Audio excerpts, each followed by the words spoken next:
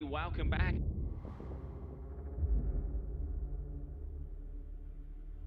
World champions will be crowned, legends will be made. This is going to be epic.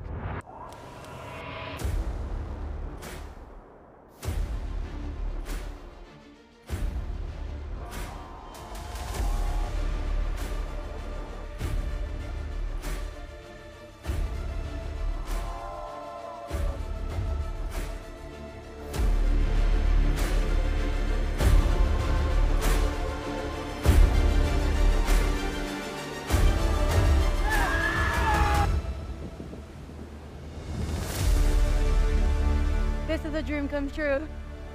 And let's go for the next one.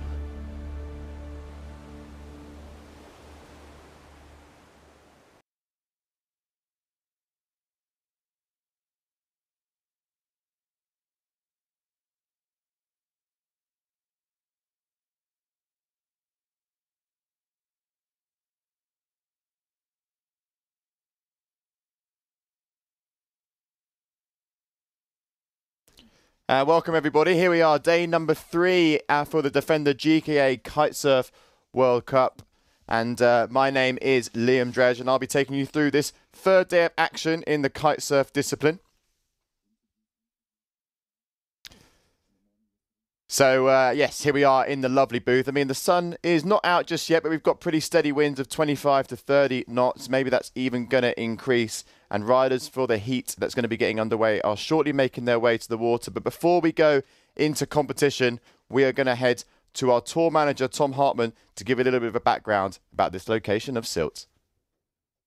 Well, Sylt is a special place, I think, in the whole water sports world. It's a very traditional destination. The Windsurf World Cup, which was one of the first board sports, started here back in the 80s, I think, and now we're coming back with kitesurfing for many years already. It is the most northern island in Germany, and it is yeah, a very special place in Germany as well. It's not to compare to the mainland of Germany, and it offers just, I would say, an ideal setup for an event. Not only the conditions are great, but it's also the proximity to the town. You know, we are in the middle of the summer. It's a full beach. It's a real island vibe. You know, we're in Europe, we're in Germany, but it has this island vibe. So the whole atmosphere that's created around Sylt, and I think also the German market obviously is one of the biggest when it comes to water sports. And you can just see how many people come to this place and follow the competition, even though they might not be kite surfers or windsurfers or any water sports people. They are really interested in seeing the athletes, seeing the action, and doesn't matter the weather, if it's beautiful sunny 25 degrees or 15 degrees and rain. We always have thousands of people on the beach, and that's very unique, I think, on the tour, that there is such a strong interest of the local population in the sport. And I think this is what makes the event so special. And also, even though this is not Hawaii or Cape Verde, all the athletes love to come back here because they get treated very well. It is very professionally organized. The riders really enjoy their time here. There's a lot happening around the competition. It's not just being on the water, it's the whole atmosphere on the event with everything, if it's parties, if it's good food, if it's you know, just a lot of activities to do. Makes us all love to come back here. And Tom couldn't have said it any better there. We are very happy to be back in Sylt. And here we have round number 1, heat number 7. So these are the guys to take centre stage. Alex Midler from Germany, Gray Foster coming out of America, and Theo Damanez, he is the Frenchman. Also joined me in the booth earlier a couple of days ago. Great to have him there. And he's now competing in the kitesurf discipline, as he was also competing in the hydrofoil big air. As your screen, you can see Alex Midler. So these 3 riders are going to be the ones to kickstart the day. Local time at the moment is just past 10 a.m. And we've got a great day of action on our hands, because we're going to be firing through the rest of round 1 for the men with just 2 heats remaining. And then we're going to move over to the round 1 of the women. Women at the moment haven't started. They haven't been on the water, so they'll be eager to get going. And then it's just going to be alternating between rounds between men and women. We're going to go round 2 of the men, round 2 of the women, round 3 of the men, round 3 of the women, and continue in that sequence and see how far we can push for the rest of the day. Tide's on its way in as well. We saw yesterday when the tide was nice and high, the swell did get pretty big. The big difference today is the wind is a little bit more cross-shore. Yesterday it was a little bit more cross-on, but today a little bit more cross-shore. So as I've been told, it just cleans up the water state out there a little bit. Yesterday we did see sort of big swell coming through, but it was a little bit mushy and a little bit tough for our riders to pick and choose the selective waves that they want to ride. But you know, maybe with the slight shift in the wind direction today, we're going to maybe see some longer rides on the waves. And here in Sylt, we have conditions that are going to be favouring both the wave riders and also those that enjoy a little bit of freestyle, because it's a mixed format here. And I'm just going to explain a little bit about how that's going to be calculated.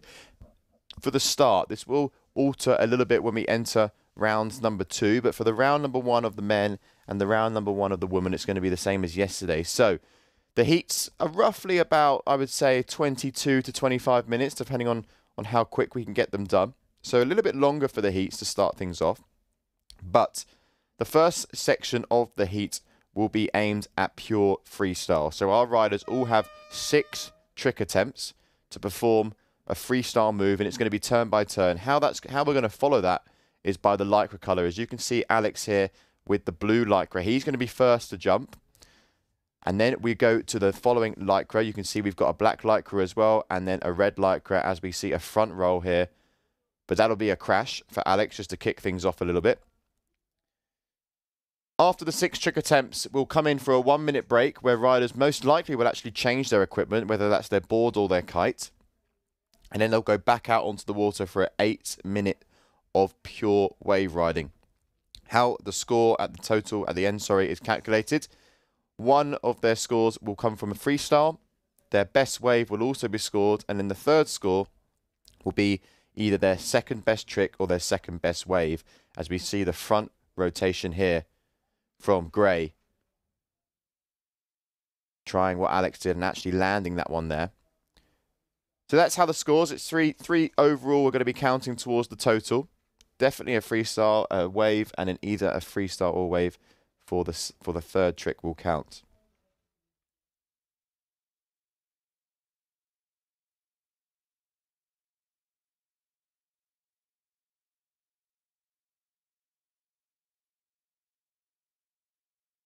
Just having a look at the rankings now of our 3 riders that are on the water. We've got Gray Foster, who just jumped. He is currently ranked 9th in the world, as is this man on your screen, Teo Donaz.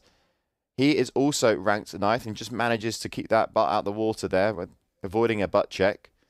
So that will be a scored trick with the Cabrina rider there. And then we've also got Alex Midler. Just having a look here on the list, if we see Alex competed in Cape Verde, which he did not. So Alex actually doesn't have a ranking for 2024. He does, however, have a ranking for 2023. He's competed at a few stops in the past on the GKA Kite-Surf calendar. But this is his first event of the year. It is the second Kite-Surf event of the year. We did kick things off early with Cape Verde as Alex here, this time landing that front rotation. So getting a score on the board. It's important that these riders can at least get a couple of tricks landed just to give a little bit of security when it comes to that overall total score. As by the looks of things, we're on 9-meter kites as well. Alex there with that core. You can see the 9 on the side. So Gray Foster, that first one, scoring a 3. As he is going to be the next rider to jump. Second trick attempt for Gray here. Left foot forward. The advantage of doing your tricks going out to sea is that you can use those kickers to your advantage. As Gray here going for the front roll board flip. And putting it together quite nicely there. The big challenge as well that they have is, you know, it's not the easiest, let's say, of conditions here in Sylt. We have a great forecast. You know, we can't complain about there being any wind because we have solid forecasts on the cards today. And yesterday we had a good amount of wind as well. It was ranging, on average, I would say, hovering around that 25 knot mark through the duration of the day. But actually looking at the forecast, Friday looked like the better day, which was tomorrow in the afternoon. But actually, the big, strong breeze has now shifted into the morning.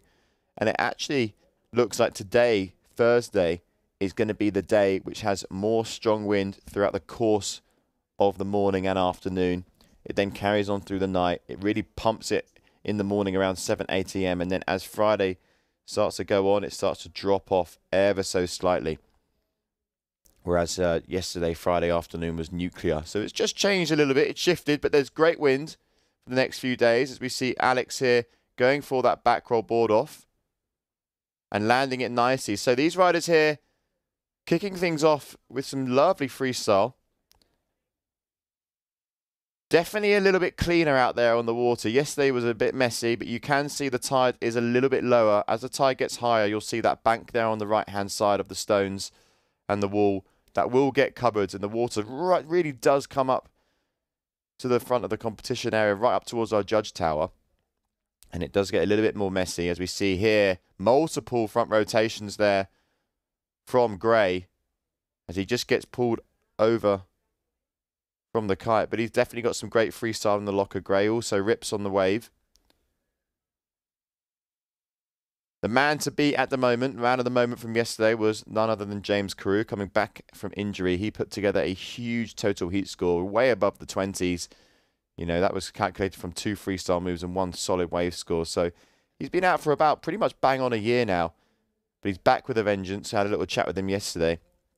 And the concentration is extremely impressive when it comes to James. He's fully focused and dialing, and I don't think anything other than a win is an option here for him. So these guys in the water have got, you know, a big ask on their hands, but the level of riders here, we've got 24 riders in the fleet. We did used to run a 28 ladder. That was back last year, but this year we've switched things up and we've gone for a 24 ladder. As we see the replay here from Teo with that front shove it. Teo, like I said, joined me in the booth during the hydrofoil discipline and was just explaining that, you know, although he can do both, he was super happy to get things up and running with the kite surf, as it looked like Alex there with a kite loop. As we just have the end of it. Yeah, he's happy with that one. You can see it's a nice smile on the face. Yeah, we see him here. Board off kite loop. And sticks it. Not much height there. Will always lack a little bit of height for the riders that do their jumps coming in right foot forward. It's important that they can try and go left foot forward, and then they can really use the kicker to their advantage. Having that ramp to take up on does make a big difference, can help you get a few meters or two, which when you're looping the kite, you definitely want a little bit more height. 1, 2, 3, goes around. Gray, again, trying that same move, but goes all the way down to his shoulders in the water, so that will go down as a crash as well. As with trick attempts now, we're coming up to trick attempt number 4. At the moment, we have the front shove it 3 from Teo, scoring a 4.43, the highest score of the heat so far. You can see there the graphics on the top left-hand side tells you what rider is in what position with what score. Also having the colour lycra to the right-hand side of their name and their country flag on the left. Round number 1, heat number 7 here, day number 3 at the Defender GKA Kite-Surf World Cup in Sylt, one of the oldest and longest standing water sports events in Europe. GKA, we've been here the past couple of years, but we've only really been here with the kite surf discipline, so it's been great this year to have a secondary discipline, which we've now wrapped up with Charles Bedell taking the win on the hydrofoil big air, as Teo once again going for his 4th trick attempt, but that will go down as a crash, looking like just lacking a little bit of pop there in order to complete that maneuver. So Alex Midler now, trick attempt number 5, currently sitting in 3rd place, but as I mentioned, we've got 2 trick attempts left for these riders. And then we come in for a 1-minute break and go straight to the waves. So Alex here heading back out. I'm just going to load up as well our live wind readers to just try and give you guys at home exactly sort of the knots we're looking at here.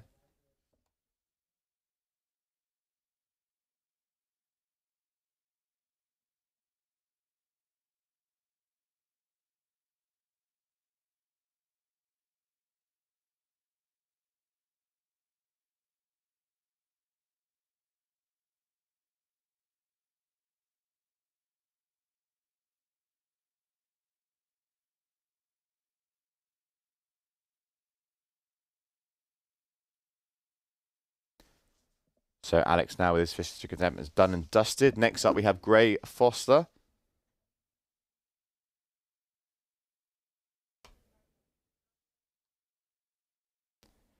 As he goes left foot forward, goes up, 1, 2, 2 front rotations, and there we go. Third time lucky for Gray. Manages to stomp that landing there. He'll be happy with that.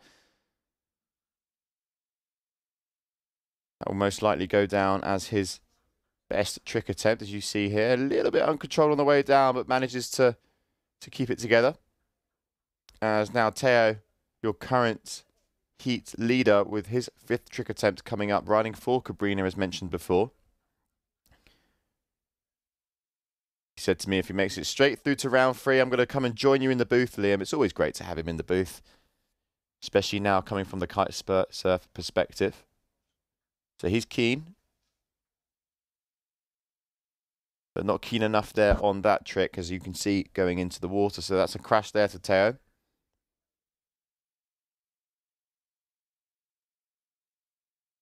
The double front row from Gray Foster now dropping. There's 6.57, bumping him up into first place.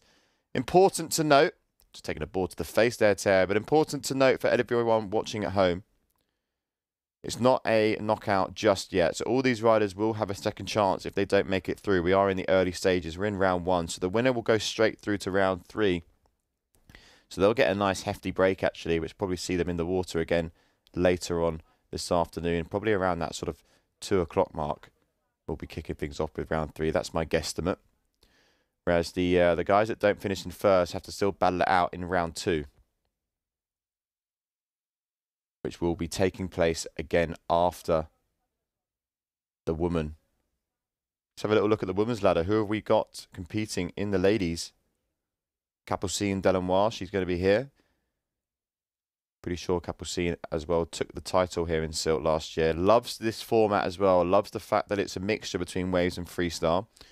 Resides over in Brazil, Praia, where similar conditions to this are seen. It's just a little bit warmer though.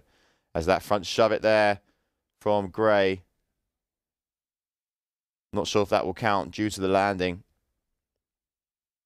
But it's nice to see these riders push in now a little bit more, as we come into the final trick attempts of the heat. Trick attempt number 6. So last trick now from Teo. Alex and Gray are done and dusted when it comes to freestyle. So Teo here on the left-hand side of the screen, just coming into your picture now. Starts to engage the kite. Here we go. Going in with speed. Liking what he sees with the kickers ahead. Goes up with those forward rotations, but unfortunately just loses that board underneath his feet. So that'll be a crash for Teo. So there we have it. Freestyle maneuvers are done and dusted. At the moment, you can see Alex Midler with 6.35. Gray Foster's currently in first position in this heat with a 10.37, and Teo with an 8.36. All these riders' scores are made up of 2 freestyle tricks. So they're now going to come in with the yellow flag raised, and they're going to come in for 1 minute, switch up the gear, most likely change from that freestyle board to that more sort of directional down the line wave board.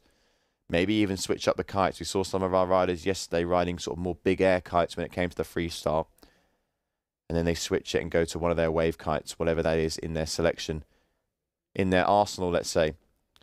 So you can see, yeah, a lot of them landing the kites, changing the kit, and they'll be back out on the water in no time whatsoever to remain the final 8 minutes of this heat.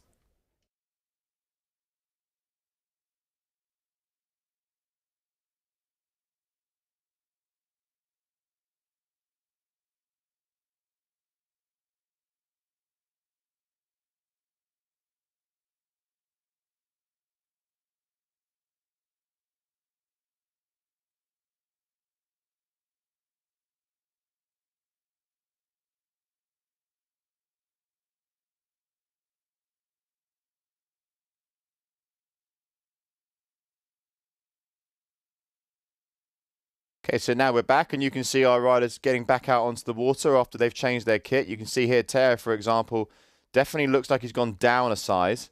Maybe even switched to a different sort of model of kite. Alex as well, you can see there, changing his board. And here we have one of the other riders, probably in the next heat, actually, there. So Teo actually going for, yeah, a complete switch up on both kite and board. Alex here, not sure if he's changed the kite. He did see a land, but he's definitely changed the board. And it's quite challenging conditions actually when it comes to riding these waves, because they're not coming through in sort of consistent sets. It's more sort of wind swell that's being pushed through and towards the beach. We didn't really see many riders hit more than 3 turns yesterday on waves. So it's really about picking and choosing the right moment to engage, picking and choosing the right wave. And yeah, the freestyle element is equally as important as this 8-minute wave.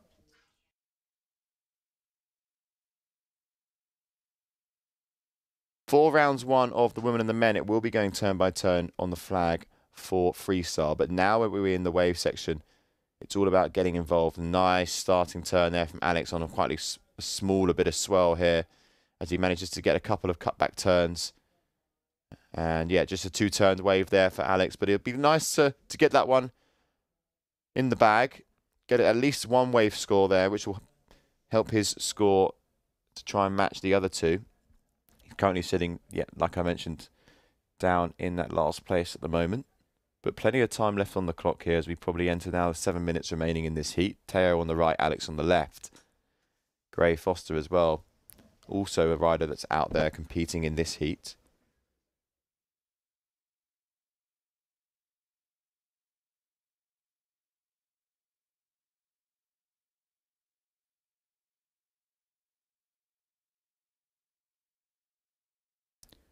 So, yeah, no change at the moment as it stands with the scores. Everyone remaining where they are and just waiting. You can see all the riders looking over their shoulders, trying to find what's coming their way.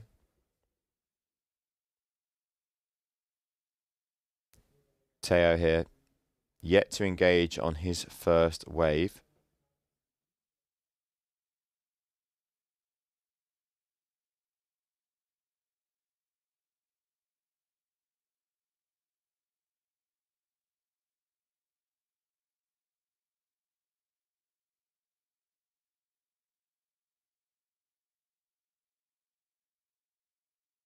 So a little bit of a quiet start to this section of the heat.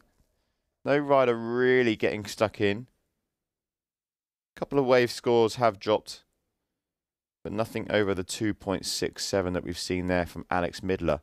That now has, however, pushed him into 2nd place, just edging over Teo. You can see here now Teo starting to look. It looks like there's a little bit of swell, but he is getting really close to the beach, so maybe it's going to die out on him. Yep, decides against it.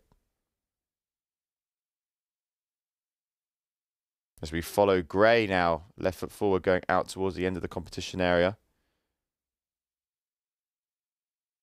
Alex as well. Definitely sort of smaller swell out there at the moment. Some nice white caps, plenty of wind out there. But I do think that as the tide starts to get a little bit higher, as we saw yesterday, we'll start to see the waves, you know, get a little bit steeper.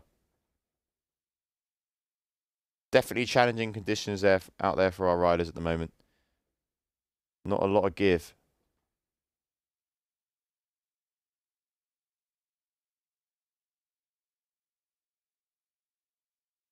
But Gray seems like he found something here. Backside riding, gets 1 first turn involved. You can see there, heavily looping the kite, just trying to get a bit more power engaged in it as he connects here. Nicely done from Gray there. 2-turned wave. Will be a little bit more challenging for Gray here at this spot, having to ride backside.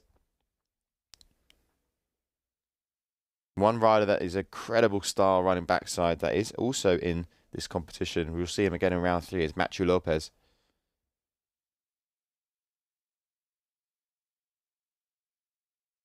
But now Teo managing to get that 1 first turn again, also for him riding backside, pushing out the fins a little bit on that smaller second maneuver, but that's going to be better than the 0.50 that he has currently.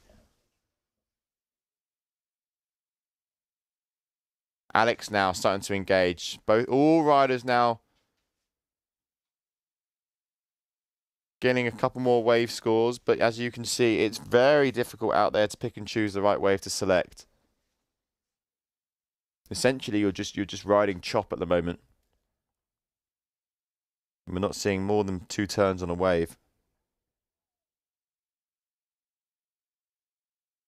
Probably similar these conditions to a lot of those watching at home. Sort of if you've got a spot like myself in the UK, we see a lot of this sort of cross onshore conditions.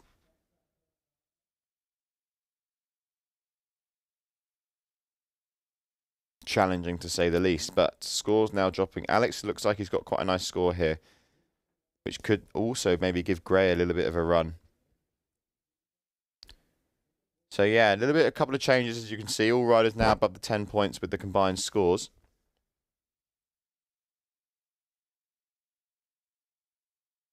Gray still in the lead here, but on second place, the guy on your screen, Alex Midler. This wave looks a little bit nicer for him to really sort of engage. Nice open arcs turn there as he cuts right back into the foam ball. But that wave has completely died out on him. You can see he's really trying to get a bit of tension in those lines and at least loop the kite to try and get a bit further down the line on that wave. But a nice turn there.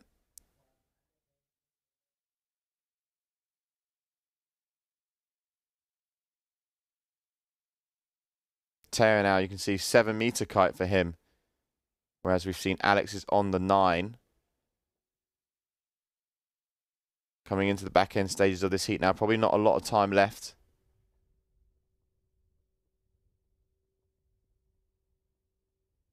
And Teo just struggling a little bit to link a couple of waves together. As you can see the positioning of that kite there, a little bit too high, which essentially is pulling him off the back of that wave. You know, kite positioning when you're wave riding is so important. You don't want to have that kite too high, otherwise you're going to get pulled up. And as Teo did there, only managed to get the one turn on the wave before he had to call it quits. He sits and remains in last place in round 1. Alex Midler's been keeping himself busy with the waves. 1, 2, 3, 4, 5. He's managed to ride 6 waves at the moment, more than any other rider in this heat.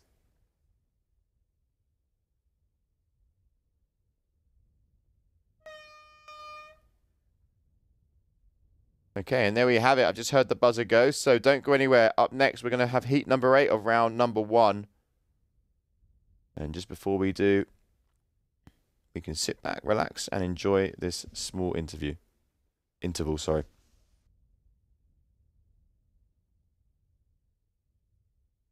Yeah, I mean, about Sylt, I really like it. I mean, the condition is great. I had a really nice result. I've been on the podium, see, all the stops we had here. So I'm really confident with this spot. But now I'm happier that I see really nice forecast on the way too. So this make me more pumped to do the best, you know, because last year was quite a challenge, you know, for me. I've been training light winds a lot. I've been learning from last year. So thanks to that, I'm 100% prepared. So yeah, can't wait for anything that Sylt offers. Yeah, the comeback with James is great. I was so stoked. I mean, I went to Portugal like 2 weeks ago to train with him. And man, this guy mentality is like, he's a beast. He's like so cool. He so motivated me to see like athlete like this, to have this mentality, you know. That kind of injury, other athletes couldn't be. I mean, I don't think like it couldn't come back like this strong, because for me, I see him kiting is like nothing happened, you know. And he's so motivated to come back. I'm so stoked for him. We are like a great friend since a long time, since he got on tour. And we really respect each other, no jealousy, no drama. We push each other every day. And for me, I'm super happy he's back. And we're gonna push each other for sure in this one. And yeah, we've been talking yesterday, say, man, if it's like 30 knot, I'm gonna go for a double. And say, if you go for a double, I'll go for a flat 7 with 40 knot, I don't care, you know? So it's super cool, nice to have him on tour, and yeah, I wish the best for him and good luck and everything. We're gonna kill it for sure. So good to see Ayrton there. What a great competitor we have. I mean, he is the current world champion, and yeah, James Crew is going to be taking it too, and they've got such a good rivalry between the two. So hopefully, as Ayrton said, we might see the wind push towards that 35 knots and maybe some double loops in the freestyle section and some epic wave riding. But before we go into that heat and talk a little bit more about Ayrton, because there's been a big switch up with him and his brands, he's now switched over to Gong. So we're going to dive into that a little bit deeper, but we're just going to go to a quick ad break, and then we'll be back with this heat number 8.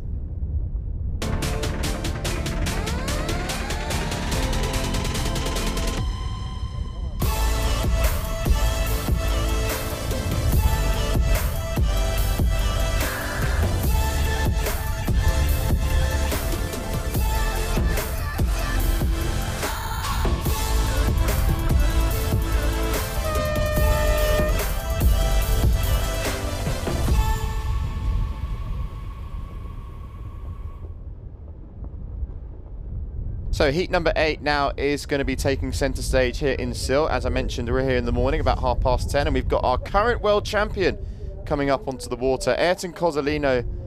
And what a rider he is. Great in the waves, great on the freestyle. He'll be looking to go far in this event. And we've also got a very interesting sort of couple of companions, let's say, coming in with Ayrton. We've got Leo Sermon, who you can see on your screen now in the blue lycra. And then we've got one of the Cassatis, Lorenzo Cassati, now riding the strapless board. He was also doing the hydrofoil a couple of days ago. He's now riding the strapless. So good to see him out there as well. A little bit more about Ayrton Cozzolino then. So it's obviously, we saw him at the start of the year over in Cape Verde riding for Duotone, and since then he's actually made a swap and he's now riding for the brand of Gong, which I'm sure a lot of you are familiar with here. They're really putting their name in the market, starting with, you know, developing a lot on the wing foiling side. They've got a very successful team there with the likes of Malo, Guenolé, Bastien Esquivet, you know, Clement Hammond. They've got some really solid riders on the wing, and most recently as well, it looks to be additionally adding a great team to their kite. They've got the likes of Francesco Capuzzo and Ayrton Cozzolino, now the big name who has joined the brand. They've got some great kit as well, and they're really making their mark in the industry. And very now interesting to see how far Ayrton can go in this competition. We've been seeing some clips of him riding online, especially at Balneario Tarifa on those windier days, and it looks like he has been dialed in with the gear. As we now have a little look on Lorenzo Cassati, Gong there. Big background in paddleboard as well. That's where it all started. They reside over in sort of in northern France at what they like to call their space centre. Got a bit of everything there.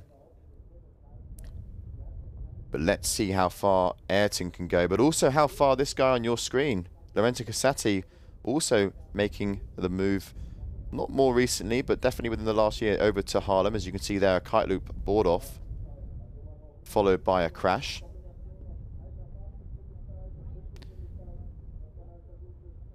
One of the few riders that is, I mean, every rider can do everything pretty much, but he really does ride well on a strapless board, also on a hydrofoil, finishing second in the event here. It's his first ever hydrofoil event. But here is the big question mark with Ayrton Cozzolino, as you can see there, rocking the Red Bull hat, looping the kite just to try and get started. And here we go, Ayrton Cozzolino now. Engaging, plenty of speed. What we've got, opening up with a freestyle move as he goes for that front roll with plenty of control. Ayrton, just when you think he's not going to land it, he just manages to scoop that board underneath his feet as if it was glued to them. As you can see there, the replay with that lovely front rotation, covering plenty of distance and really yanking on the bar to loop that kite and keep the control.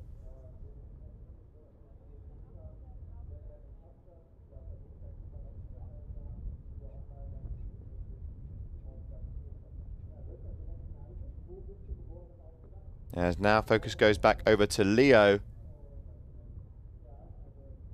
Pretty much a straight dump there with the rodeo, with the ball between his feet. Sorry, between his feet, between his legs.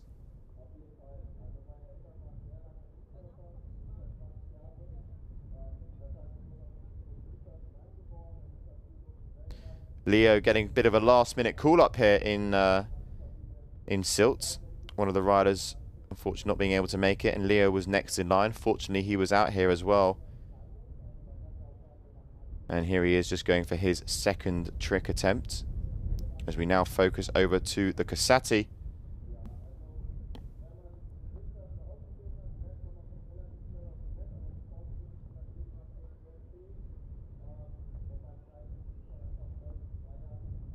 So here he is, Lorenzo Cassati, waiting for that flag of his to be raised, that black flag on the beach. So that's what riders basically, if you see them looking back at the beach, it could be one of two things really. They're either got their caddies on the beach letting them know how they're scoring, or they're waiting for their flag to be raised, because it's turn by turn on these earlier rounds for tricks. Allows our judges to really focus individually on each rider when it comes to these freestyle, because we could also see innovation, as Ayrton said in that interview. If it starts to really get windy around that 30 knot mark, you know, we could even see the double loops. One guy that knows about double loops, even triple loops, is the one on your screen now. Lorenzo Cassati pushing big air, kiteboarding to new heights.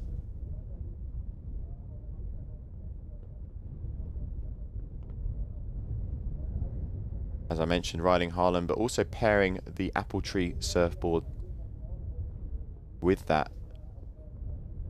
The combination he really likes as he goes for this kite loop board off and manages to keep it together. That's what we want to see there. You can see very happy with the end result of that trick. Landings are going to be crucial here for our riders. A little bit tough with the landings because of the amount of sort of chop that we've got. But Lorenzo there just making it look very easy indeed.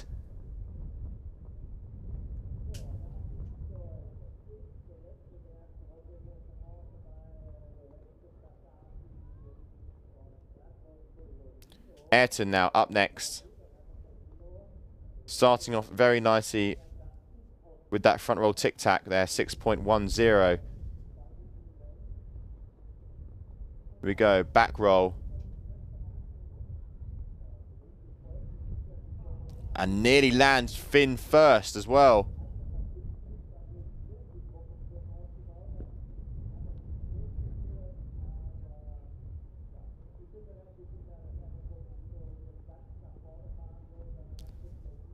Let's see just what happened here. Looked like maybe he wanted to go for another rotation. But as soon as those fins hit the water, he went straight over the front of his boards. As we now watch Leo, who dips his toes in the water and then gets springboarded out.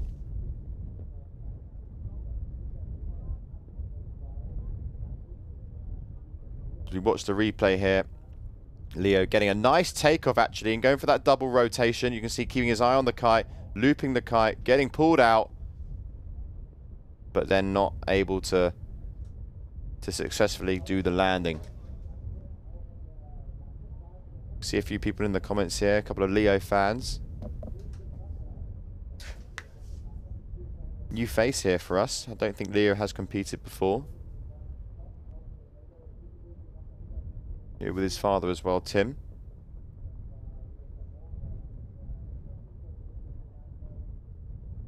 And Lorenzo Casati now. So that kite loop board off that we saw was a 5.27.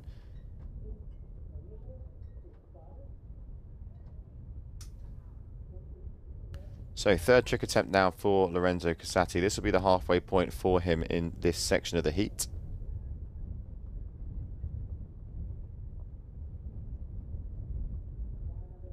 As he now starts to engage.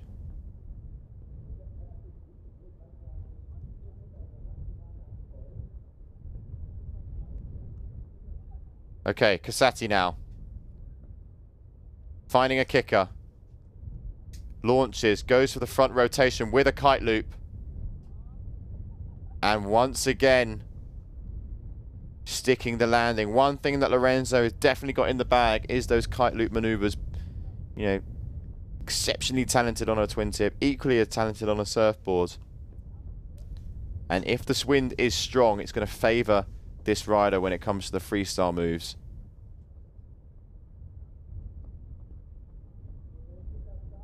So that will be another scoring trick there.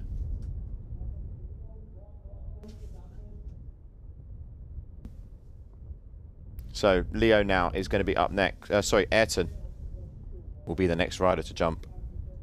We can see here riding that 5-strut new kite from Gong, looking actually a little bit more in depth with this, designed for big air and kite loops. So maybe we'll see Ayrton after the tricks come in and swap for the more wave orientated kite.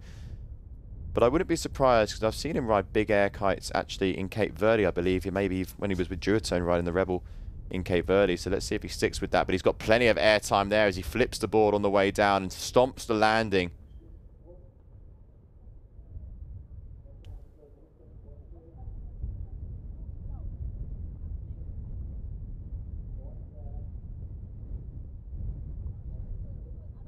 So Ayrton, similar riding style to James in the fact of showing that sort of pure aggression going in. Plenty of speed going into the kickers. Be interesting to see how they fare now. Once teammates, now no more.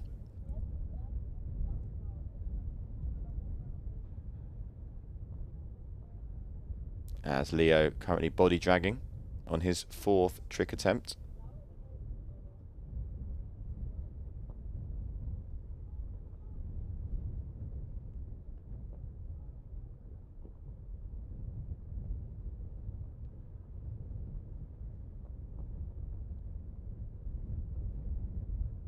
Looking like also riding one of the newer kites from Cabrina there with the Alula material. So Leo just communicating with his caddy on the beach.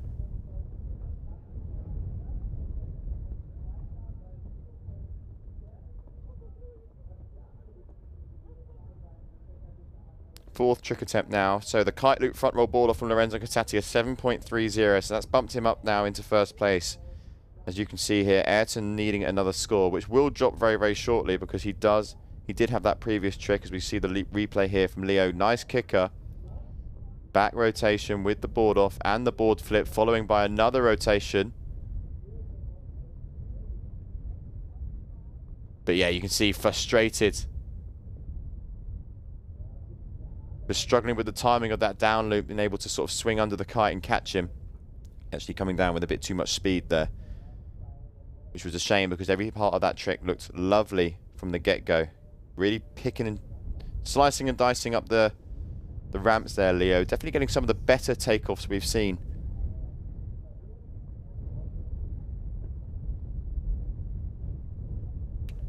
But Lorenzo Casati now having 2 scores on the board. So we've done his 2 freestyle tricks really nicely here. He'll be looking to improve or tick another family. The kite loop board off on his 2nd trick attempt, the 5.27 is the lowest one he has. So maybe he's going to aim to do a bigger kite loop board off. Maybe even a contra loop would be another family to tick off.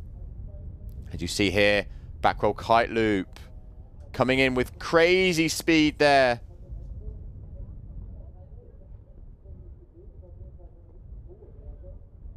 Nearly managing to stomp that one as well. As we watch here, great takeoff. Back roll, you can see here, pulls the loop at the critical moment. Nearly rides away from it, but just coming in with a bit too much speed.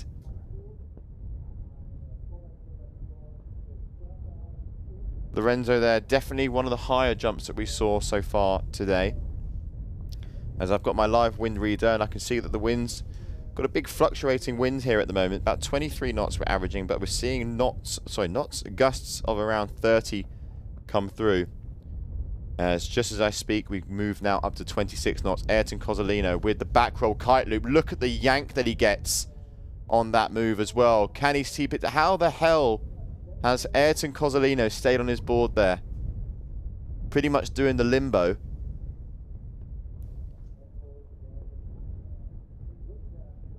But Ayrton Cozzolino, if you watch the difference between the kite loop, the back roll kite loop that we saw from Lorenzo Casati and then Ayrton there, Ayrton clearly displaying a little bit more of a critical angle of the kite in the loop, as you can see, getting yanked down and also stomping the landing.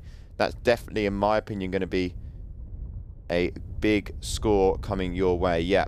So there you can see the 7.10, the kite loop back roll board off from Ayrton, which has now edged himself back in front of Lorenzo Casati. Needed that as we go into trick attempt number 5. That's exactly what we want to see. One guy that's got a bit of a mission on his hands now is Leo.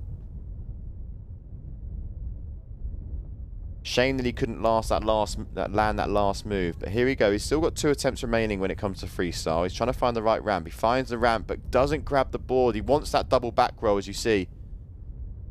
He wants it. But just losing that board on takeoff.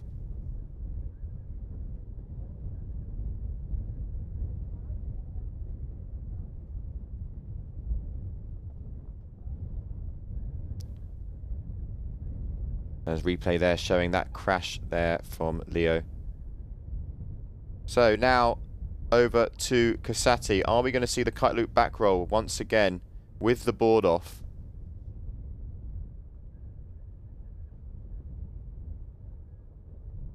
We do refer to board off on strapless, but pretty much as soon as they start their air maneuvers, that board's coming off their feet anyway. So here we go, waiting patiently, finding the right kicker.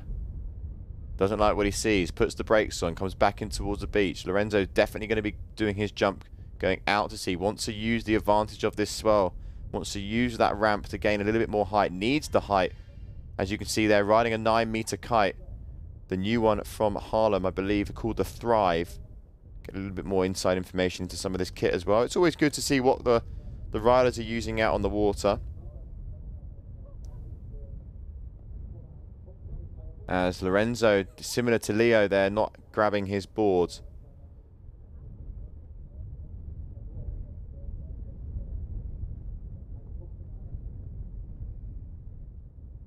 As the Thrive, yes, is the new 5-strut kite. Sorry, 3-strut kite from Haarlem. And as they like to refer to it, the only way is up.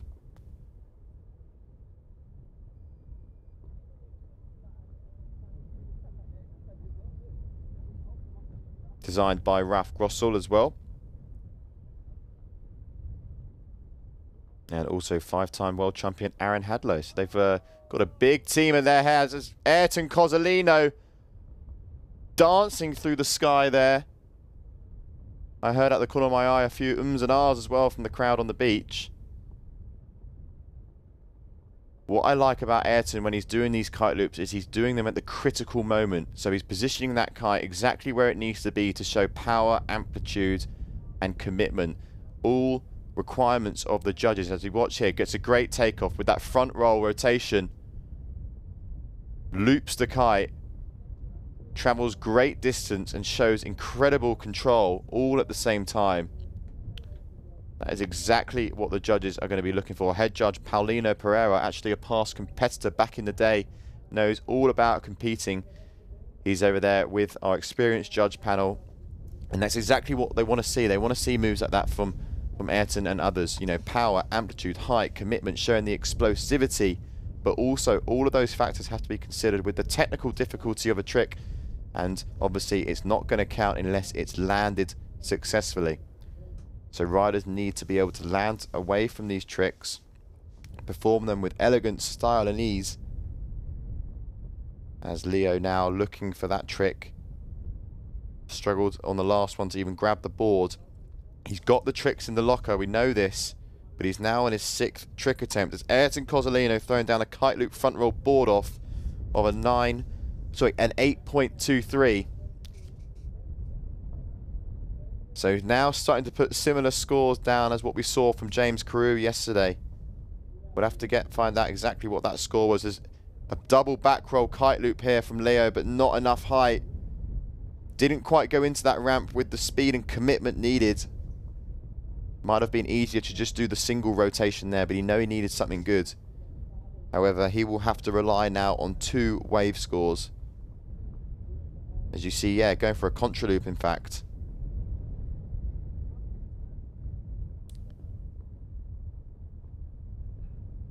So just now we are in 6th trick attempt for Lorenzo Casati. So one more trick remains for Lorenzo, one more trick remains for Ayrton, and then we'll be shifting things over to the wave element of this heat.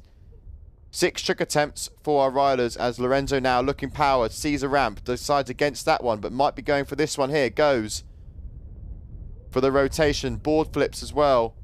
Stomps the landing, and you know he liked it. Claiming that one on the landing there, as we will see what the judges make of that. Lorenzo Casati landing it when he needed. He's got the 5.27, which is his lowest score of the heat so far. But he'll be stoked with that 6th trick attempt, because that could put a little bit of pressure back over to Ayrton, who is going to be the last rider now to jump as Lorenzo heads in, probably most likely for a kit change.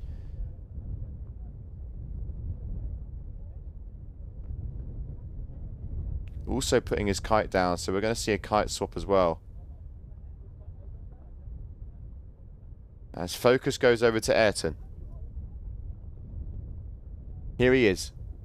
One other move that we see from Ayrton a lot is a handle pass, back roll, kite loop. And getting absolutely eaten alive on the landing there, but just wipes it off. In the shallows as well. So only one more score to drop as riders now come in for 1 minute, and then we will be back underway with the 8 minutes of wave riding.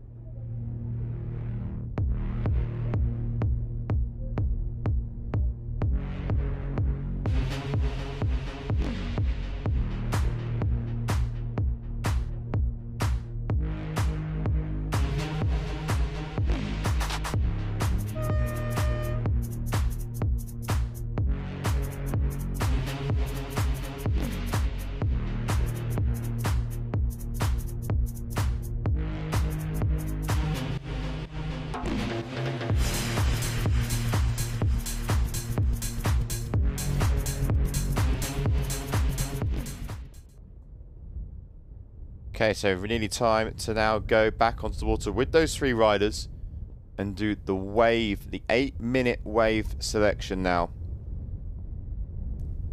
Be interesting to see if we've seen some equipment changes. Yeah, it looks like Ayrton has switched up the board. And it'll be interesting to see if he's also switched up the kite or if he's remained with that 5-strap sort of big air style kite. You can see they're just altering a little bit with the power lines, the D-power. Live wind speed, we are currently sitting at 23 knots, gusting up to 28. And yes, here you go, you can see as well he's also switched over to what looks to be the wave kite, and now starting to engage in first big hack turn, looping that, gaining momentum, trying to get through this white foamy section as he puts in another nice little layback turn, making it a third with a little 360, showing the variety on the wave as he comes right in towards the beach, looking like he might have even unhooked there at the end. One guy that's going to be watching on patiently is James Carew. I think James Carew yesterday, the highest heat score of the day, up into around the 22, I believe. We'll get confirmation on that because Ayrton will be looking to try and end round 1 in a similar fashion. As we see now Lorenzo Casati actually in first place after that last manoeuvre. He's pushed his way up into first with a kite loop front roll board off. Exactly what we saw from Ayrton. Not as good, but paired with his kite loop board off, he's now on 15.13. Casati now engaging, turning a little bit in the foam section of this wave, but you can see they're really yanking and looping on the lines of the kite as well, doing a little 360 maneuver, same as Ayrton, but just 1 turn less on the wave. Okay, Leo hopefully out there as well.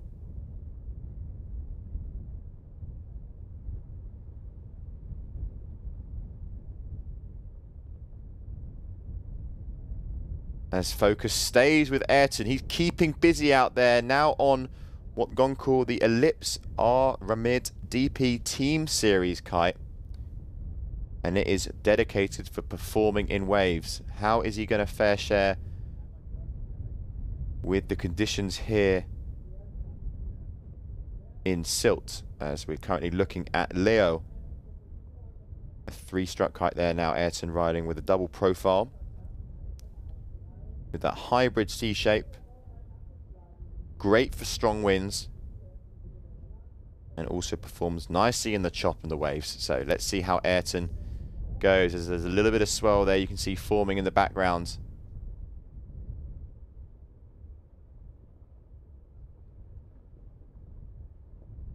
And it looks like he's on a wave now. So he's done 1 turn. He's done the next. Big hack turn, spraying out that water, coming right in towards the shallows. As you can see here, a lot of our riders, they're finding that the waves that they want are actually pretty close into where they're breaking into the shallows, as Lorenzo there on the left-hand side of your screen also now engaging. And what I love about Ayrton when he rides as well is you can see it so clearly there as he hacks across the top of that wave and really gets his hand up on the steering line as well to loop the kite, keep the momentum going, and finishing off on a little sort of turn there at the end.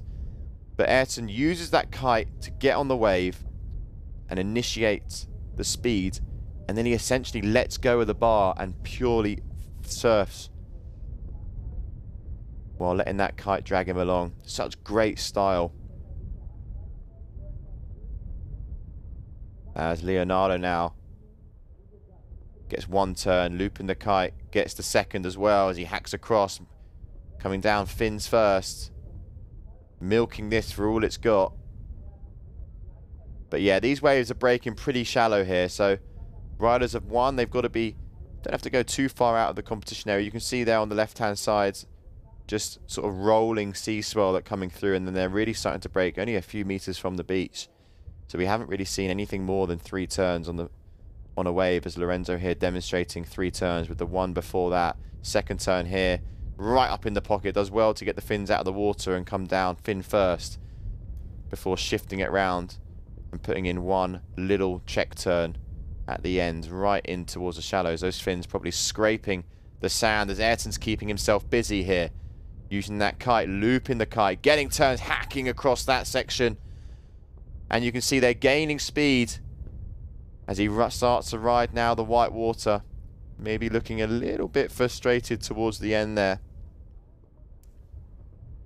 But scores now starting to drop for our wave riders. Lorenzo Casati putting in a rather nice one here. Definitely putting on the pressure. Leo here got a couple of scores, but nothing over a 1.17, as you can see on your scoreboard. He remains in third position. Ayrton Cozzolino now bumping his way up into first place. Has 2 freestyle tricks and 1 wave score counting. Same as Lorenzo Casati as well. His last wave a 3.90, which is just now still behind Ayrton. Ayrton's got the highest wave score so far, which was his first one ridden, a 4.83, as he's now keeping it busy once again. Big hack turn at the top there, but this wave is closing in out on him rather quickly as he gets that second turn in as well. Calls it a day on that one. 8 minutes in this part of the heat, but we're definitely coming towards the back end of the wave section here. Who's going to make it through to round 3? Leo is going to be struggling now to keep up with Lorenzo and Ayrton, so most likely we'll be going straight to round 2. Lorenzo and Ayrton is all up for grabs still, but Lorenzo needs a bigger wave score. He needs to be getting up in towards the 5s to be able to make it past Ayrton. If Ayrton can get a higher wave score as well than the 4.83, then he's going to be looking in good spirit to go through to round 3. Lorenzo here, big starting turn there, gets the fins out of the water, but now it's riding mush. It's all that white water that's closing in. This wave here in Sylt is incredibly fast when it wants to close out. There's not a lot of room for error at all.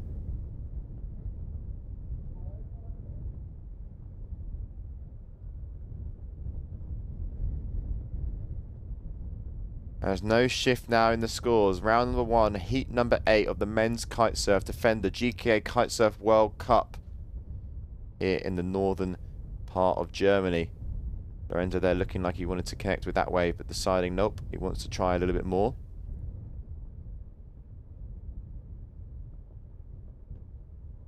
Leo Howe now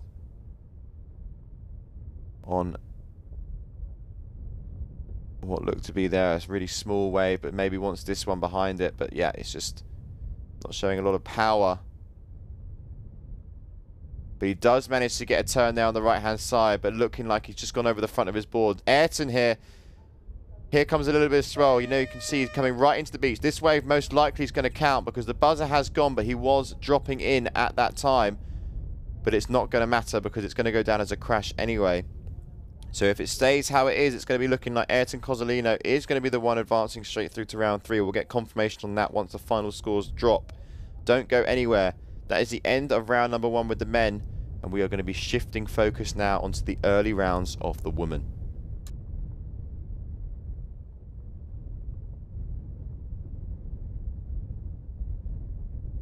Just before we jump over to the woman, we are going to throw it quickly to some advertisement break.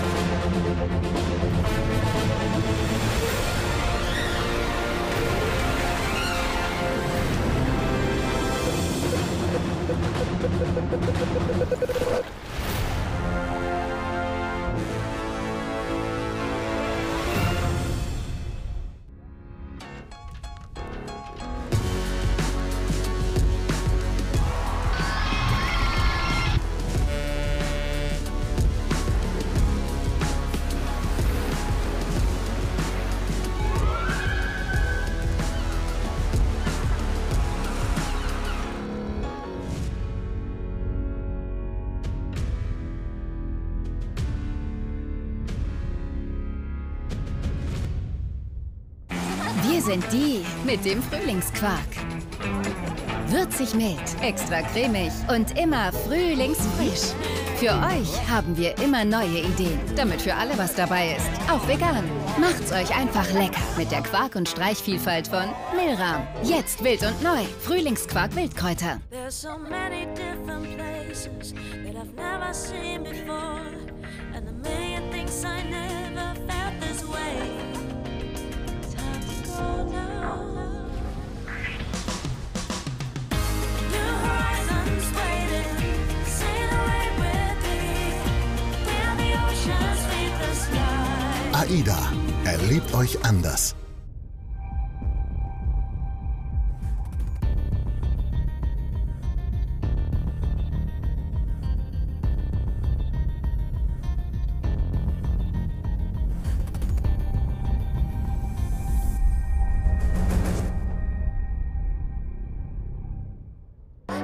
Got me upside down, spinning around you. Wanna taste the clouds, dance with them. Take a tour around your body. Boy, I love the way you got me. Starry-eyed, got me starry-eyed. Got me upside down, spinning around you. Wanna taste the clouds, dance with them.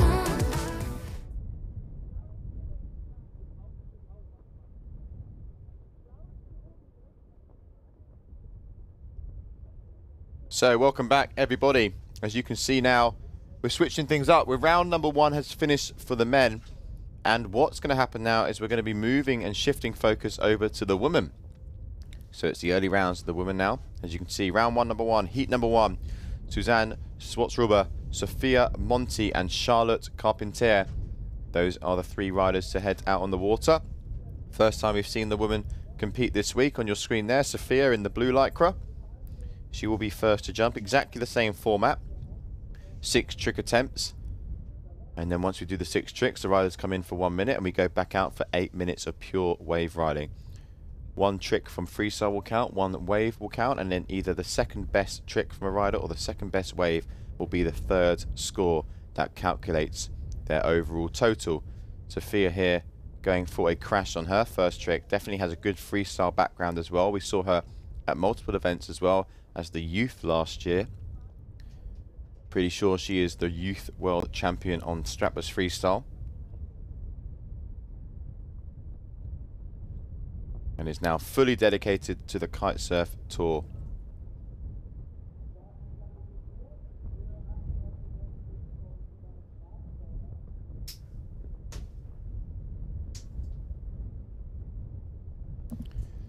So local here, Suzanne.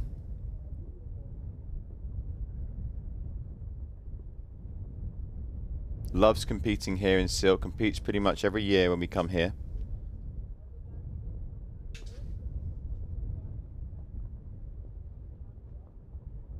As we also see, we'll see Charlotte Carpentier compete here on this heat.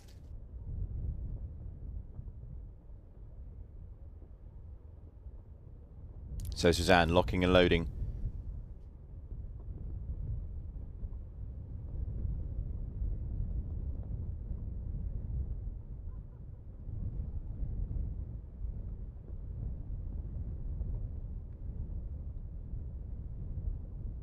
And just going for a straight jump board off there, but not much height. However, it will be a scored trick.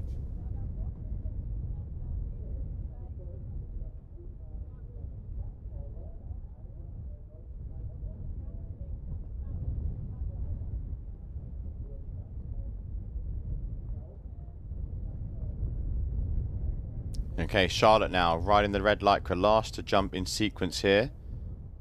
See as well, doesn't have, let's say, a sort of more dedicated freestyle board. She's riding that sort of more down the line surfboard shaped trick as she goes for a back roll.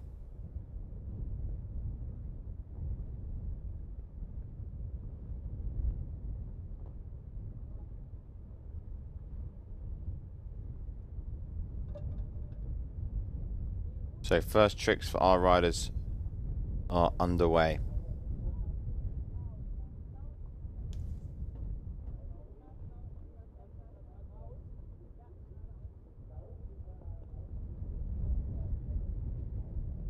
Sophia Monti now.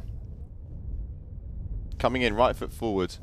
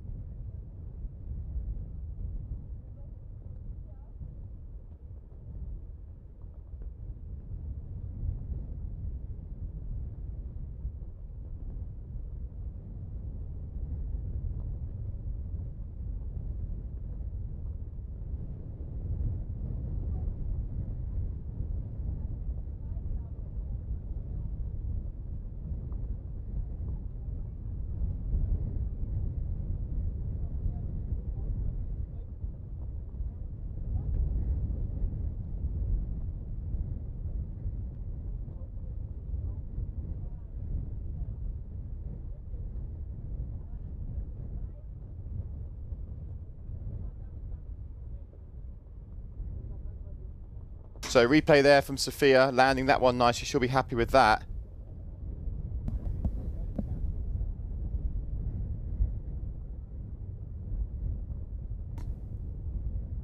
Suzanne now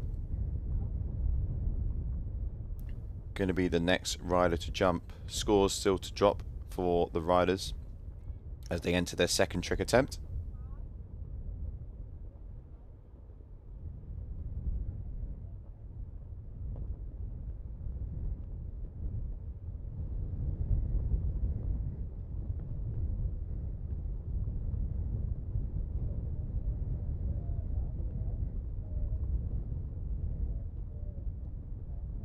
Tricky conditions out there for our riders. Looking at the live wind that we've got about 22 knots, but the big gusts are around currently 32, so quite a big movement in the speed of the wind that we've got. Quite gusty this morning, strong, which is always a good sign. Should be picking up throughout the rest of the day as well. If I'm looking at the long range wind forecast for the duration of the day, from about 1 o'clock in a couple of hours time, it should be peaking. We could see upwards of 35 knots. Which will continue and hold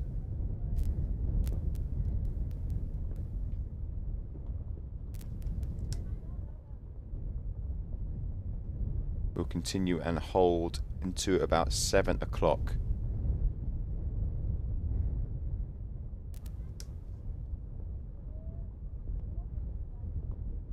Riders here just having a little bit of a chat. I'm not sure what they're quite moaning about. I mean, maybe the flags on the beach.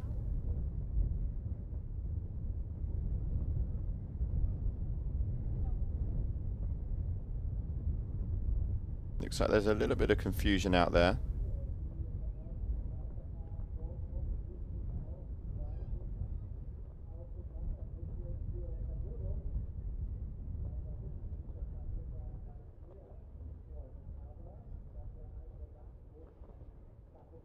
Sophia Monti coming in. Got a good caddy on our hands as well. Michaeli Sol supporting Sophia Monti. If anyone knows about freestyle, it's definitely that girl. Multiple world champion on the twin tip freestyle. And here supporting Sophia when it comes to the strapless side of things.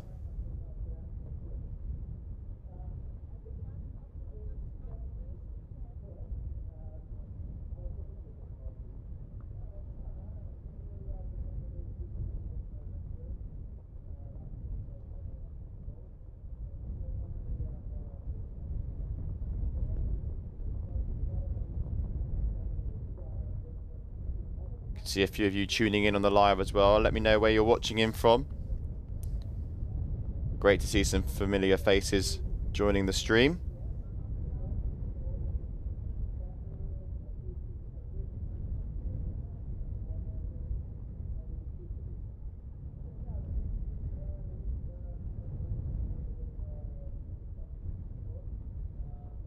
And you can see here Michaele on the Sol, Camille was around in the middle. She's going to be competing. And Daniela Moreno on the right hand side.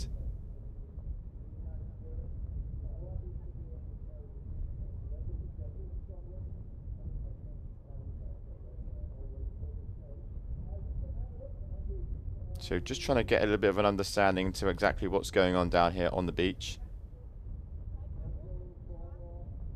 Possibility maybe some of the riders have put on the wrong colour lycra. Just getting some confirmation on that between Sophia and Suzanne, I believe.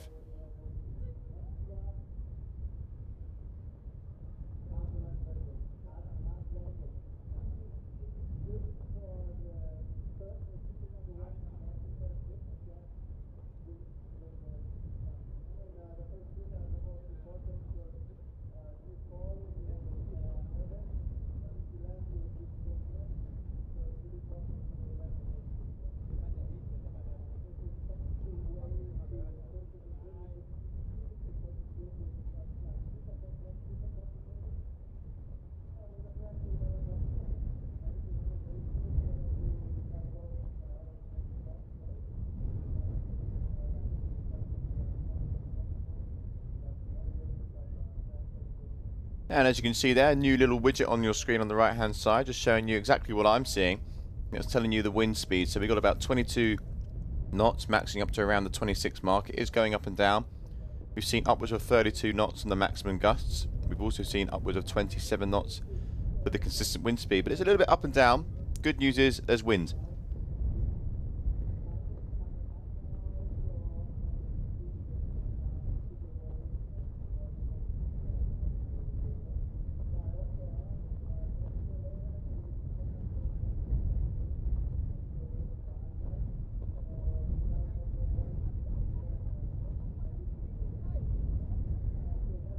So it definitely does look like there was a slight lycra issue. And we're just now finding out and getting back into the gears here. Riding 7-meter kites, as you can see. Lovely shot there from the drone. Big thanks for that. As Suzanne now making her way back out onto the water, getting this heat back underway.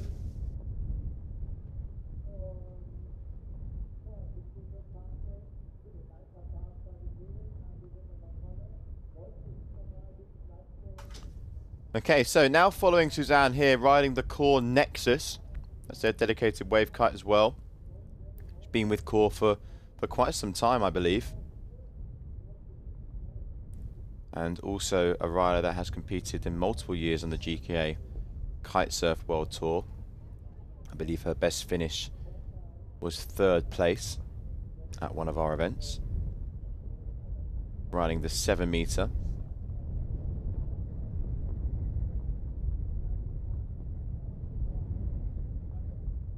Core Nexus coming out of the Core, coming out of Germany as well, and obviously Susanna is a German rider, so it goes hand in hand there for the pair of them.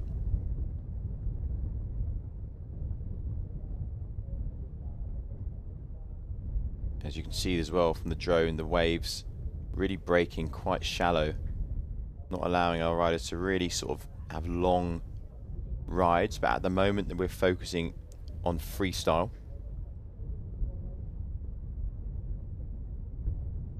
29 knots now, so a big increase in wind. Suzanne did open up her account with a 2. Sophia Monti's got a couple of freestyle tricks dialed down, but let's just see, waiting for the confirmation and the scores to be shown.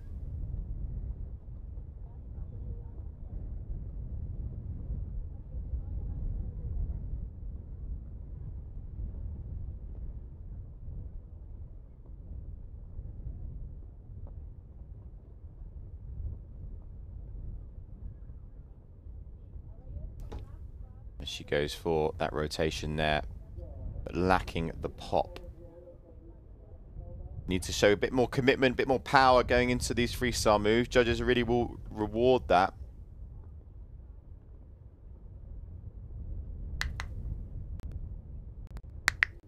But next up, Sophia Monti will be the rider to jump.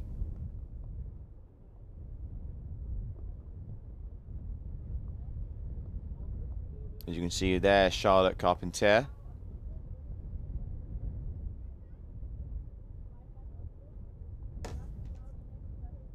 Monty here on the duotone.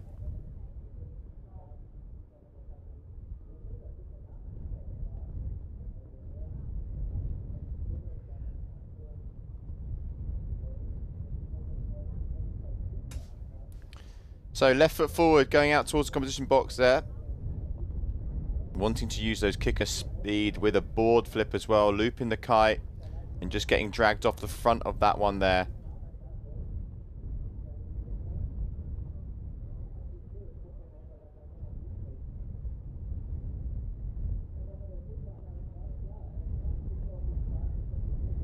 Body dragging her way back to the boards. Really nice height there though, considering she didn't really take off on a kicker.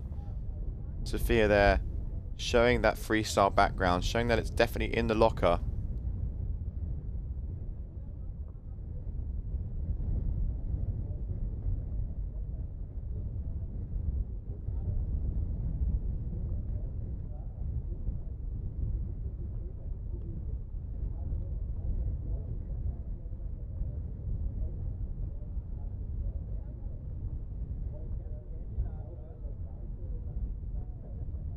So looking at the rankings then of the 2024 calendar at the moment, Sophia Monty has a 9th ranking, as does some of the other riders here. I'm just having a little look. Susanna actually hasn't competed this year. She did compete last year. Does have a ranking from 2023. Charlotte Carpentier, on the other hand, is currently ranked 4th in the world. Had a 4th place finish over in Cape Verde, so a good event for her. But worth noting, Cape Verde was pure wave. So there was no freestyle element in Cape Verde this year. We actually had insane conditions. As Suzanne there, happy with that back roll. But Cape Verde saw us have insane conditions. I think some of the best that we've had. Huge, big right-hand break at Punta Plata.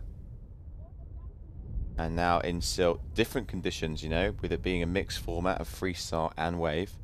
Definitely opens up a few cans of worms. As you can see there, Susanna just managing to keep that together. She was happy with that one. Kite was maybe a little bit high on that landing, but she was able to loop it and ride away cleanly from that. So a score coming your way for Suzanne. The back roll 2.50. So now we can see some scores on the doors. Sophia Monty clearly out in front at the moment with that 10.10. Charlotte Carpentier following that white core kite there. She's on a 5, so that goes to show you exactly how windy it is. It's definitely breezy out there. As once again we saw the back roll. Similar to Suzanne's one there. So Suzanne scored a 2.5, and that was very, very identical in execution and power and commitment. Sophia is in a good position to sort of, you know, try a few new things now as well. She can be a little bit flexible with 2 pretty solid scores on the board. Looking like it's going to go for that back roll again, but unable to grab the board on takeoff.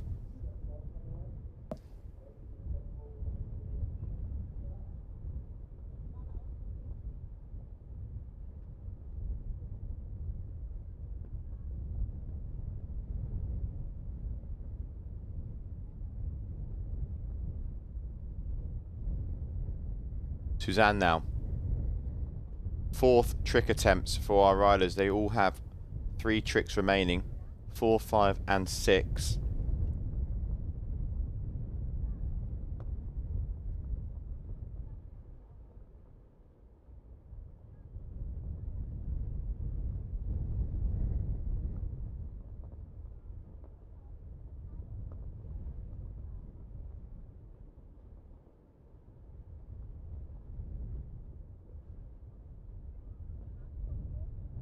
Suzanne there crashing her following trick attempt.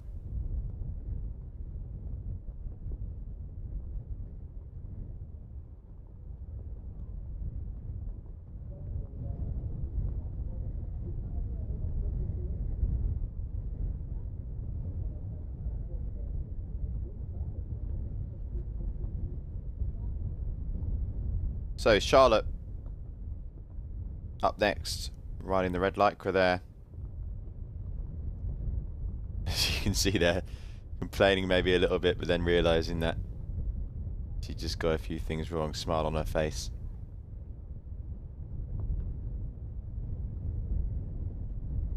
Brings that kite up to 12. Goes for a kite loop board off. But yeah, not having any height there. And also not grabbing the board on the way up. So pretty much a kite loop straight into the water. As we watch the replay here. Gets the takeoff rather well though. But as soon as she initiates that loop, decides to ditch the board. Interesting style of play there. When you're riding that 5 meter, it's going to be like a little wasp in the air. It will be super quick to loop. But you want to be careful when steering it and getting it right into the sweet spot. Sophia now. We see her do her tricks coming back in towards the beach, and she looks like she's going to be doing the same here.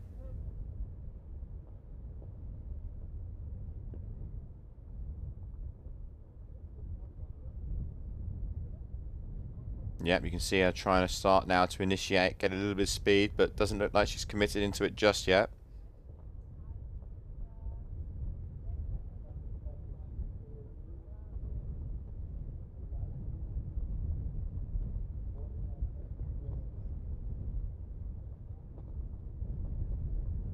Okay, so once again, right foot forward.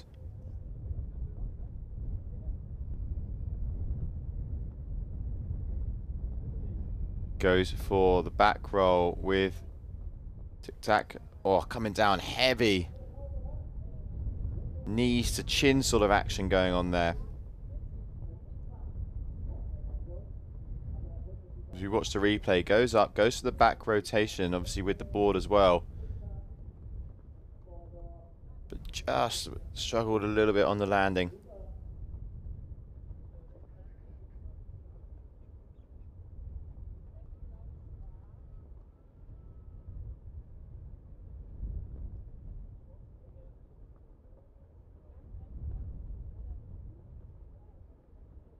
Susie now. Currently in that last place, that third position. As we are coming up towards the back end of this trick section. Trick attempt number 5 for Susie now, riding the 7 meter. Charlotte on the 5. I think Sophia is also going to be on a 7. Wind speed out there, we've got 23 knots.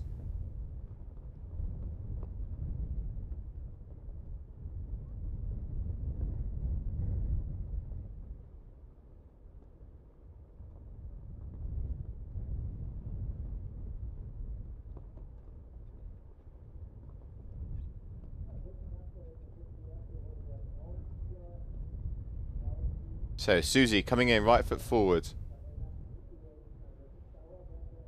Bit of speed coming into here. You can see that kite now starting to be steered up a little bit more to 12. Are we going to see her initiate that move?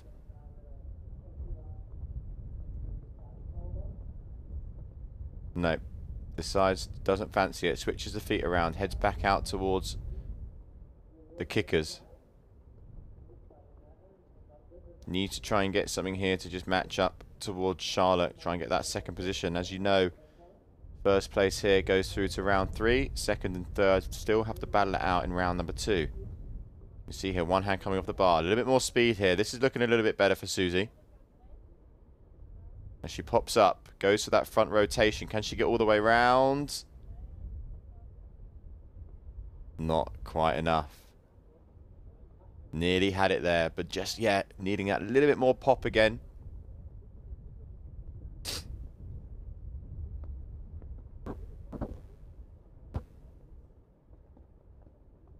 So it's now over to Charlotte, trick attempt number 5. Charlotte at the moment looking to approve one of those two scores. The 2.40 that she scored was a back roll board off. And she's also gone for the back roll once again, but just over rotating and in the end looping that kite as well.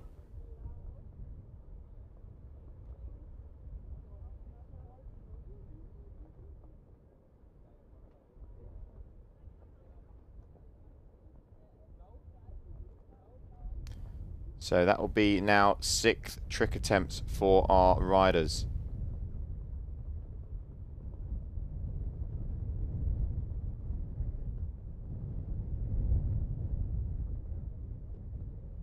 So Sophia, last freestyle trick now before she can come in and then get ready for the wave element of this heat. Back roll, double back roll, board off. And does manage to stick the landing a little bit, but also pretty down to her waist in the water. Interesting to see what the judges will put with that. Doesn't quite ride away smoothly from that one, but did show a good element of control. You can see here she is just coming in. Susie now up next.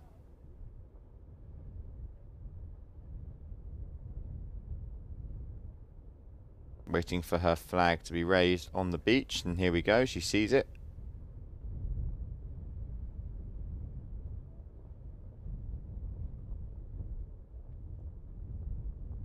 And now starts to come in. Right foot forward, following her from the sky here. You can see now Kite starting to come for the up to the 12.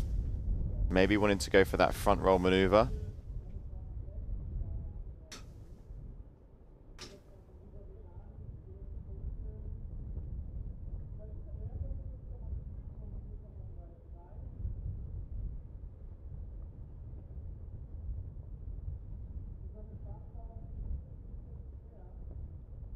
So Susie now, last trick attempt.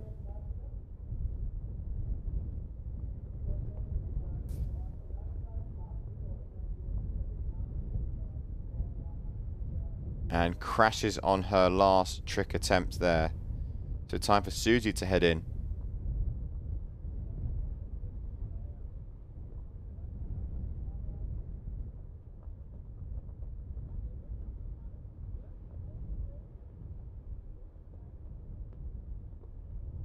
So, final trick now for Charlotte.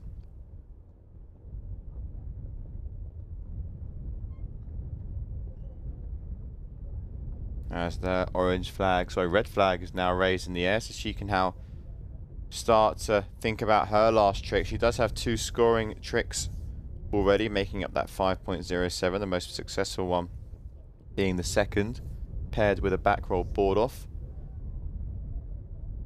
And that will be a crash on her last trick attempt. So now all riders coming back in. It's going to be the 8-minute wave section now that Charlotte has finished.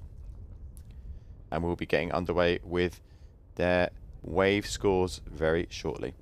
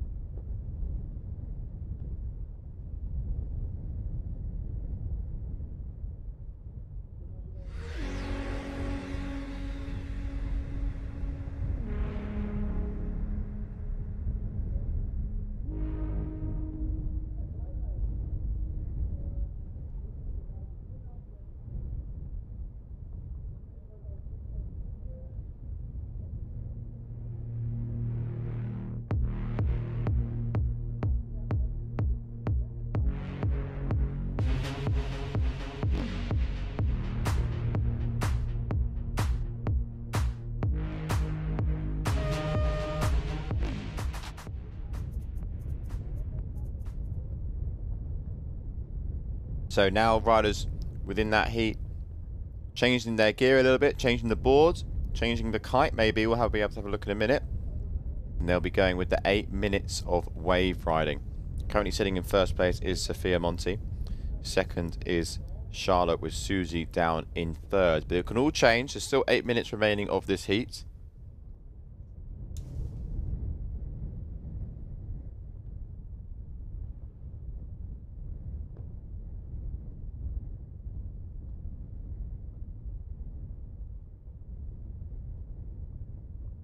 As you can see now, tide's starting to come in as well.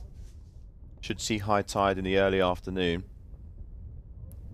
And another good thing as well, as you can see, waves starting to break a little bit further out, which is always a bonus. Struggling at the moment with the conditions, although the wind is there. All the waves are really breaking in quite shallow, as you can see here. It's only really sort of knee to waist deep where our riders are sort of playing around in the shallows there.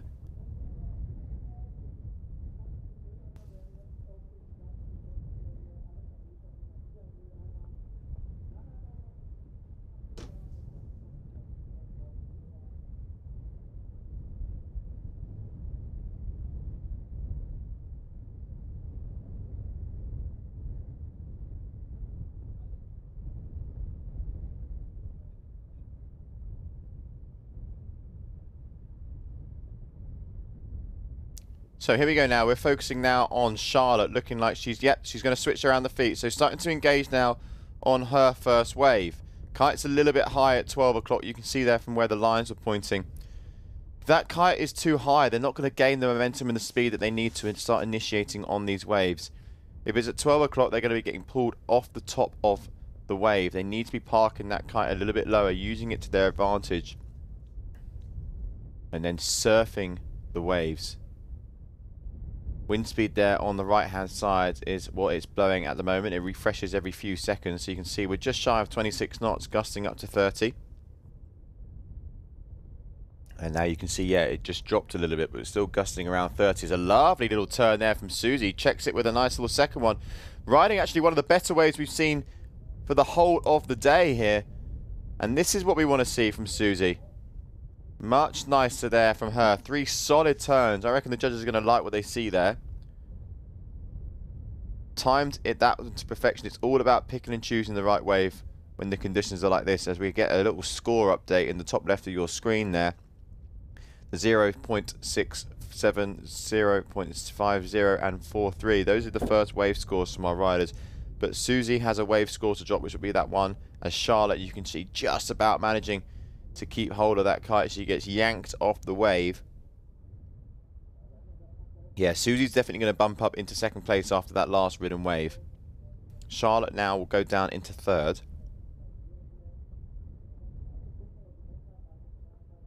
And Sophia still waiting for another wave score to drop.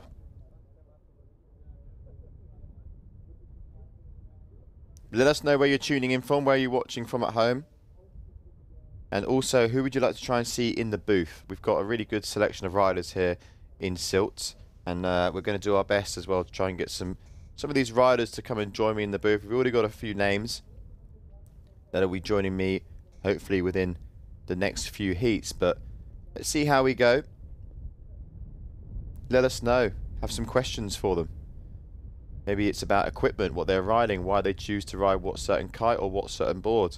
Maybe it's a few questions about the conditions here at Sylt, about the location, where we are in the world. Fortunately enough, we travel the world with these riders to all these sort of events. You know, warm waters, cold waters, rain, sun, stronger winds, lighter winds. We do cover it all.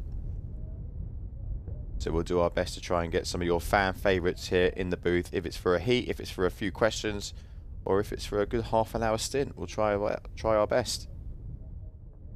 Bring Pedro from Brazil. Oh, Pedro Matos. Yeah, maybe we'll see what he's up to. Winning last year's Dakar event. Pedro will definitely be suited to the conditions here as well, here in Sylt, because he has good freestyle. He has very good exceptional wave riding as well. So this format definitely favours a few of our riders.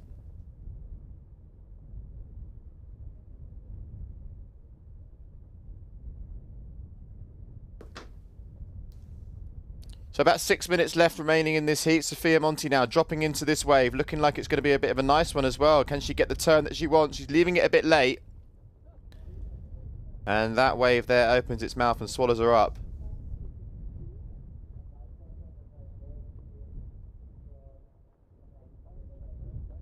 Needed to put that turn in a lot earlier there.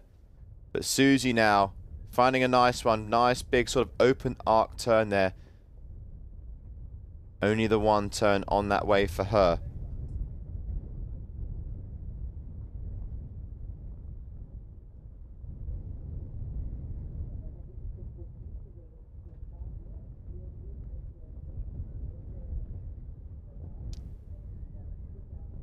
Susie now going out. And Charlotte there on the right-hand side coming in.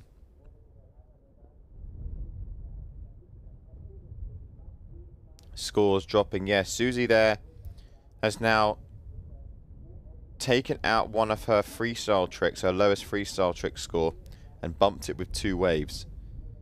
So her 7.66 is just about edging Charlotte there on a 7.57. Sophia is definitely out in front. I mean, to go first, Susie needs a 4.53 additional to one of her lowest scores.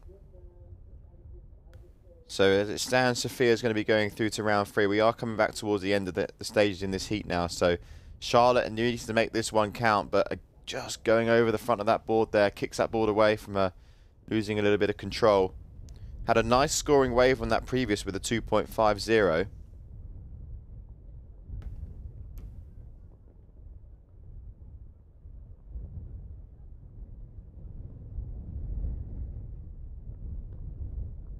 So no change in the scores as it stands. Local time, we're coming up to just past 11:30.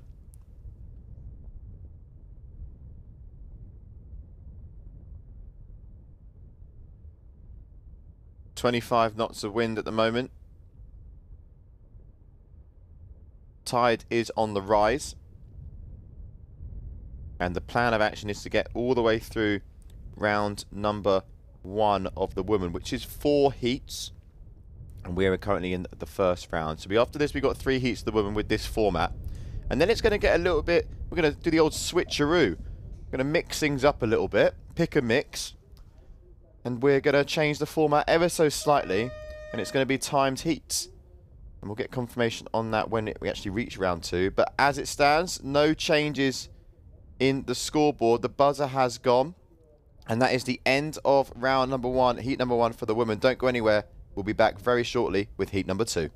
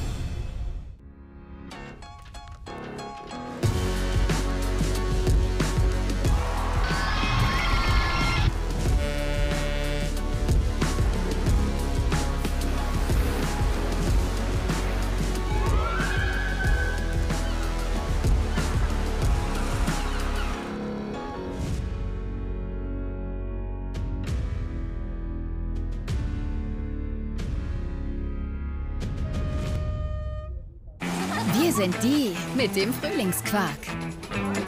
Würzig mild, extra cremig und immer frühlingsfrisch. Für euch haben wir immer neue Ideen, damit für alle was dabei ist. Auch vegan. Macht's euch einfach lecker mit der Quark- und Streichvielfalt von Milram. Jetzt wild und neu. Frühlingsquark Wildkräuter. There's so many different places that I've never seen before, and a million things I never felt this way.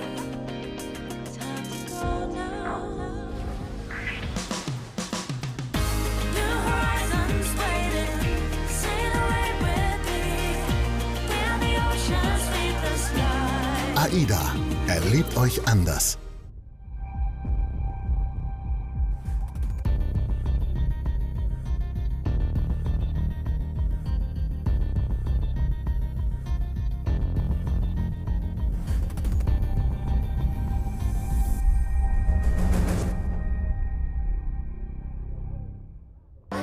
Got me upside down, spinning around you. I wanna taste the clouds, dance with them, take a tour around your body. Boy, I love the way you got me. Starry-eyed, got me starry-eyed. Got me upside down, spinning around you. I wanna taste the clouds, dance with them.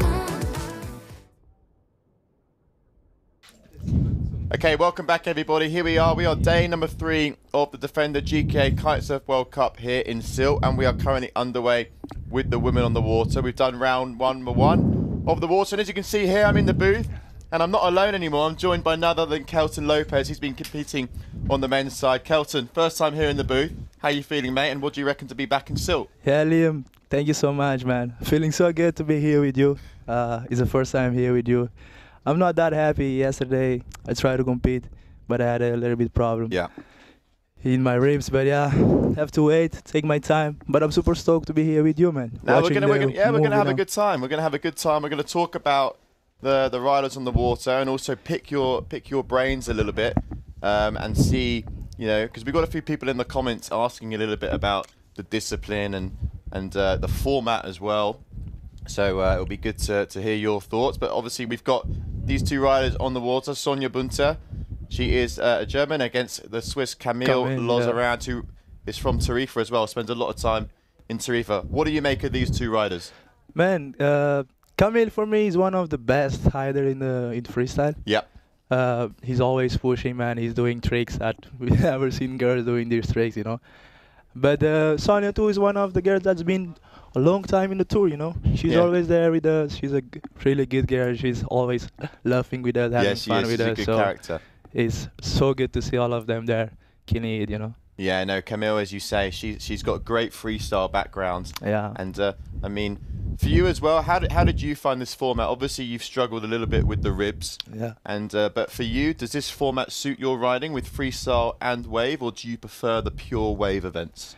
Man, for me, actually, I'm so lucky to learn in Cabo Verde, to board in Cabo Verde. For me, it's the same, you know. Freestyle and wave for me is the same, because there we're training the boat, you know. And but I really like more wave because before I was a surfer. Yeah. Yeah, that's why I prefer more waves. Perfect. But yeah, I can do some trick in freestyle. But yeah, wave for me is the best. And just regarding the wave then here in Sylt, I mean, you're obviously from Cabo Verde, and we have the famous wave of Punta Pleta. Yeah, For those that don't know about Punta Pleta, we do an event there. We have done an event there the last couple of years, and it's sort of kick-started the calendar off. Talk to us about Punta Pleta.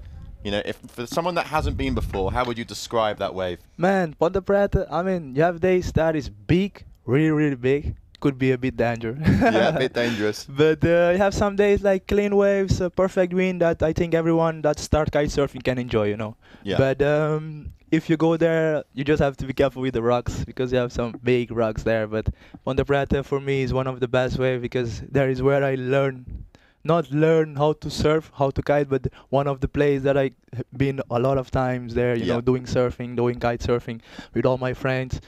If you want to have a good wave to learn or to try to do some good video or good pictures, go to Punta Pleta. You will love it for sure. Yeah, no, it's a great spot in the world as well. And yeah, hopefully we'll be back there next year on the tour. Yeah.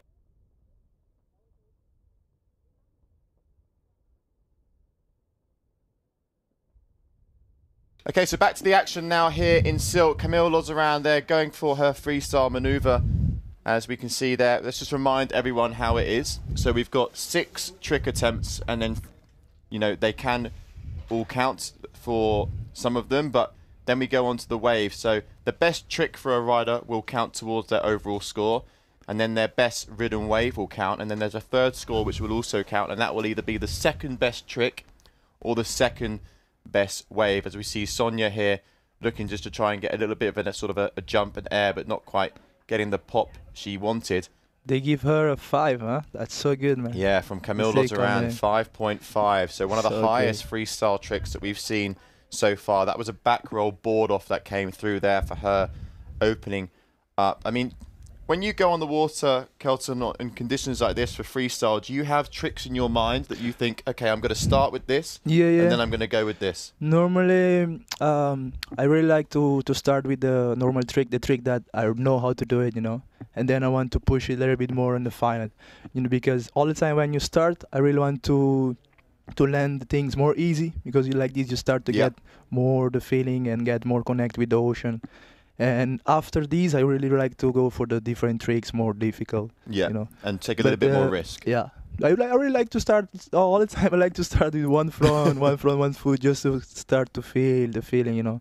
But yesterday I couldn't land even one front, man. I was trying. Before I went to the heat, I went for just a sesh, just to check my stuff, if everything was good. And I do a double back hold, I land, and I feel my ribs totally hurts again, you know. Yeah. I don't know if you see yesterday, when I was riding, I was always saying sorry, you know. Yeah. Because, my ribs was completely, you know. I just start the heat, and then I finish, I went out. Because, I have another heat, but I prefer to stop, because it's better, you know. Doctors say, I went to the hospital, doctors say it's better to stop, take your time. No, yeah, you want to be recovering for sure. The 2024 year, it's not over yet. We've still got Brazil to come. Yeah. So next event is Dakhla, so we still have waves and freestyle in Brazil. Brazil is good too for freestyle. Yeah, so no, it's good. We've got Dakhla, as you say, which will sort of most likely be a pure wave event, and then Brazil could also potentially. We've got 2 events in Brazil actually. We've got Ibirapuera, and then we go into Ceará as well. Taiba, no? Yeah, okay. Most likely, yes, yeah. So that's looking like probably a mixed format, that second Brazil event, whereas Ibirapuera and Dakhla could be pure wave. As Camille now going for... He's firing, huh? He got 10. Another trick attempt here from Camille. So what are we going to see? Ooh, okay. Next one. Let's go, comes. Power. Yeah, power. That's exactly what the judges are looking for as well, though, isn't it? When you go into tricks, they're looking for the power, height, amplitude. Man, actually, you know, this condition is not easy, you know. If they just to be there competing, trying to do your best, you're already the champion, you know. Just to try to do some trick in this condition is not easy, because it's all the time choppy, you know. Yeah. It's all the time you find some gusty coming, you know. But today actually is much better than yesterday. Yesterday was high tide, and was super difficult, you know. But today is gonna be fun. But I really love, for me, one of the best. The best event that I get always the good results is here, man. I really love Germany. Yeah, this year I didn't compete, but all the years before I get all the time to round 5. You know, I lost around with I think James. Yeah, you know, it's a great event as well with the way that it's formatted, being able to have those freestyle scores and also the wave scores. It potentially has the ability to see some new faces on the podium, you know, not just. I mean, obviously, you know Ayrton Cozzolino very well. And the thing that I love here, because here the people really like the sport, you know. The support here is more, you know. See the crowd outside now? Yeah, man. It's busy. Normally it's not like this, you know. In Cabo too, you had the same vibe, because in Cabo Verde, all the world champion come from there. If you go to the beach to Ponte Preta, you see full people. Nuts. Could be see. But here too, people really like to see this sport. I think this is the 5th time, no? We're doing no, we've been here for a while. I mean, the event itself has been going for years, as Camille Lozaran now going for potentially another trick. We're on trick attempt number 5, so 2 tricks remaining for our riders. Camille Lozaran is a 10.17. That's made up of a front roll board off and a back roll board off. So she's got some nice scores as she goes here and gets a nice bit of airtime. Bam! Yeah, that was close, huh? Yeah, that was pretty clean, pretty close. Amazing. There. And you saw there good height as well. Sort of ended up getting a little bit of a nice bit of lift there. Maybe a little bit of a gust helped her out. But that's nice way there for Cami, as you see. Gets the back roll, goes to the next back roll as well. So a double back roll. and a nice way to come towards the back end of her freestyle section. Sonia Bunte now is going to be the next rider to jump. So here she is, as you mentioned, one of the older riders we have on tour, but still loves competing, doesn't she? Yeah, man, this is the thing I was saying. She's always here with us, with a good energy. And it's so good, you know, because in Cabo Verde, we don't have too much girls doing kite. This is the one of the things that I really want to say now. It's like, girls, go in the water, try to do some kite, because, you know, it's not difficult. You girls can do it. And if you see that you have any problem, you have all the world champion coming from Cabo there. Cabo Verde. They will help you. We can just explain to you, give you some tips. You can progress, you can get a good progression. So make sure you learn kite surfing or surfing, trying to do some different things, you know, like these girls here. They are in the water. It's not, I mean, it's scary, but it looks a lot harder than it actually is, correct? Yeah. You know, when you look at kite surfing, you sometimes, if you're not familiar with the sport, you think it's a lot more, you know, very dangerous, which of course there are dangers to it. They think it's dangerous. I think this is the first thing they had in the mind, like, because it's dangerous, the water, you know, because everybody, you know, in Cabo too, actually in Cabo, some people disappear in the ocean, man. They have sometimes, yeah, man. I think in all of the world, you know, and I think a lot of people are scared about the ocean. But guys, ocean is dangerous, but you have to get the feeling, you know. Everything in life is dangerous. There you go, yeah. You just have to go step by step, don't stop. But I really want to say, yeah, girls, let's go. No, but can I say in Creole, bro? Sorry? Can I say in Creole? Go for it. Yeah, yo, família. Minhas meninas de Cabo Verde, nós vamos aprender kite. Ela, meninas a fazer kite, tô curte, nós vamos fazer kite, vamos a kite e fish. Chega? Show them how to fazer kite. Man, my daughter, I'm gonna put her in. You're going to put your daughter... Well, there you go. I mean, the GKA is not going anywhere, so who knows? We'll see GKA is always here. A young Lopez competing soon in the coming years. She's coming. She's already 6. I'm going to try to put her doing some kite surfing. She's doing already surfing, you know.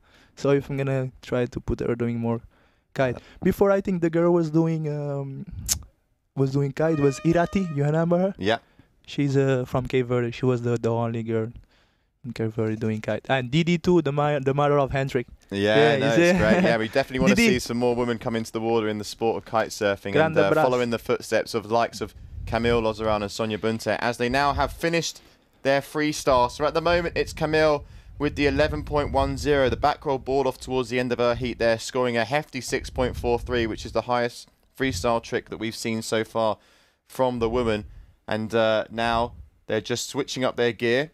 And they're going to go, yeah, exactly, going to go back out for wave. Is that something that you would do as well, Colton? Would you tactically swap your gear? Would you be riding a different board for freestyle and a different kite, and then switching and going to maybe a wave kite and a more of a down the line board? Yeah, because normally when you're doing freestyle, you prefer to get a bigger size of kite, like 9 or 10. And why is that for those watching at home? Why would you want a bigger kite?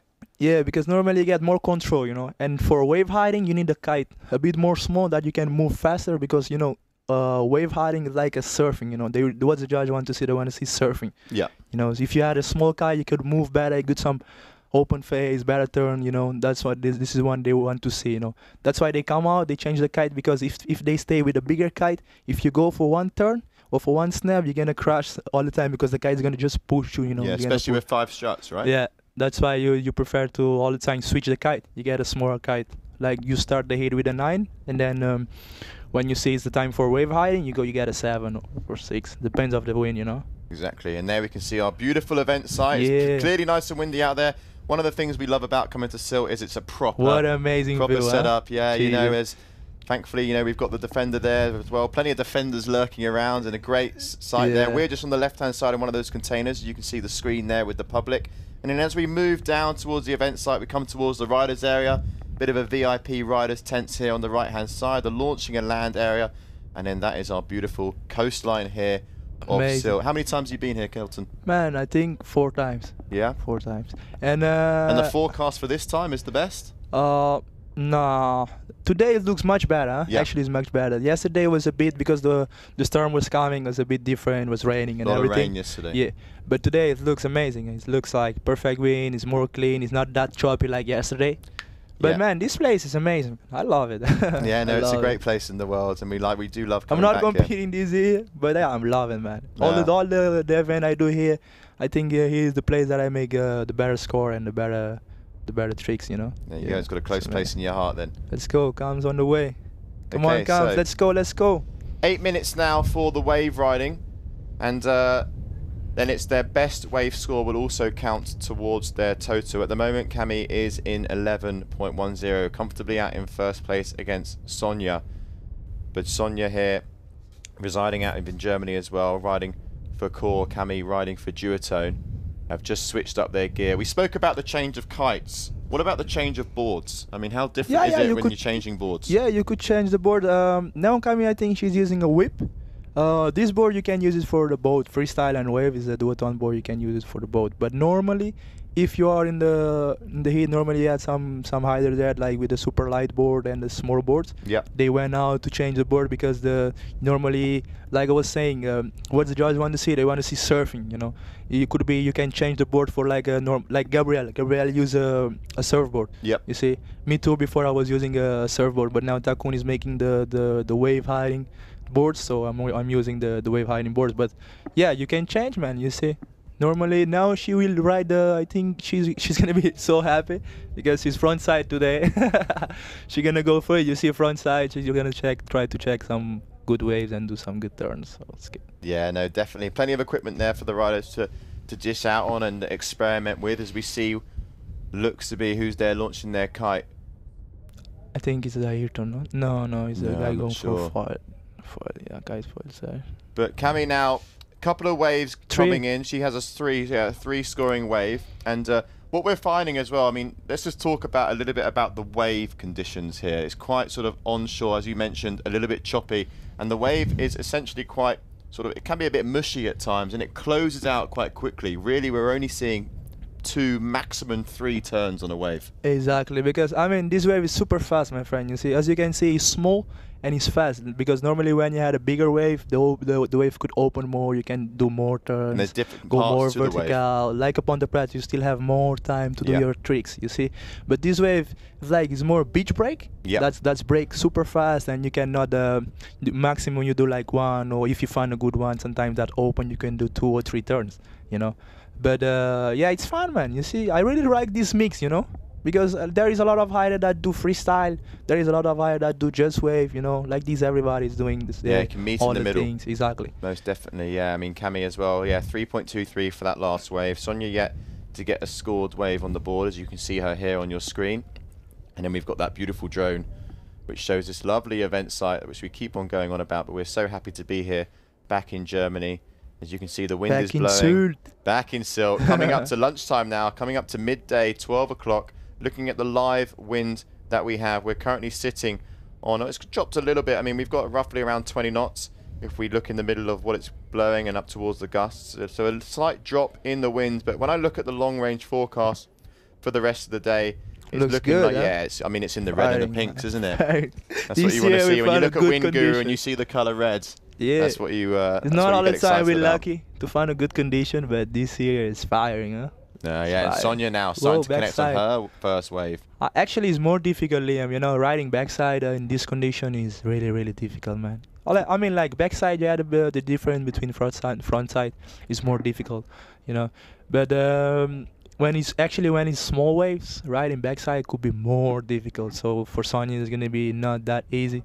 Yeah, got to be so precise, haven't you, with linking everything together. Exactly, brother, exactly. So yeah, joining me, as I said, if you've just tuned in, I've got Kelton Lopez, one of our male riders that unfortunately isn't able to compete and carry on in this competition due to a little bit of a rib injury, but we've got him in the booth. He's here to answer all your questions. So for those tuning in, send us the comments in the YouTube. And yeah, here he is next to me, stoked to be here. And this is where we can pick his brains. He's one of the pro riders. He's been on tour for a while now. He's resides in Cape Verde at the famous Punta Preta. Joining me here in Sylt, loves it here. Any questions you have, whether it's about equipment, the spot, maybe upcoming tour events, he's here with me and he's ready to answer them. So keep those questions firing our way. Let Camille on a wave. She go front side. You see, that's the problem. Sometimes the wave just bam, you see the beach break. Yeah, it looks like it wants to go and then bang, just shuts down. But you know, you just take your time, choose a good one and go for the good. Bam, look at me there, man. Okay. You see, that's the thing. You do the first turn and then the wave just pump. Yeah, just closes straight out on her. It's not easy. Come on, Kams, let's go. Sonia, let's go, let's go. Yeah, Sonia there getting a 1.07 on her first wave score. So that will calculate in towards the 4.52. And then we've also got Cami there way out in front on 14.33 as the buzzer I hear have just gone. So that 8 minutes is now up. Don't go anywhere. Up next, we are going to be carrying on with round number 1 of the women, heat number 3. And we'll be able to announce who's going to be taken to the water very, very shortly.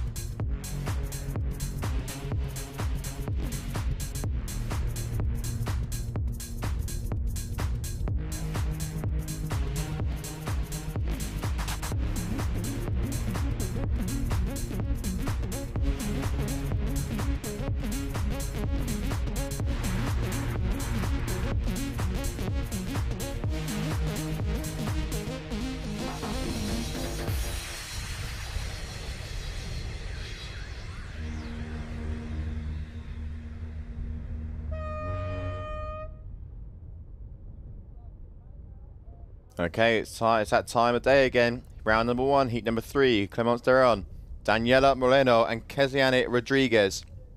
Those are the 3 riders. Next up in round number 1 of the women's kitesurf here at the Defender GKA Kite-Surf World Cup. We are in northern Germany over on the island of Sylt. And we've got good conditions at the moment. No rain has been joining us just yet. What a pleasure it was to also have Kelton Lopez in the booth during that last heat. Big shout out to Kelton, who unfortunately had to pull out of the men's because of a rib injury.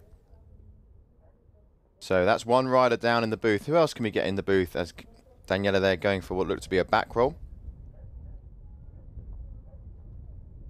See some comments coming in here on showing some love for Kelton. Always great to see. And now the blue skies are soon to be with us as the wind continues to pump through.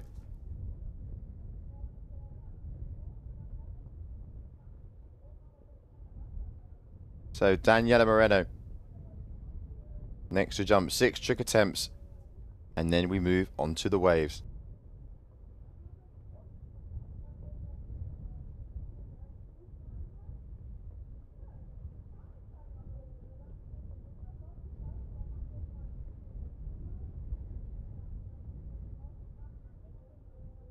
watching the replay here, just a bit of a straight jump.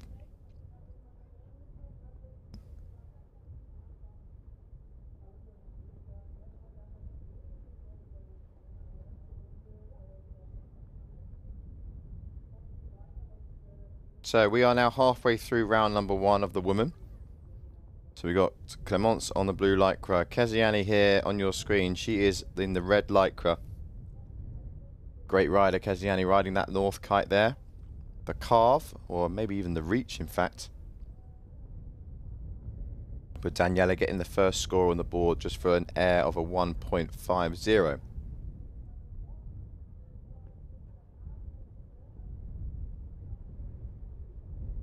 Pretty sure she will be riding a 7 meter as well, as you can see here. Initiates that front rotation and stomps that front rotation as well.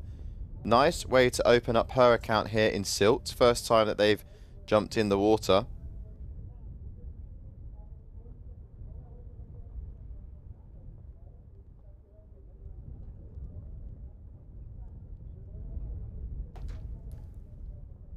As that will definitely bump Keziani into first place. So now we go back into sequence. Second trick attempt for Clemence. Riding the F1 Bandit. Maybe it's the Bandit S, with it being the wave kite potentially. Let's have a little look on the wingtip.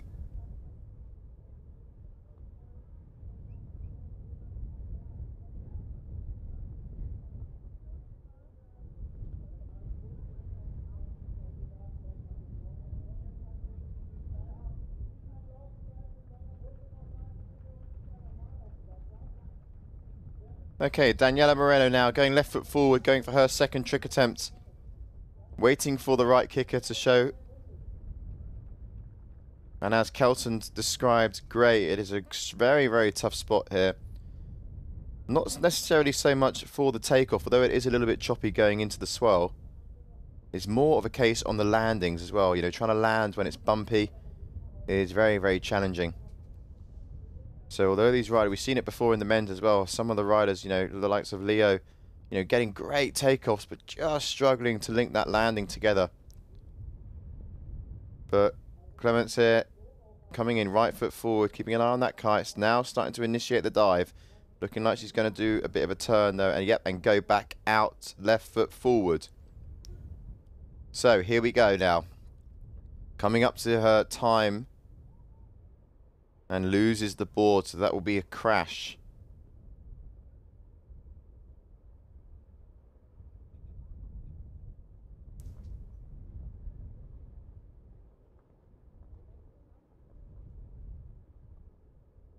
Yep. Just looked like there actually, didn't grab the board and then the winds actually blew it away from her. And that would explain the strong breeze that we have at the moment. We are sitting on 26 knots. So, but it seems to be actually a little bit gusty out there today. I'm seeing quite a big difference in regards to Keziani here, getting a nice bit of height, sticking the board off the feet as well, and just managing to get that loop involved and ride away from that one nicely. As we watch the highlight here, right foot forward, sticks the board under her feet with a little bit of a board spin as well, and then really pulling on that front hand to try and down loop that kite.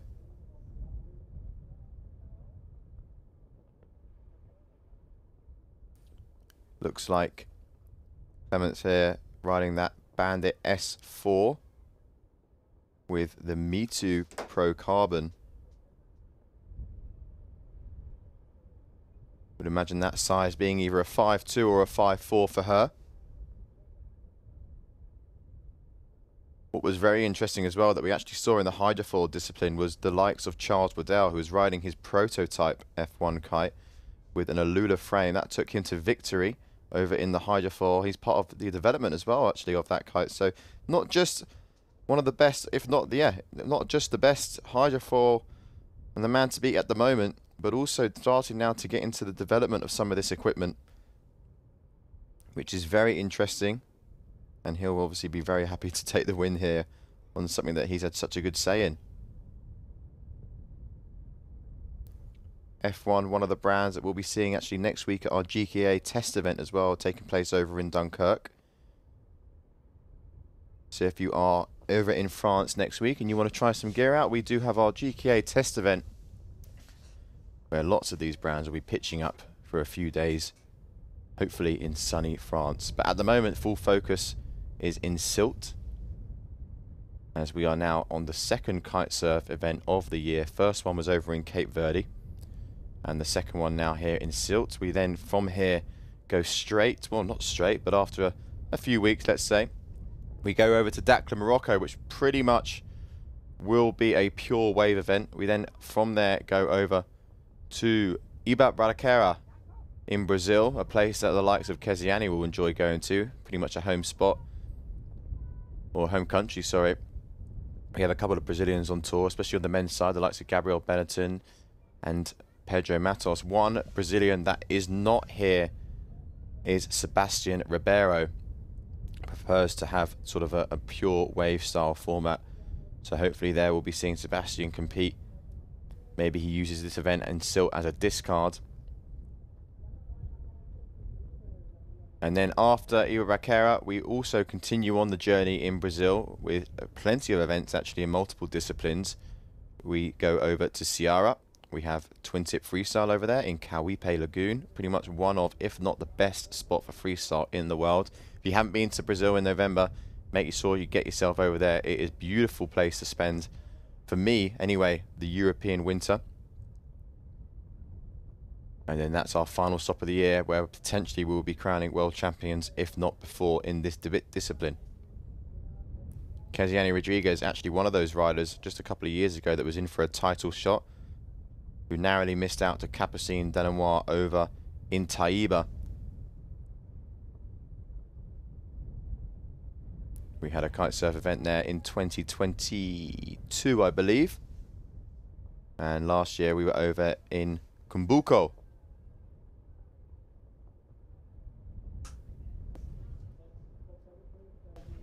So Keziani here, yep, she's just gone and done that maneuver nicely there on the landing, because I thought maybe she was going to go over the front of her board. Looked a little bit wild on the landing, but it was a landing and it's going to count. As we watch the replay here, sticks the ball between the legs, down loops that kite just at the right moment, nearly losing it, coming out with plenty of acceleration.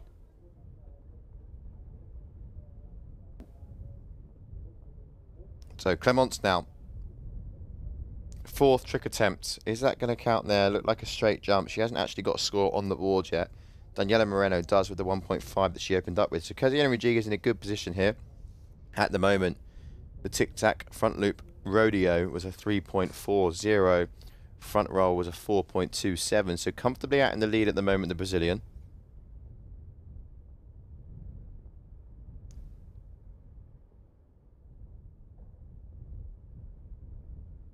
Plan of action for the next rest of the day is to continue firing through as many rounds as we possibly can. Worth noting as well is the format will just change a little bit, speeding things up ever so slightly as we enter round 2 for both the men and the women. But for round 1 we are keeping it all the same. Daniela once again going for a straight jump, looking to improve that 1.50.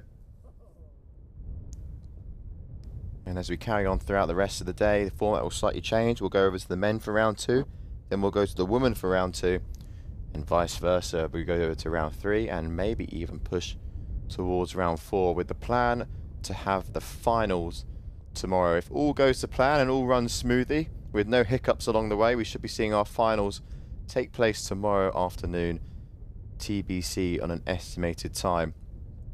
But today we kick things off at 10 o'clock local time in the morning.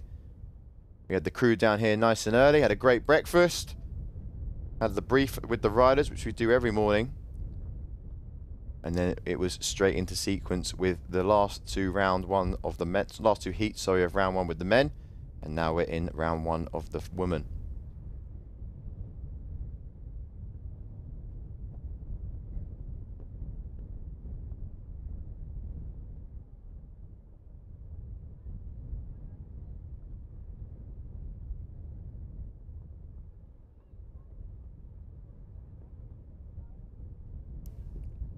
Okay, so Keziani up next. You can see here scores dropping.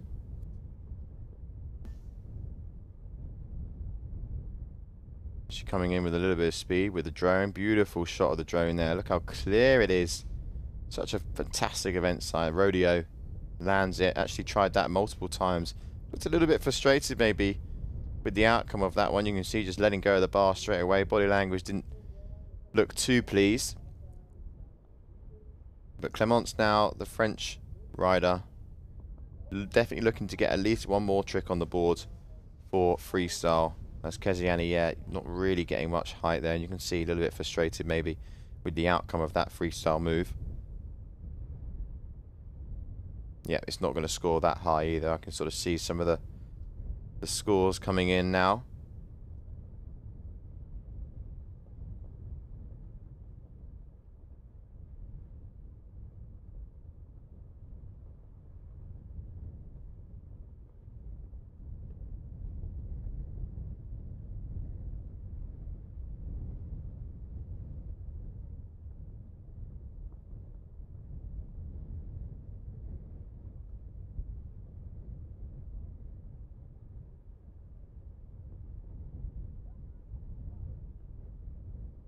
Okay, so fifth trick attempt now. 2 trick attempts remaining. Clémence only with 1 trick on the board at the moment. Keziani 7.67 combined scores, so way out in front. But we still, as you know, have the wave element back roll. But just get pulled off, maybe putting a bit too much pressure on that backhand, initiating actually a loop there. Going for the back roll kite loop, but really not actually having a lot of height. As you can see here, just pulls that backhand ever so slightly too much and gets yanked off.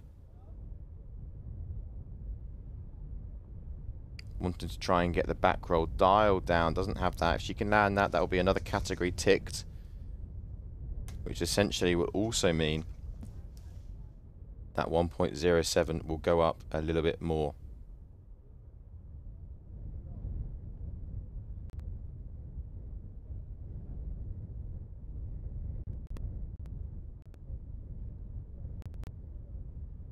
Okay, so we're still staying here at the moment now with Daniela Moreno.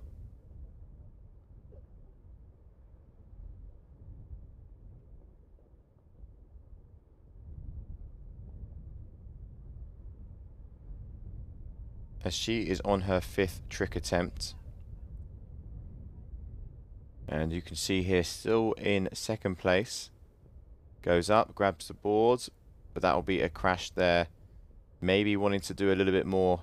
I could have seen maybe another kite loop after that, but just struggling to actually get the hand on the board on that takeoff there. Wanting maybe a bit more pop, a little bit of a nicer kicker.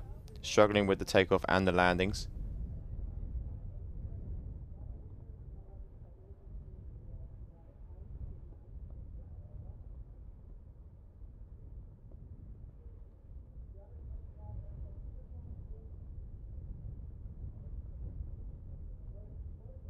So back now to Keziani.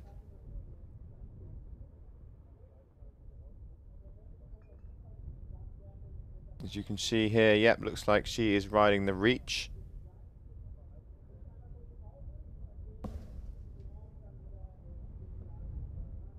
.67, best score being that 4.27 that she opened up with for that front roll. She also had a ticked up front loop board off.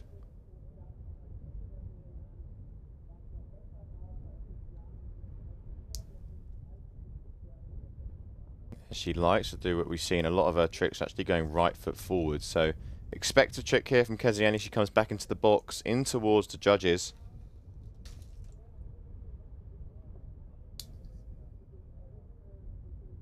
But actually not looking like she's coming in with a lot of power, so maybe we're not going to see a trick on this tack.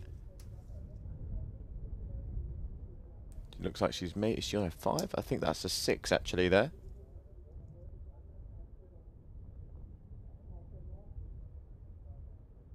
Keziani.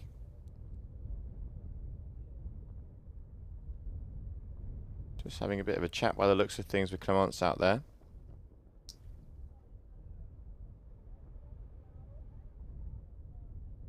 So really pushing the time limit here. I mean, riders got about 90 seconds to do their trick, which is So Keziani here really making use of every single second that counts.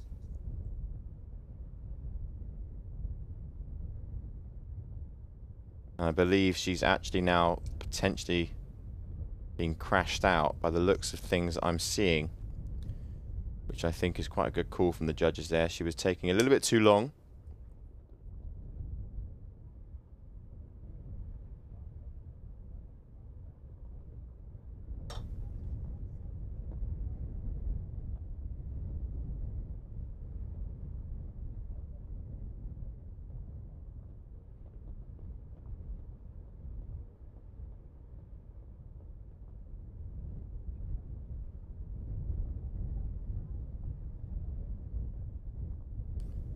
Daniela there struggling to, yeah, you can see the frustration. She hated it. Tough conditions out there for our female athletes at the moment. Next up, we're going to have Clemence here.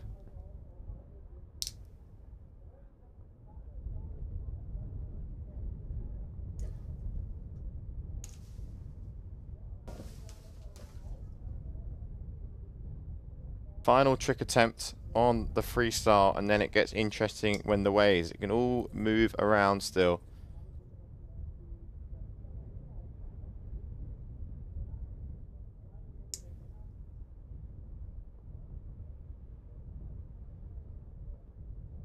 So left foot forward. The trick here would be ideal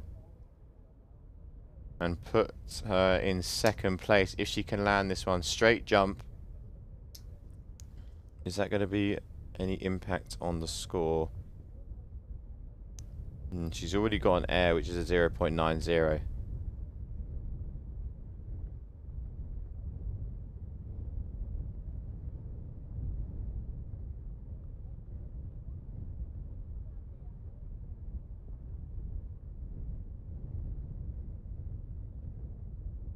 So I believe now Keziani, last trick attempt for her.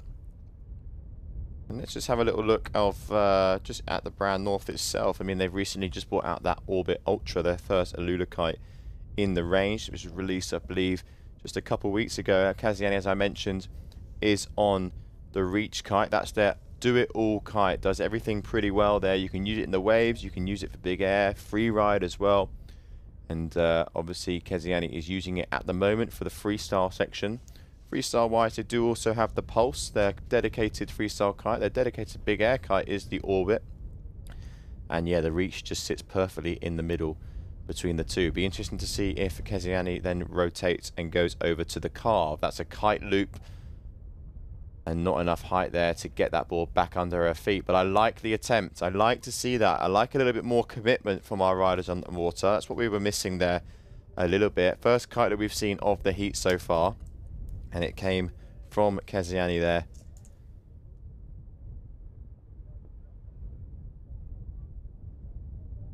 As we watch the replay here, gets a good amount of yank on that kite loop. But yeah, just unfortunately not able to stick the board under her feet. So there we go. That's the freestyle section over for our riders. They're now going to come in and change a little bit of their kit. As you can see, yeah, that looks to be a Carve on the beach. Maybe that's Keziani's. We'll wait and see once she comes in. Don't go anywhere. We will be back very, very shortly because this heat isn't over. There's still waves to be ridden.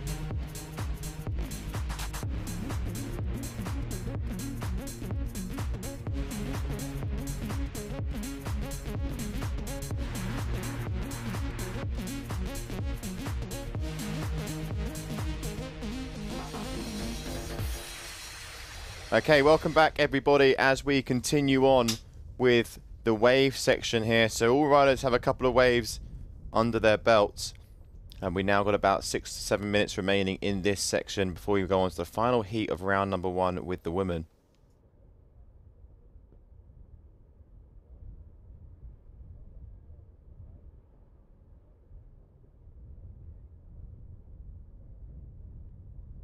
So let's have a little look at a couple of the scores that have gone. All the good thing is that all the riders have a wave score as we now focus here with Clemence linking in a couple of turns on that one. That was Daniela Moreno, sorry. Both riders actually riding very similar equipment. As you can see there, a nice shot of our riders in the practice area. Those guys will most likely be up next. A couple of hydrofoilers out there as well. But here we have Clemence looking to engage on and get a score knuckled down. She's now bumped her way up into second place with that 4.99 overall score. That's made up of 1 trick and actually 2 waves now. Keziani Rodriguez, your current heat leader.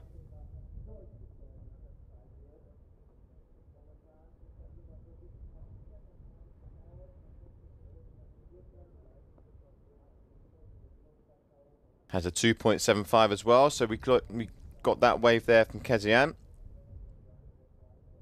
That was her first wave of this section, so she's looking in good spirit here to try and book her way into round number 3. Daniela has now gone back up into second place. Nice first initial turn. Backside riding. As Kelton mentioned when we had him in the booth, it's going to be difficult for the backside riders here because, you know, with a quick wave and quite sort of that beach break, it does close out quite quickly. So they've really got to try and link the turns together as quickly as possible. As you can see there, the event site, Judge Tower on the right. We are also in one of those 3 containers on the right-hand side as well. We've got the screen and we've got the public, all having a little look. Beautiful shot there from the drone. So yeah, like I said, judges on the right. Then we've got those 3 containers. We are out there in the first one. Our media team is just behind. And then we've got the defenders parked up. We've got the guys and the girls watching on at this beautiful place of Sylt. And then plenty of brands and sponsors and food stalls, you name it, it's here. Still, and perfect, you can see there, following the action through the big LED screen that we've got down on the event site. Maybe they all would have turned around and give us a wave. That would be a sight, wouldn't it? They would have seen themselves on the screen and they would have all turned around and given us a big old wave. Clemence here. Sorry, Daniela. I have a different colour lycra to their name in front of me, but maybe I'm wrong. Couple of waves coming in here for her. 1.37 on the last one. Her score now consists of 2 waves and 1 trick. Same for Clemence. But Keziani, on the other hand, has 2 tricks and 1 wave. Her better scores coming from the freestyle section rather than on the wave section. But we're definitely going to be coming back into the end of this heat. Round number 1, heat number 3 of the Defender GKA Kite-Surf World Cup in Sylt. Second stop of the year.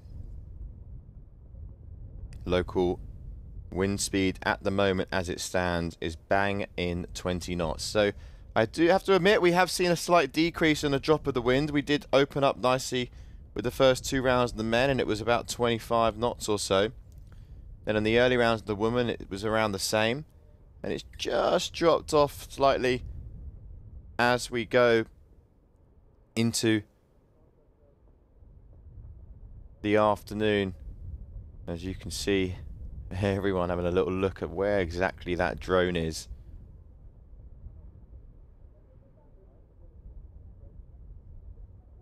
We say it, keep saying it over and over again, but it's such a good setup here. I mean, 16 knots now. As the buzzer just about goes out the corner of my ear, I do hear it. So that'll be the end of the heat, and it's looking like it's a successful end for Kezian, as she will be advancing through to round 3, with the other 2 battling for a position in round number 2. Don't go anywhere. Heat number 4, sorry, of round number 1 will be up next.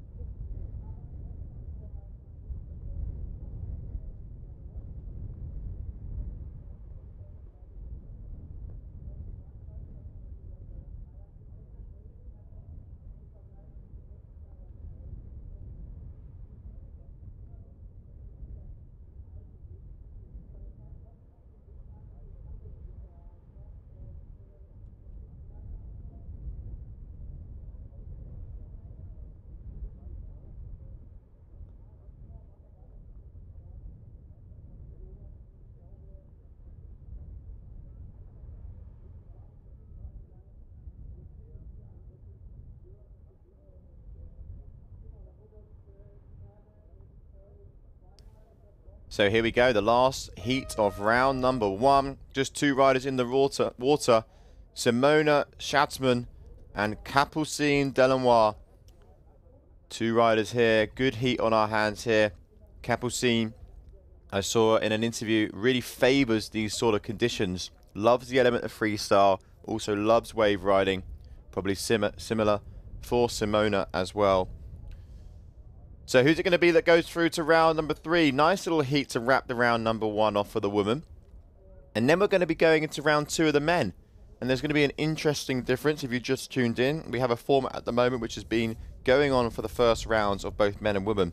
But then we're actually going to speed things up a little bit. The heats are probably going to be a little bit quicker because the format will change. I'm going to get that confirmed very, very shortly and let you know exactly how it's going to play out for the rest of the day. As you can see now, the tide coming towards a little bit higher. What will that do to the sea state? Well, maybe yesterday, in fact, we did see a little bit more sort of bigger swell coming our way, a bit of a heavier shore dump. That was, sorry, beach break. That was one thing for sure, as Simona here just going for a straight air and landing it. So that's an early score for her.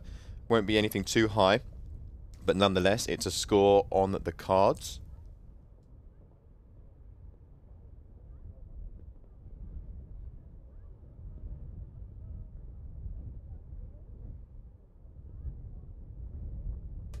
Capucine Delannoy, two-time world champion on the kite surf. As there we have. Oh, there we go. Look forward, mate. There you go. Give us a wave. Oh, perfect timing from the youngster. He knows exactly what he's doing. It's like I'm in his ear. Ah, there we go. Enjoying the vibes down there in Sylt.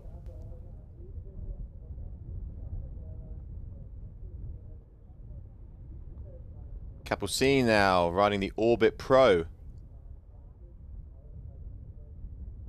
So taking the sort of big air route for these freestyle treks, and will most likely have a carve parked up on the beach. Brother Camille Delannoy also rides for North, pro kite surfer himself, great character to have on tour. Unfortunately this year though, has decided to take a little break. So Camille, if you are listening, mate, we need to see you back on tour, mate. At least do one event this year. Just give us a little surprise. Dakla, come on. Registration closes soon. Let's get you in there. Be good to have him back on tour. Also, probably like his sister Capucine, would have favoured conditions like this. Very good freestyler. Rips in the waves as well. And Capucine travelling all over the globe with her family. As I mentioned, spends home in Praia, Brazil. So we'll definitely most likely be having a 5-4 wetsuit on here in Germany. A lot colder here. And we can see, yeah, Keziani just coming off the water there, having a quick interview on the stage after her victory, which sees her go into round number 3. So that's the great thing here about Sylt. I mean, we've mentioned it time and time again about the setup being so good, but also, you know, they really do fill the schedule here and get our riders and athletes as involved as much as possible. There's always people busy down at the beach. Always the stands are packed. There's always people watching the live stream that we have, fortunately, this year on the LED screen, which is great to see. And yeah, like Keziani just demonstrated and Capucine demonstrating here with a front roll 1 foot. But yeah, unfortunately going over the front of that board there. Yeah, our riders are kept busy. It's not just all about competing here in Sylt. There's also, you know, a lot of off-the-water activities as well.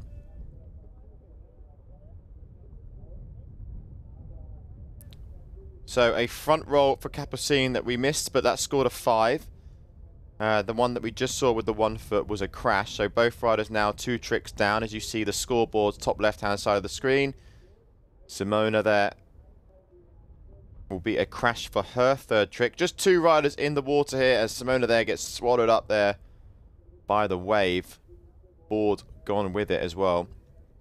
Trying to see what size kite Capucine is on. I think that is a 6. By the looks of things on the wingtip there, you can just about see it. Is it a 6? Am I right? Are my eyes deceiving me? No, it's a 6. As the replay here shows Simona going over and crashing her 3rd trick. So just still has the 1 trick counting towards her score. Capucine now going right foot forward, front roll with the 1 foot. Again, lands it that time. Okay, beautiful stuff. If at first you don't succeed, try again. Beautifully demonstrated there. Nicely in control, stomps the landing. Didn't look too happy with it though. I think maybe she would have preferred to go a little bit higher. Extremely focused, Capucine, all the time.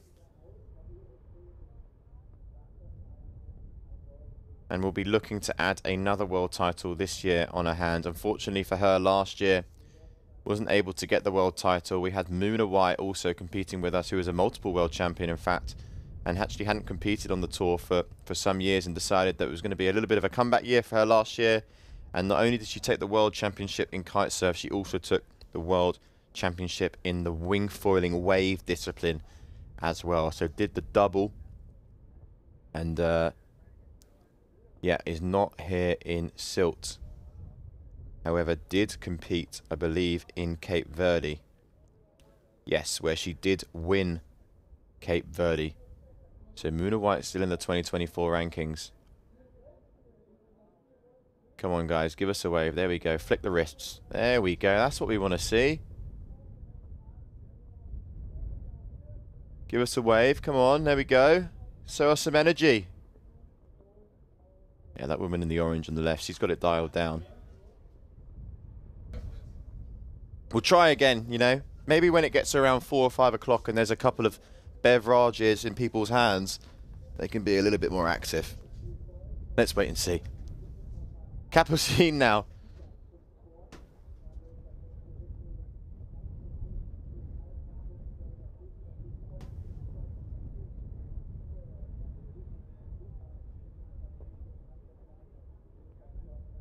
$18 knots of wind. It's just picked up a little bit. Definitely has dropped. I see Keanu Mertin, one of our riders as well, commenting in, just letting you all know it's going to be strong later. Wind is hopefully going to be picking up. Ah, Camille, you are tuning in. Next one, maybe. Mate, there's a big error with that sentence, and it's the word maybe. I don't like that sound. I don't like that word. You've got to be coming, mate. You've had enough time off. Come and join us in Morocco.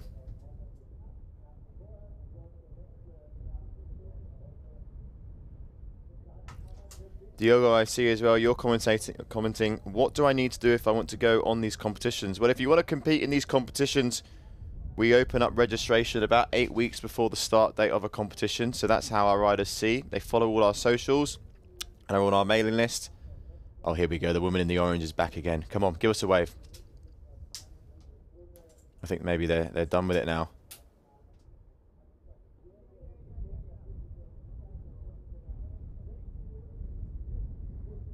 So crowds starting to form now as we are in 12:42 to be precise.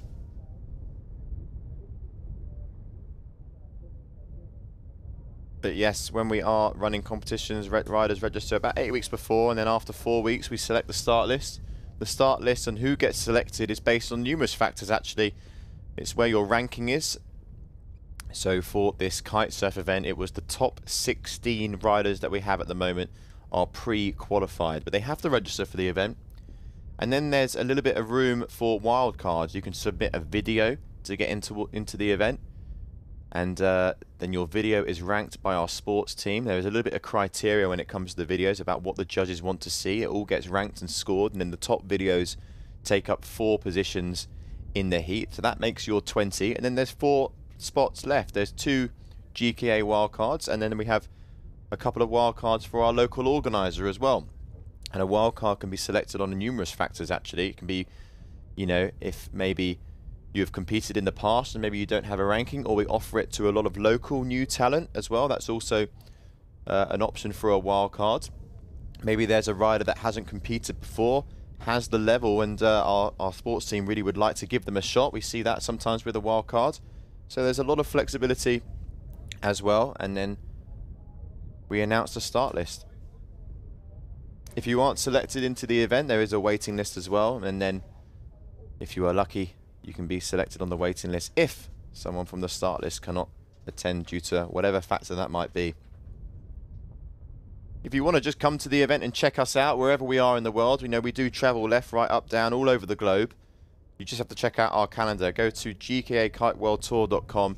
If you hit events, you can see where we've been so far this year and where we will be going.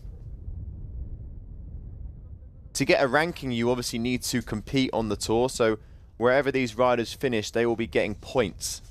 So depending on where they finish, they'll get less or more points. Obviously finishing first, you'll get the most points. It goes into your ranking. And then that is calculated over the course of numerous events throughout the year. And then the points calculated together will give you a world ranking. If you get first, you get 1,000 points. If you are second, you get 870 points, third 770 points, and it goes on. You can actually see a little bit about the point system if you were to go into the rankings of our riders online. There's a PDF file that you can download, and you can see exactly the breakdown of the points so far on the Kite-Surf calendar year. It should show you exactly who's positioned where in what event and how many points they are currently sitting on.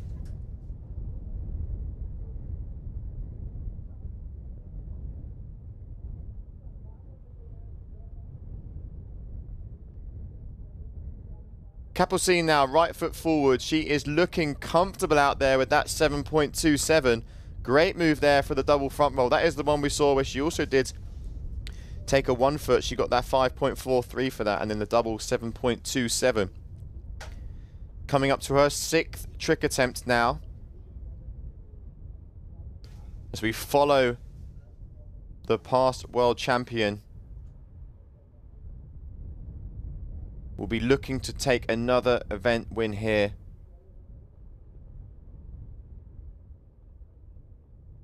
Loves to come here to Sylt, yeah, loves the format, loves the mixture of freestyle and wave riding.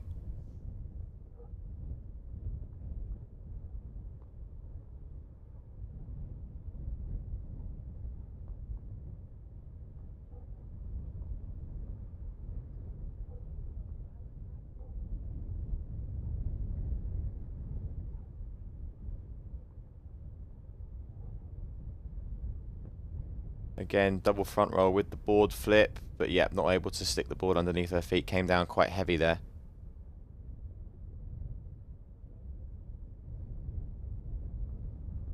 Tide now starting to get a little bit higher, you can see. First thing in the morning, we had sort of a bit of a rocky bank just on the right-hand side there. That's now completely swallowed up by the tide. And you can sort of see the tide line as well if you look a little bit further right where the sort of seaweed is. Just before the judge tower, where the flags are actually. That's where the tide will be coming up to. So, and yeah, next couple of hours we'll probably see that tide right up there. But for now, that is the freestyle attempts done, 6 trick attempts done. And now we move on to the wave.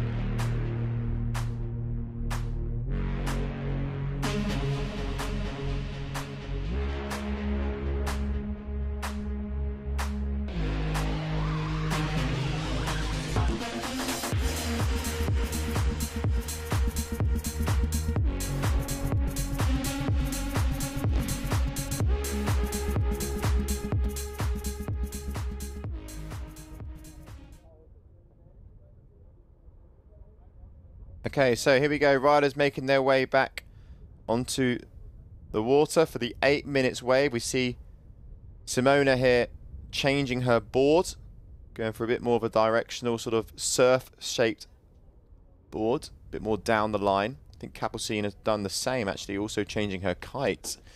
Yeah, she's gone for the carve now. So she's switching things up.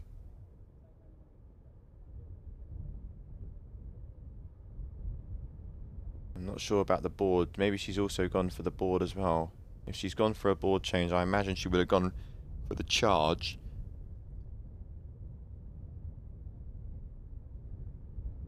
Yeah, it looks like it.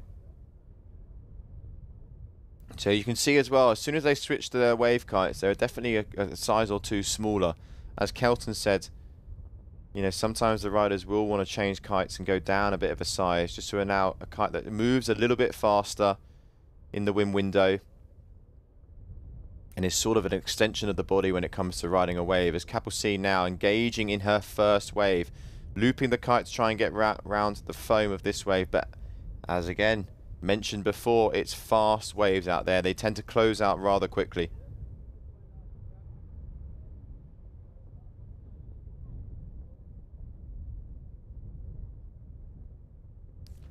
So what do we see the difference in equipment here? I mean, going through all the brands, we do see difference of the kite especially. So if they're riding a big air kite, it tends to be a 5-strut kite, which has a little bit more structure there, a little bit more rigid, let's say. And a higher aspect of ratio, attracting a little bit more wind. Better for hang time as well. They tend to stay in the air a little bit more with a big air kite. But sometimes it can pull a little bit more like a train, you know, a little bit more power and grunts, and that's not exactly what they always want when they're riding the wave. They don't want to get pulled off the wave from riding maybe a kite that's a little bit too big in size and a little bit too, let's say, punchy. So we see our riders drop to the wave kites, which are a little bit more specific, obviously, to riding the wave. They've got better drift capabilities. They also don't normally have, or pretty much don't, have 5 struts. You tend to see wave kites with 3 struts. Sometimes they've got squarer tips as well.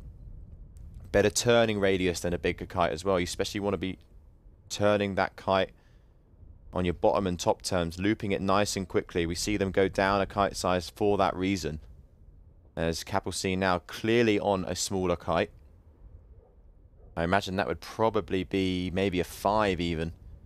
Because looking at the live wind, we are currently sitting at around 18 to 20 knots. But Kapelsen getting completely eaten up there by that wave. And the kite as well is getting swallowed. Oh my word, she's in a right old pickle here.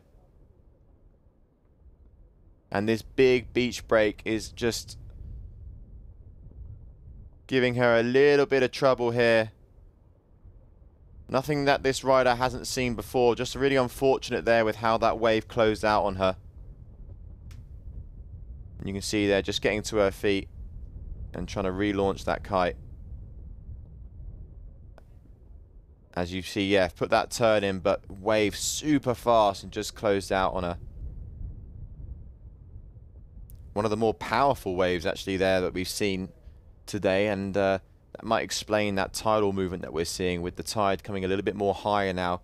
That wave is just getting a little bit more heavy, a little bit steeper, as Simona had a nice opening turn on this wave. Can she drop in? Yes, she can. Okay, she's coming in with speed. Kite's a little bit high at 12, as you can see, so she gets completely whipped off that wave. And just looking at the positioning of that those lines there, you could see that she wasn't really getting pulled along, but she was sort of getting pulled up. And that's not what you want. Which is a shame, because that wave did look like it was shaping up quite nicely.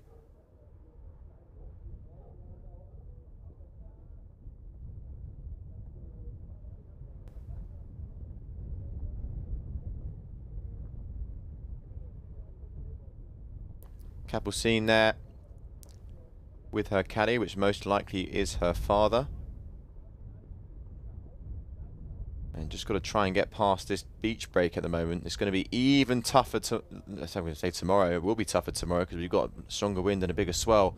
But it's going to be even tougher this afternoon. Challenging conditions are only going to get more difficult for our riders, but these guys are the best in the world. So we're going to throw them those challenging conditions. There is wind.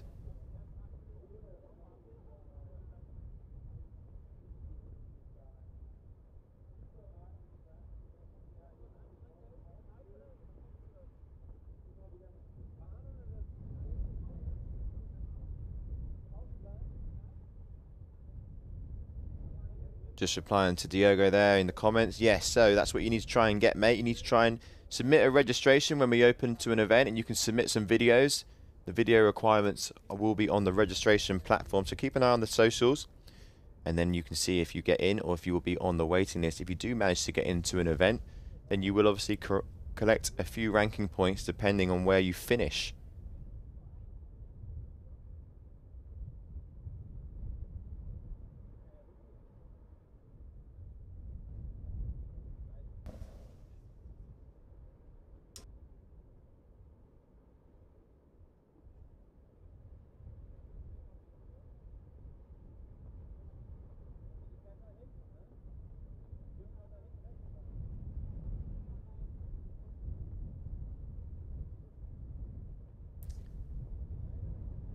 Okay, so some scores on the board. Kapelsen 14.20, 7.27 is the highest score that she has, which was that freestyle move. Also, the 5.43 was a freestyle move.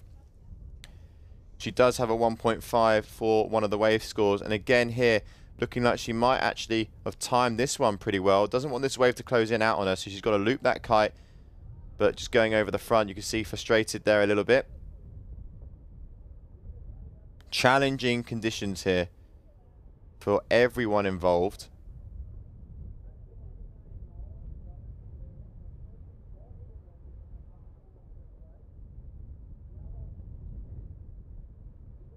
But this is the last female heat of round number 1 before we shift again the focus to round number 2 of the men. Don't go anywhere. Let's have a little look who we're going to be seeing on the water. Who have we got round number 2 of the men? I mean, every heat is good. We've got a solid 24 riders in this. And I just heard the buzzer, so replays now for that last heat. Men up next.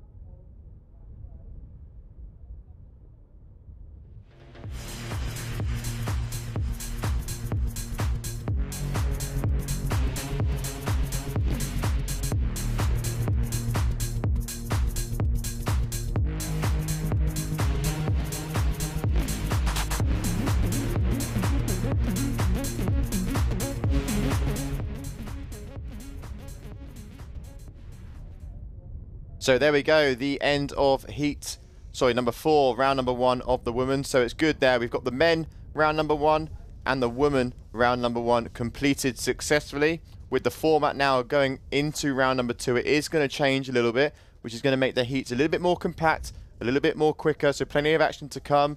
Like I said, we've just hit the afternoon, so loads of time and loads of heats. But before we go forward with the men, we caught up once again with Tom Hartman, who had a few words to say. Yeah, the kitesurf tour in general has a big diversity, I would say, when it comes to the tour stops. So we have 5 stops this year, and we have different conditions from side-off, perfect point breaks like in Cape Verde and in Morocco, to having rough onshore North Sea conditions that a lot of people also train and compete in. In Germany, we go to Brazil. So it's the diversity that I think in the end really shows the most complete kite surfer, and that's why here obviously the result can be very different to what we saw in Cape Verde. Cape Verde is really focused on the wave riding specialists, where here it is most likely a mixed format where we're going to see people riding waves but also doing strapless freestyle tricks. As well, coming back in the mix, we have James Carew, our former world champion, who injured himself last year. It's the first event he's back on tour, and he's hot. I talked to him, and he definitely is hungry to win it here. But it's always difficult to come back for the first time after a year if you haven't been training, if you haven't competing with the other guys. I think it's an interesting one, and I really can't say who's going to win the competition here. Obviously, Ayrton comes out with a win, is the current world champion, won in Cape Verde.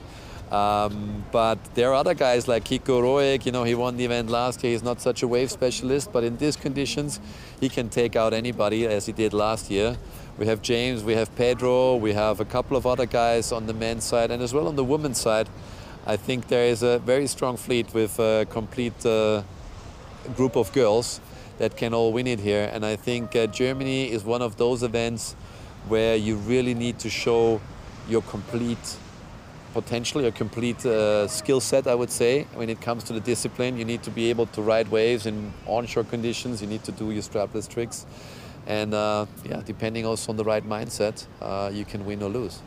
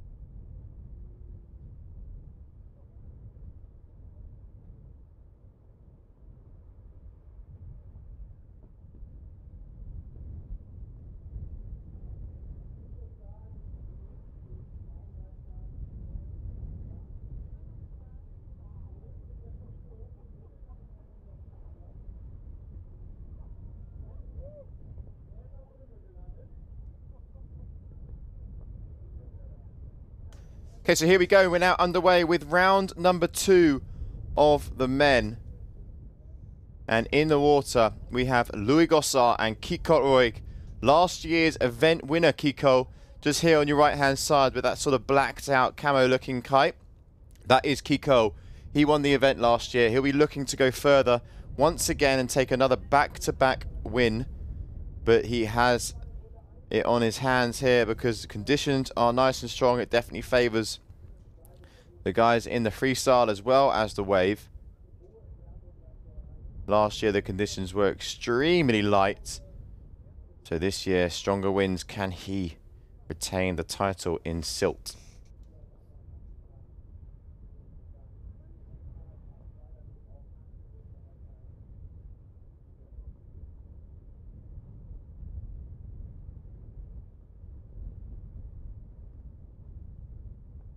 Kiko there managing to keep that one under control. Extremely clean there on the landing.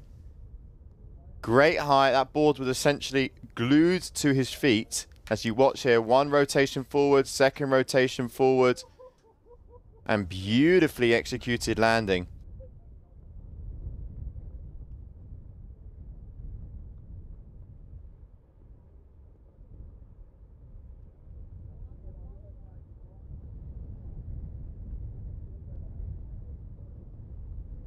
Louis Gossard going down. That'll be a crashed trick for him.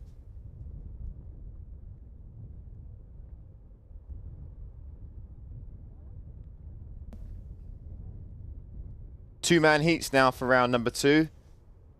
Winners making it through.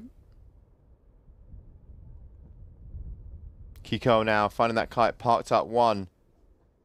Just one rotation with the board off. Saving the kite there from stalling.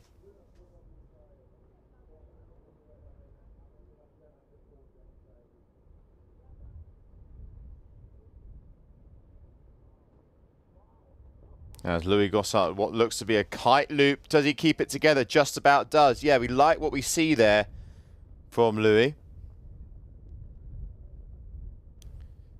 Winds also around 20 knots still.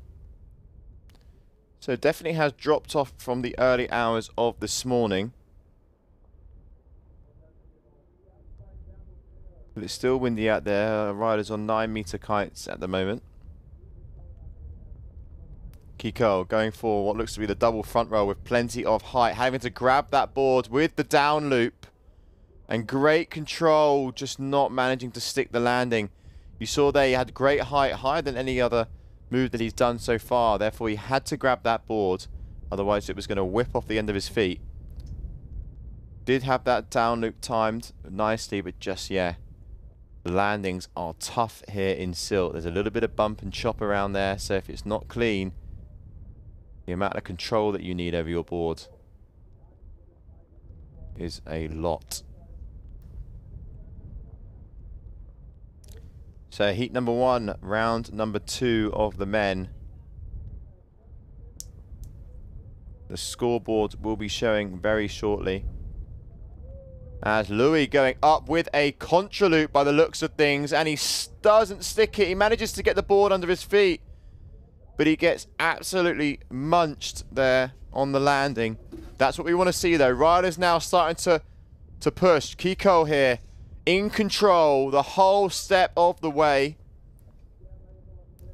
Louis showing great power though. That's one thing I like about this rider. He is going, you know, with the accelerator on in gear 5. As Kiko here, I thought there was a loop in there, but there wasn't. Some big scores coming our way. This is what we want to see now. As we have a back roll tic-tac from Louis, the 6.17. A double front roll from Kiko there, 6.58. Scores now visible on your screens as well as mine.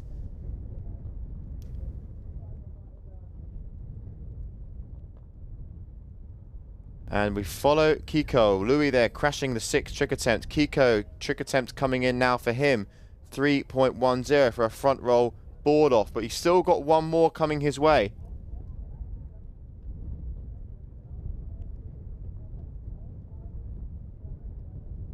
So the only difference now is you probably notice it's a little bit speedy, which is always good. It's exactly the same in regards to the criteria. The criteria stay the same. 6 trick attempts. Once all riders have done 6 trick attempts, they will continue with that 1 minute break, as Kiko there just flying through the screen. And then it will continue with that 8-minute wave. So really the only change is we're not going turn by turn when it comes to the freestyle maneuvers. As Kiko there, yeah, just pulling that loop very late. And also in the shallows there. Got to be careful of landing in the shallows, especially feet first. So 6 trick attempts now done from our riders. I imagine now we'll be moving on to the wave section.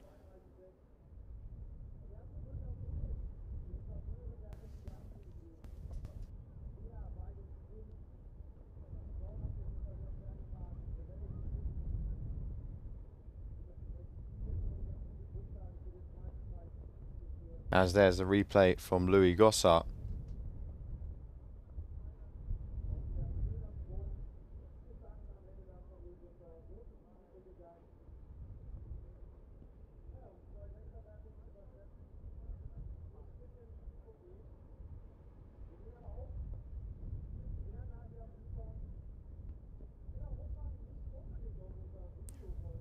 Okay, so Louis there just communicating to the beach.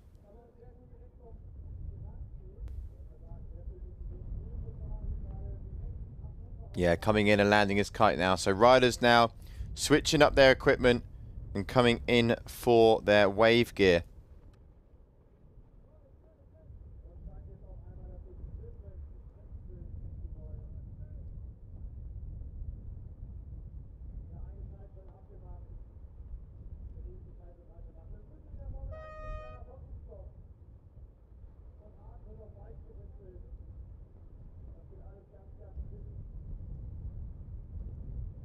Okay, so here we go now. We follow Kiko. 8 minutes of waves has started. You can see there he's just altering a little bit with the power of the kite. Don't know if he actually came in and swapped his kite. It looks like he is actually coming in to swap now. Pointing towards the beach for the caddy. Yeah, he's also coming in. And yeah, you can see there's another one of his kites in a smaller size. So caddy here. Yeah, tap the head. If you don't know what that means, if anyone watching, if you tap your head when you come into the beach, it means, can I have a land, please, mate? And then Kiko now getting ready for liftoff and takeoff again. Look at that, the kite's already up. Absolute A-class service there for him. Has he changed the board as well? Doesn't look like he's changed the board.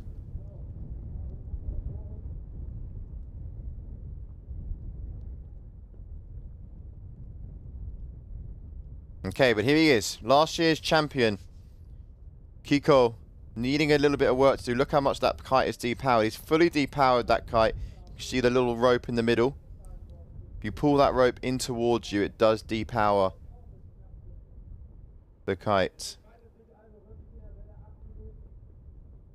And Louis here in the blue lycra looking to start to engage on this smaller section of wave, which doesn't have anything. No power in that wave at all. Riding the mush. So the 8 minutes is up. The 8 minutes has started. And looking at the scoreboards, there's not a lot in it between these two riders at all. 0.50 of a score.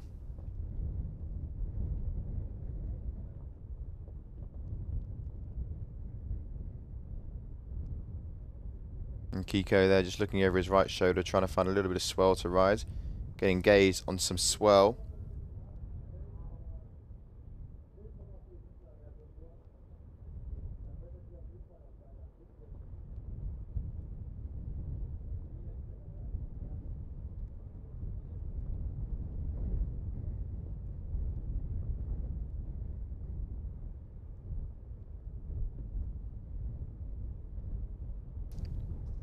And Kiko there getting into the shallower section of the beach break.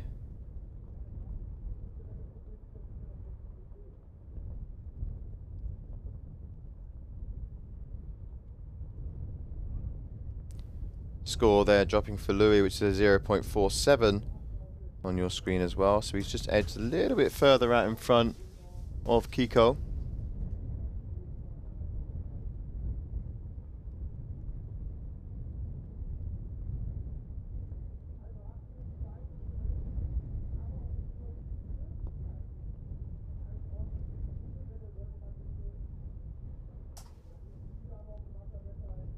Probably reaching the halfway point now between that 8-minute mark.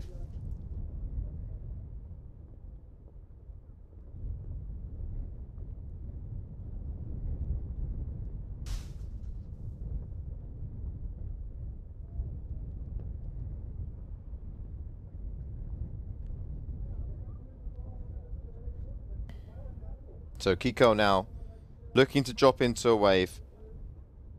As you can see now, steering the kite. Is he a bit late with it though, or has he timed it perfectly? No. Just timed that turn a little bit too late. The wave was already breaking.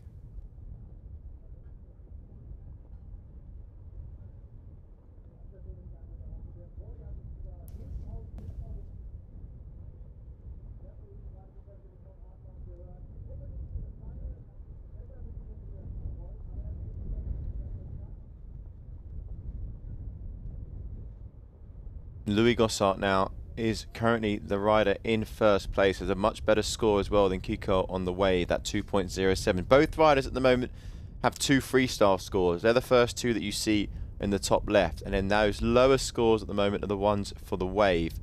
Kiko really wanting to get rid of that 0.80. That's not going to do him any favours when it comes to trying to get into first place. There's probably about 3 minutes or so left in this heat. He's going to need to drop in now. He's going to need to drop in a little bit earlier and initiate this turn now. Come on, Kiko. Here we go. Again, losing it.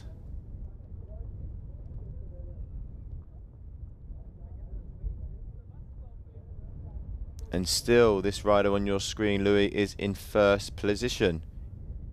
He will be making it through to round 3 as it stands.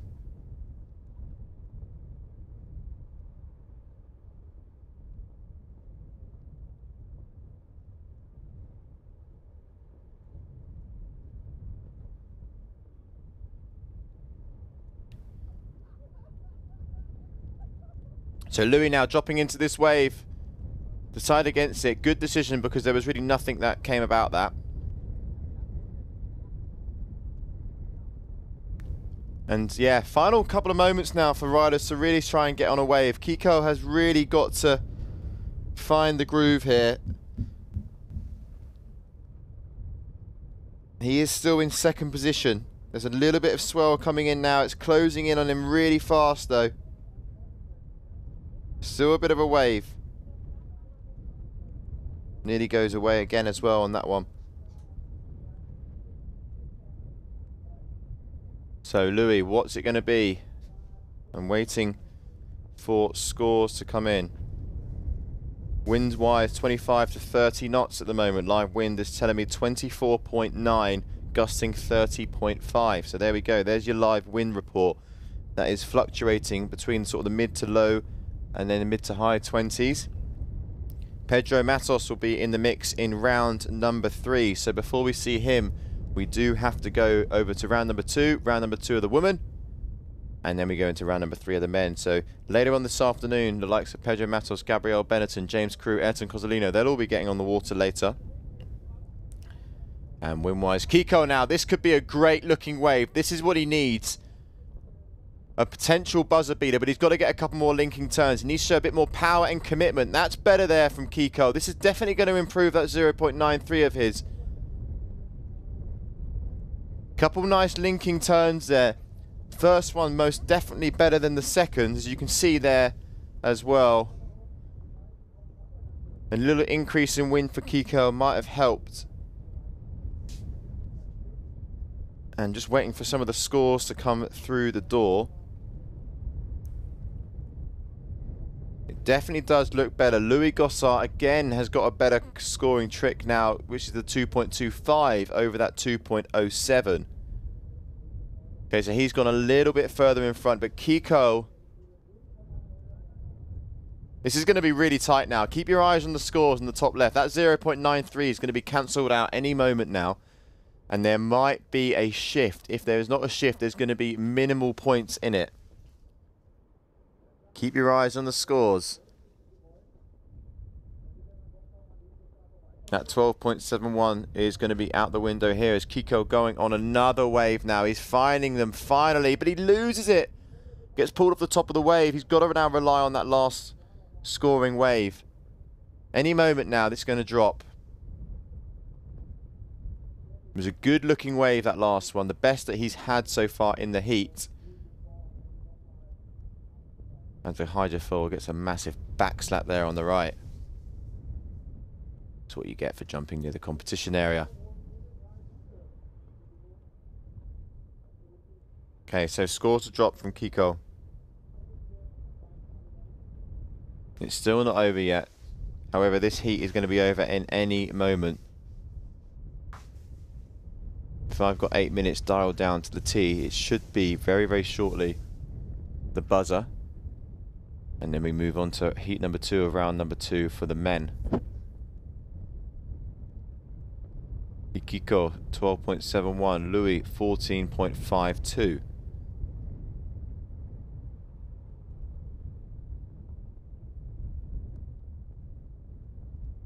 Lots happening here at the Defender GKA Kite-Surf World Cup 2024. What do we reckon? Do we reckon Kiko has got it, everyone? Let me know in the comments. Do you reckon that last wave of his is going to be enough to send him through? And there it is, 3.40. So it has given him enough points to bump his way into first place just when he needed it the most.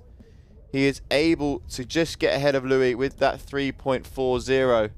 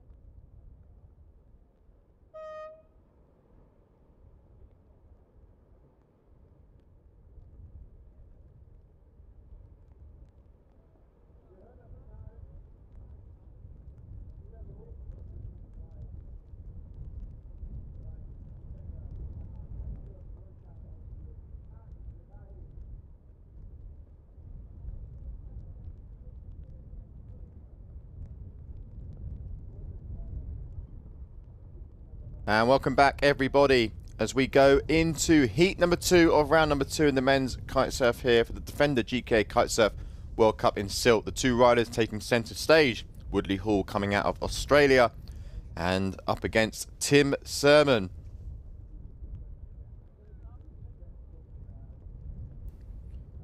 So we can see there Tim on your screen.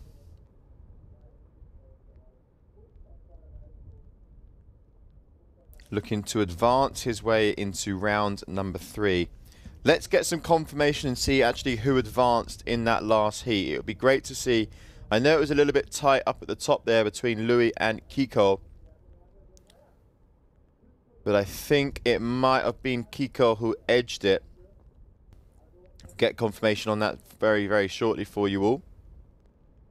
But we're now into freestyle as Woodley Hall going for that board flip with that rotation and getting yanked off the board. Tim here riding the Carina gear in the black lycra, Woodley in the blue. 6 trick attempts. They all can jump at the same time. So it's a little bit faster now.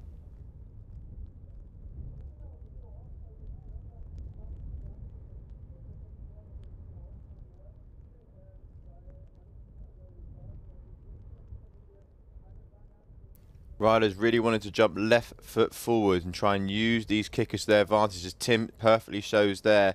Just goes for a back roll.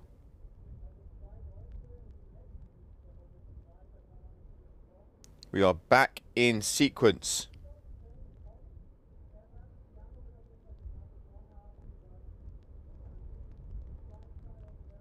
As Woodley Hall here turning around.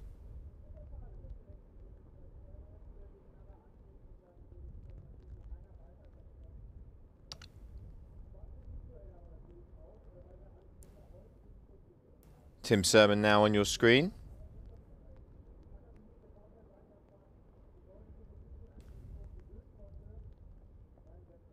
And just while we are in this little bit of a lull, while both riders aren't tricking, let's explain a little bit about the judging criteria when it comes to these tricks. Judges are looking for height and power, which was definitely shown there by Tim. Pretty stoked with that landing, isn't he? He loves it. Look at him. Let's have a look and see what the judges think of that one, because he definitely had the height and the power. I mean, he couldn't have timed that any better when we were talking about judging criteria. Woodley Hall going for the same back roll into a board flip, loops the kite on the way down, and again manages to stomp his landing there. So 2 solid tricks from our 2 riders here out on the water. But Tim, look, he's still absolutely pumped from that one.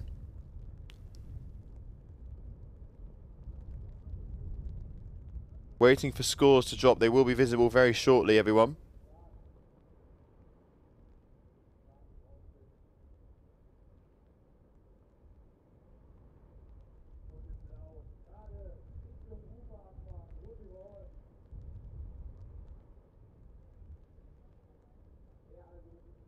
Right.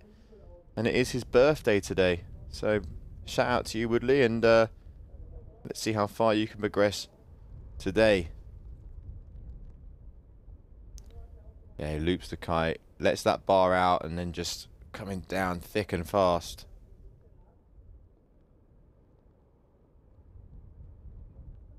Wind is around 20 knots still, so it's really fluctuating. It's actually dropping a little bit more. I can see now. Oh yeah, big drop now, down to about 14, so it's pretty gusty out there. But this wind speed is going up, down, up, down, up, down all the time. Yeah, bumps back up now to 22. So just tells me there that there's a few gusts coming through, which is strong. As Tim now going for an invert the front roll. And just landing straight in the wave. I think even if he was to be successful there, that wave was breaking where his landing spot was. Woodley now turning around, engaging that kite.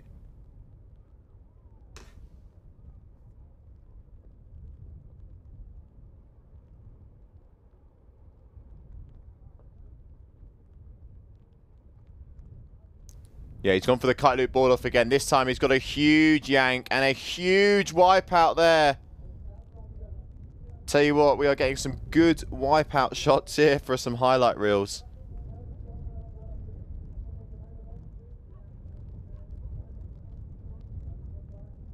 Scores coming in. I know they're not visible just yet. Waiting for validation to come through from our judges.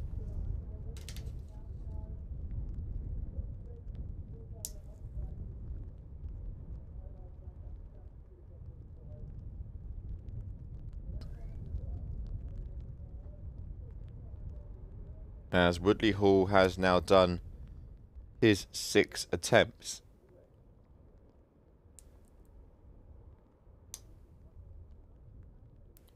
Tim has his last trick attempt coming up now. By the looks of things, he looks in good spirits to be going into the lead here.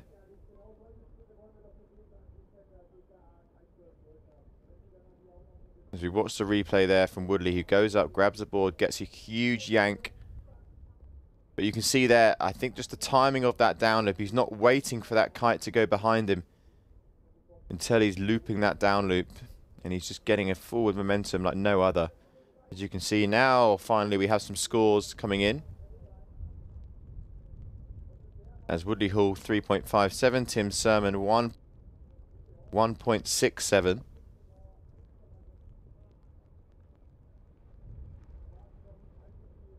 And they're coming now into change to the wave gear. As you can hear the buzzer there. So wave time it is.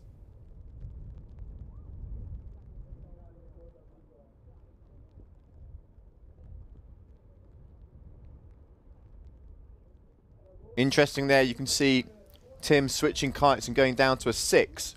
So although I did say that the wind was a little bit up and down and on the lighter side, I actually think that probably it's windier than we think actually in here. Because for Tim to ride a 6, it's got to be pushing 25 to 30 knots. Wonder why he might have a twist in the lines here. Let's stay with Tim.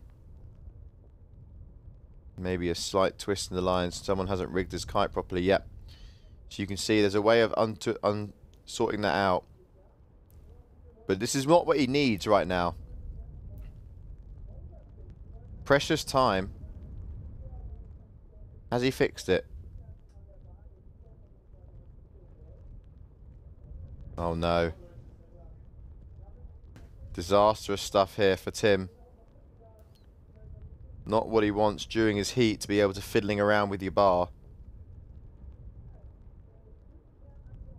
Okay, any progress here for him? No, he's got to rerun it. He's got to get his other kite. Nightmare for Tim.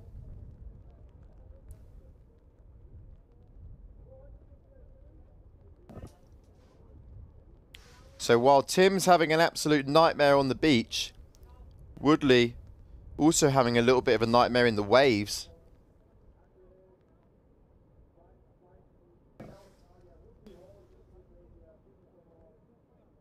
And Tim's now got to unfortunately ride a piece of equipment that he doesn't really want to be using in the waves.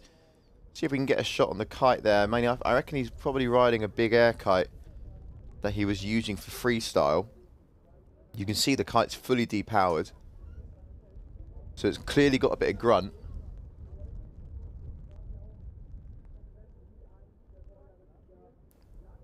And both riders just struggling a little bit out here at the moment with the waves. I mean, it's very tough out there. Tim on an 8.10 combined score, which you will see shortly. That's made up from 2 freestyle tricks. So he's not in the worst of places.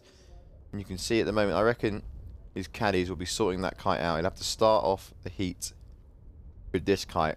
And maybe he does the old tactical switcheroo. Comes in for the other. But he wants to get some wave scores on the board, because at least one of them has to count towards his score. Yeah, you can see he's riding that Moto X there. That is not designed for what he wants right this moment. But he's doing alright. You can see there. Nice little check turn. Looping the kite. Getting caught up in the mush there.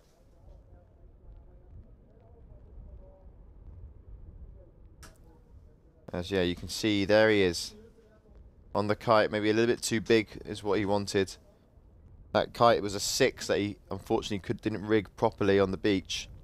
So definitely smaller than that. That looks like it's an 8 or a 9. So it's going to be pulling like a train. Nonetheless, he's getting some scores locked down.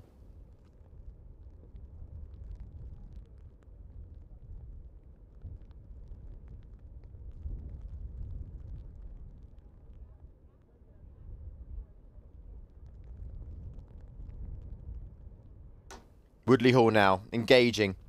Backside riding, so he is down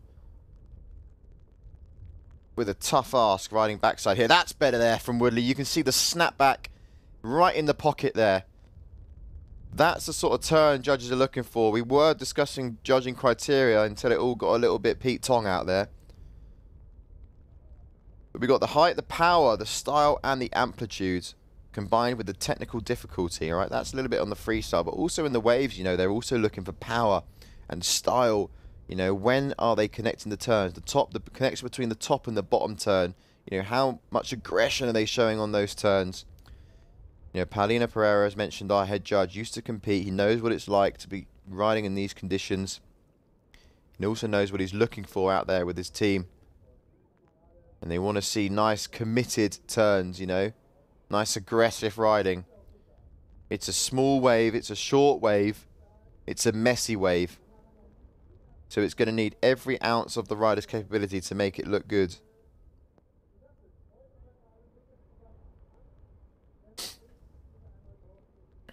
As scores starting to drop. Wave scores actually aren't on the scoreboard at the moment. Those scores are purely just freestyle. Woodley only managed to land one freestyle maneuver, so he needs 2 good scoring waves here.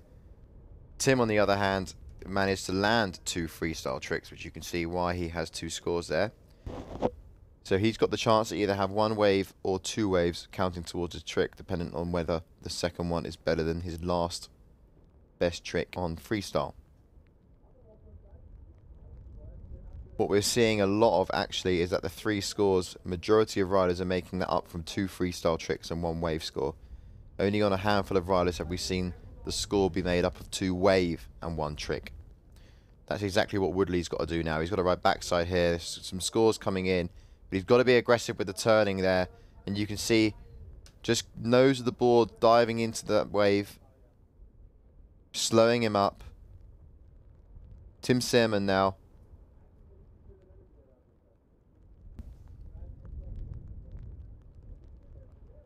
Looking over the left shoulder, looking over the right, seeing what's about. Beach break starting to form a little bit, but he's not going to get a lot of movement on this. He's going to have to commit quickly. You can see where that kite's positioned a little bit too far above his head. It's not allowing him to really commit that second turn into that wave.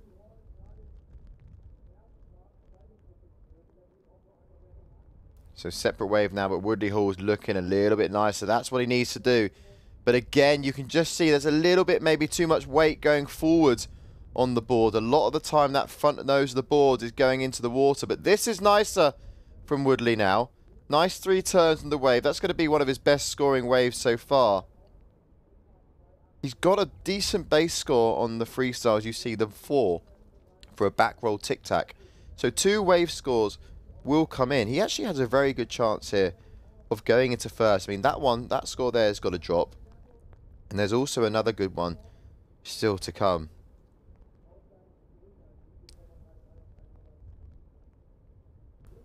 18 knots out there.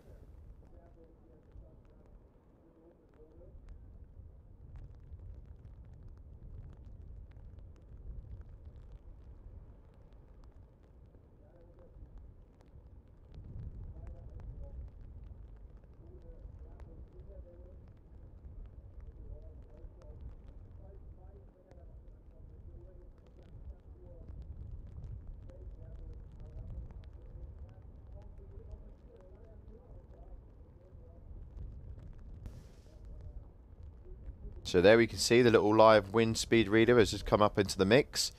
And yeah, 15 knots at the moment, so it's definitely dropped. Woodley here on this last final wave. This one's going to count, as you can see there, bumping a little bit more up towards the 20 knot mark now. We have seen it creep up to 30. Should be the plan of action for later on today. There you go. It's starting to increase a little bit more, and Woodley showing nice variety as we wait for scores to now drop as heat number 2, round number 2 comes to an end.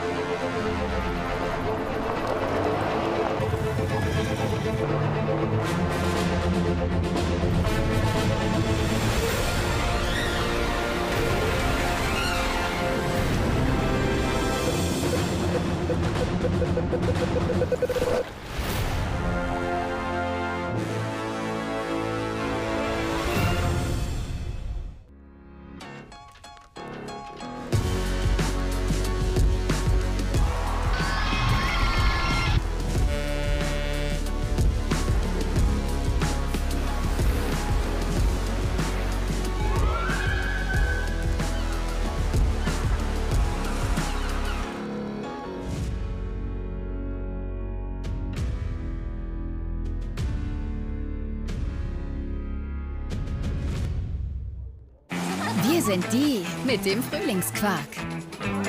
Würzig mild, extra cremig und immer frühlingsfrisch. Für euch haben wir immer neue Ideen, damit für alle was dabei ist, auch vegan. Macht's euch einfach lecker mit der Quark- und Streichvielfalt von Milram. Jetzt wild und neu, Frühlingsquark Wildkräuter. There's so many different places that I've never seen before, and a million things I never felt this way. Time to go now. New horizons waiting, sail away with me. Where the oceans meet the sky. AIDA. Erlebt euch anders.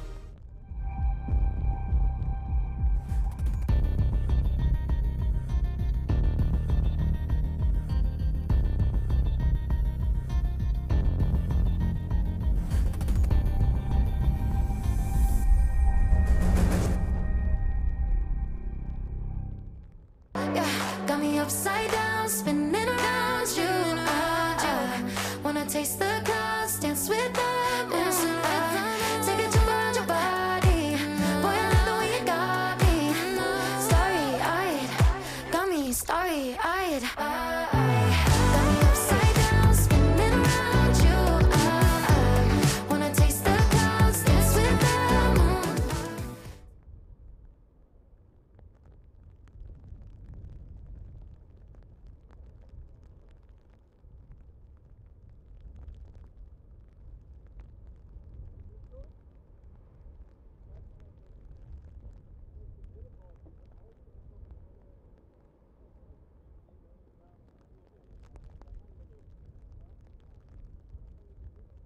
Okay, so next up we have Theo de Menaz against Luca Duffin. Round number 2, heat number 3, men's kite surf here in Sylt. For those of you wondering, we are in Sylt, Germany for the second stop of the year. And it is, well, let's say summertime here. But obviously looking at the weather, we've sort of got a little bit of a cloudy sort of storm-like week. Solid forecast for the next few days.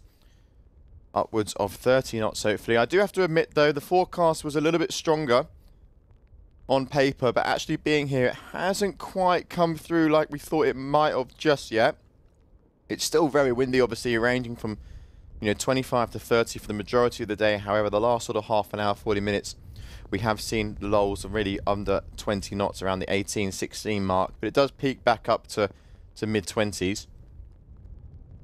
But hopefully, yeah, that forecast will start to poke through a little bit more, and we'll go upwards of 25, 30, maybe even higher than 30 knots. That would be epic if we could time that nicely and see the likes of Ayrton and James. I know we spoke to Ayrton in an interview, and he was saying how keen he would be to potentially throw a few double loops in the freestyle. And that could potentially be very interesting, as Theo there landing a freestyle move of his, as we have 6 trick attempts for freestyle riders. If you've just tuned in, how the system and the scoring works is that we have 6 trick attempts, and it's all about the riders trying to get the best score they possibly can. After those attempts, we go to 8 minutes of pure wave riding. All riders have 3 scores that go towards their total. One is going to be their best trick, the other one is going to be their best wave, and then the third scoring trick has the option of either being the rider's second best trick score or second best wave score. That is then all calculated up into one big total, and then it's the winner that makes it through to round 3. And we are currently in round number 2. We have one more heat after this with the men, and then we go to the women round number 2 before we embark on round number 3. Local time is 1:45 in the afternoon here in Sylt. Yesterday we competed right up towards 7. So plenty of time left on the clock. And if you lose this round, it's time to pack your bags and say goodbye. So no one wants to be losing here.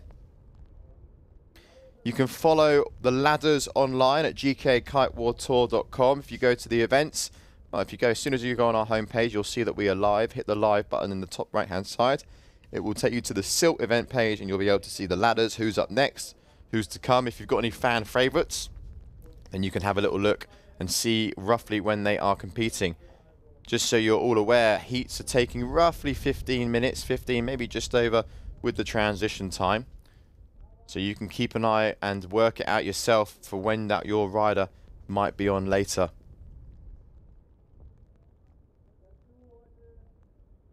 Round 2 is taking just over an hour, about an hour and 15 minutes, I believe, for the next women's round 2 as well.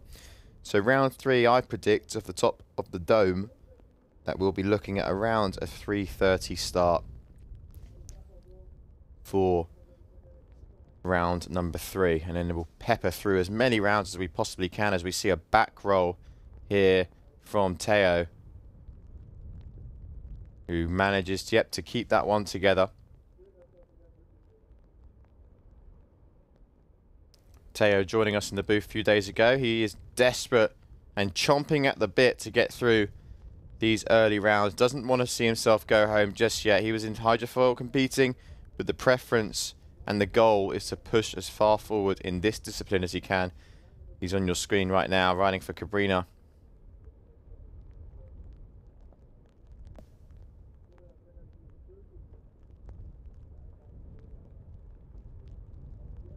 And crash there for Teo.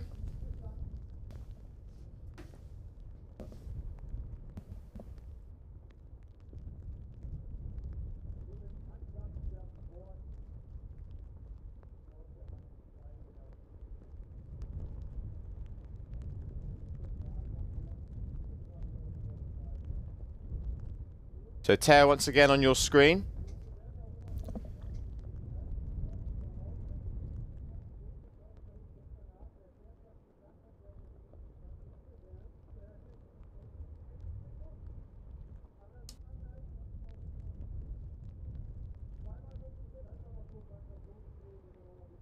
Double front roll there from Teo. Landed very nicely. He'll be happy with that one. Those are scoring quite nicely if well executed. It's all about the execution as well. It's all well and good landing the trick and getting those scores, but sometimes you need to perform them with a little bit of extra style.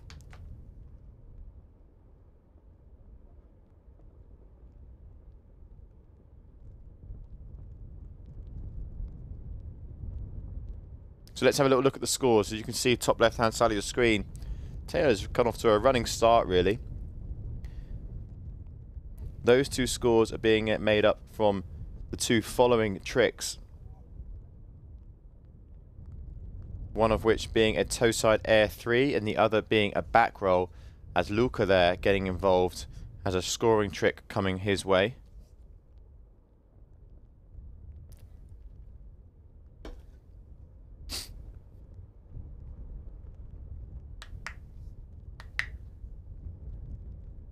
Teo now coming in right foot forward.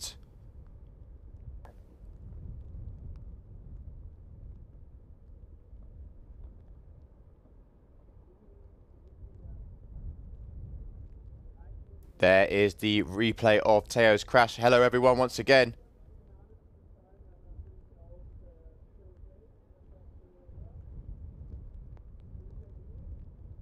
As Teo coming in, jamming the fins in the board, he's coming in because he knows he's done his 6 trick attempts. So there you go, you see the change in equipment. No change in kite, but change in a board. You can see the different shape. That's a fish there, fish style board.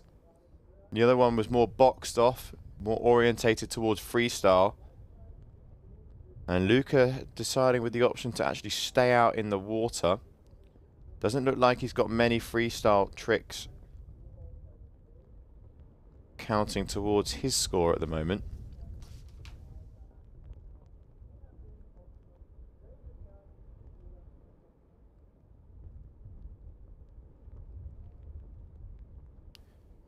So now moving on to the wave elements.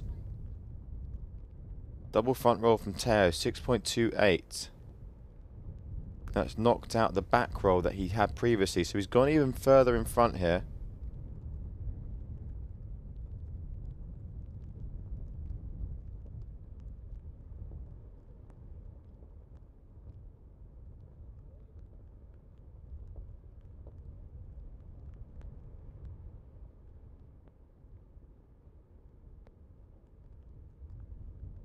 Just waiting for these riders to find the groove a little bit.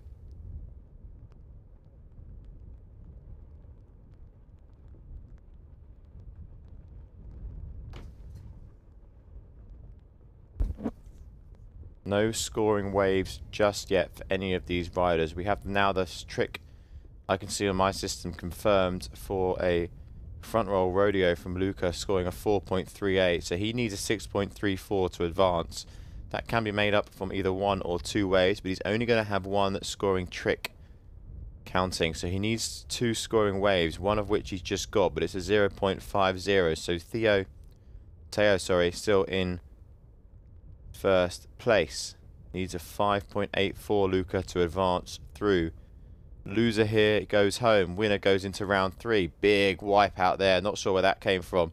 Either a wipeout or spraying off some water from the back of the lip. But Teo, yeah, he's on a 7-meter kite here. And just looking around as to say, where is my wave? Which wave am I going to go? He's sort of just hovering a little bit on this little bit of swell, which is starting to develop now. And you can see, yep, engages the kite.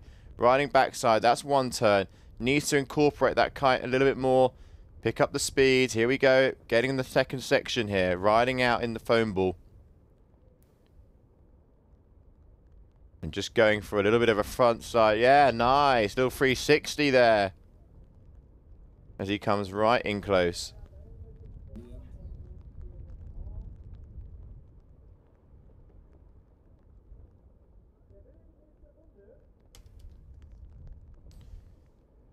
So that's going to be a great score there from Teo.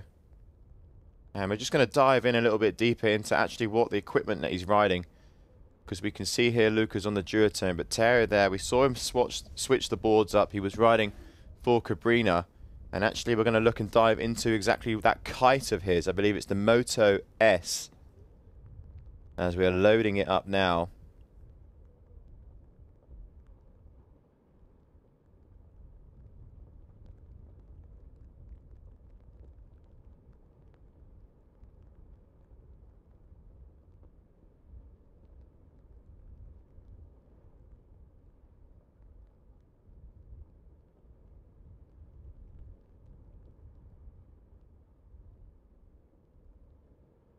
So Teo there riding that 7-meter.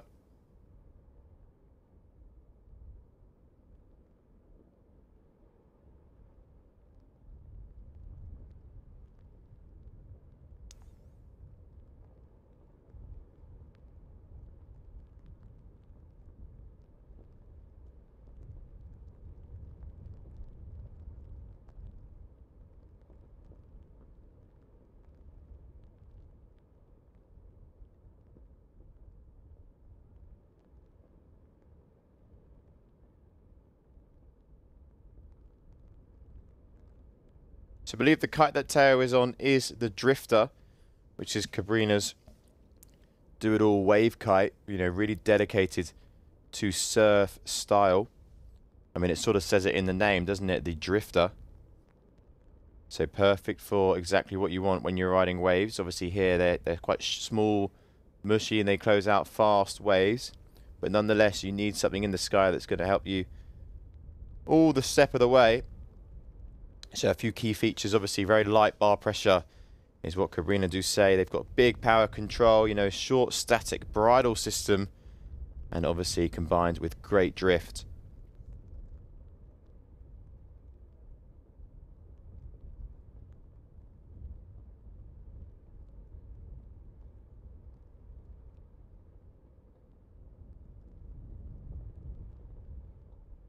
Teo now on your screen.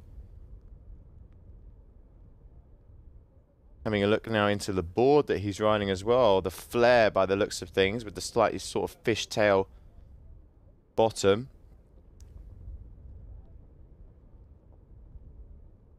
Good for getting you up and getting going in the lighter conditions. Also very fun, playful board. Probably can also be used with a little bit of freestyle as well. That sort of fish shape.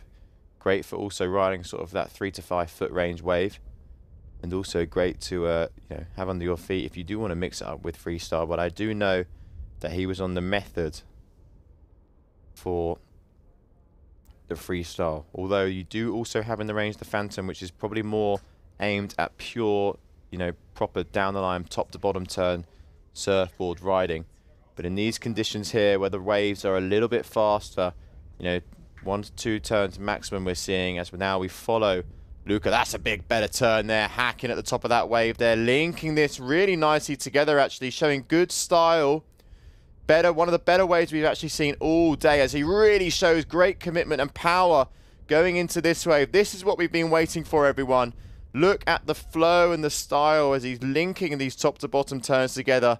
Finally, the patience has paid off for Luca there, and that's exactly what he was looking for. A couple of good wave scores already.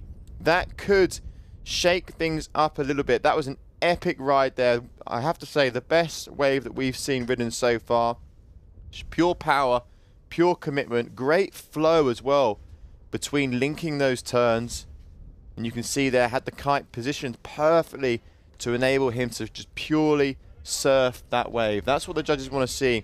Pure surf riding. You know, the kite is there to help you out, but if you can just ride the wave and connect the turns, then the judges are going to like what they see there. Big score coming. I think one of the better scores that we've seen so far.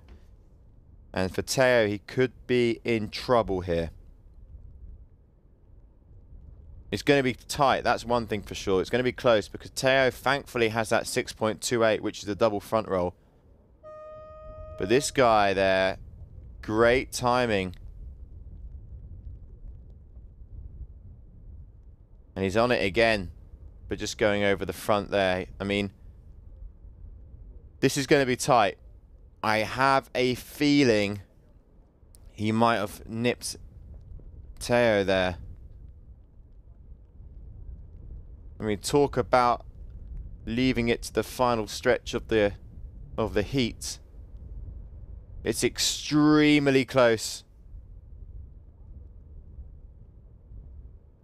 It is extremely close. I still want to wait for judges to validate these scores. It's looking like there's not even a point in it, not even half a point in it.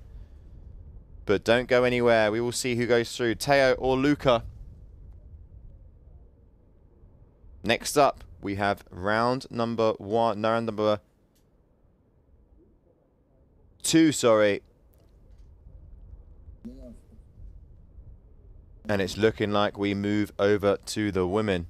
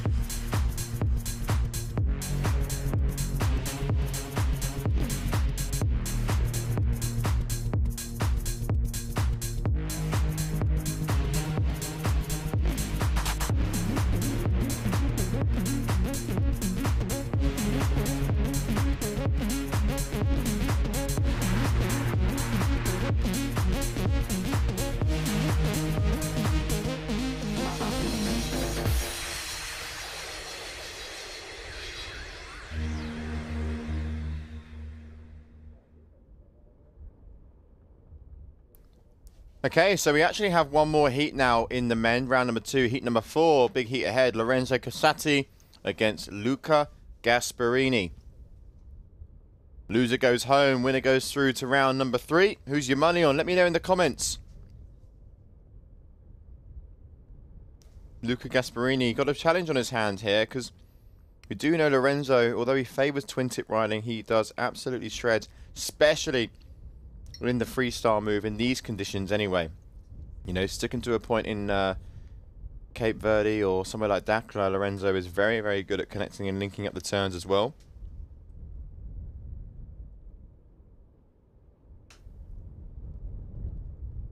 But he's also very solid on the freestyle. Okay, so scores can be found on the GKA website. Still waiting to see exactly who made it through in that last heat. There's a huge kite loop maneuver there from Lorenzo. I mean, that board just puts it in the right place at the right time.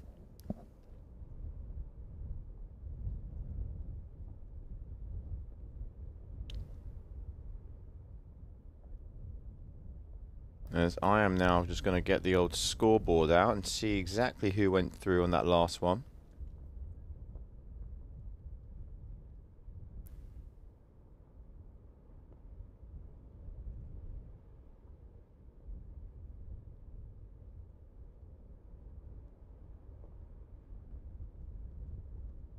Oh, it was close. It was extremely close there between Teo and Luca. It looks like Teo got through by 0.10 of a point.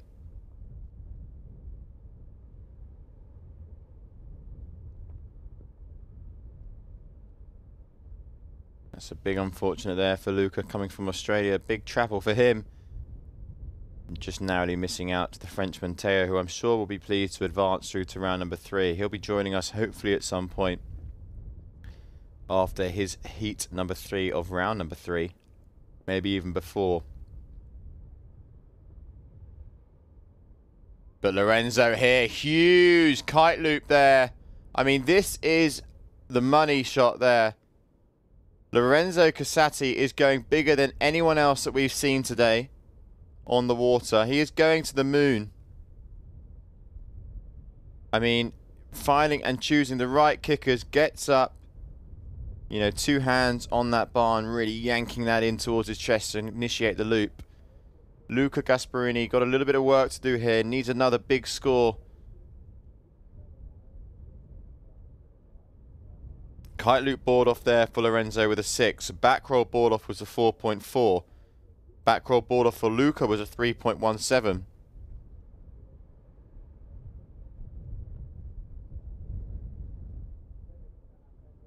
As Lorenzo is just not stopping one bit. Landing everything. Everything he touches at the moment turning to gold here.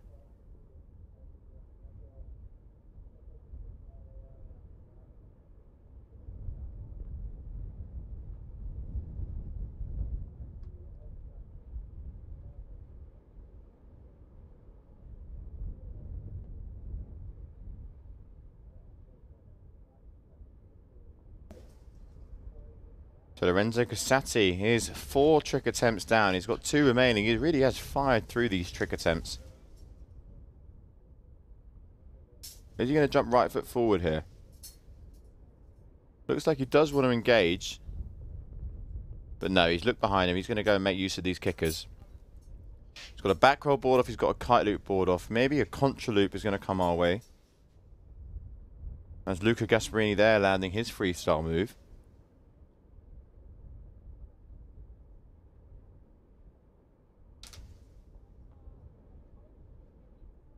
Goes up. Manages to just keep a hand on the boards. Coming in extremely fast. How in the hell has Lorenzo Casati managed to keep the board under his feet there?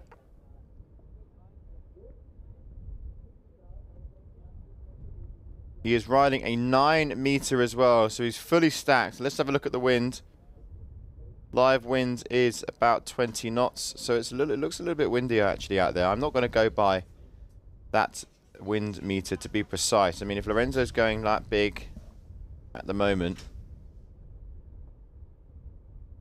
Luca there crashing out, then it's got to be windier than 16 to 18 knots. It's got to be. I'm going to have a little look and peek out the window. Yes, Heel Vloot tuning in now as well on the stream. Yeah, Lorenzo is on absolute fire. I mean, that's 5 trick attempts done, 5 scores made, and they're going to be an increase as well. You're going to see an increase on Lorenzo's score of that 10.40. That's definitely going to be going up, because I'm seeing 7s drop in now. And here he is again, Lorenzo Casati taking off. That's one of the smaller ones, that kite loop late back. Impressive as it is, that will be his lowest scoring trick most likely. Not much height there at all in reference to some of the other tricks. I mean, there you think he's just going to lose the boards, and just about here, coming in with so much speed, and the landing as well here in Sylt is that choppy landing, those choppy conditions. It's so hard to link the landing together, especially when you're coming down from that sort of height with that sort of speed with no straps on the boards. Incredibly talented, this young man. And it's looking like Lorenzo with his trick attempts. I'm just having a little look. Yeah, plenty of tricks still to drop. Kite loop front roll rodeo scoring an 8, which you've just seen drop down. Luca Gasparini there coming in looking slightly frustrated. I mean, why wouldn't you be when you've got this guy who's just dialing down and hitting home runs at the moment?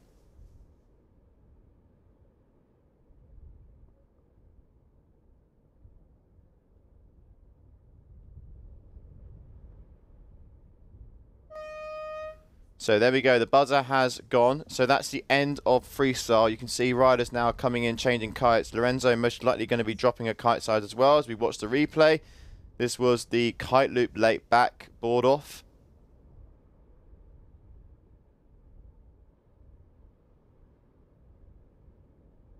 And yeah, as I said, the smaller of his jumps there, I mean, he was just picking and choosing the exact moment to jump. He knew exactly where to go on the wave. And I think that's just his experience in big air general riding. These are the conditions, especially for the freestyle element, which favour someone like Lorenzo. He knows exactly where to take off from, how much speed he needs, and I think all that twin tip riding and training in these heavy conditions, you know, for the first part of this heat anyway, comes into favour. And now we focus now on the wave riding. So can he be as impressive as he was on the freestyle, or are we going to see a mix up with Luca Gasparini?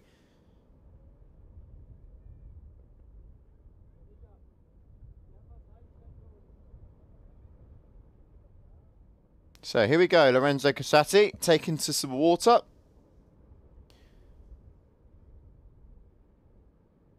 And dropping in. Luca there, out there at the moment. Let's see if we've got any scored tricks at the moment for Luca. No waves scored by anyone just yet. And here we go, Luca Gasparini now, looking over his left, looking over his right, finding a little bit of swell. As mentioned, and as you guys have probably seen throughout the day, this is the challenging part of the heat. This is where riders, this is where it can really make or break a heat. If you find the right wave at the right time, like we saw from the last heat, Luca, who unfortunately didn't go through, but he found the best wave of the day and was able to get 4 to 5 turns on it. We really haven't seen that much, actually really getting 2 or 3. So here we go, Lorenzo Casati dropping in. Big beach break here, but a lovely initial turn there. You can see looping the kite, gaining momentum, gaining speed, and just putting in a couple of check turns there. I count 2 turns there on that wave. So a nice opening score for Lorenzo. He's now got that wave score. He's got a kite loop tic-tac and a kite loop front roll rodeo, which make up his 15.23.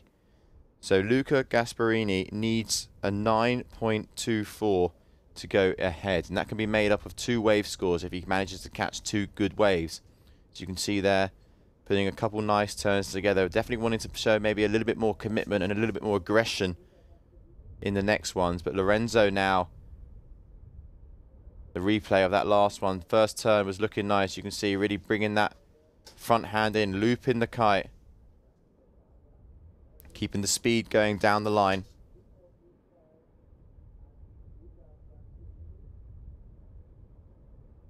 And Luca Gasparini now. Scores dropping.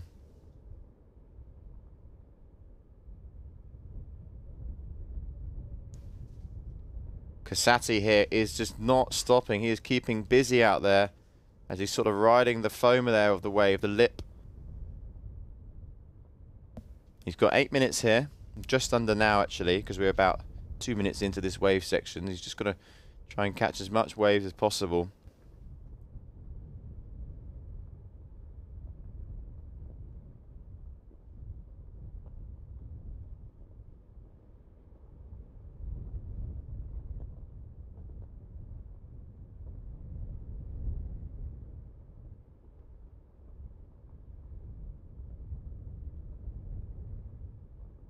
Okay, Gasparini now.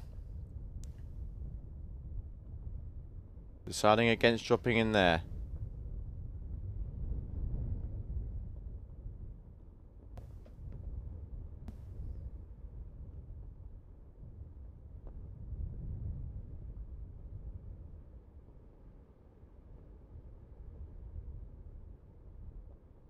Okay, Kasati, big, nice hack and turn at the top there. This one looks like a nicer wave.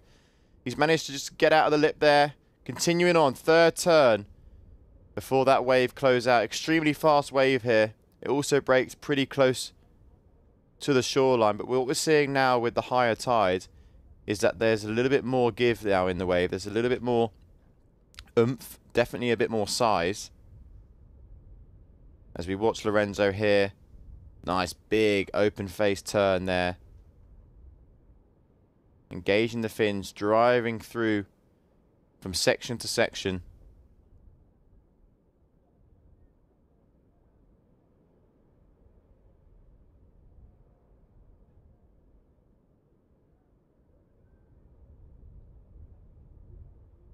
And let's just have a little look at some of the scores coming in.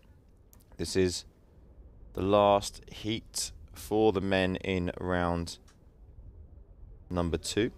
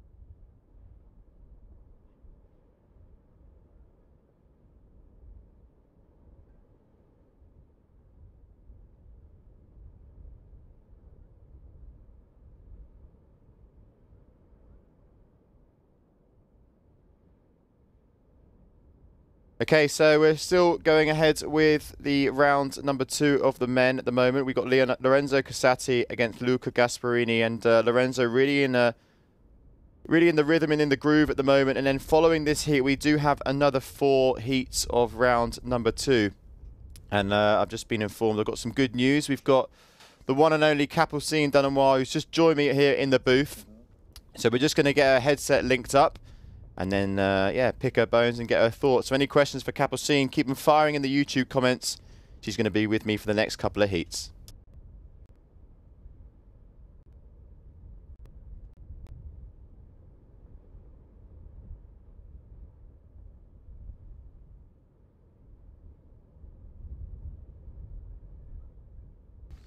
Okay, Capucine, how are you? I'm good. I'm good. Very happy to be here. Happy we're having wind. Yeah, no, it's good. I mean, like, this year in Sylt, we've got such a good forecast. And you've already been on the water this morning. Just while we're wrapping up the men's heat here, how was it out there for you? What do you make of the conditions this year? I know that you enjoy a format like this where it's a mixture of both wave and freestyle.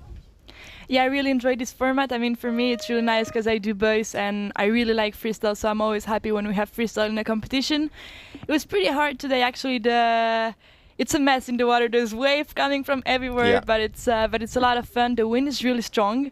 I was on a 6 and then after on a 5, so it's really, really strong, and apparently it's just going to pick up, so it's going to be a nice action to watch. Yeah, you've made it through, obviously through to round number 3, so you've got a little bit of time until you're going to be back on the water. What do you make of the level of competition we're seeing so far? I mean, obviously, I don't know if you managed to see a little bit of Lorenzo there on the freestyle, but he was going massive. And yeah, the level is going through the roof. Yeah, it's really impressive, and I think it's really nice that we're getting some strong winds, so we can really show what we can do, and some kite loops. So yeah, it's really nice. Yeah, no, definitely. I mean, if we look at the event from last year to this year with the conditions, I mean, when we saw the forecast this year, we were obviously really amped, and we know that we're going to get a good solid 4 or 5 days of strong wind. Last year wasn't quite the case, was it? Yeah, I think last year we had max like 15 knots probably. I was really hard, and well, 1 week before going to Sylt, it was going to be the same forecast, 50 knots, so I was not really happy about it. And then 3 days before it changed for like 30 knots or over. I was really happy about it. I've been training in Brazil for 2 months, and it's like 30 knots every day. So for me, this is forecast I love. And yeah, it's super exciting to finally have the proper Sylt condition as what I think 3 years ago I was competing here. We got similar conditions, and that's what I really enjoy. Yeah, no, it's good. And I was just about to ask you as well, the preparation that you've had in towards the event. You've obviously been and are actually based out in Praia. How is it out there for training? Are you saying you get consistent 30 knots? But yeah, how is it, and how do the conditions in Praia be like the ones here in Sylt? Yeah, well, in Praia it's way warmer. Yeah, no, you definitely don't need a wetsuit. But yeah, in Praia it's well, it's the same, but just coming from the other direction. But it's pretty side like today, side on. So it's really similar. It's a bit less choppy, but it's still very choppy. And yeah, I've been there for the past 2 months, I think, training a lot.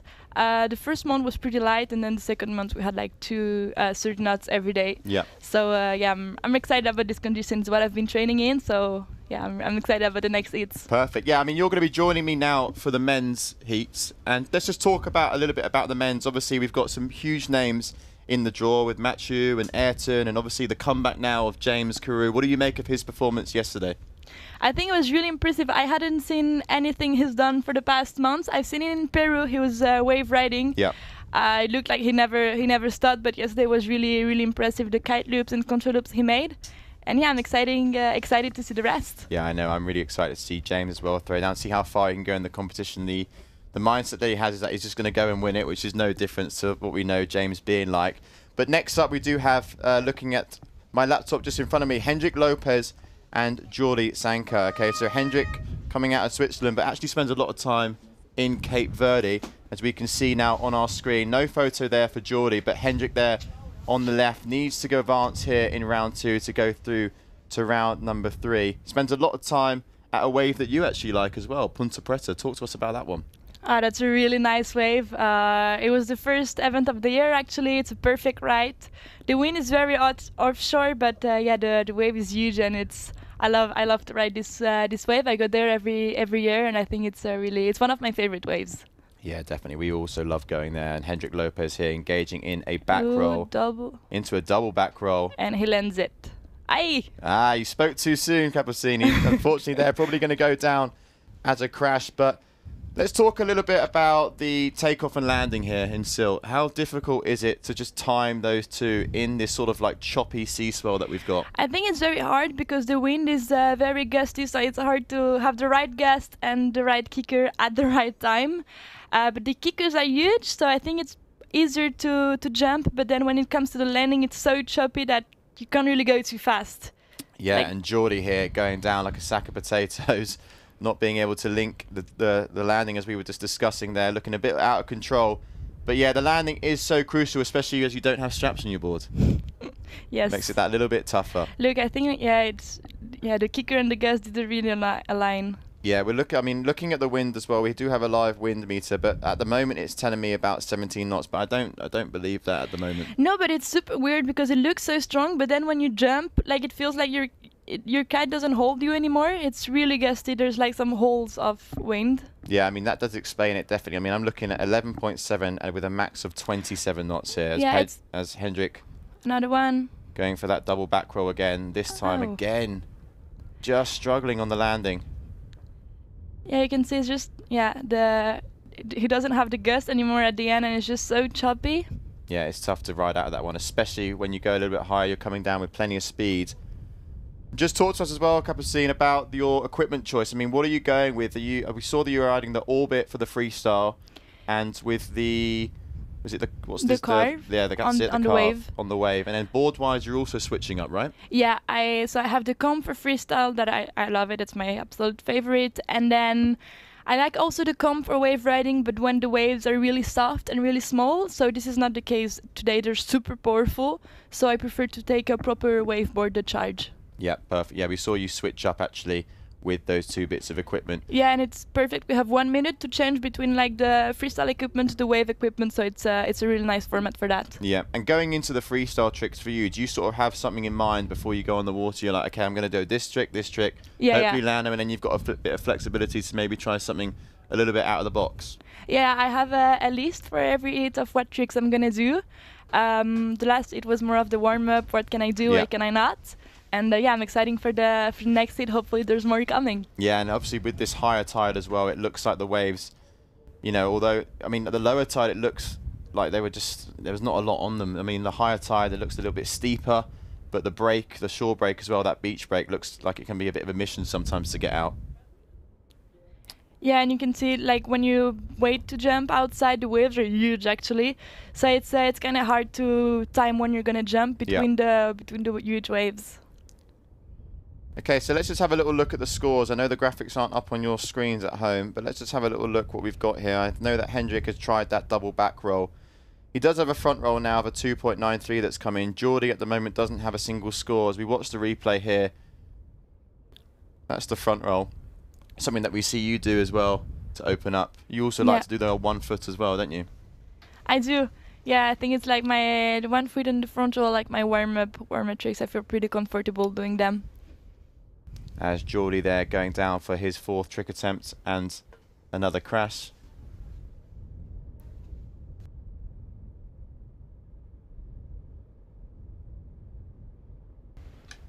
Okay, so Hendrik, believe he is on trick attempt number 4. You like having 6 trick attempts? You think that's enough for you?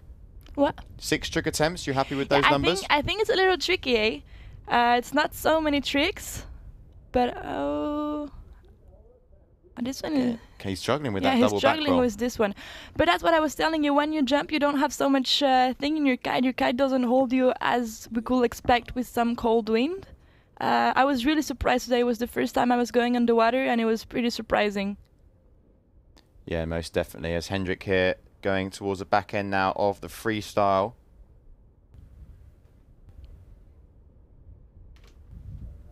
I'm not sure who that is. Maybe that's one of the riders in the next heat, or maybe a caddy. Sermon, I think. I think it's the Belgium. He doesn't look very happy, Hendrik. He doesn't know. You know. The wind is super surprising. It just switched so fast.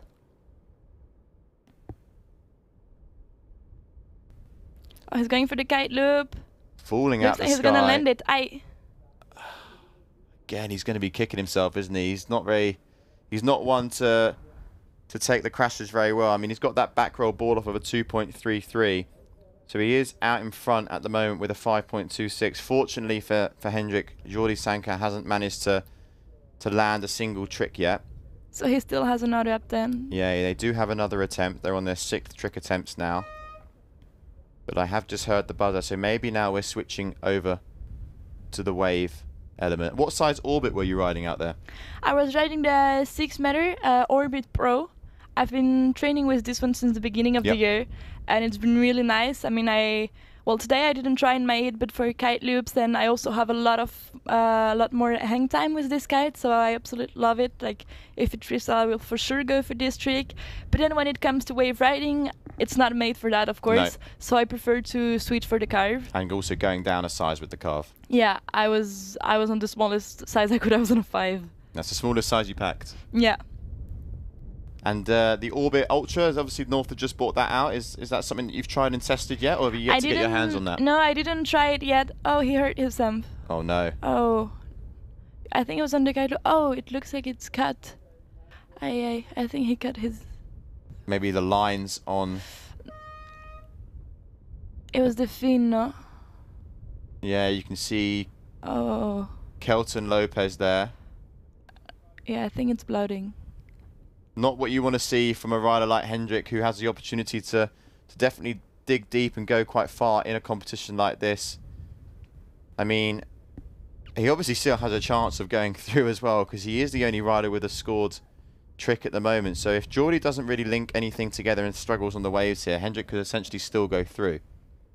Yeah, he has only 2 scores, and Geordie can only do 2 scores. Yeah, you can only get 2 waves. he can still win. So yeah, still a lot of the line. Not too bad. Maybe, yeah, maybe could be a bit lucky here for Hendrik, but hopefully he's going to be okay to continue, whether that's in this heat or potentially the next. The only one on the water now is Geordie, so 8 minutes. And how do you find the 8-minute time? Is that enough time for you to get a few waves out there, or do you feel a little bit under pressure with 8 minutes? As it's like short break, we don't really have sets. It's just waves coming from everywhere, so I think we don't really need more time. And I think we have 10 attempts waves, so that's enough. Yeah, no, definitely 10, yeah. The team is with him already. Yeah, nice to see Geordie's also come in. I wonder if he knows that he can actually still carry on and actually get a few more waves under his belt. That's the thing about these Cape Verdeans. That's a tough decision now, because they're always together. They're really good friends, so it's also a hard decision he has to make. It is. And what can you tell us about your brother? Where is he? Where is he in the world now? What's he working on? He's in Brazil. So actually, I told you 1 week before the forecast for Sylt was terrible, and then 3 days before we started to see like 30, 40 knots. And I was training with Camilo in Brazil still. He was spending the summer at home, and he was shredding. Since he stopped competing, he improved so much. No way. That's crazy. And then he was like, oh, I think I'm going to go to Sylt. And then he started looking at the tickets, and everything was aligning. But unfortunately, there was no more availability in the competition. So that's why he didn't join. If not, he was I know, I told him. He was tuning in actually during your heat. And I saw him comment on the YouTube, and he said that I told him he has to come to Morocco. Or he has to at least register for Morocco. No, I think this was the only event he wanted to do, because like... Because the freestyle element, is that why? Yeah, the freestyle element is what he loves, and also like 30 knots, over 30 knots, it's like what he's comfortable in. And yeah, he was doing some really impressive tricks in Brazil, so it would have been nice to see him here. But working on projects now? Some cool projects? He just graduated from his master, so he's also, he's doing both, and now he's doing a lot of cool video projects. I'm actually going to Indonesia with him at the end of Germany. I meet him in Indonesia, so I'm excited about that. So go straight from here to Indo? Yeah, and then Morocco. Yeah, Morocco is going to be the next stop on tour. How do you find going to a wave like that? Because that's pretty much more focused on wave riding. I think Morocco is a ride that is really easy to ride. So yeah, it's something I enjoy, and yeah, it's an event I've been since like 2021, something like this. Yeah. So I start to know this wave pretty well, and I really like it. But why is he doing a trick? Geordie's just absolutely, he's nailed one of the freestyle tricks, but actually now in the wave section. So we'll keep our camera on Geordie. We won't go on to Hendrik just yet, because we will find out for you, everyone watching at home, exactly what's happening with Hendrik. Maybe he's going to be okay in a little bit, but we'll find out. But one of the questions we're also getting asked, Capucine, now that you're in the booth, is just the sort of the overall vibe with having, you know, girls and females get into kite surfing, and you're obviously one of the girls and the females that really drives the sport for that gender. How do you feel about where it's going at the moment? Do you want to see more people get involved in the sport? I've just seen a kite flying in front of us. Yeah, of course. I think it's really nice. I remember my first competition, I think it was in 2018, and we were like 5 girls, and we were searching for another girl to be able to have a woman category. Yeah. And now we come to an event and we have like 15 girls, so I think it's amazing to see the sport growing so much with the women. And yeah, I'm always excited when I go to a spot and I see some girls riding a strapless. I think it's really nice. So yeah, the more the better. And they're also, I'm seeing on social media a lot of younger starting strapless, so it's really nice to see the sport growing for girls as well. Yeah, essentially, because I mean, it's very much easier for people to grab a twin tip and with your straps and get going like that. But as you say, strapless is maybe, you know, not as initially when they first get into kite surfing as attractive as going straight on a twin tip. Of course. And but it's also such a nice feeling when it feels like surfing, you know, when you're on a strapless, and that's what I always tell, like, try it, you know, you'll have a different feeling. And but I'm really happy about how the sport is growing, and I think it's going in the right direction. Did you always start going strapless, or were you initially riding twin tip? I think I rode twin tip like 1 year, and then when I started kiting, Camille was already doing strapless, so I was like, okay, I want to do like my older brother, you know. Yeah. And then I've always been doing strapless at the end. I think I've done like 1 year of twin tip just to learn. Now a multiple world champion. Yeah. Which is all good. When was your first world championship? When did you take that home? My first world title was in 2022. I think it was in Trifa. Oh, he's going for a wave. Oh. Yeah, my first was in 2022. It was in Trifa, and then in the same year I won a second one in Brazil. Yep, I remember that. Over in Taiba? Yeah, I think it was that. That was it, 2022, I think. Okay, so this heat still is underway. Jordi actually does have now a wave score, as we were speaking about, but he's still actually behind Hendrik. Not sure how much time is left, but it's definitely coming towards the back end of this heat. But he does have an opportunity to definitely beat Hendrik. He needs what, a 3.5 or something? Yeah, he needs a 3.54. Okay. To go through on a wave, and he's got another wave coming through, but it's not looking like it's going to do much favour for Jordi. It's looking around sort of the 1.5 mark. But you can see here he's starting to drop in on a wave. This one looks good. Oh.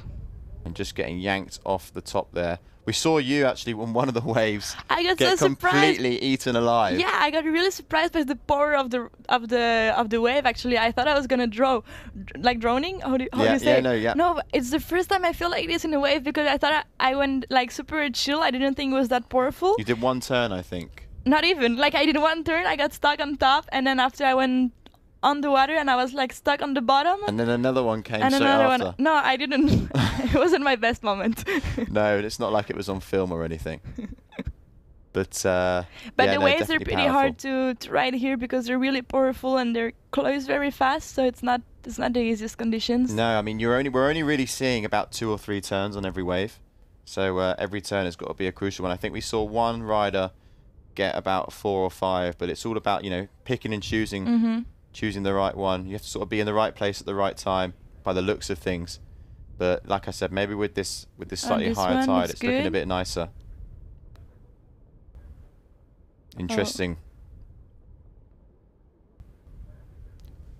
So yeah, round number 2, heat number 5. Hendrik still out in front, but actually not in the water at the moment. Looks like he had a little bit of an ankle or foot injury. Didn't look like anything majorly serious, but fingers crossed he'll be able to potentially compete in round 3 if he makes it through, as we hear the buzzer go. So that's going to be the end of round number 2, heat number 5. Up next we do have heat number 6, and that's going to be Leonardo Casati against Kelton Lopez, but I have to get confirmation if that's going to go ahead, because I do know that Kelton Lopez had a bit of a rib injury as well. So maybe we're going to be switching up straight to heat number 7. Don't go anywhere. We'll be right back.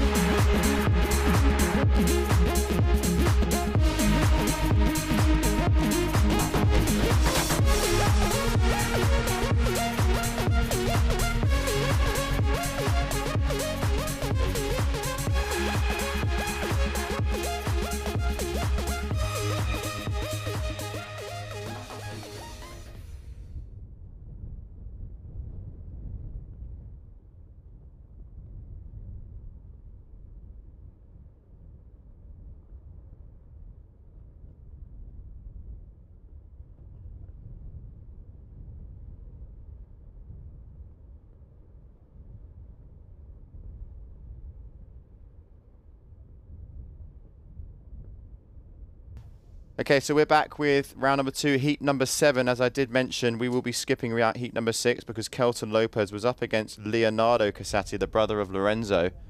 And yeah, he's got a bit of a rib injury, which he did mention in the live stream earlier today. And now we're going to be seeing Nicola against Leo Sermon. Photo not there. And yeah, the loser here will be going home. Winner goes straight through to round 3. Just going to try and see who they'll be facing in round 3 if they do advance. Oh, none other than James Carew. Okay, so the winner here goes into round 3 and faces James Carew. I'm still joined with Capucine here, who is the number 1 seed actually in the women's division. She'll hopefully maybe be on in round 3 later today, but we were just discussing it could be quite late on in the day. We'll be doing round number 2 of the men, round number 2 of the women, and then round number 3 of the men before heading over to round number 3 of the woman. Capucine, with the men's fleet, who do you reckon? Who's your money on? Let's go top 3.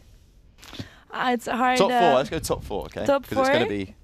well, I haven't seen many riders, you know. I know I've seen James yesterday was riding well. Also, I've been training in Brazil with Gabriel, and his shredding is not only because he's my boyfriend, but we've been training together, and he was really impressive. So I think he definitely has his spot in the top 4.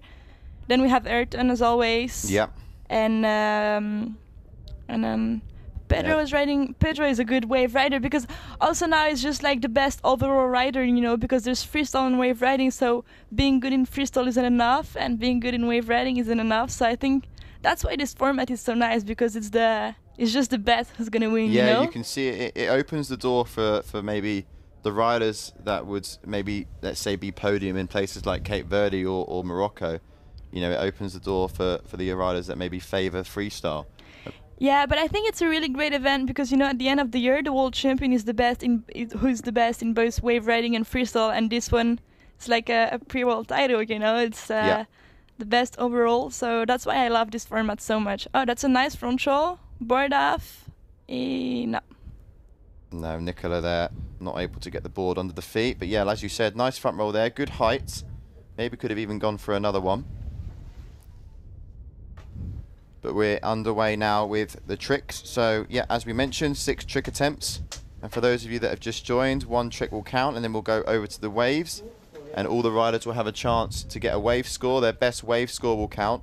And then the third score will either be made up of their second best trick or their second best wave. So yeah, a lot of flexibility, and a lot can happen here as we now follow Leo Sermon from Belgium. You ever been to Belgium? Never. Neither. Have you? Neither.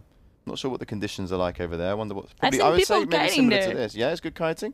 I don't know if it's good. I know people do kite there. Yeah. I think it's his first competition. No, it is. He was actually on the waiting list, and unfortunately, Keelong Su couldn't be with us this year, and Leo was here and ready to rumble. So, and he was actually next in line as well for the waiting list. So, it made perfect sense for him to come in. Oh, that's so nice. His brother is competing as well, so it's... yeah, Tim's also in, and I'm not sure how he did actually earlier. A little bit of competitive sibling spirit, as I'm sure you're fully aware of. But I am so happy Camille was a boy, actually, because because we never got to compete against each other. Oh, that was nice. Yeah, really nice there from Nicola. Do you reckon it would have got a little bit scrappy then if you were both competing with each other? Of course. Imagine if I had to go in a final against Camille. It would be a fight even at home. And you also have a younger brother though, who's I think done his first competition recently. Yeah, he done like the local competition. His name is Teva. He's 11, and well, he's crazy for competing. We have to say, no, Teva, you're too young, you're too young. But I think as soon as he has the level and the age, he will be on tour. Got the Youth World Championships in Tarifa. Yeah, but if it was for him, he will do it already. And my dad was like, no, you wait. Okay. Too early. Nicola now going for good height with a board flip on the back roll. Oh. This is a trick I really like of Nicola. He does it when I train with him when I kite at the same time as him in Trifa. He does it super often, this back roll, and I think it's super stylish. Yeah, it sort of like goes around a little bit like slow motion like. Yeah, and the pop, he doesn't grab the board too early, so it's really going with the wind and with the flow. I think it's a really nice trick to watch. And we're seeing a very similar trick here from Leo down loop. Oi. But heavy landing. Heavy landings here if you don't get it right. You can see here it's super hard to land. I think as soon as you jump, like your kite doesn't really hold you anymore. Yeah, I mean, we were saying about the conditions being up and down and quite gusty. Yeah. It's a bit surprising for a cold wind. Yeah, he just missed the normally board. with the colder winds, especially in this sort of area of the world, it's a lot more dense and it's got a little bit more punch to it. I mean, I haven't been out in the water here, so you know better than me, but yeah, it does look like some of the riders are definitely struggling on their way down from their jumps. Yeah, I thought the wind will hold more. Okay, so we're now underway still with the freestyle element. Nicola's definitely got a few more on the board over Leo. Leo still needs to get a few tricks going. We can see there a toe side air 3, 3.87, and from Nicola as well a back roll with a board flip.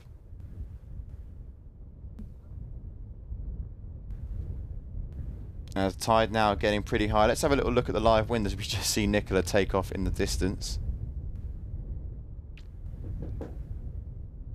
What do you reckon to the forecast for tomorrow? We've got it out in front of me now.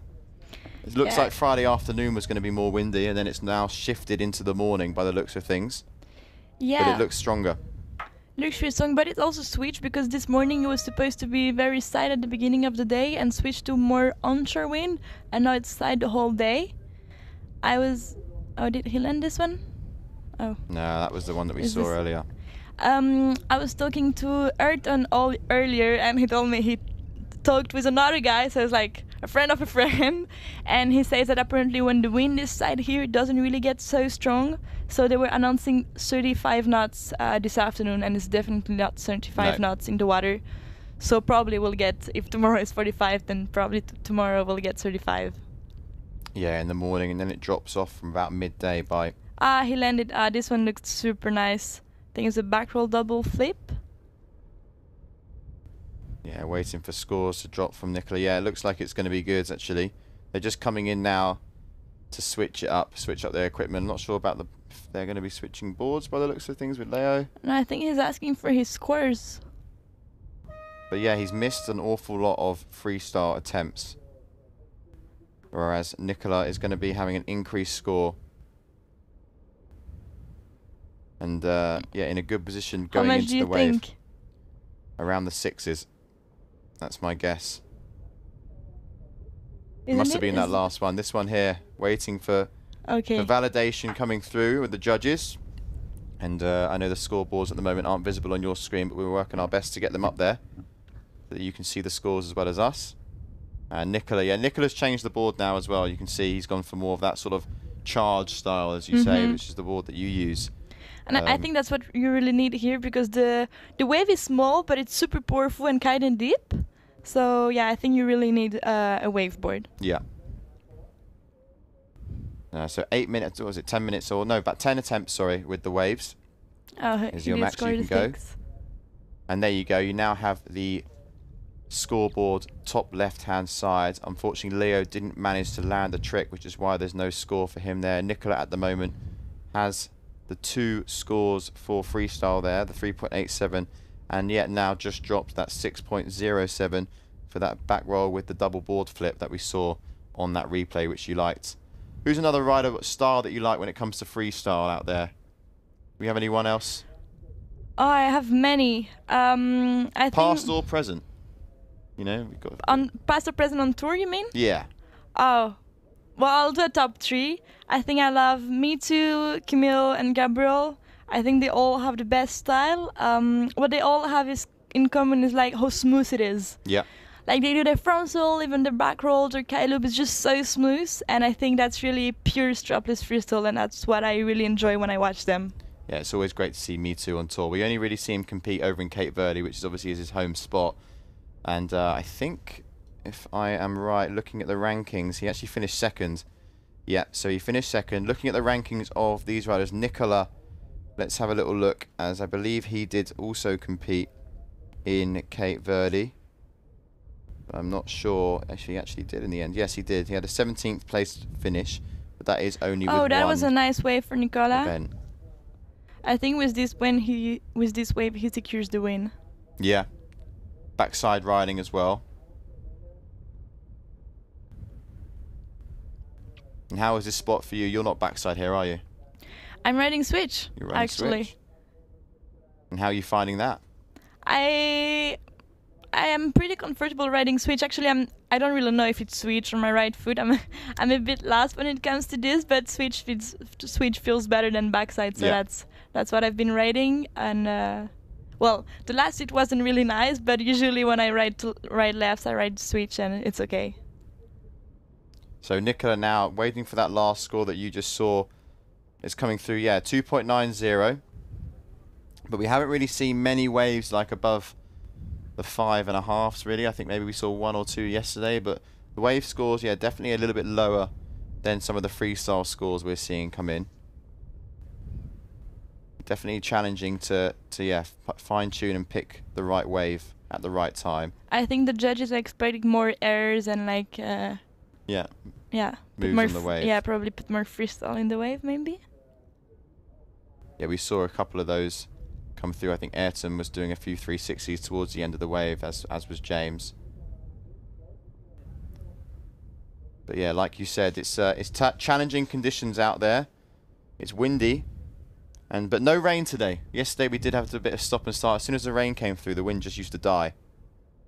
Yeah, I was talking to Charles, who won the hydrofoil competition yesterday, and he was telling me, yeah, I did some tricks, my eyes were closed, like I couldn't see anything. Yeah, no, risky stuff. I mean, what that guy's doing on a hydrofoil is absolutely crazy. He's just done another title once again. And there was a woman competing when I was training before my heat today. She was training as well, and it's so impressive. She was pulling she was pulling huge loops with a foil behind her on her feet. It was so impressive. No, it's great. I mean, this is the first time this year in Sylt that we've actually been able to add hydrofoil as well. Last year you just had obviously you guys competing here in Kite-Surf. Nikolai is going for another wave. He is, yeah, dropping in now. Like a is he going to make it though? Is he going for it? Yeah. That was a nice turn. Yeah, nice turn right at the peak of the wave there. Oh, and he's still on his feet. Is he going for another turn? Closes out so quickly, doesn't it, the wave? It's really fast. It's like a short break. Yeah, it's a short break actually. Yeah. Yeah, no, not a lot of room for error at all.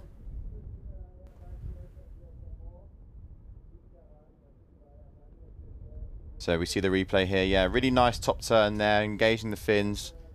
Nearly losing it, maybe getting a bit of a helping hand from the wave behind. But Nicola just really a one turn. One turn there. Okay, so a few moments left now in this heat, not long. Last few minutes. If you've got any questions for Capucine, keep them coming, because after this heat, she will be off. And then it'll be back to me on my own.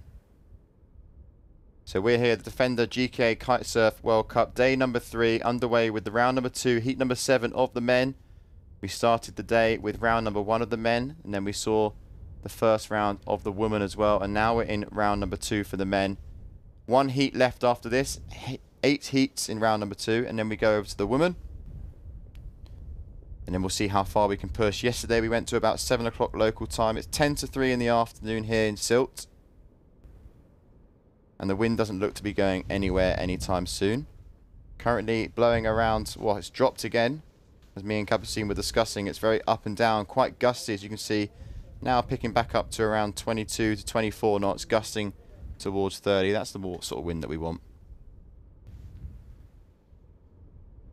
But Leo here really struggling to get a score on the board. I'm not sure if he's even in the water at the moment. I don't know what happened to him.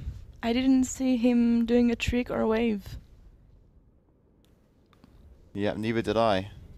Try and get a few answers on that. Oh, is it his kite?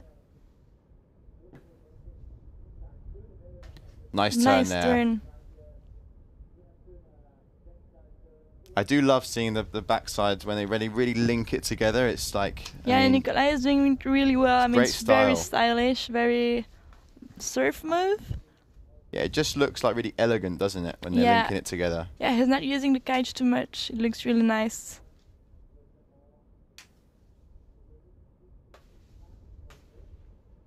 So it's looking like Nicola here is going to be the one that advances because, yeah, Leo at the moment, no score on the board.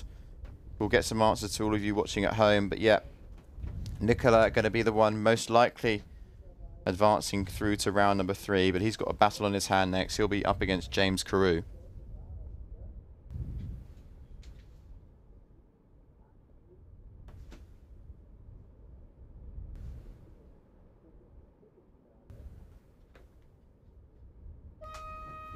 Okay, and that's the end of the heat. And Capucine, just before you go, looking forward into the next day or two, we mentioned a little bit about the forecast. Obviously, you know, if you make it through, obviously, round number 3, which I'm sure you will do well in this competition, Friday morning looks pretty punchy.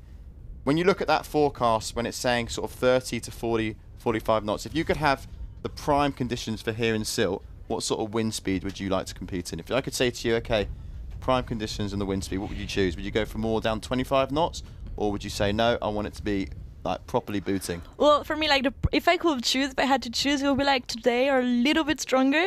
But also like tomorrow, if I have to go in 40 knots, I'll go. You know, I'll make it work. But the prime will be 30 knots. Yeah, 30 knots. I mean, I'm pretty comfortable in strong winds, so I wouldn't be too scared in 45 knots. But I think it will just be too much to be able to really express yourself with the loops and all.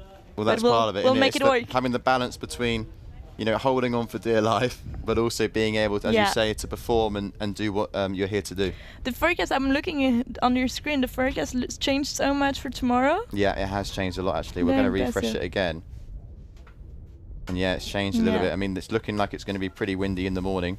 Well, but let's see. We'll make it work. Exactly. We always do make it work. Thank you so much for joining me. Thanks to you, and thanks for watching. And yeah, tune in, obviously, everyone. Capucine's going to be in the water later on in round number 3 of the women. We've just finished heat number 7 of round number 2 for the men. Heat number 8 is coming right up. And then, yes, we will be moving over to the women. Thank you very much. Thank you.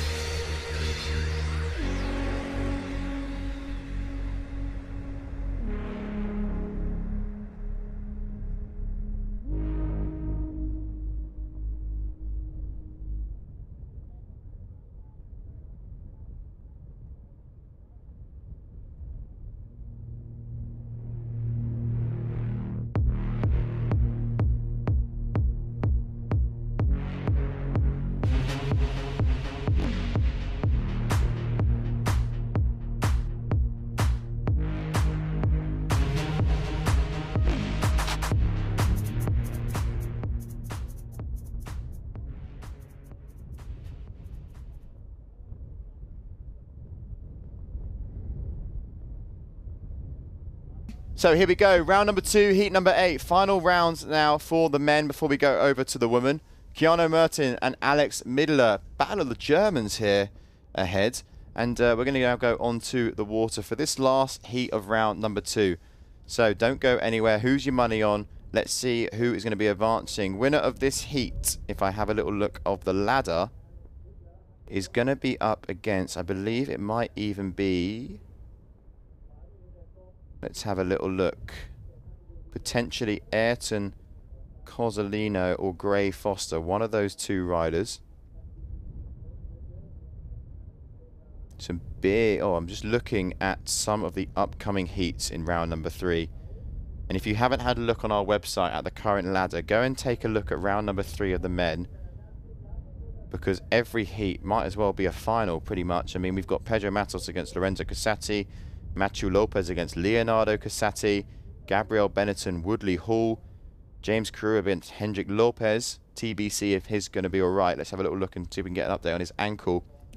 But before we dive a little bit deeper into round number 3, we still have round number 2 to do. And yeah, let's follow these riders as we continue on with this competition here at the Defender GKA Kite-Surf World Cup here in Sylt.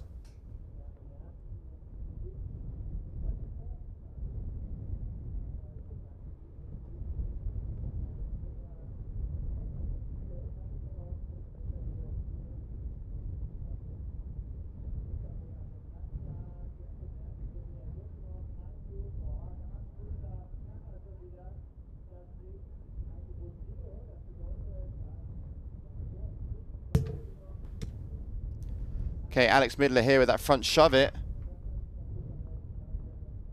Didn't quite see the outcome of that landing just because the wave was sort of blocking the view. But it looked pretty good to me as we go replay here with Keanu Mertin with the kite loop rodeo. And lands it as well. Keanu, an extremely talented rider. Good in the waves, very, very solid in the strapless freestyle as well.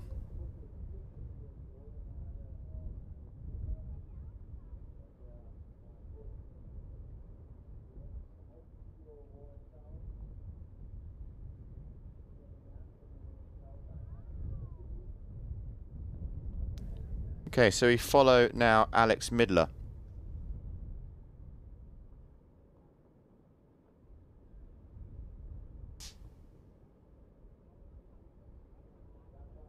As he goes down there on his way into his trick, just looking at a few of the scores coming.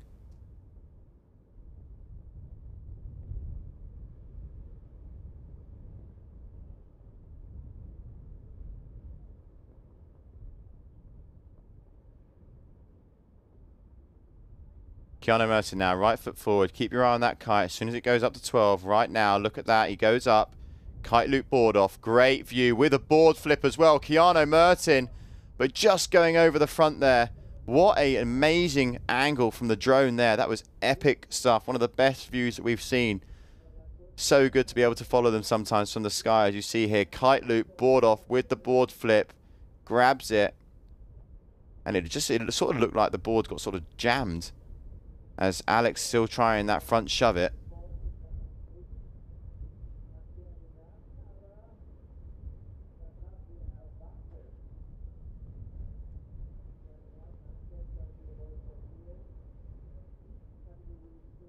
Keanu there on your screen, heading back out. Likes to do his tricks by the looks of things, but especially when looping the kite, right foot forward.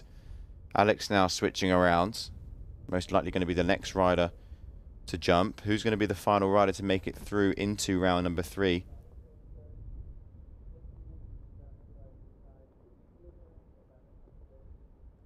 Keanu Mertin against Alex Midler. Your final heat of round number 2.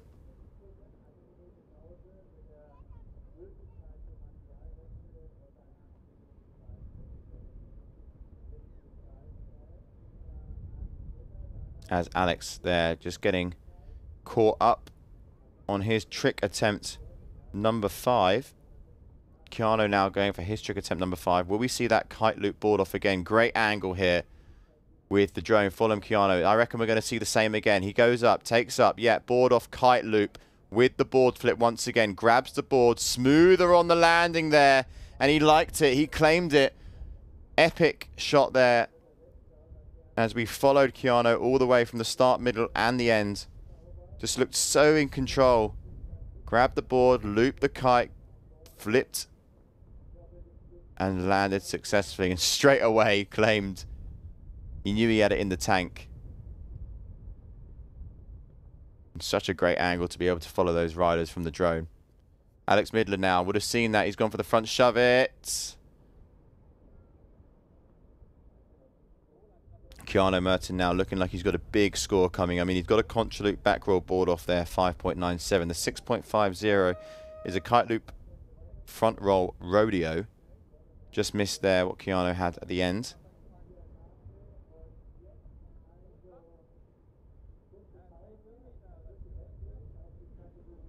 But both riders now coming in, and to switch their gear, we see as well there'll be a score dropping shortly. That 5.67 is going to be going see you later alligator, and it's going to be coming off, as it looked like an inverted rotation with kite loop there from Keanu. But there was a kite loop with a front roll as well. Cool, it's scoring a 7.60, which will be shortly visible on your screen. Alex Midler now has changed his board.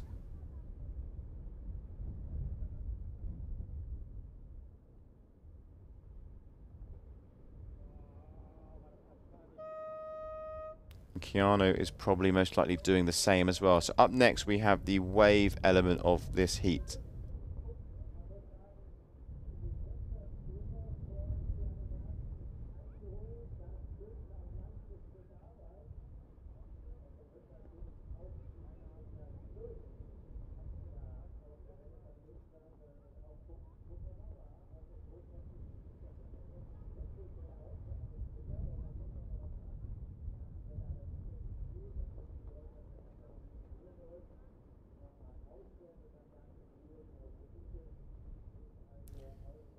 Okay, so Defender GKA Kite-Surf World Cup, day number 3 here, and we are wrapping up round number 2 of the men now.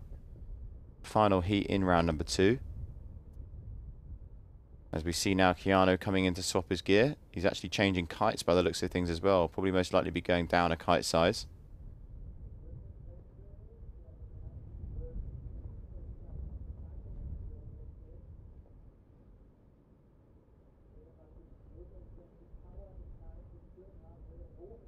Keeps the same board though.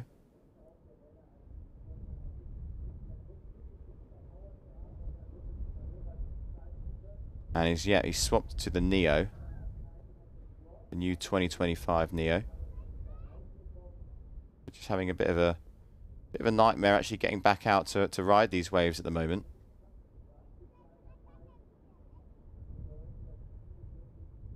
As you can see here, finally up on his feet.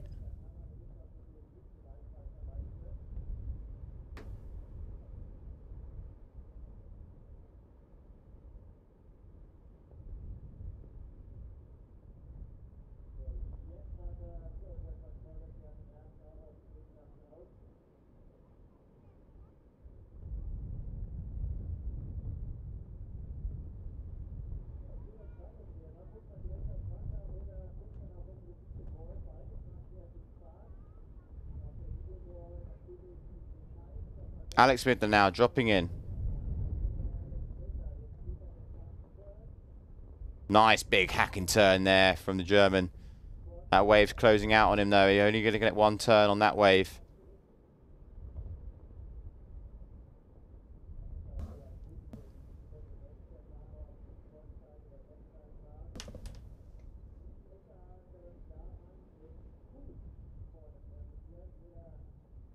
Keanu Mertin now.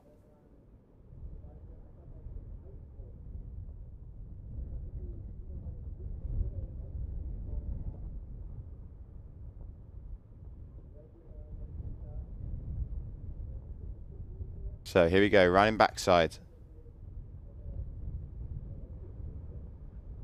Definitely favours the freestyle element of this.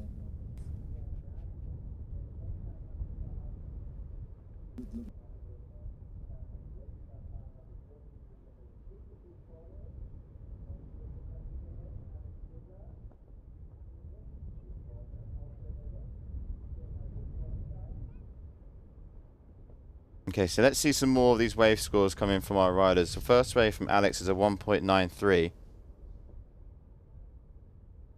And that's better from Keanu there. A little bit more committed going into that turn.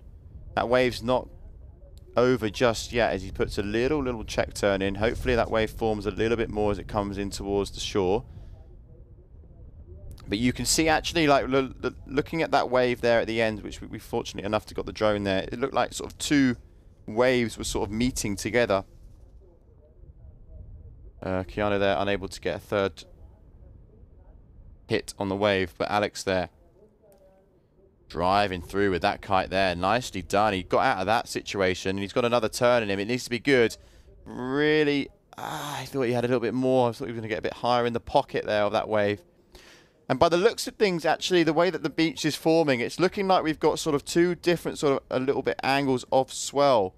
We've sort of got two waves, essentially, that meet in the middle towards each other when they get to the sand and to the beach.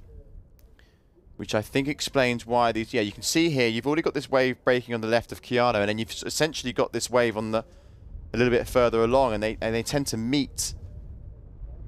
And when the waves are breaking already close to the shore, it doesn't give the riders a lot of room to link the turns together, which explains why we're still seeing 2 or 3 turns only on each wave.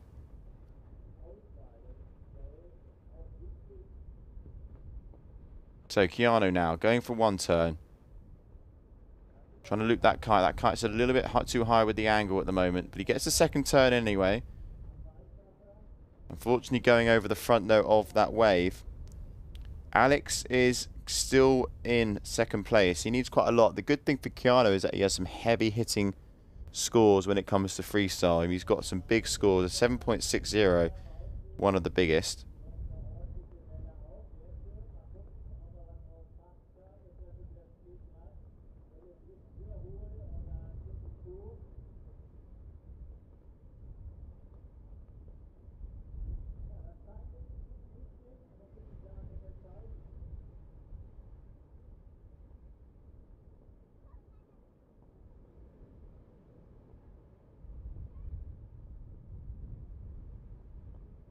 We watch the replay here from Keanu. You can see just that positioning of that kite is probably a little bit too high.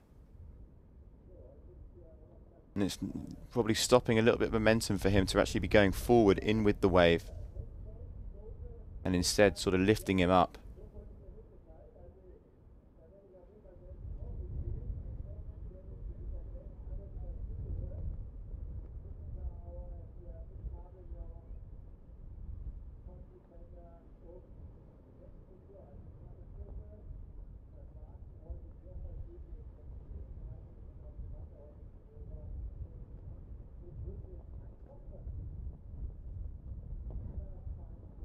So on your screens at the moment, we are following Alex coming into the final stages now of this heat. And then we go over to the woman. There's Keanu now getting another turn. A little bit too heavy on the front foot there.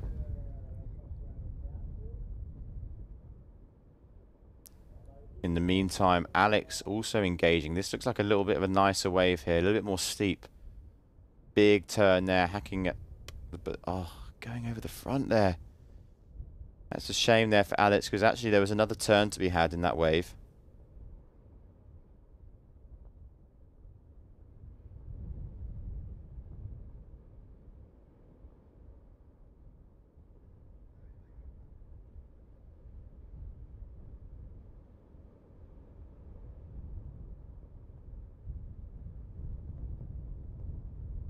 As the replay there shows Alex, yeah, just going over the front of the boards, unfortunately, after that 2nd turn.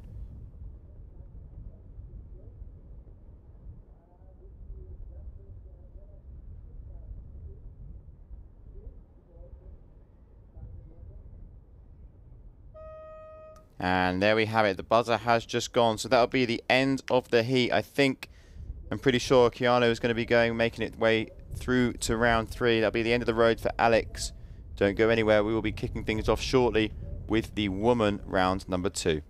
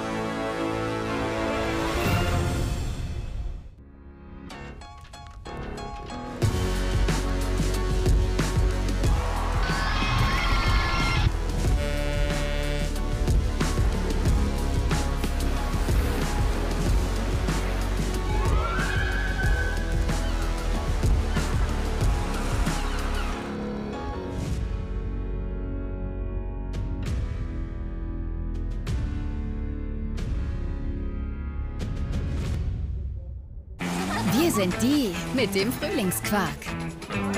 Würzig mild, extra cremig und immer frühlingsfrisch. Für euch haben wir immer neue Ideen, damit für alle was dabei ist, auch vegan. Macht's euch einfach lecker mit der Quark- und Streichvielfalt von Milram. Jetzt wild und neu. Frühlingsquark Wildkräuter. There's so many different places that I've never seen before, and a million things I never felt this way. Time to go now. New horizons waiting, sail away with me. Where the oceans meet the sky. AIDA. Erlebt euch anders.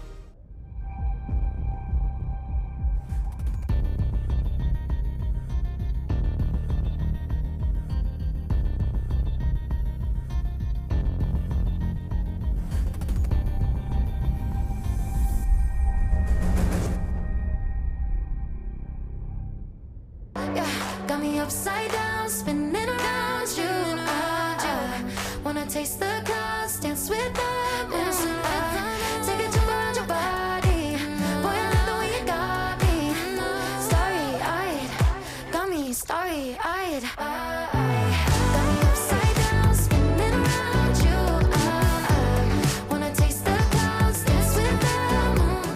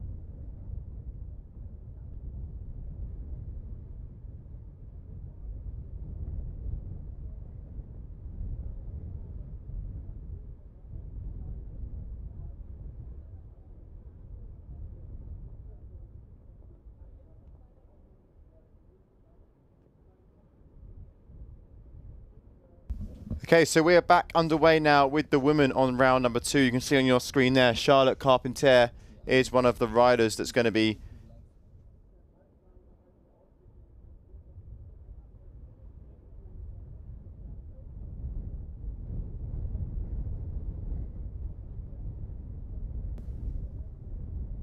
just seeing who Charlotte is going to be up against. She's going to be up against Simona Schatzman there. And it's the same format as the men, okay? So we're roughly about 15 minutes for the heats. And there is the graphic of our riders on the water. Heat number 2, round number 2, the women's kite surf here at the Defender GKA Kite-Surf World Cup in Sylt. Plan of action now for the rest of the day, if you're just tuning in for the women, is to go through round number 2 of the women, and then we push to round number 3 of the men. Knockout stages now as well. The losers don't advance, but the winners go straight to round 3. So plenty up for grabs for our riders.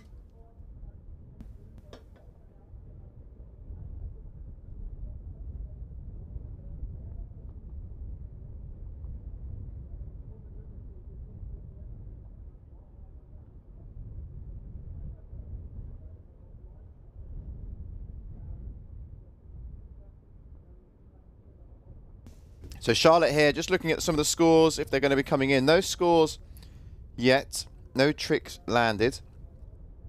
I don't think there's been any tricks attempted just yet. Interesting to see how these girls, you know, get on with the conditions now, because the tide, as mentioned, is a lot higher. So it's definitely going to be a little bit more meaty out there. Steeper waves, bigger shore break. And you do not want to be falling off in the shore break there. You don't want that kite to be getting swallowed up by the waves. As we're just seeing some scores come in now. No proper scores though, just crashes for our riders at the moment. Both of them yet to get a score on the board, which is why it obviously says 0 in the top left.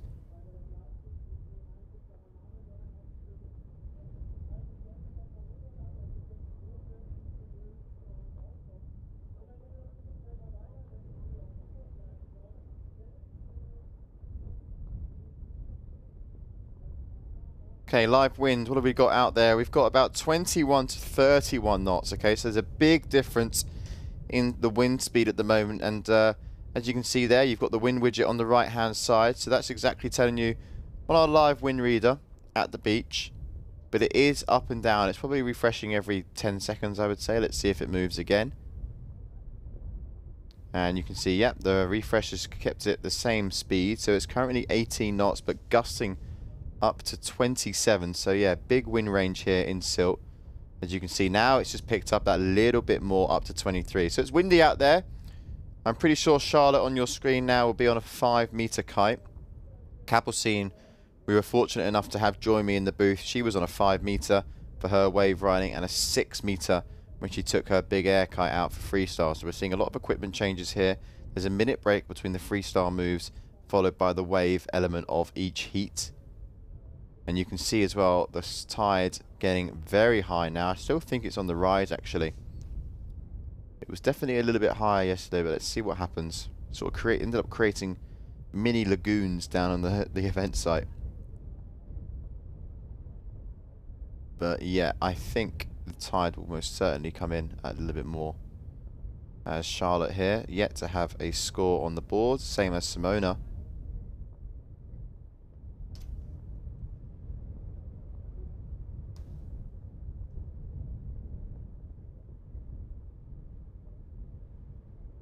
But there we have Charlotte there with a 0.50, so that's pretty much going to be just for an air.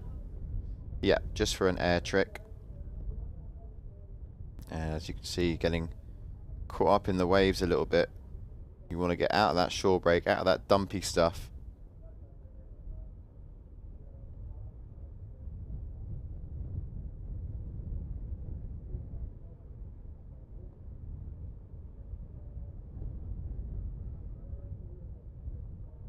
And Charlotte now continuing on.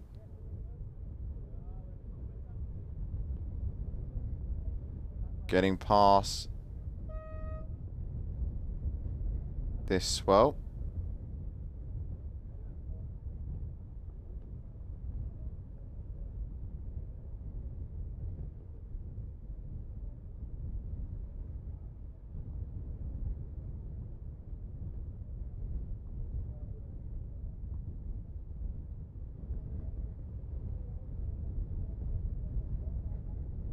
Nice view from above there, following our two riders, our two athletes in the water.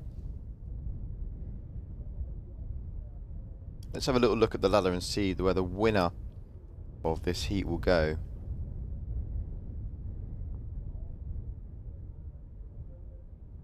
So the winner of this heat will be up against Camille Lozorand in round number 3. We actually only have 2 heats here in round number 2. The next one following here will be Sonia Bunte against Daniela Moreno, and then we'll be back in the mix with the men. Take a look online, gkkiteworldtour.com/events. You'll be able to find out the ladder for Sylt. If you scroll down on the event page, underneath where the live scores are, you will access the ladder. Take a little look at round 3 of the men and round 3 of the women, see who's kind of be coming to centre stage this afternoon. Local time now is about 3:20, so we've got a good 3 to 4 hours left of competition. We can push maybe even a little more towards 5. Race director Juan Antonio is in charge of all the timings. They make the call. But at the moment the conditions are here. The wind isn't going anywhere. That's a fact. And touch wood. And we have a 2.33 from Simona. That is made up of an air as well. So the air of Charlotte was a 0.50. The 2.33 was Simona. So clearly going a little bit higher before getting taken off the front of her board now. So we're in the wave element. So both riders really actually did struggle quite a lot with the freestyle. And now we're in the wave. You can see there Charlotte nearly getting pulled off the top of her board by that kite positioning there. But now getting a couple of turns. Simona coming in for a board change by the looks of things. Pretty windy out there. You can see struggling even just to walk upwind a little bit. And what has happened to the board? That tide really now starting to rise. This is what she doesn't need. She doesn't need this time wasted here at the moment. Needs to get on that board and get out there and ride some waves.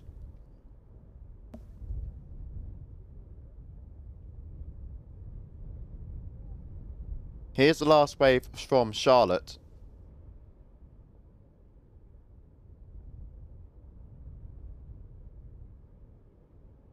Managing to get a couple of turns in there.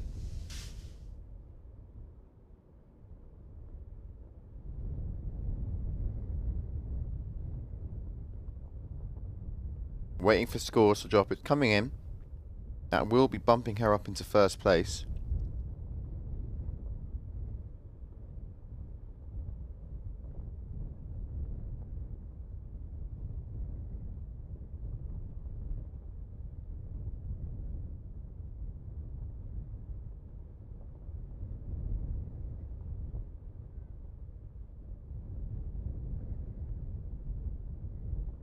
So Charlotte, there we have a score dropping, I can see on my screen, a 2.77 for her wave. So combined with the freestyle trick that she had, that's a 3.27 overall, which puts her just shy of a point ahead of Simona.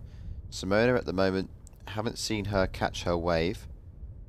Just having a look now on the judges' scoreboard. But yeah, you can see there only the one freestyle trick move counting at the moment. And your current heat leader on your screen, Charlotte Carpentier.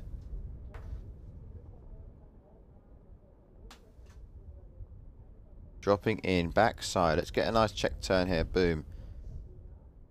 Gets the one turn. Now riding a little bit of the foam of the back end of this wave. Is there a third to be had? Yes, there is. You can see they're riding this one all the way into the beach. Getting super shallow before, yeah, the fins getting jammed in the sand. But pretty much when you're at a location like this, just look at that tide now, especially on the right-hand side, really getting high. But when you're at a location like this and sort of these beach breaks, you've got to milk this for everything it's worth and go all the way and squeeze all the lemon out of it until you get pretty much bang onto the beach, which is what Charlotte did here. Look, put the brakes on, fins got caught. But that's the only way to do it. If you want to try and get as many turns as possible, you've got to ride the wave to the bitter end.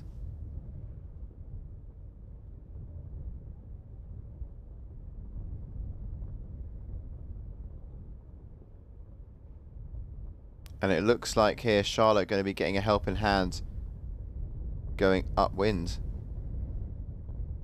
Oh, we've seen this before at events. Let's have a little look at the wind speed. What are we cooking with now?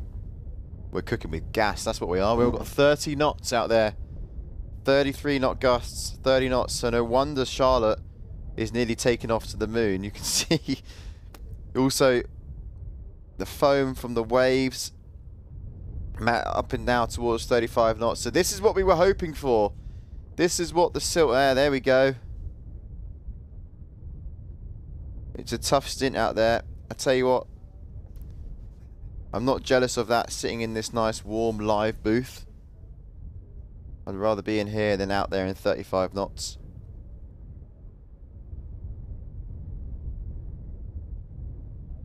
But there we have the rider section, the launching and landing zone. That's hence all the kites in the air. And I'm not sure how Simona is doing actually. Let's try and get a little bit of an update on Simona. Don't see any scored waves.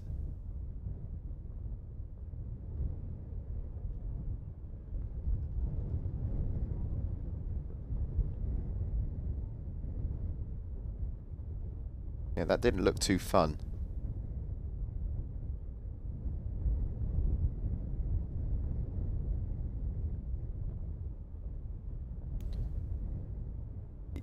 Charlotte there struggling. Just look at that beach break now. Really dumping it down. Quite a lot of power as well. Needs to get past that section. Just about makes it. Otherwise she could have been a goner there. That last wave from Charlotte has knocked her even further into first place. 3.20. Scores are going to be visible very soon at the Defender GKA Kite-Surf World Cup here in Sylt.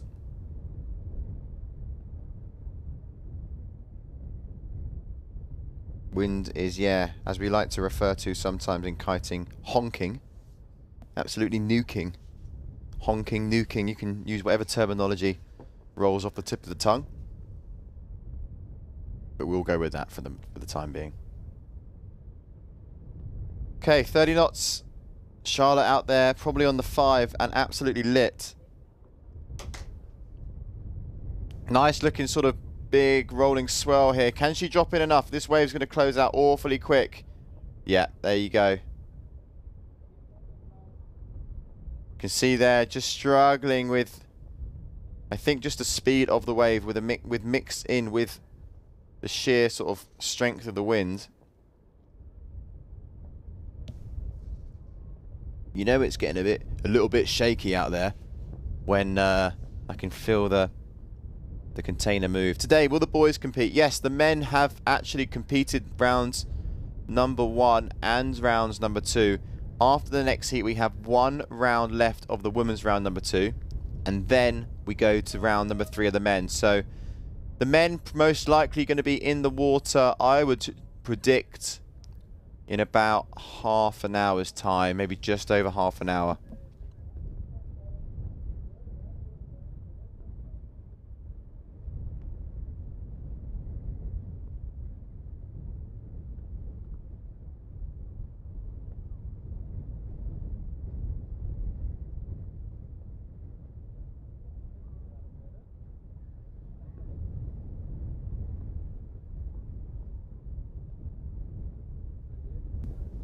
So just trying to get a bit of an update into what's going on. I did hear a buzzer go. And Simona now making her way out onto the water, but I have a feeling maybe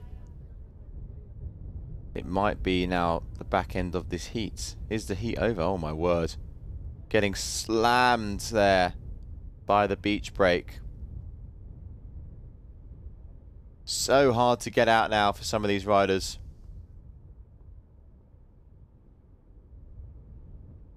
As I believe that is now the heat over. Yep, heat is over. That is confirmed.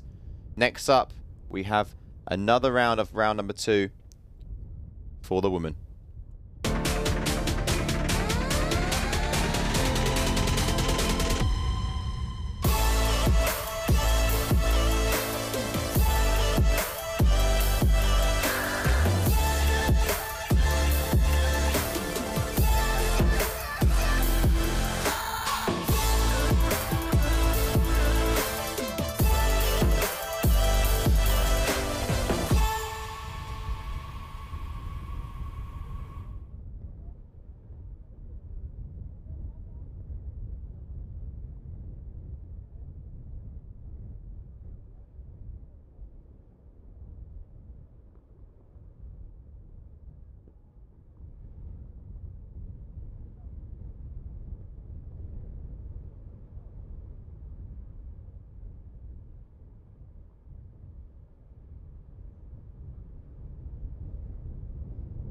And we are back.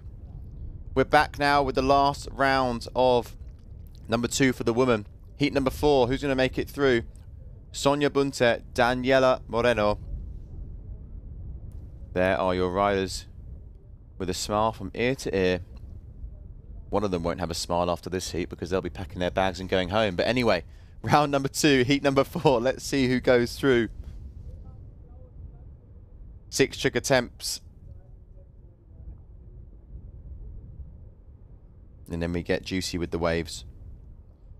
So there's 2 ways that the riders can actually look at how they want to plan their heats now, especially for the women now, because we saw there from Simona that she came in to change her board, but then with this high tide and the sheer sort of power of this beach break, actually then didn't make it back out into the heat to go and actually ride any waves. So there's 2 ways they can ride their heats now, and it's got to be quite a tactical decision. As we see here, that looks like Sonia. Absolutely gassed by the looks of things. We've got Gabrielle Benetton, I believe. That is helping her out. Teammate, core teammate. No, that's not Gabrielle. Apologies, Gabrielle, if you are tuning in somewhere. But yeah, they've got two ways. If I was them now, I would be going out at the start of the heat, doing freestyle, and most likely not coming back in if this shore break is too heavy. Because you can see here, Sonia's really struggling.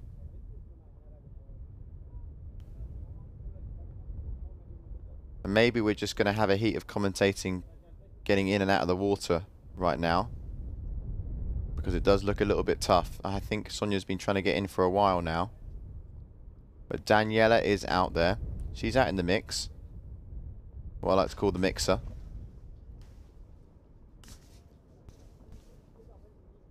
And this is the last heat of the women. Exciting stuff coming our way. This guy's got a workout on him. He's going to be coming out looking twice the size. Up and down the beach, it's a tough job there at being a caddy. But if you want the caddy bracelet, you've got to do the caddy work. And yeah.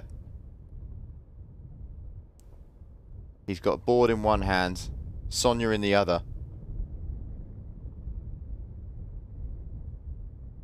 Needs like a some sort of like quad bike or something to take him back up the beach. That would solve all the issues. Where's a quad bike at? Anyone got a quad bike? Maybe we'll take one of those defenders. Okay. Daniela.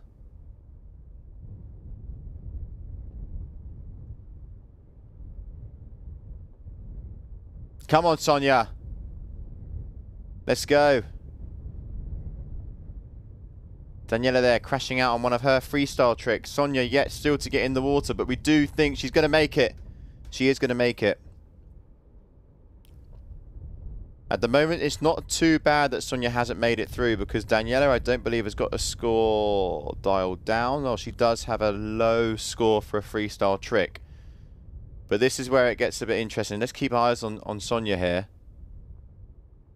Oh, she hasn't even got the board on the feet yet. Going for a tactical decision of a leash, so that if she does, let's say, crash, she's hoping that the breaking waves won't take the board down to the beach. Otherwise, you've got to come all the way back in. Unless you can use the force, you know. You've got the force, you can use it. Sonia now waiting and picking, choosing the right moment. This might be Daniela's air move. No, she went for a back roll there, but needing more pop. Needing more pop, more height to actually initiate and actually get round in the maneuver.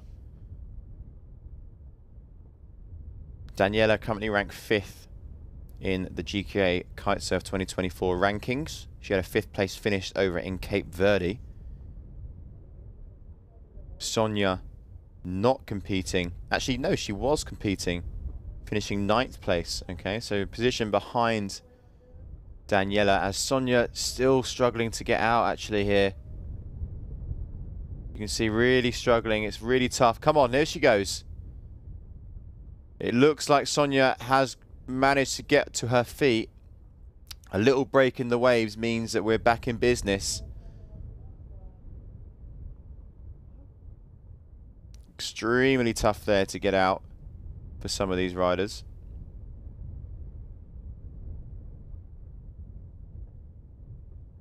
And Daniela now in the driving seat, but not by a lot.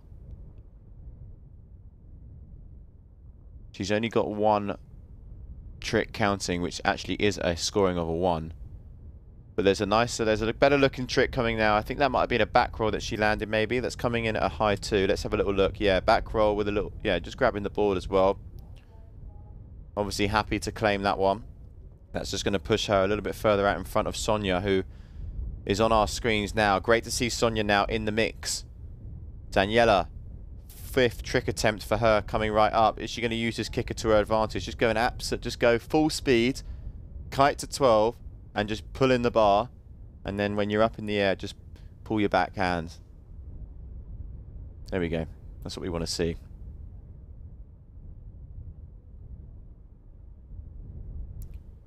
Sonia staying a little bit closer in towards the beach. Daniela up here, upwind of Sonia.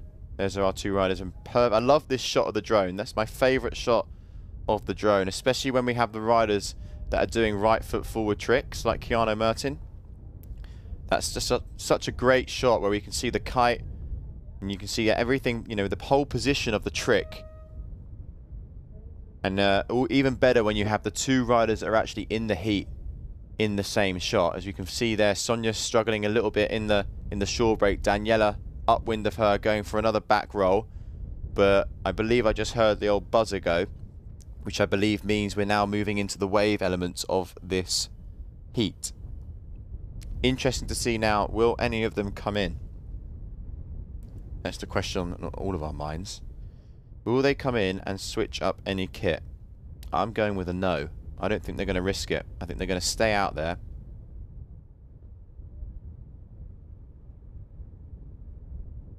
And they're not going to risk trying to get out of that break again.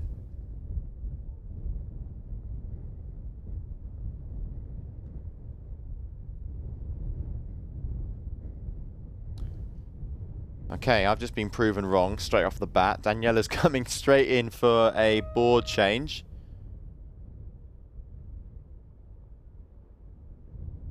Sonia's decided to stay out and she's riding this wave. Now, this is going to be the tough bit here because the waves, as we know, are breaking quite close to the beach.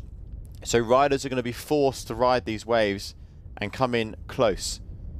You don't want to be crashing too close to the beach because otherwise you're going to have a struggle of getting back out. As Daniela just signaling to her caddy there that she wants to change her boards. You can see as well, depowered kite there. I wonder what size she's on. It's not going to be any more than a 6.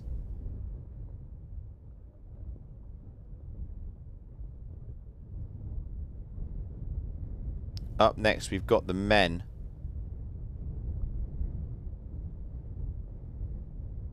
Sonia here, body dragging her way through the swell there, the breaking waves. Daniela now successfully getting, I believe that's the F1 shadow.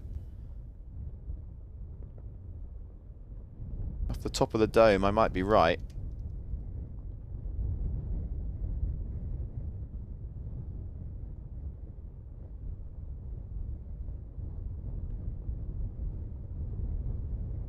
Let's have a little look.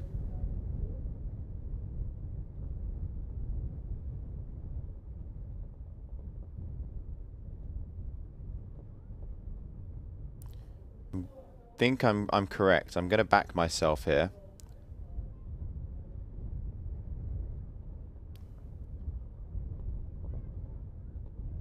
Daniela now following her from the sky, from above. No rain today either, which has been a bit of a pleasant surprise. We did expect rain when walking to events like this morning. It looked a bit dark and gloomy out there. I would have put money on it raining today, actually. Nicer morning yesterday, but then we had rain squalls for a good hour where we had to stop and start competition. Today we've had no rain.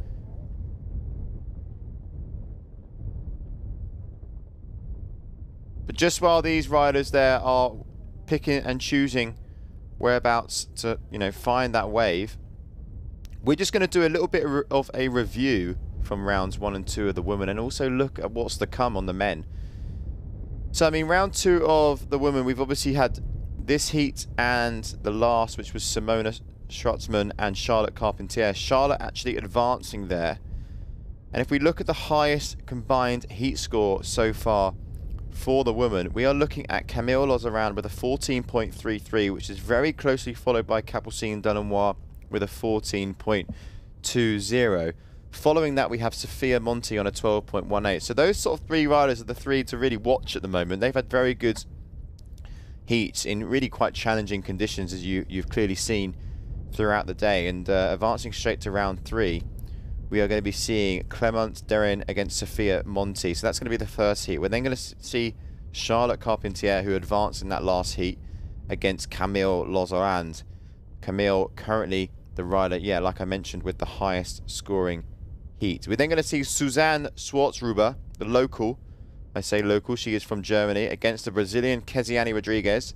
And then the winner of this heat will be taking on none other than Capucine Delannoy, who was joining me in the booth for a couple of those heats earlier during the men of round number 2.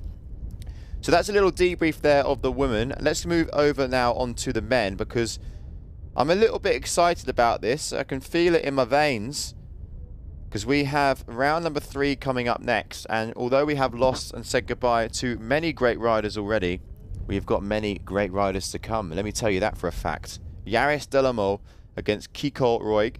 They are going to be in heat number 1. Kiko is a rider who is from Spain and spends a lot of time, I believe, around the region of Valencia.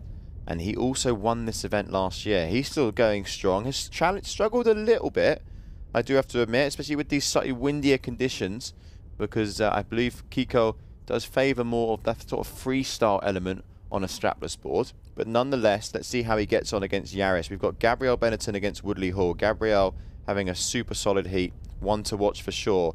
Then we've got a battle of the Frenchies. Charlie Martin against Teo Demenez. Teo will join us in the booth hopefully after that heat. Maybe, well, it depends if he wins or not, I guess. Pedro Matos against Lorenzo Casati. You want to get yourself a beer for that one. James Carew up against Hendrik Lopez. Question mark over Hendrik at the moment because of that ankle injury that we saw in the last heat. We then have Matthew Lopez against Casati. Leonardo, the younger brother of Lorenzo. That'll be a good one to watch, along with Gray Foster against Nicola in heat number 7. And then to wrap things up, another one where you might actually want to grab a second beer is Ayrton Cozzolino against Keanu Merten. So that's what we've got coming up. Highest combined heat total so far for the men was James Carew. He scored a 22.40 during yesterday's heat. Closely follows by Pedro Matos with 19.70, and then we saw Ayrton Cozzolino with a 19.23. So there's big scores to be had out there. We've seen it today for the men. The standout had to go to Lorenzo Casati. He had a 21.23. So he, let's say, has the second overall highest score behind James Carew yesterday. Lorenzo definitely finding the groove, enjoying the conditions out here. As we see the wind speed now on your screen, 22 knots, but just look at the difference. Pretty much 15 knot difference in between the mean and the gust. That has changed now a little bit on the latest update, refreshing every 10 seconds. As we can see now, still pretty gusty out there, but we want strong wind, especially for what's to come with round number 3. So after this heat, that's your time to do a little bit of a chill, go and grab a snack, go and grab a drink, wherever you are in the world, whether that's morning, afternoon or evening. Round number 3 is not one to be missed. So please, tune in, don't go anywhere. Let me know what you want to find out. I'm here in the booth, taking you through the rest of the day. Hopefully that was a nice little roundup of the last couple of days here in Sylt. Great forecast on the cars, no wind dropping anytime soon. Tide's nice and high, so we're seeing some meaty swell come our way. Big beach break, dumping down. Plenty of force behind the wave as well. I know it's a little bit mushy and, you know, let's say it's not the perfect picturesque wave, but it's good out here because it allows our riders to showcase a little bit of freestyle and also a little bit of tricky wave riding. There we go. How's that for a debrief for you? Enjoy the rest back end of this heat. Heat number 3, sorry, round number 3 of the men coming up any moment now. If we look at the scores now from this heat, Daniela Moreno is still out in front. She's got a couple of scores on the board. Sonia has managed to put some wave scores down. She didn't score any freestyle, but she has scored a couple of waves. Let's see if she can link some together and improve that 1.27.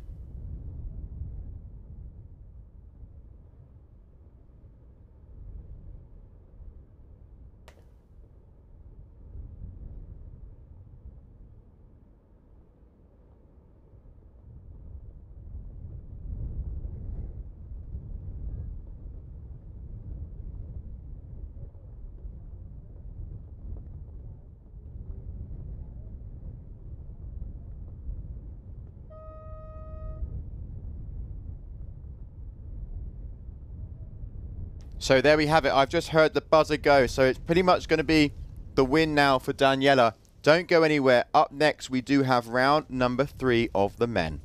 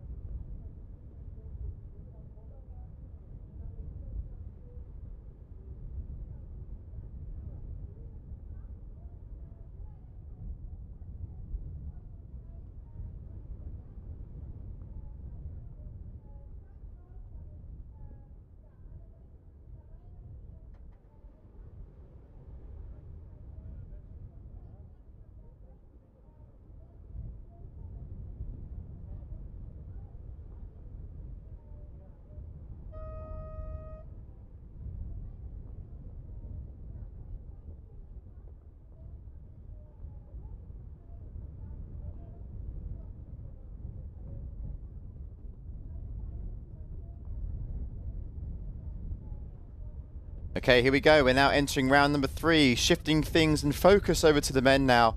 Yaris Del Olmo against Kiko Roig from Spain. Let's see how we push on.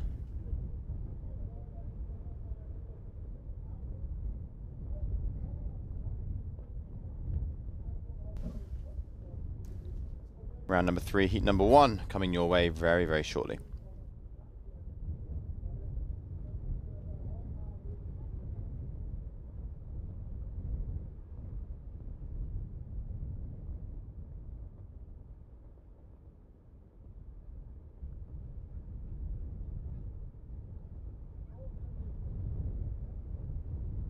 Okay, we're in the mix again. Now we are back over to the men. So if you are just joining us once again, welcome. As we have the men now in round number 3.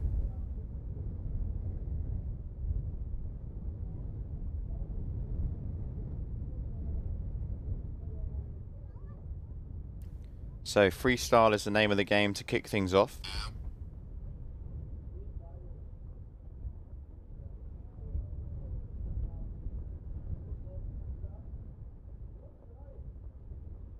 No freestyle tricks done just yet.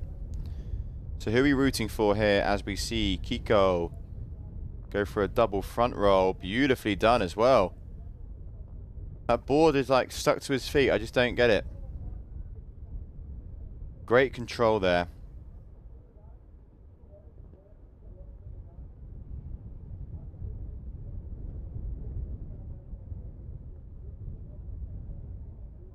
As Yaris going to the moon and just crashing out towards the end. See, this is the shot that we like to see. Both of them in there, especially when they're looping the kites on those maneuvers. We can get a real sense for actually how far they're traveling downwind. That's another factor that's taken into consideration when judges will score. You know, what's the distance they're actually covering, you know, when they are looping the kite.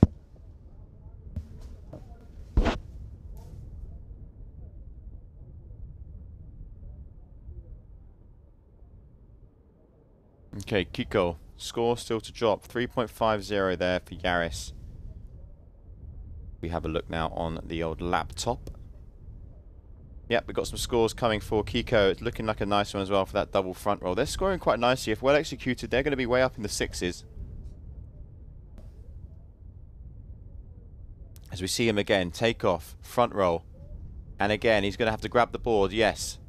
Board off as well on that front roll. And Kiko, he knows it. He loves it as well. Yeah, he's pointing to his mind.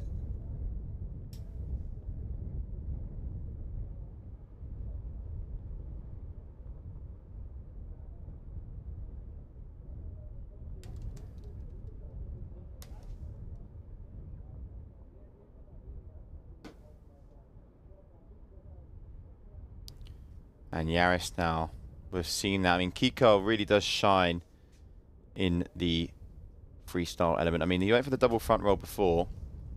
And just keep your eyes on that scoreboard top left, because we do have a couple of scores dropping. Watch here. Gets great height. And then grabs the board. Extends the feet as well. Nice extension.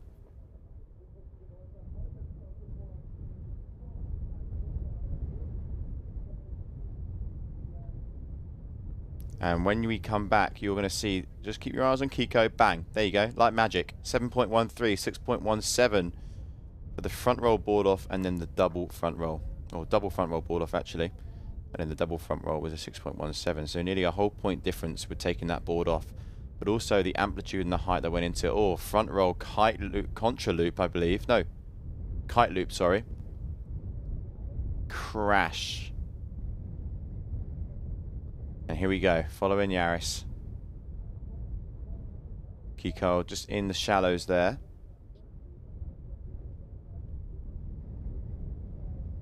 But Yaris is the one to jump left foot forward. He likes to do his tricks using the kickers.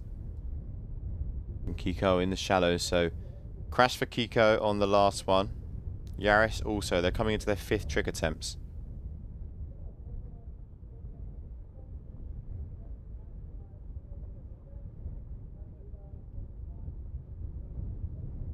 Keep your eyes on Kiko. He does do his tricks right foot forward, so we'll try and watch him from there. Yaris, however, goes left foot forward. Probably looks like Yaris wants to try and get a kite loop dialed down.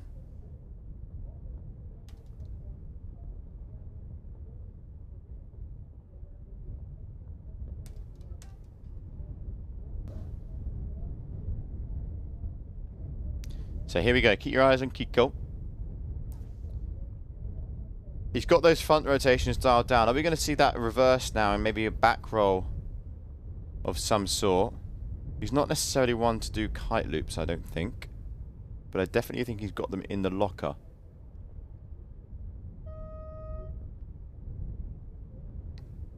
Yeah, he's gone for the front rotation again. Ouch.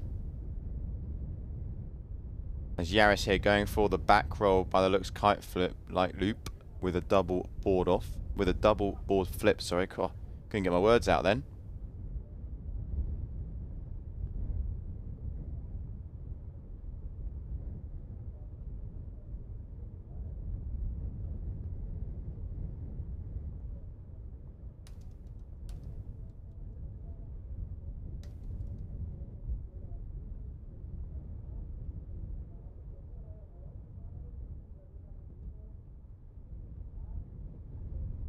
Okay, so now the wave element of the heats. They come in for their free start. At the moment, Kiko is in the lead with 2 really solid scores for freestyles. You can see now he is doing a switch up on the board as well. Next up, wave elements. As you can see now, the yellow flag gets raised, which means the countdown is on.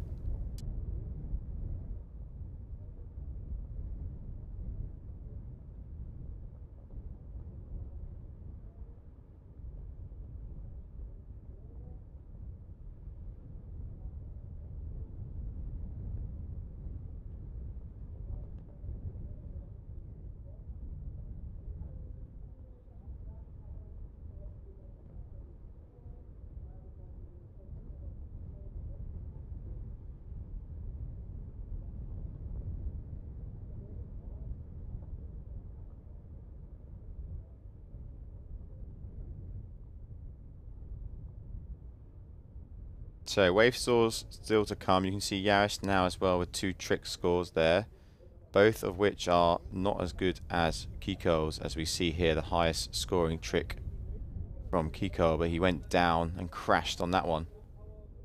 I thought that was his double front roll, but that was clearly one of the other ones that we missed.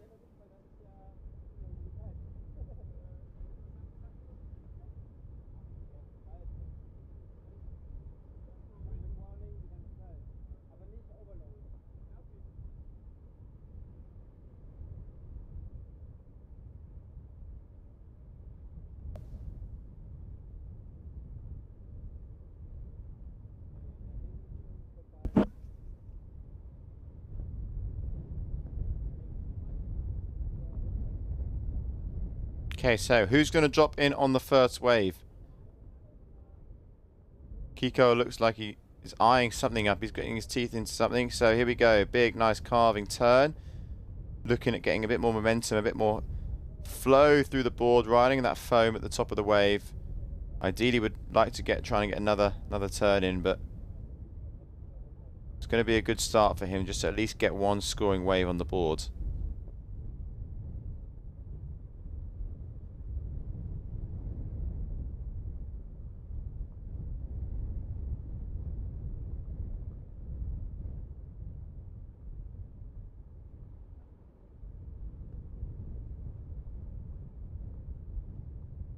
And up next is Yaris.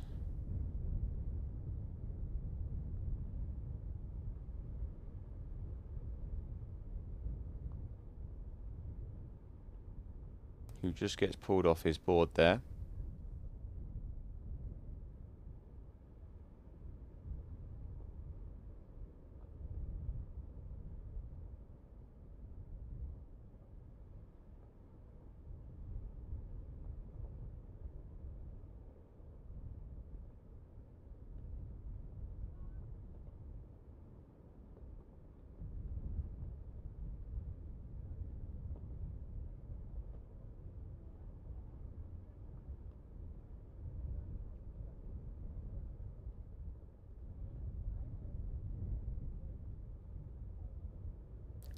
Kiko now driving through. Nice initiating first turn. Nearly lost it off the top of the wave there.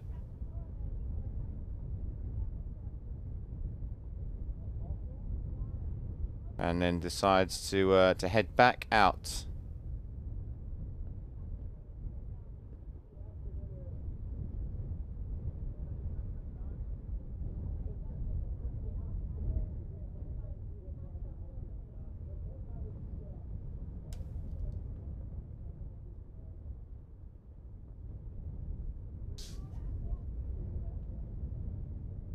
So as you can see there, we have on the left-hand side Kiko.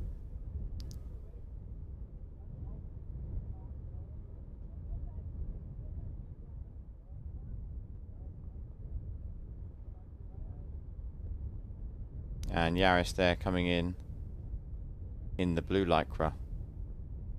Both riders hunting and fishing around for a bit of a wave. But you can just see how fast that wave is. It just closes out straight away as Yaris disappears for just a few seconds in the whitewash and is surfing that wave more on his front.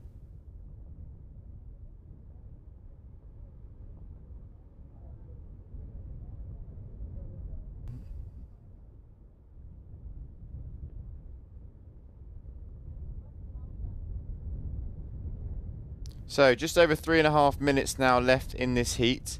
The idea for the day is to continue to try and push on to the semi-finals, but you know, given the conditions, you know, hopefully we'll reach at least the quarter-finals, which will put us in a good stint for tomorrow morning when we'll be kicking off with what we like to refer to as finals day. There's Kiko here. It's a nicer looking wave because if you look on the left there, it hasn't broke yet. So a little bit of time. He needs to engage a turn quickly though. That's a little bit better, but don't know. You go, ooh, nearly lost it over the front and pretty much gets dragged up the beach.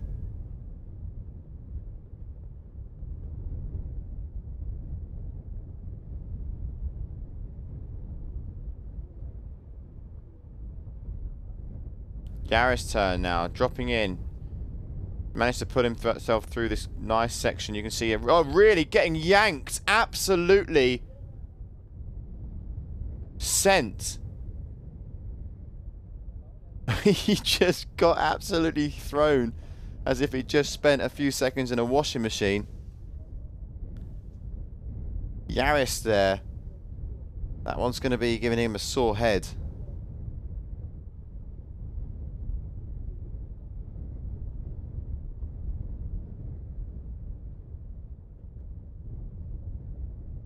Kiko and Yaris both having a few interesting crashes. Kiko ending up on the beach, Yaris just getting completely obliterated. Biggest wipeout of the day so far, that goes to Yaris.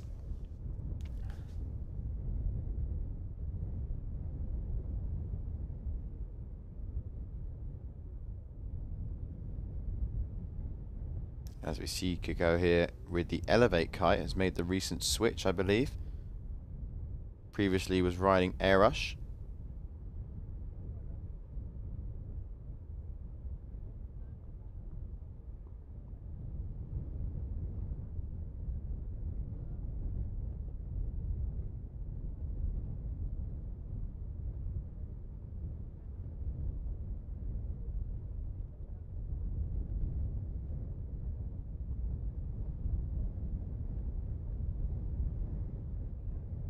So, coming into now the last minute of the heat. Not long left on the clock at all. You can see there Kiko checking his watch. Just to give you guys a bit of a score update. We've got about, well, for wind first, we've got about 30 knots of wind now. Maximum 41 in the gusts. That is what we're getting with now. 41 knots in the gusts. I've just been seeing. Now it's dropped to 38. So it is challenging conditions out there for our riders. As there we have it, the buzzer goes, and that is the end of the heat. And I will put my money on now Kiko being the rider to advance through to round number 3.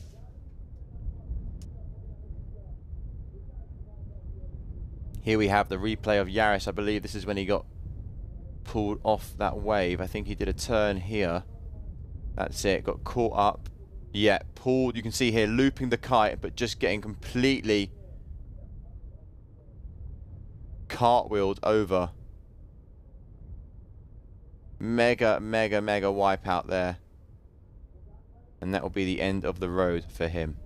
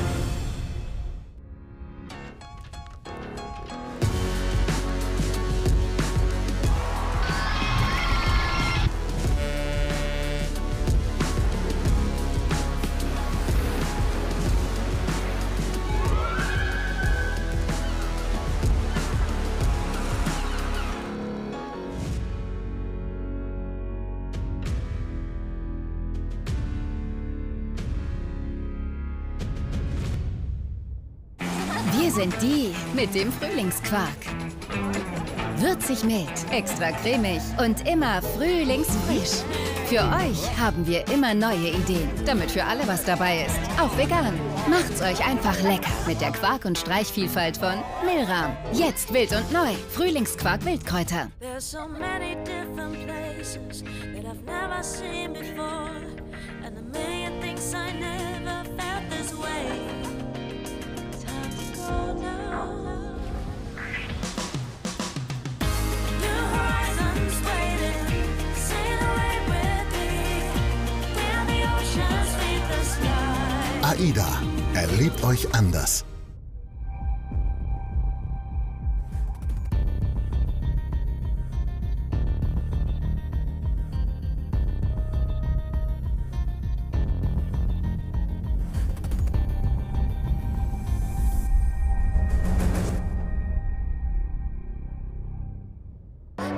Got me upside down, spinning around you. I wanna taste the clouds, dance with them.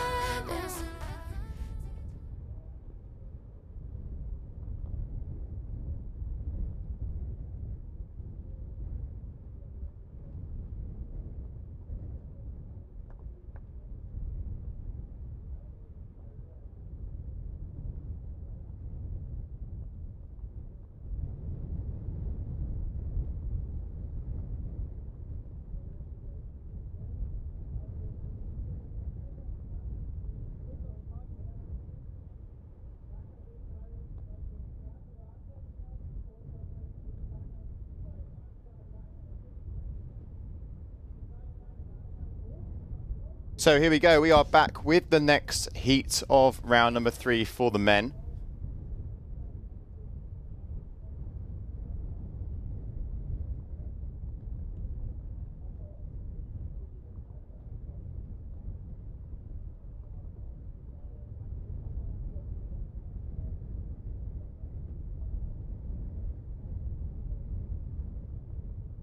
Big crash, oh no, I thought that was going to be a crash there. Woodley Hall by the looks of things.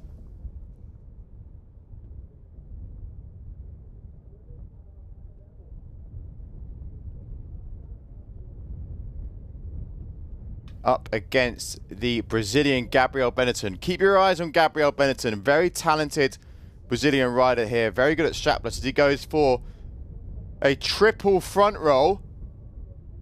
The first we've seen so far in the competition.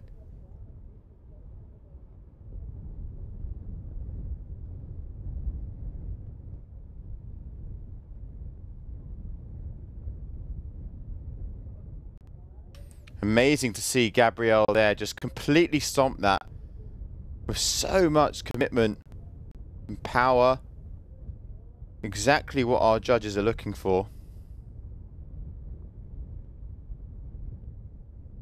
And Woodley has definitely got a tough stint ahead as Gabriel once again here. You can see bringing that kite to 12. 1, 2, 3. Going for the shove it. Going for the double front roll shove it. That's the move now that he'll be trying.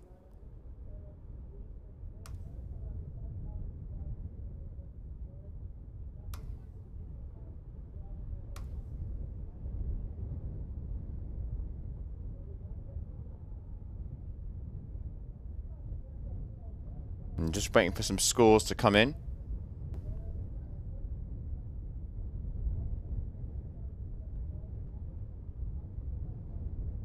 Gabriel going to be looking to go quite far in the competition during Sylt here. Favours his riding style, mixing up between freestyle and wave. He is riding the core kite on the right. Woodley Hall is riding the duotone on the left as we follow Gabriel now.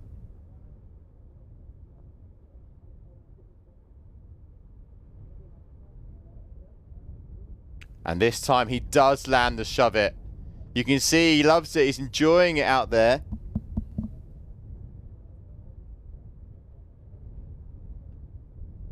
Woodley Hall is going.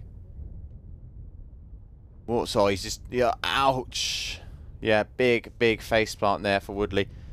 Just timing the down loop just a little bit too early, I reckon.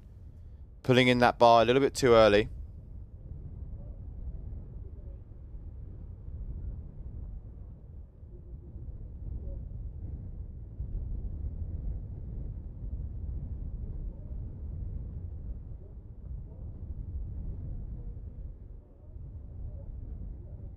Slow motion here from Gabriel Benetton stomping that shove it as we watch him once again here, the man in the moment, as he comes up to 12 o'clock, goes over. Oh, yep, going for the early shove it there with just the one rotation. But he's got a smile on his face the whole time here. Thriving in these conditions. Let's have a little look what the wind's doing. I did just manage to go and grab myself a quick drink in that last break. And it was definitely windy.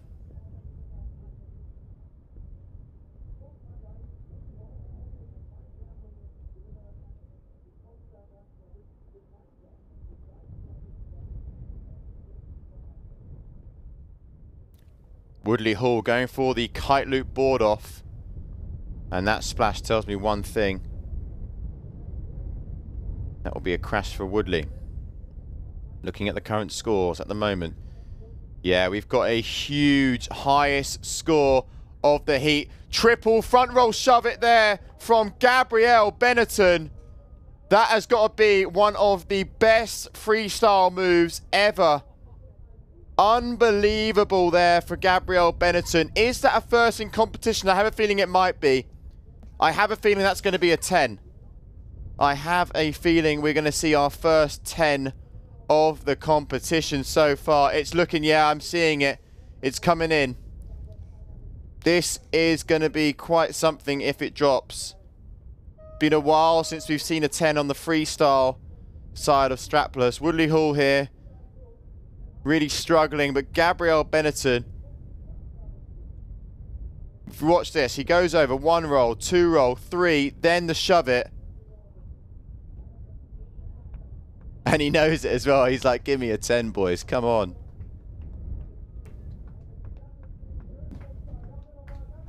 We could see, yes, it's a 10-point ride there from Gabriel Benetton. The first 10 of the competition so far. A 10 and a 9.47. That is unreal there from Gabriel.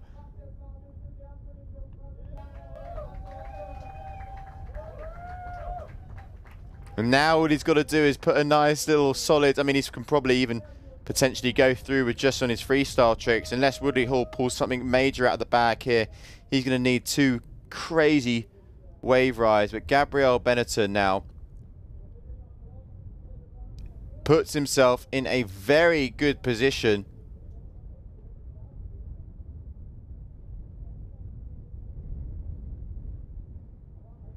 Show us some love in the comments. What do we reckon to that move? We saw him do the 2 rotations. He then went round and did 3. Woodley Hall, you can see there, just that down loop, not pulled at the right time. But Gabriel Benetton,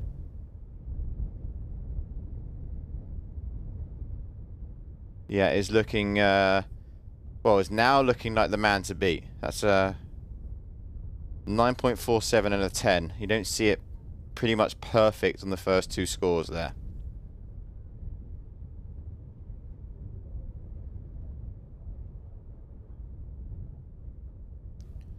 And here he is. Huge crowds out there on the beach here in Sylt as well. It's amazing. So many, a couple of thousand out there at the moment watching this event unfold.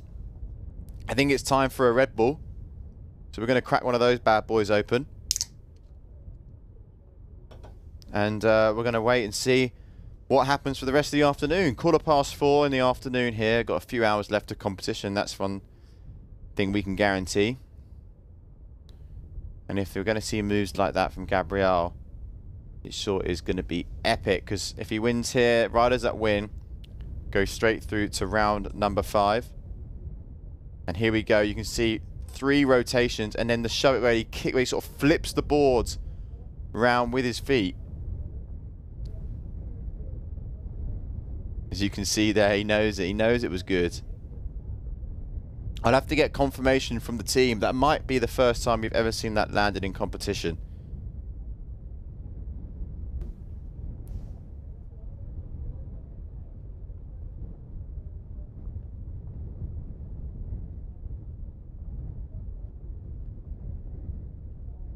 So Woodley Hall now still in 2nd place.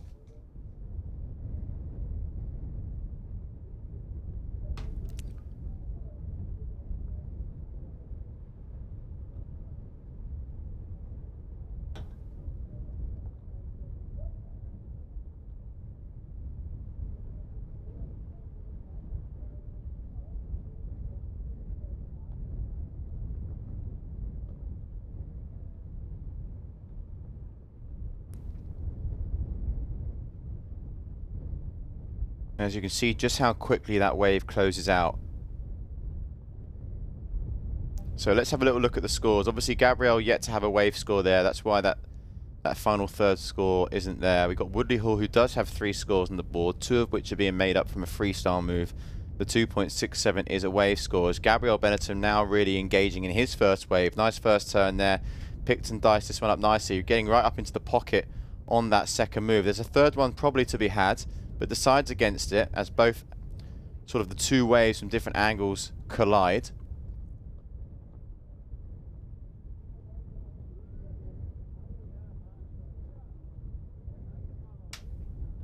And you can see as well Gabriel Benetton now with the highest heat total score of the competition so far, with that 4.37 in addition to those 2 freestyle tricks. So Gabriel Benetton stapling himself as the man to beat. 23.84 a total score, and it's still not over yet. Maybe he can advance on that 4.37 for the wave. Those 2 higher scores are pretty much going to cement themselves there for his total score. So it's really now for Gabriel focusing on trying to beat that 4.37. For Woodley Hall, he needs to get 2 big wave scores, which we've seen already today at this spot in these conditions is quite hard to do. We haven't seen many wave rides above a 6. So Woodley Hall has got a lot on his plate at the moment. But nonetheless, here he is. Birthday boy Woodley coming out of Australia. Gabriel Benetton as well. I can see another score coming here for that last ridden wave, and it's looking like it's going to make an improvement on that 4.37 as well. Having a great heat. So for some of these riders in the water now, it's their first time today. Like Gabriel hasn't been in the water today. He was in yesterday as we go on another wave. As he cuts back.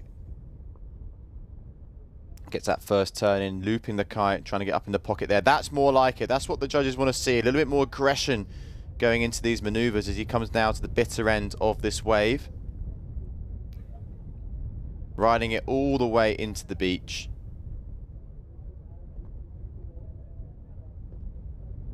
As you can see, yeah, we've gone up to 25.14, which with a maximum of 30 points up for grabs is one hell of a score.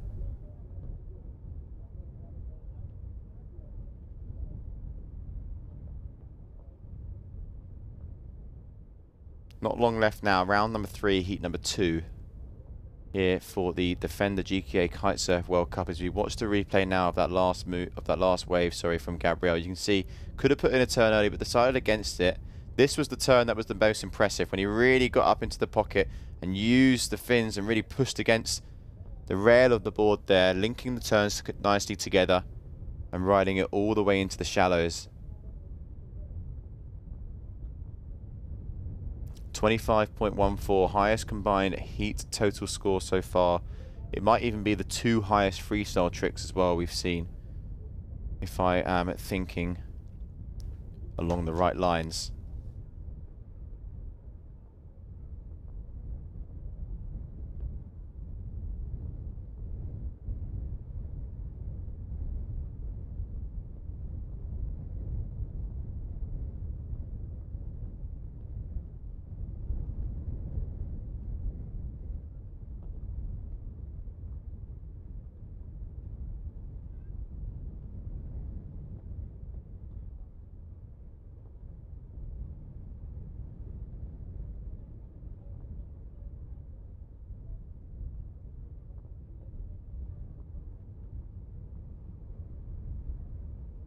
Okay, so a few of you in the comments, I'm just having a little read of some of the live stream comments here. Thirsty, thanks for tuning in. It's been pretty good so far. A great day of competition. We've seen it all really with both the men and the women. We're now into round number 3 of the men. We're also up to round number 3 of the women. They'll be taking on again in the water in probably about a couple of hours time actually, because we're going to focus now on the round number 3 of the men. And I can see here some of you wanting maybe a little bit about the board spec. We'll try and get that out actually. I'll try and get some of the team to go down to our riders. Maybe we can get Gabriel up in the booth. It'd be great to try and get him up in the booth actually. And see exactly, you know, what kit he's riding. And the difference between obviously the freestyle board that he goes on and even the wave board. I know that both riders switching things up when they go from the freestyle to the wave riding. But there he is on your screen. Gabriel Benetton's the guy that goes through here to round 5. Woodley Hall still does have another chance in round 4, if I remember.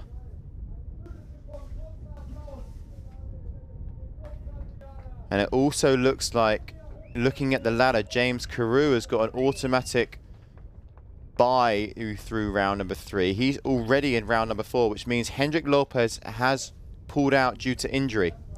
Big shame for the Swissman there. So we'll be 1 heat less now in round number 3. Oh, and isn't that lovely? Gabriel Benetton, the first man through to round number 5. Up next, more action coming up.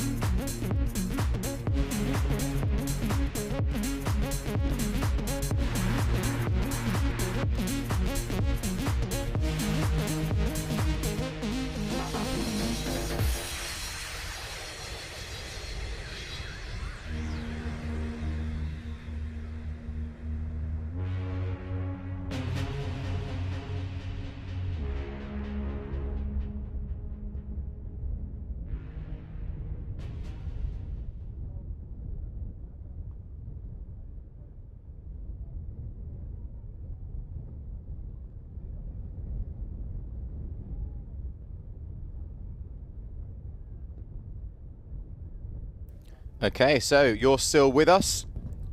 And up next, we are going to be having Charlie Martin against Theo Dimanez. Both riding for Cabrina, I believe. And they will be taking round number 3, heat number 3 by storm. Gabrielle Benetton with the highest total heat score so far, 26 points, as we now go into heat number 3.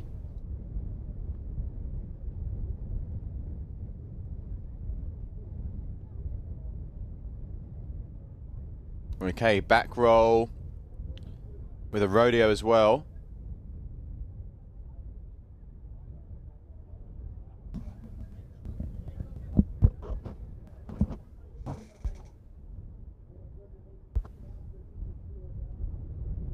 So that's Charlie Martin. As we watch the replay there. Does manage to stick the landing nicely. So Theo is up against quite a tough opponent here in Charlie Martin. I mean, they're both French, so most likely have spent a lot of time in the water together, whether that's training or whatnot. But Theo, yeah, has got a challenge with Charlie. Let's have a little look at the current rankings of where they are. I mean, Charlie Martin is 9th in the list. I don't believe Theo has been competing with us this year. He does have previous rankings. Oh no, he is. They are both 9th. So they had both the same place finish in Cape Verde. That was a 9th place finish. So at the moment, it is all square with these riders. All square with these guys when it comes to the ranking.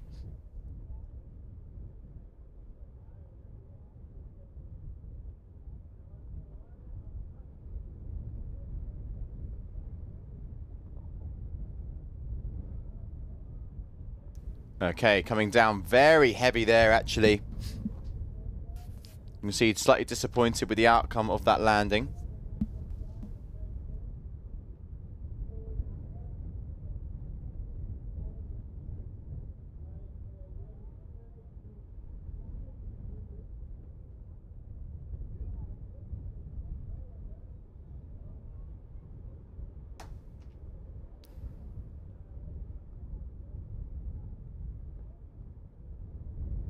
So how are we looking for scores and trick attempts? Let's have a little look. Charlie Martin now waiting for validation on some of these scores as we go up. Plenty of board flips going on there. Heavy landing, but manages to stick it. A little bit of a butt check there.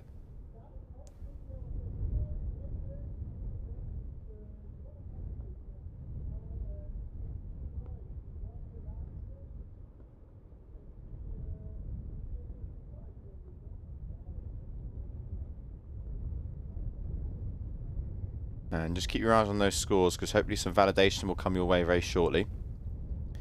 As Theo has had really not a great start to this heat, and he won't mind me saying that, because he's only had he's done 5 trick attempts, 4 of which have been crashed. And he's just struggling a little bit. Let's have a little look at the wind. What we're going on with the wind. Yeah, it's 30 knots plus now. So that forecast that we did see and that we were expecting to happen is now kicking in. Definitely now the last sort of 30 to 40 minutes we've seen a big increase as Charlie Martin goes for a back roll with plenty of ball flips. There you have the live wind reader on the right hand side. That has just dropped there. Literally, as I said, it's picked up to 22 knots, but you can trust me when I say it's been around the 30 knot mark for the last couple of readings. I promise it's gonna go up. You wait, it's gonna go up from 22.4. Ready? 5 seconds, it's going up. There's Charlie Martin there. Oh, it's gone down. Beautiful view of the event site there. Let's see if they all turn around and poke their heads towards the drone. Here we go. Come on, who's going to turn around? There you go. They're starting to wave now. But let's go back to the action. As Charlie Martin, sort of a slow-mo front roll there. And for Charlie, it's just about getting those Tricks dialed down, getting a few scores on the board. Nice score coming in at the moment. We see a back roll tic-tac with a board flip. Toe side air, front side 3. For Teo. Charlie now switching up his gear, so he's going probably to a smaller kite, which will most likely be the wave kite. As you can see there, Teo on your screen coming in might be doing the same as well. We have seen him swap around the kites.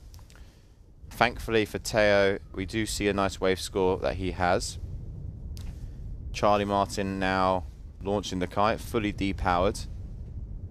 And it's cranking now out there. Wind, of course it goes back up to 30 knots when the wind meter goes.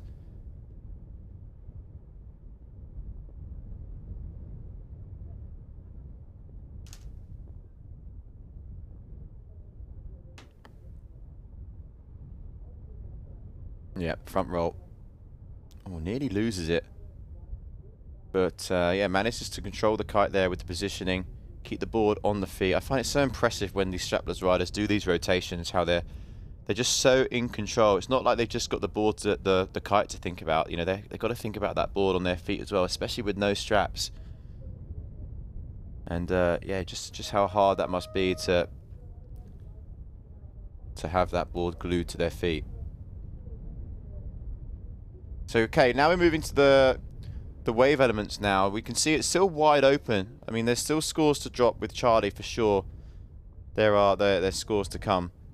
You can see something around the 6 mark. So just hold your horses and keep an eye on the scoreboard on the left. But this is where it could really shake things up. We need Teo here on your screen with that yellow Cabrina. Has gone down a size.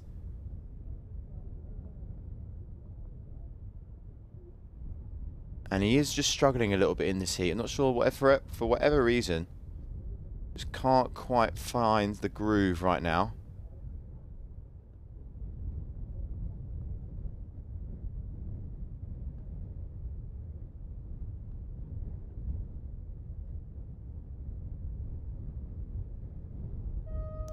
And I was actually wrong, you know, the guys that do lose these heats, that is the end of the road for them. So round 4, essentially the quarterfinals, is what these riders are trying to book a place in. So Kiko is going to be facing Gabriel in the first round 4 quarterfinal. Up next, after this, we have Pedro Matos and Lorenzo Casati. So the winner of this will be the winner of that in round 4. And I know we've got quite a few Pedro Matos fans that have been tuning in throughout the day. So not long now until your fan favourites can enjoy that one. Camille, why is Camille not competing? I can see a comment in the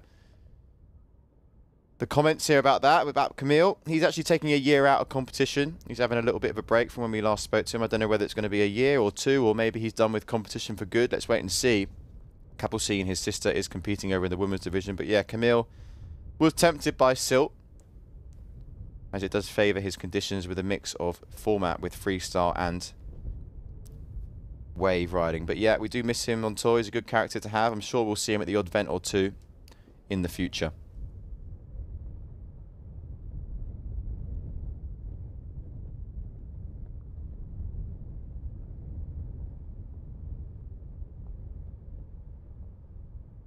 Beautiful event site here. You can just sort of see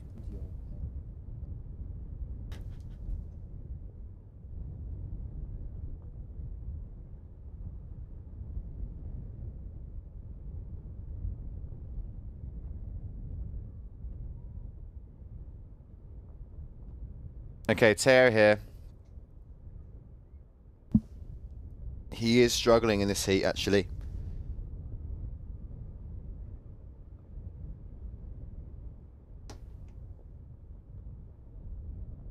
Last wave was a 3.50. Better turn there for Charlie, really getting up into the pocket. Trying to ride the foam a little bit here. Just the 1 turn. I mean, really all we're seeing, as we keep on mentioning, is just the 1 to 2 turns, maybe even 3. At an absolute max on these waves. It just goes to show you how sort of powerful this beach break is, and also just how quickly the wave breaks. I mean, you can literally see in the background there, just look at that wave breaking. There's not a lot of sort of there's not a large face to the wave, and literally as soon as it reaches that point, as you can see the bottom right hand side screen, it just breaks straight away. Tough conditions out here for the wave riding. I think Gabriel scored just above a 6 on the last heat in one of his wave scores, but that's pretty much the highest we've seen so far today. And Charlie now dropping into what looks to be one of the bigger ones. And you can see just how quickly that wave is breaking, but manages to time that turn to absolute perfection before going over the front of the board.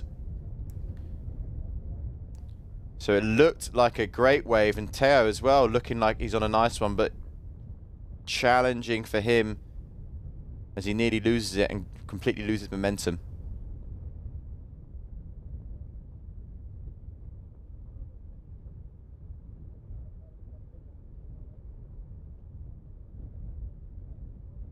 Day number 3 here for round number 3 of heat number 3. The GKA Defender Kite-Surf World Cup Sylt. Been here for multiple years now. One of the longest running European water sports events here in Sylt. They've got a windsurfing event. I believe it happens at the end of September time. Correct me if I'm wrong. But it's a great place to come, and the local German community sure do show up no matter what the weather. It would be as busy if it was hailing and raining. I can guarantee you that. But it's always great to come down to Sylt, especially when you get such an epic forecast like we do. Those that tuned in last year will remember we didn't quite get crazy strong winds. We did have a result with Kiko taking the win, and I believe Capucine over on the women. But there's a lot more at stake now with this mixed format and stronger winds, as we see there Teo, I believe, or even maybe Charlie. Now Teo just getting eaten alive as his board makes its way to the beach. But Charlie now dropping into what could be some of the last waves that we see in this heat. Nice turn there, riding sort of the foam of the wave. But it's closing out quickly on him. Looping that kite, you can see he's really steering the lines to try and get a little bit more speed going down the line of the wave. Both riders now pretty much on top of each other.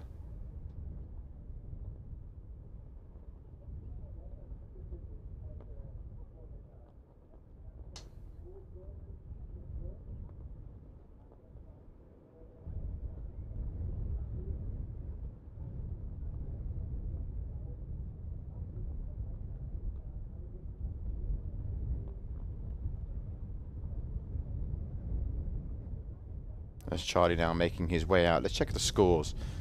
Been a couple of more waves that have come our way. Charlie is currently sitting on a 5.47, but that's only calculated at the moment of one freestyle move. So there's a couple more to come. I believe there's one more freestyle move. Oh, sorry, there is. Yeah, no more freestyle moves because he's repeated the same trick 3 times. So it'll be 2 wave scores that will add up Charlie's score.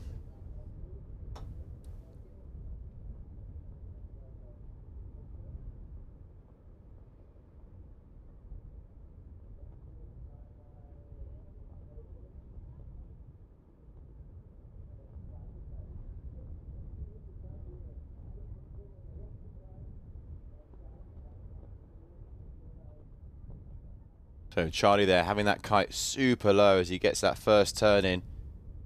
Needs to get past this section, but as you can see, resorting to try and ride the foam. And yeah, haven't really seen too much solid wave riding in this heat from these two riders. Really, both of them sort of struggled a little bit to try and, you know, pick and choose the right set to go on and the right wave to choose. Teo on your screen now, heading back out.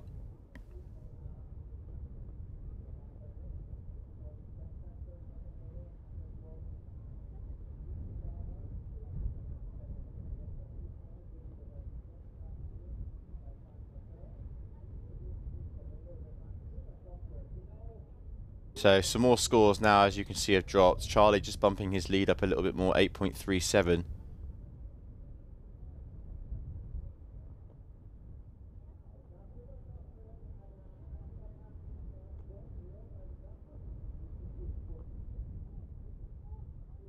Tide's pretty much at its highest now during the day.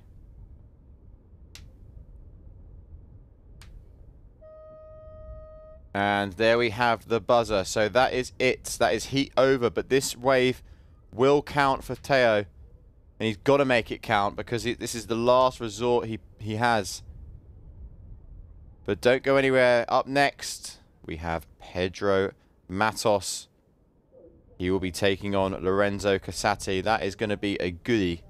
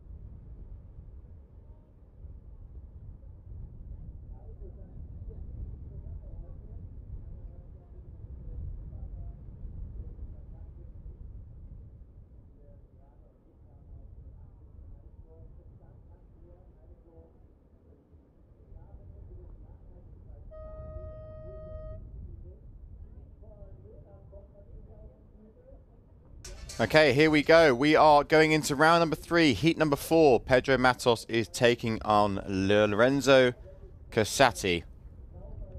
As we see there on the corner of the right-hand side of the screen, Lorenzo Casati looking like he started there with a nice kite loop. So we go now to the action on the water. So this is going to be quite an interesting one because we've obviously got Lorenzo's background with the twin tip big air, and he's, you know, obviously very comfortable in the stronger winds and very confident as well on a strapless board, as Pedro Matos here goes for that double rotation with the board off as well, board spin, sorry.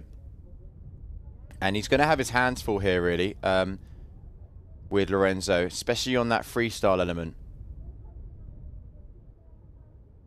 None of these guys are going to be wanting to go home early. This would be a sad day to say goodbye to one of these two riders. But someone's O has got to go. And Lorenzo here just waiting for some scores to drop, but he is going for big kite loops.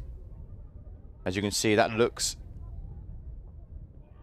and goes down as a huge move there, looping the kite with plenty of height. One of the things that we've noticed with Lorenzo Casati is his takeoff. He has got that takeoff dialed down, even the landing as well. He knows, he's used to falling and free falling with plenty of speed.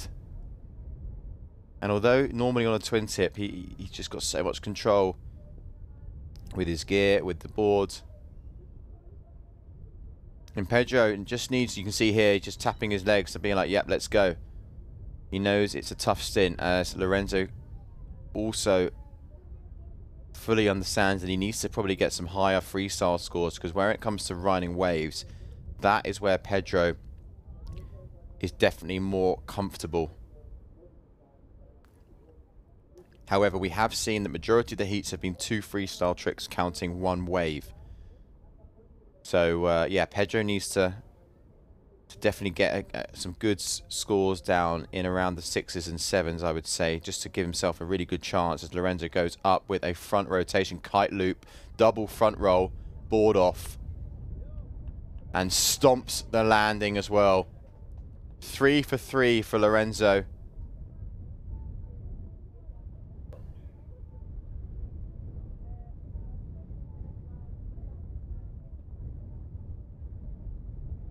Pedro here, finding a kicker. This one looks good. What has the Brazilian got? He takes off.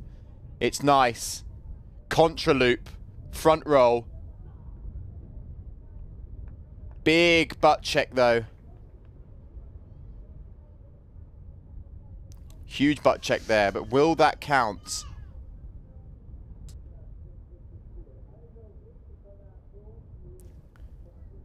Scores to drop now. Keep your eyes on the prize, top left-hand side of your screen. The back roll front flip there from Pedro Matos, which was his first trick, opened up with a 5.77. But I can tell you as well that Lorenzo Casati has a few big scores coming in, so he will bump into first.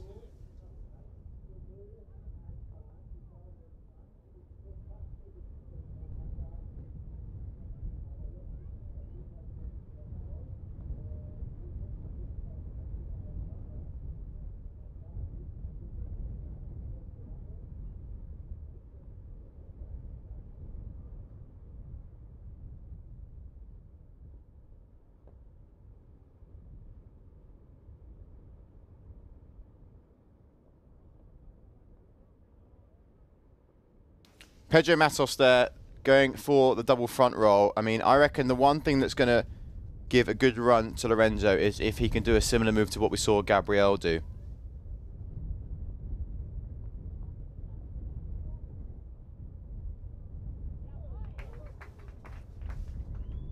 And Lorenzo once again.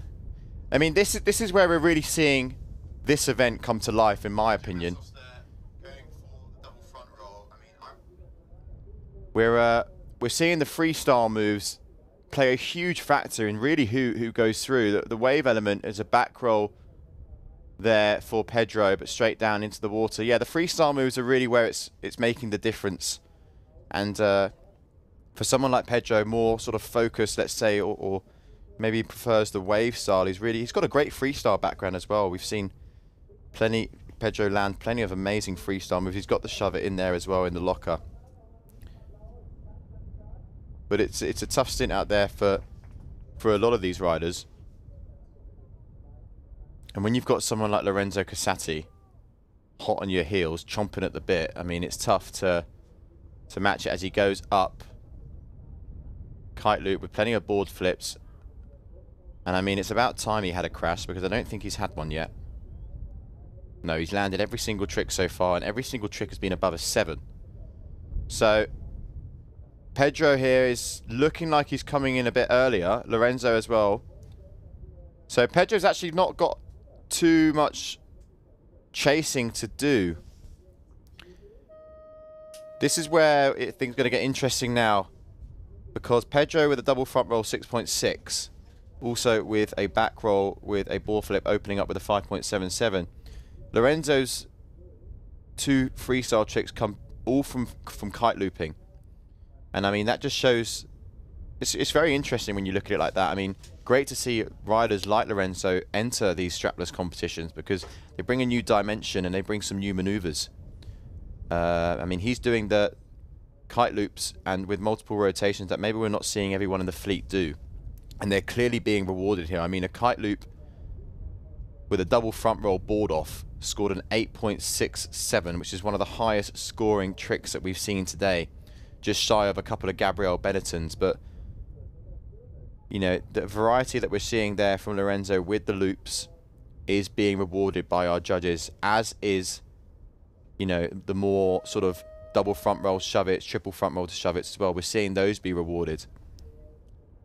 But this is where the fleet is still open when it comes to this section. This is important for someone like Pedro here. He's going to want to get rid of that 5.77. He's going to ideally back up that 6.6 with 2 solid wave scores.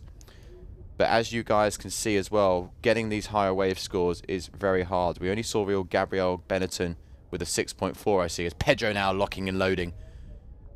Big turn, pretty much vertical there, but he's riding backside here, Pedro, which isn't his favoured side. But he's got one of the nicer waves. Get another little check turn here, and Lorenzo's getting involved as well. Big turn there. This is where Lorenzo can also shine as well. As good in the air as he is on the wave. Trying to get speed to go through this section, but the wave has more speed than him and closes out too quickly.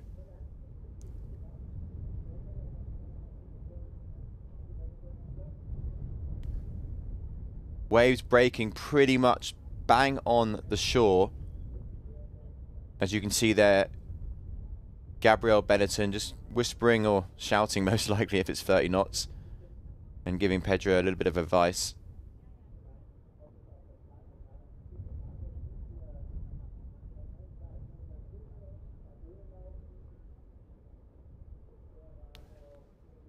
Kelton Lopez there. Let's see what's happened on the scores. Because, yeah, Lorenzo Casati has heaps of competition experience, as does Pedro. Might be the first time that these two have actually faced each other in a heat. Lorenzo actually more frequently does enter the strapless competitions. And we're seeing Pedro here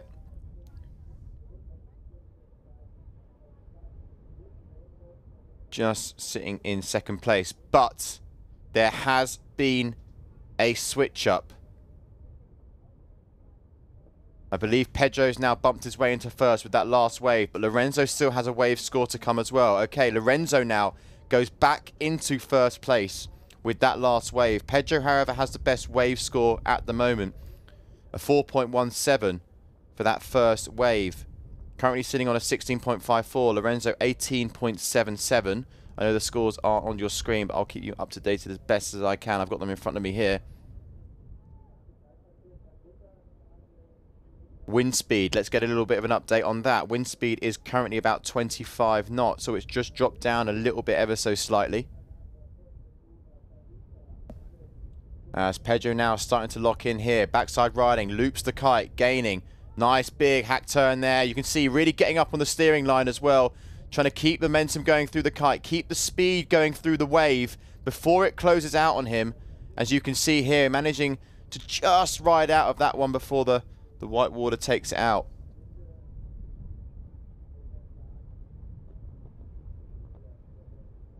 But Lorenzo Casati still out in front. Lorenzo's clearly not going to beat his 2 freestyle moves, which are 7.03 and at 8.67. So all he has to do is get as high as he possibly can with a wave score, because I don't think he's going to be getting over a 7 with the waves. That's my opinion. Pedro, on the other hand, needs to try and get a couple of 6s with his wave scores. That would make a big difference and shape things up. His wave last actually gone up now to a 5. So 17.37 there. There you can see the scores. It's really close up there. It's very tight. He needs a wave. He needs a better wave. He needs to get in the 6s for a wave. A 6.5 would do it.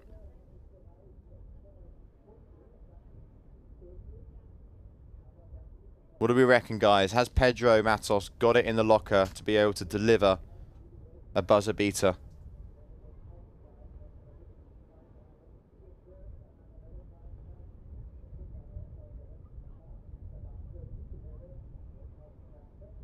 Hill, the Can see heel flute there coming in. Heel the 7.9 scored by Lorenzo Casati, I believe, that belongs in the same family as the 8.67.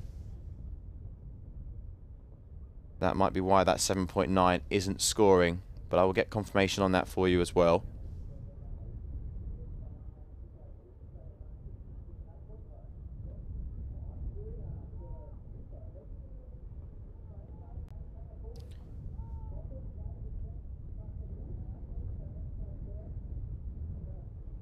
We do have two different types of rotations now. I'm looking at it though as well. One of them being a back roll, one of them being a front roll. But let's wait and see.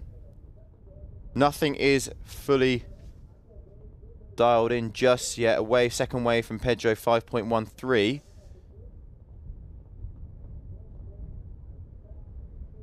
But no change to the scoring just yet. Lorenzo still out in front with an 18.7 as it stands.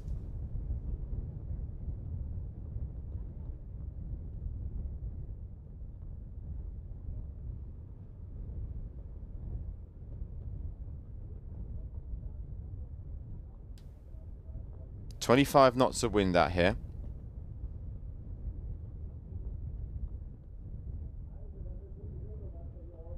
This is a cracking heat. Round number 3, heat number 4 here in Sylt. As you can see, they're playing a slight tactical game out there as well. You can see Lorenzo, beautiful shot here of both riders, doing a turn exactly when Pedro went and turned as well. So there's tactics now. This is a super close heat.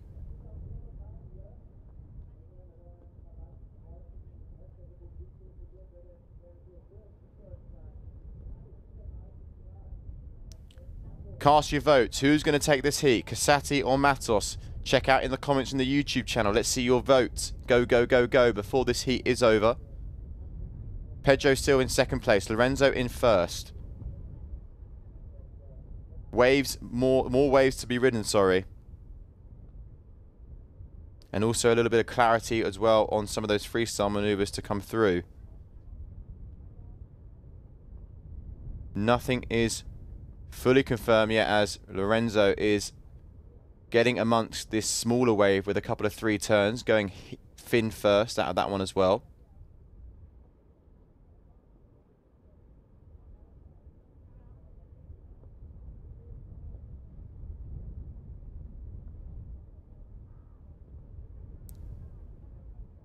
So we can see now as well, Pedro is inches away as the scores stand with an 8.60 as he goes for a back roll off the wave, keeping it together just about.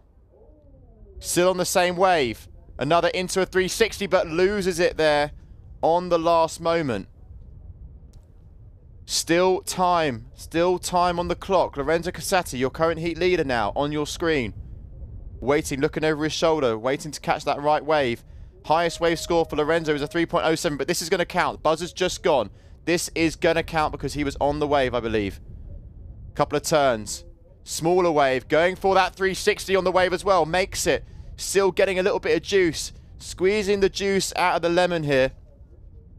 And just comfortably making his way into the beach. What a heat. Heat of the day so far. Has Pedro done enough? Shaw looks a little bit defeated there.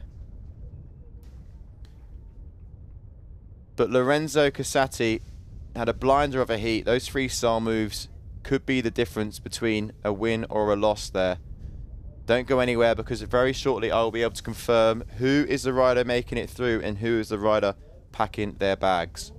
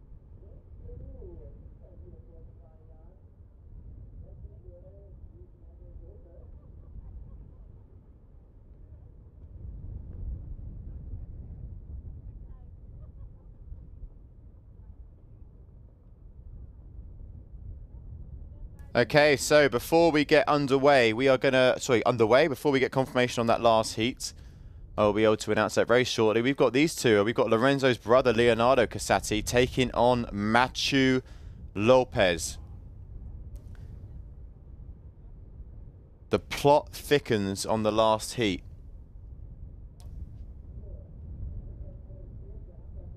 So different tactics now being approached by our riders. We didn't really see either two of those riders come in and change their kit. Actually, no, sorry, we did. But definitely with this higher tide. And Matthew Lopez there going for the double front roll to open things up nicely for him. And I have just been informed and finally confirmed that Lorenzo Casati will be advancing through to round number 5. Round number 4, sorry. He will be advancing through to round number 4 after beating a potential favourite in Pedro Matos.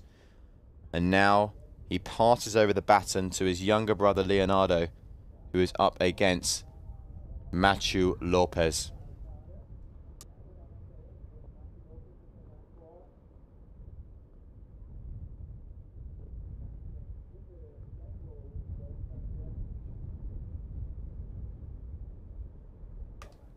Okay, so Matthew now, we focus our attention onto this heat because we've got another blinder coming our way with the youngster here.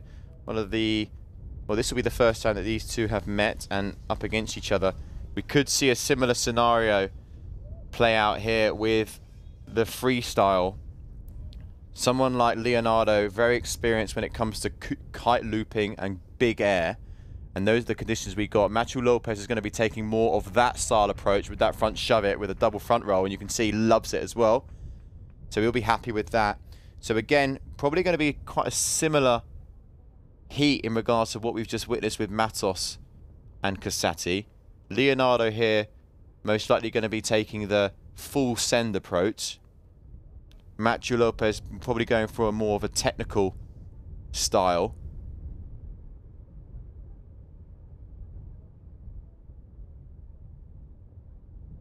As we follow Lorenzo now. Believe that he'll pretty much do all of his tricks going left foot forward and use the ramps to his advantage. Matthew here doing everything right foot forward as he goes for just a standard back roll. Looking out the window here for Leonardo. As he goes up with a board flip as well and lands it just about. So close there between sort of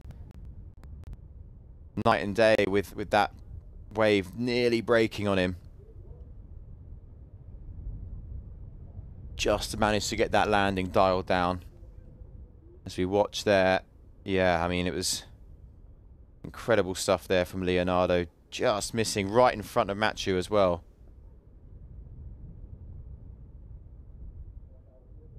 So Matthew Lopez not able to grab the board there. So we're coming up to halfway point on the tricks. And we can see that Matthew has dialed down a 8.22.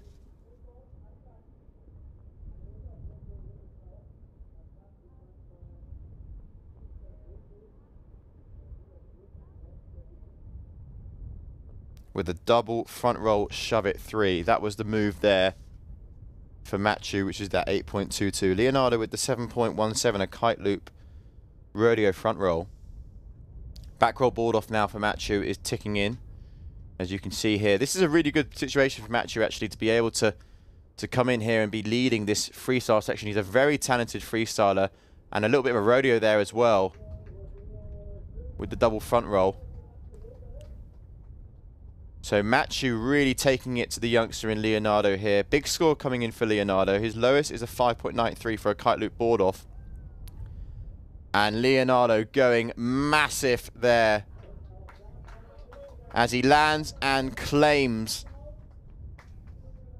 These Casati brothers are not here to take part. They're trying to take over.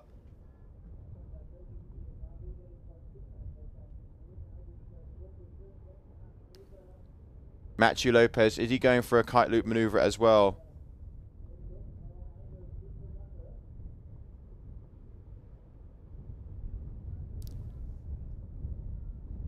So scores coming in. We see a contra loop back roll with a board flip as well for Casati now coming in, which is going to change things up, I believe. I've just heard the buzzer as well, so we might now be shifting our attention over to the wave section of this heat. Heat number 6 of round number 3. Keep your eyes on Leonardo's score. That 5.93 is going to be disappearing very shortly. As we have Matthew Lopez here looking like he's going to be taking off on 1, 2. Grabs the board, just a double front roll there for Matthew Lopez. Not sure if that one will score because I did hear the buzzer. As you can see there in the corner, Leonardo Casati's come in to change his gear. Are we going to see a gear change from Matthew? Keep your eyes on the score. Oh, an apple spritz will go down lovely now. It's also 5 o'clock, which is a good sign.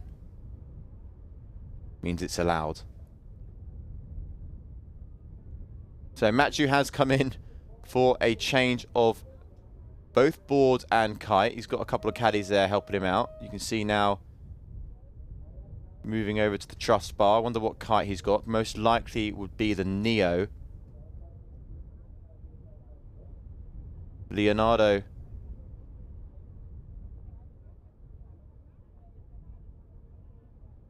out there now, as well as Matthew. Yep, getting out of the shore break. So here we go. Time to ride the waves. Good thing for Matthew here is I believe he is not riding backside. Where at most events we find that he actually ends up riding backside. Such a stylish rider, Matthew. So close to claiming a world title not too long ago as Leonardo gets swallowed there. Board pings up behind him. Heavy, heavy hit on the wave. Matthew now looking to drop in. You can see there just sorting out that wetsuit. Yep. A little bit of swell forming. Nice rolling wave heading his way.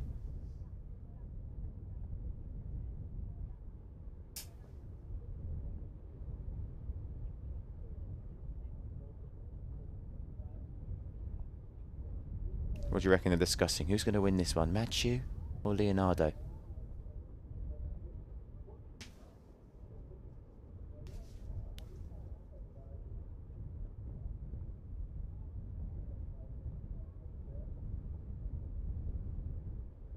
Okay, so going through a bit of a lull really in this heat at the moment. Bit of a quiet period. And as I say that, we get the Matthew Lopez to lock right in and huge spray on that turn there. Wave starts to close out, but a big first hack up there as Leonardo once again manages to stay on his board there. You can see there pulling on the front hand, trying to get a bit of momentum through the kite. And somehow stays on the board. But really the shining star there was Matthew's first turn at the top of the lip there. Plenty of power, execution, as you can see there. Lorenzo Casati and his father looking on, following the scores online.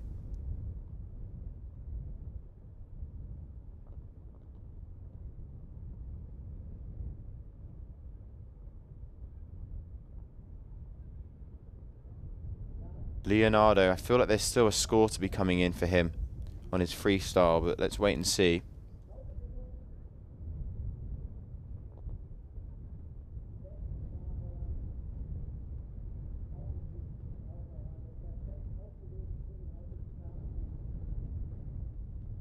All these heats now are so close as Leonardo's ripping and dipping in the shallows here.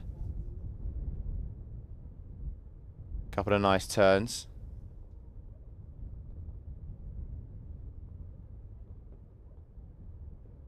And you can see there, wave score for Leonardo 0.57. Matthew's got quite a nice wave score coming as well on that one we just witnessed. And does a turn straight away. Bigger set wave here. Bam! Straight up into the pocket of that wave. Plenty of bar pressure going on now and getting some tension in the lines as he rides this one into the shallows. You can see here Matthew just perfectly executing that wave before going down at the end. However, there are some great scores coming down for the Spaniards. Actually, from Cape Verde, originally spent a lot of time at that famous break that we've mentioned a few times over the stream. I was going to say Cape Point there. I mean Punta Preta in Cape Verde. Amazing wave. I think he's just been over in Mauritius maybe, Mathieu, or Indonesia, scoring a few barrels.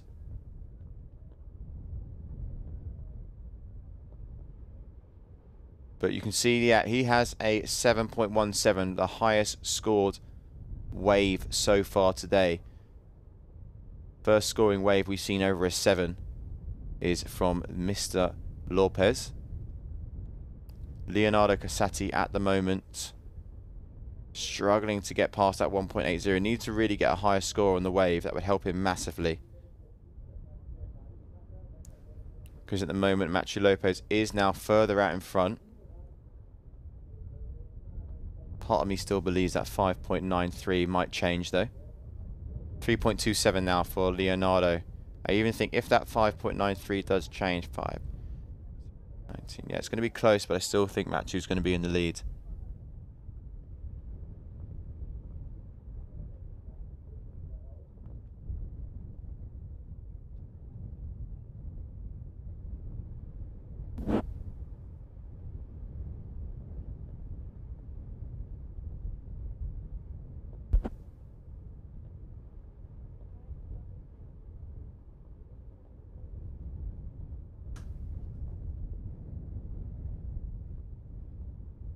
Okay, so attention over to Leonardo.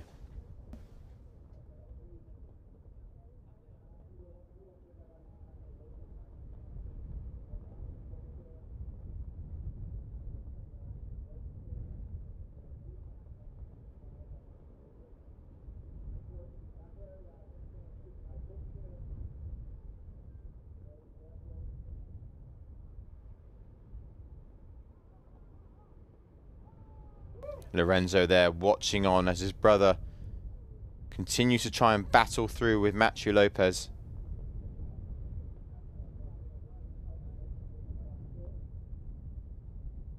And again going through a little bit of a lull in this heat.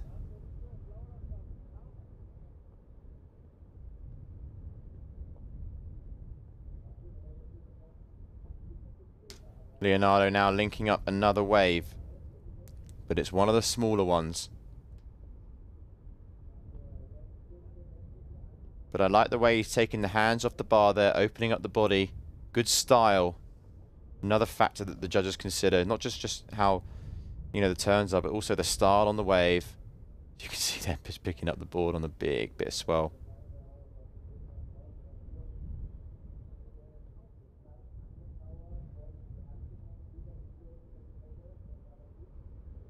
But I'm pretty sure that 5.93 which is showing is wrong. However, he is still going to be in second place. That 5.93 was a kite loop board off when we did freestyle, but there is another trick which is a little bit higher from a different family. So I believe that Leonardo's score is around the 18, just under 19. However, Matthew Lopez is on 21.82 as he gets eaten in that section of the wave. The defender GKA Kite-Surf World Cup here in Sylt is delivering. We're firing from all cylinders now.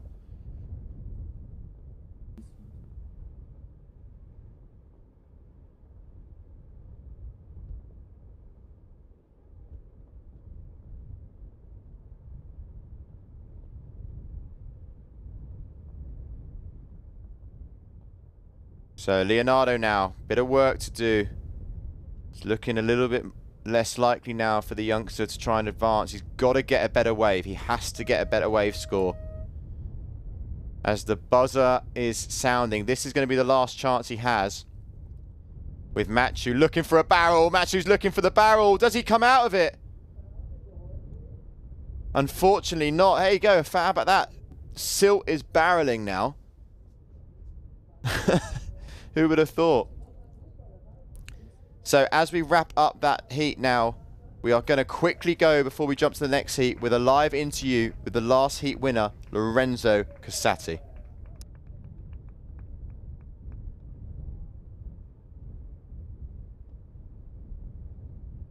Hi, how does it feel to be riding strapless and taking out one of the best in the world? Yeah, I mean, it feels super good. The conditions today are just epic, big waves, strong wind, and this is what I like. So yeah, I managed to land all my trick and I'm super happy with it. And yeah, can't wait for the more hits. So what's your favorite discipline? I mean, now I'm trying to do bigger, twin tip and strapless, all of them, but I would say strapless and twin tip are my favorite one. But I always try to be a waterman and compete in the most competition possible. So what's the next step for you? After this, there is a competition in Tarifa of bigger, and I will train a bit bigger, and then as well from GKA in Dakla, wave riding, and then Brazil. Congratulations, good luck for all. Thank you so much. You!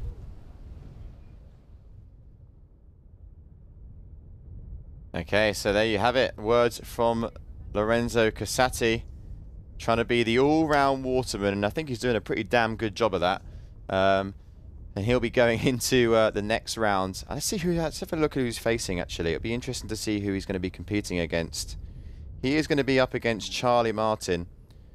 And up next, we are going to be seeing some riders. We'll confirm very shortly. Going to go to a quick break before we get back underway with round number 3.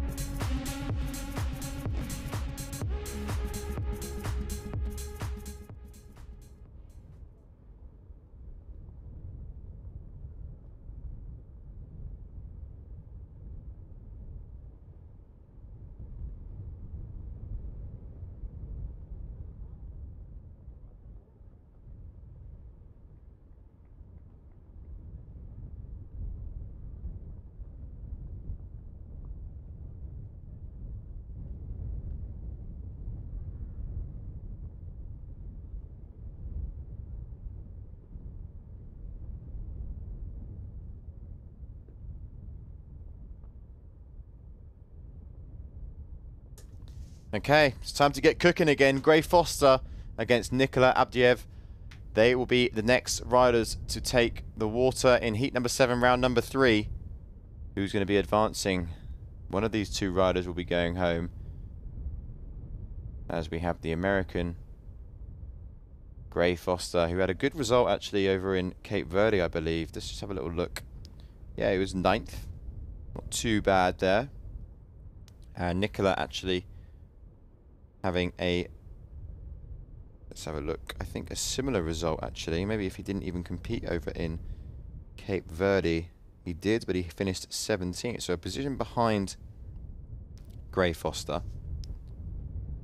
Not the first time these two would have met. And certainly probably won't be the last.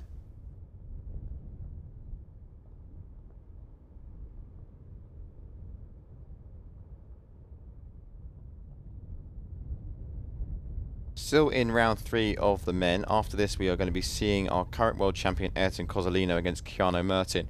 That's going to be a great heat. Nikola here riding the RRD gear. We'll most likely pretty much put money on seeing him switch boards as well once the freestyle moves over. Gray Foster braving it in the shorty. Getting the legs out.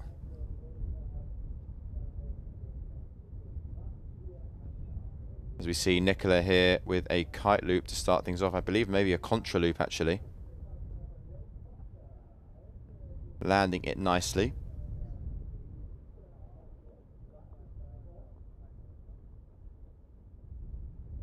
Gray Foster going up for the front rotation, double front roll into a crash.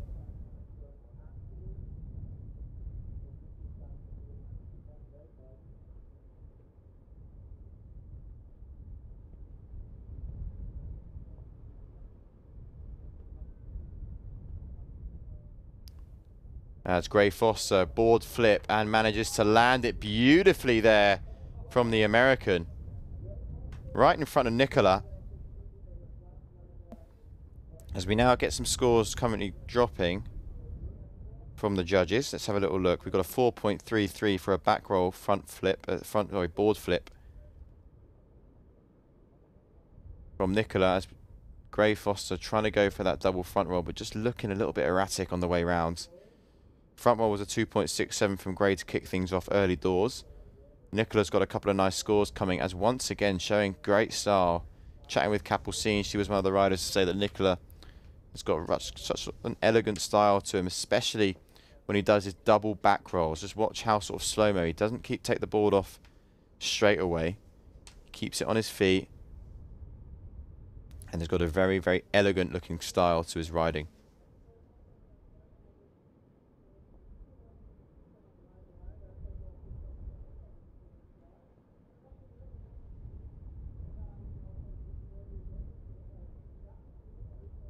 Big heat coming up as well now in round 4 after Matthew Lopez advanced. He'll be taking on James Carew in the 3rd heat of round number 4. So 2 riders that are really in contention to take the title here, and also look at the gathering points which will correlate to their world championship potentials at the end of the year. No one really wants to be going out in round 4. Obviously, the later you leave it into the competition, the more chance you will have and better points you will gain, which then add up to your overall ranking. So if you get out early doors, you're not going to be getting the points you want, as Gray Foster here goes to the moon, but only on his own. Big kicker here for Nicola as he goes up. Are we going to see the back roll? No, we're going to see a kite loop board off with a huge butt check. However, that will go down as a crash. Contra loop back roll board off there for Nicola has scored a 6.23. I did think it was a good one.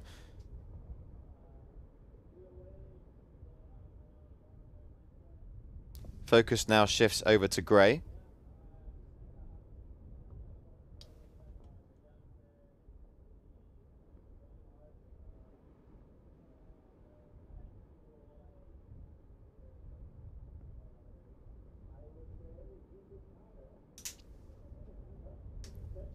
Okay, so on our 6th trick attempts now. Final trick attempt for these riders.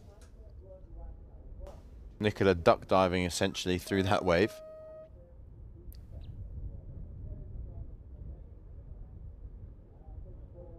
As Gray Foster going for that double front roll again, but again pretty much landing it, but then just going over the front, losing control on the way down.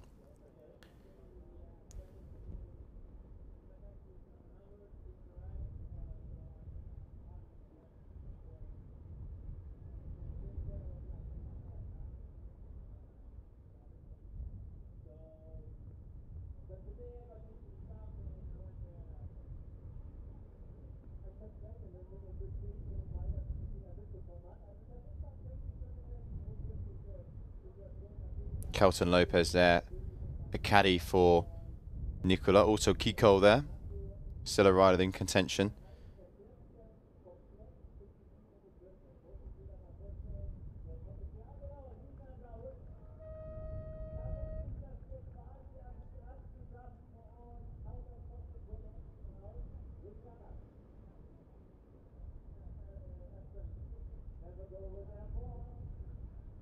As here we go for Nicola.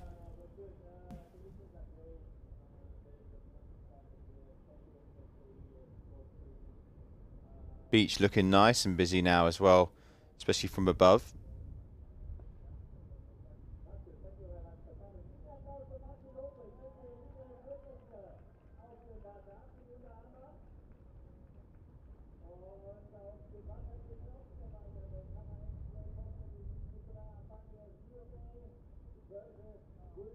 Kelton Lopez, look at him, he loves it. He joined me in the booth earlier today.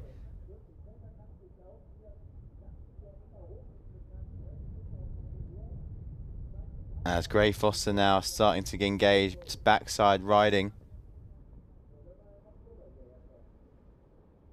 But Nicola in first place.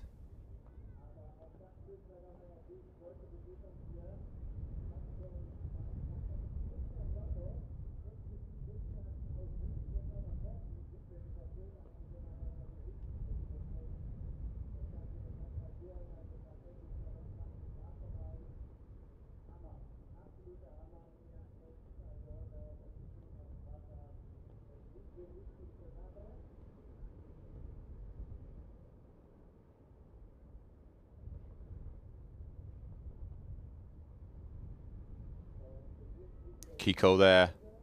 And James Carew. James getting an automatic bye into the next round due to Hendrik Lopez having to unfortunately pull out due to injury.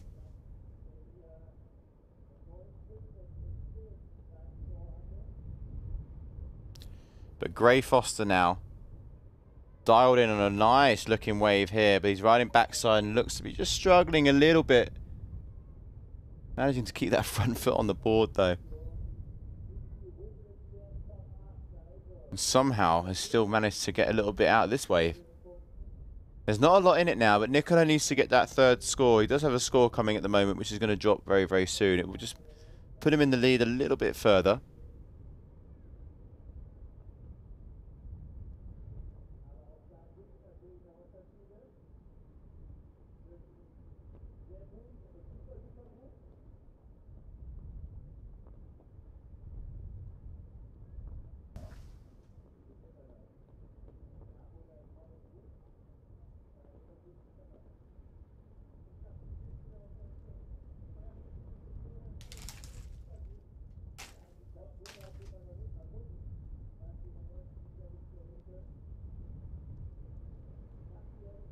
But yeah, definitely this heat here slowing down just a little bit. You can see a couple of nice scores there, more so on the freestyle element again. Gray Foster in second, Nicola in first.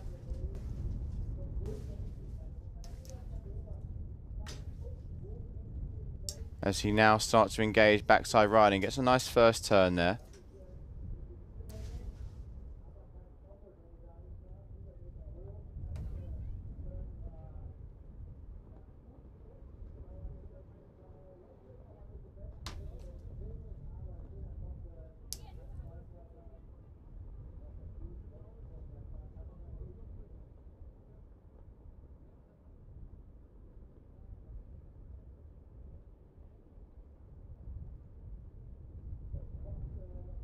Gray Foster now deciding he doesn't want any more to do with that wave.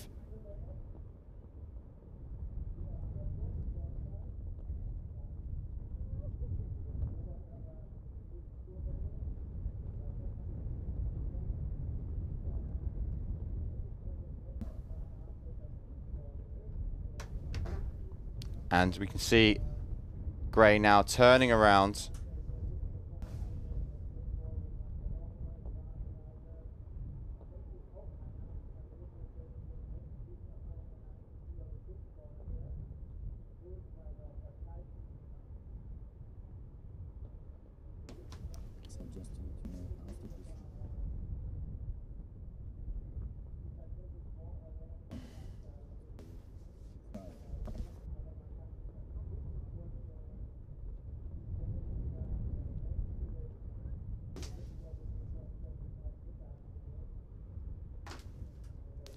Okay, so coming towards the end of this heat very, very soon.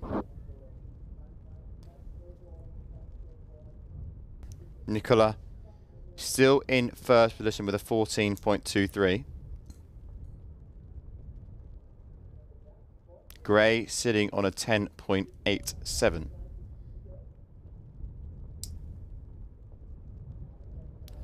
Nicola having the highest score of the heat so far with that 6.23. But Gray and Nicola, as you can see, exactly the same score on their ways with 2.67.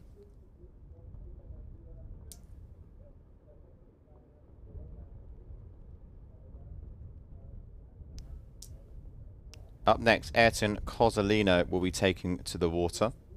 He'll be taking on Keanu Merten,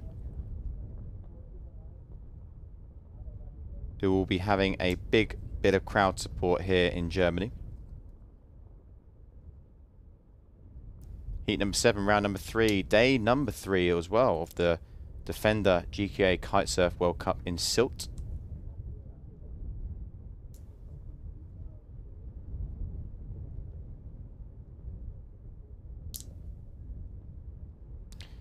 And Gray here looking to improve on that 2.67, but not getting vertical enough, in my opinion. A nicer looking wave, though. It hasn't quite closed out, but yeah, he maybe could have even put another turn in on that one.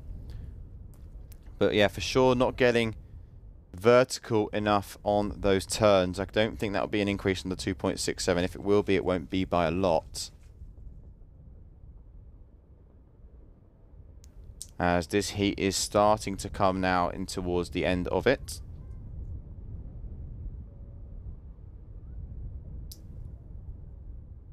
Local time is just gone 5:30 in the afternoon here in Germany. So where are you? Let me know where you're tuning in from. We've got anyone from over in Australia or watching Gray in America?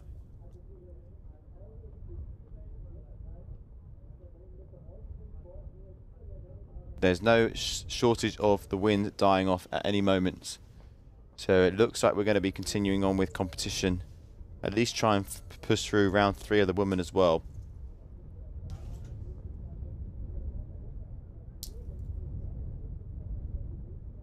As Gray now starting to come in, you can see Ayrton Cozzolino as well on the left-hand side. James Carew down there as well.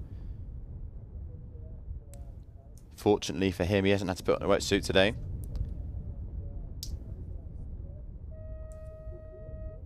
So Nicola now doing the last couple of turns in this one. That was a nice one up into the pocket there, but managing to keep it together as well.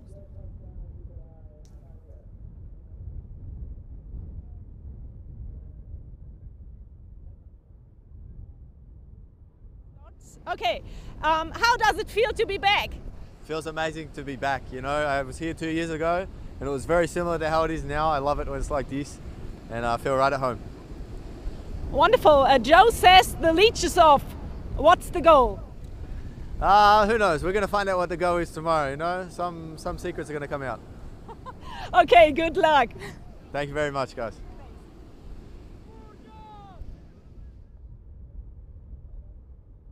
Okay, so there are a couple of words there from James Carew. Very solid mindset he's always got. And very, very shortly we'll be getting back underway with the final heat of round number 3, where we'll be seeing Ayrton Cozzolino against Keanu Merten.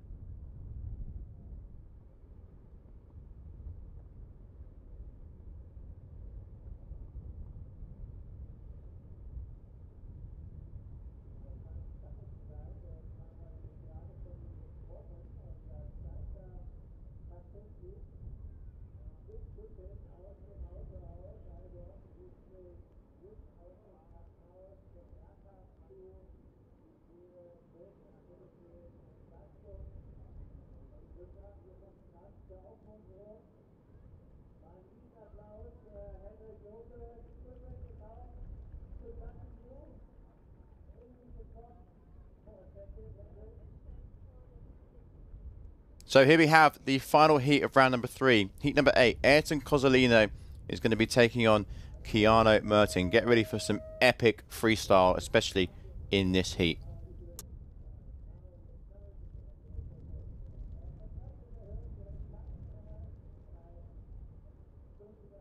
Ayrton finds a great kicker. Huge kite loop board off with a board flip.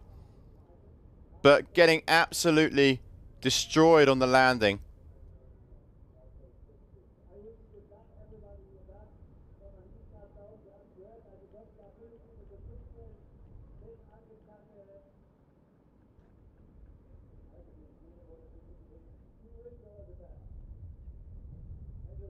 Watch out for Keanu Merton. Kite loop board off with a board flip as well. Wow.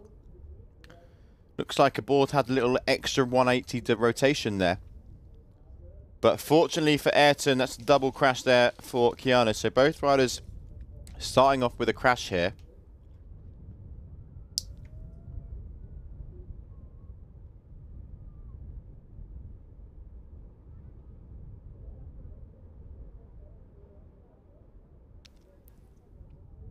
Wonder what Ayrton, he needs a bit more power maybe, is what he's saying.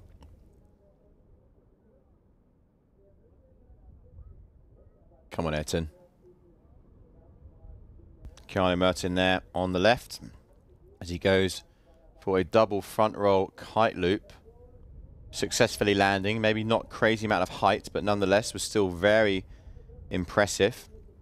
You can see now the different board styles that these guys are using as well. More sort of boxy, squared noses. Ayrton, great kicker here. Goes up right in front of Keanu Merton. Needs to land this one and does. Keanu Merton now going for the double back roll board flip into a crash. Ayrton, let's just see the replay here. Does he loop the kite? No, he doesn't. Doesn't loop the kite there.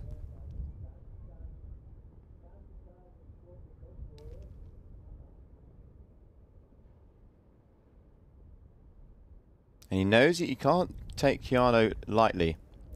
If Keanu can put a heat together like he did last time as Ayrton goes up, is that going to be a straight jump? I don't actually think he was engaged there to do a trick. It didn't look like he was very committed. Keanu going for that kite loop board off with a board flip and landing it. That is textbook stuff from the German. He actually does love that move. You pretty much see him do it every time. As Ayrton there with the 5.50.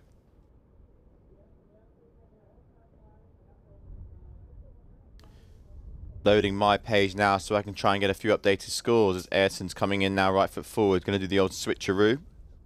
Big score coming for a back roll board off from Ayrton. Definitely getting good height on his moves. That's one thing he's got over Keanu at the moment, is he's going a lot bigger. That will mostly be because he's using these ramps. He's using these kickers. Unlike Keanu, who's doing quite a lot of his tricks right foot forward, he's not able to use those ramps. And when at high tide here in Sylt, so these ramps are pretty big. If you can time them well and get a good takeoff, then it's going to help massively. You know, looking for power, height, amplitude, speed going in, speed coming out, all paired with the technical difficulty and a controlled landing. Sounds easy, doesn't it? But these guys make it look easy.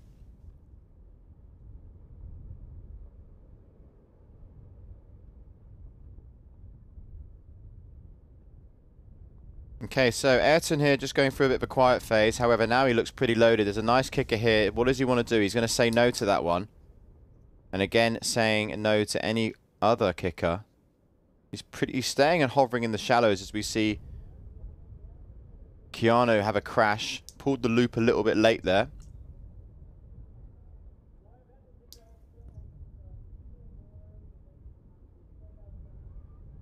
So Ayrton Cozzolino now having a couple more scores. Keanu, however, does have a kite loop with a board flip there and a conch loop back roll board off.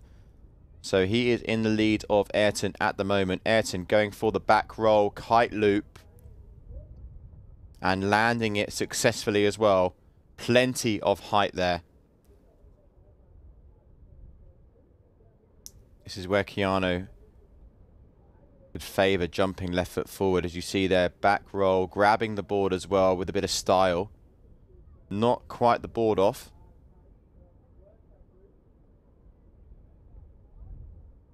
But let's see how that comes down. Looking like maybe Ayrton, is he slightly underpowered sometimes? Oh, no, he knows. Yeah. The takeoff. Wasn't happy with that. That was a shame because, yeah, he's really quite fuming after that, you can see. The takeoff just catching an edge there by the looks of things. As Ayrton does have a score dropping. That 1.25 is going to go out the window. And I do think he's going to bump his way into first place.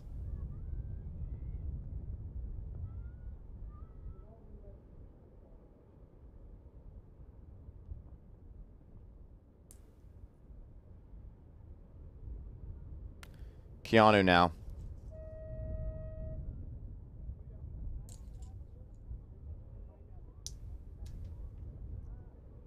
Maybe not as heard. Ayrton going for a front roll. Ouch.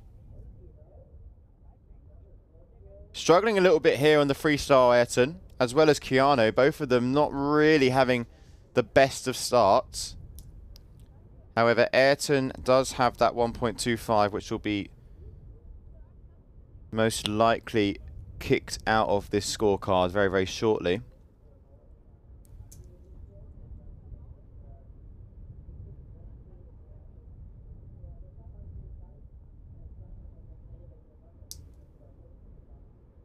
As we see the replay here of Keanu. Super good style. But, gosh, that's a nasty landing there from him. So bad the helmet came off.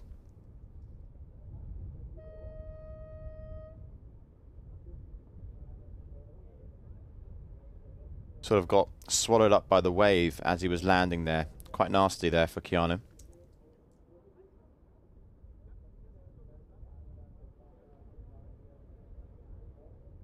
So current scores, we have Ayrton Cozzolino in first place, 12.90. Keanu Mertin in second, 11.43. So there's only 1.48 of worth of points between the world number one as it stands, our current world champion, and one of the up-and-coming young talents that we have on tour, Keanu. James Carew being a caddy for Ayrton. That's not something you see every day. Ex-teammates, of course.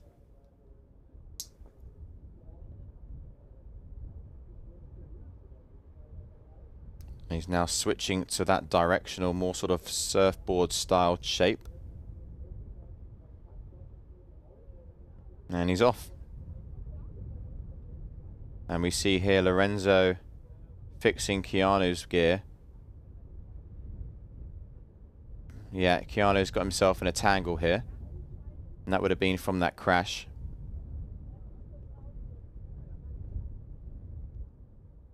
Ayrton's got a little bit of meat on the bone here. Got a chance to try and get some early nice wave scores thrown down.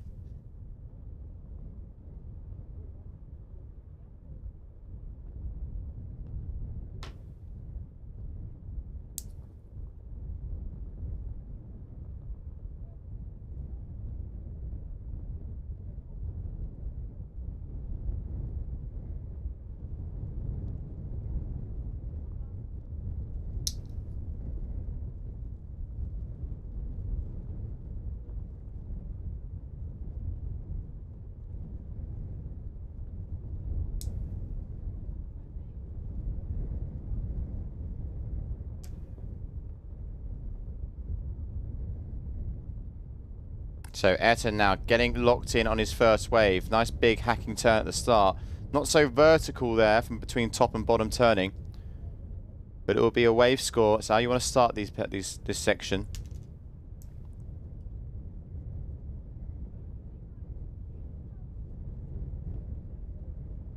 Keanu, no sign of Keanu just yet. Both riders definitely struggling a little bit. Heat of the day at the moment has to be between Lorenzo Casati and Pedro Matos. I think you'd all agree that was one to remember so far on day number 3. Up next, we'll probably be shifting our way over to the women's round number 3 and trying to get as far as we can with that. Potentially look at wrapping that one up, which will then leave tomorrow as a pure finals day.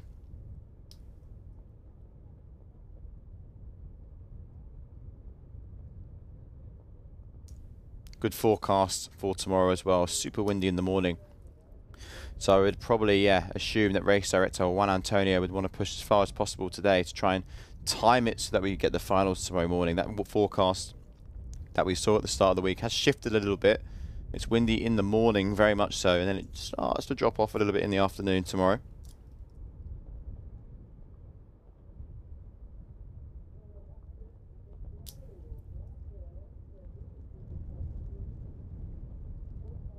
Ayrton Cozzolino now scoring a 3.33 for one of his first waves. No score yet for Keanu.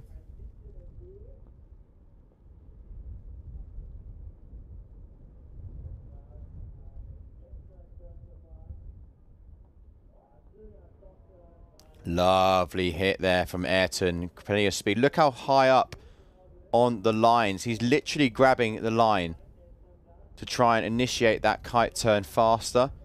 And he's done well. What I love about watching Ayrton is just how he takes both hands off the bar sometimes and just lets it loose. And just it's pure surf riding.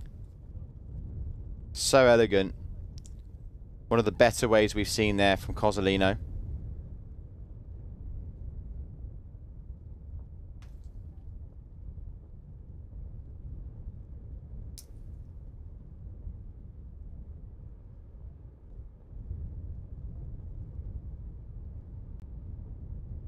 There also Keanu ditching the helmet now after that huge wipeout.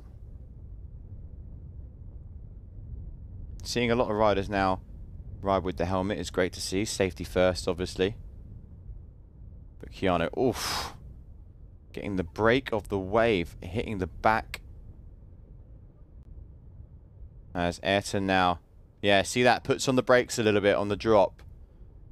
Good timing. Big turn there from Cozzolino. Yanks the bar in front of him. Gets the second turn right in the pocket. Riding that foam as he comes out. Looping the kite on the way down.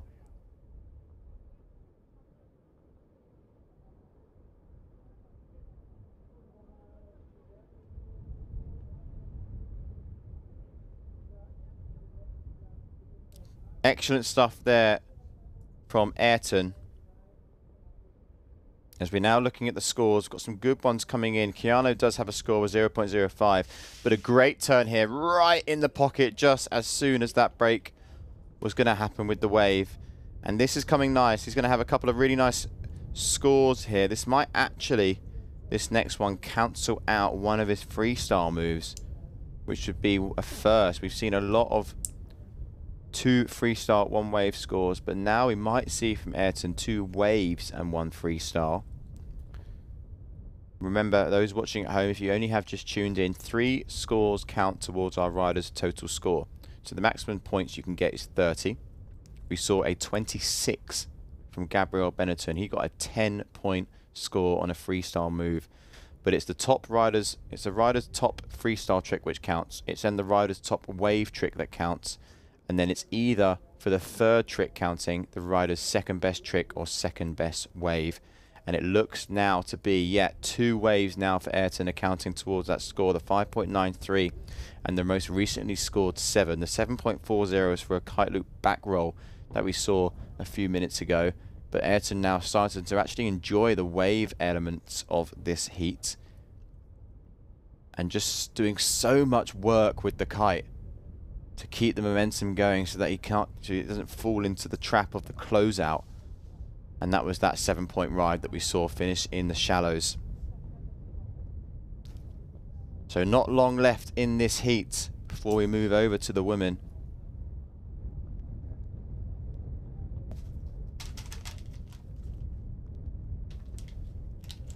Ayrton again looking now to improve on that 5.93.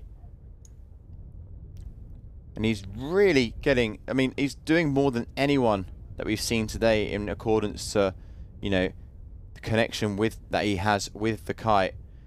And I think Keanu Merton has just called it a day after that huge wipeout that he had at the end of that freestyle move. He really hasn't been the same since, as the buzzer goes, and it will be Ayrton Cozzolino who advances through to the next round in the men. Don't go anywhere. More action to follow.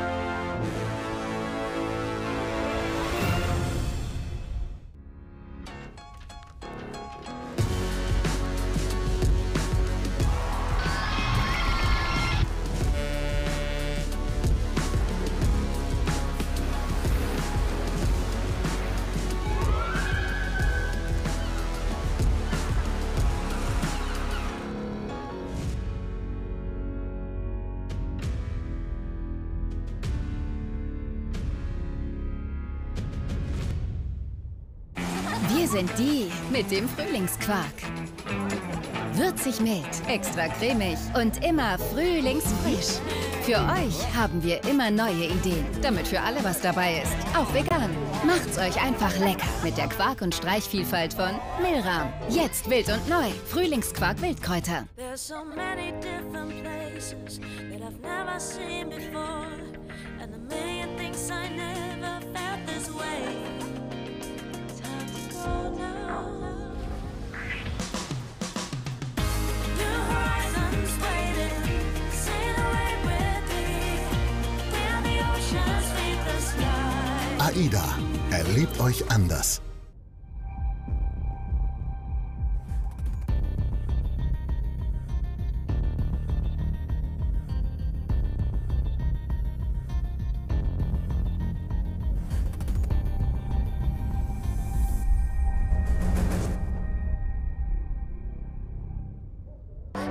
Got me upside down, spinning around you. Wanna taste the clouds, dance with the moon.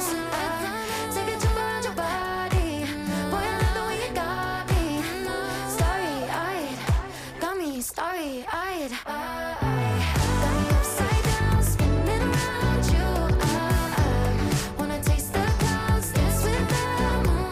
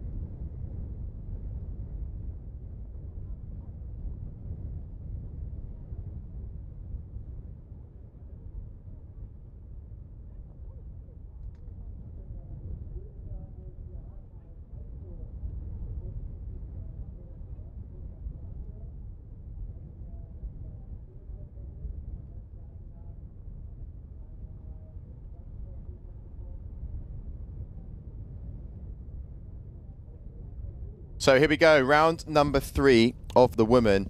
It's going to be Clemence Deren against Sophia Monti. So as you all know at home watching, it's going to be a tight one because the loser is going to be the one that goes home. As we see there, Clemence go for a little bit of an air. Sophia here, one of the riders that had one of, I think, the 3rd highest combined heat score during the early rounds of the women. 4 more heats left of the day. That's the plan of action, unless we hear change. But it will be the women to wrap up the day, and then we'll be kick-starting tomorrow with the plan of the quarter finals. Finals day, baby, is going to be tomorrow.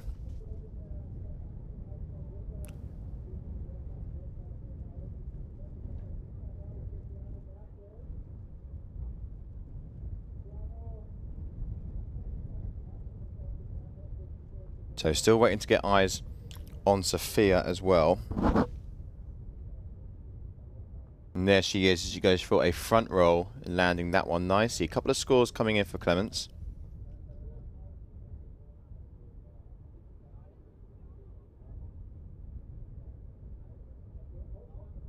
As it looks like she's going to make use of a little bit of a kicker here. Nice looking wave coming her way, using that as a ramp.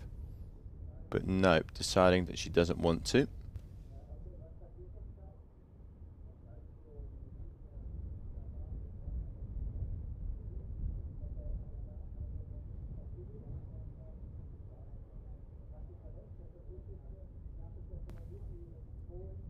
So Clemence here, are we going to see a trick going right foot forward as she's coming into the shallows? Nope.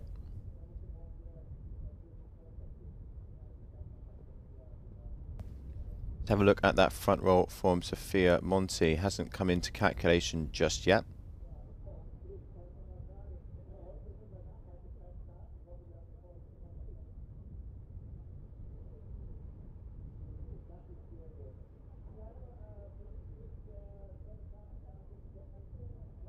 So let's have a look at who is going to be on the water now for the next 4 heats. We've got these 2 riders here, Sophia and Clemence. Then we have Charlotte Carpentier against Camille Lozoland. Following that, we have Suzanne Schwarzruber against Keziani Rodriguez. And then the final heat of the day will be Capucine Delannoy taking on Daniela Moreno. And then that will leave tomorrow with the semi-finals, the mini-final, the 3rd and 4th playoff, followed by the final, with a similar course of action for tomorrow. Tomorrow we have round 4 of the men, so we do have an extra round with the men because we have a 24-man ladder. There's 10 for the women, 24 for the men. Men's looking really juicy as well. Kiko Roy, Gabriel Benetton, Charlie Martin against Lorenzo Casati, James Carew, Matthew Lopez. That's sort of standout heat.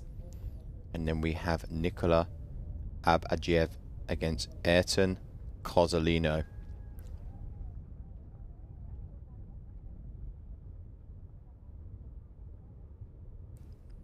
So the reason at the moment why Sophia is not scoring any of her tricks is because they are all outside of the box. So they are all outside of the competition area, and that probably explains the frustration there that she is showing.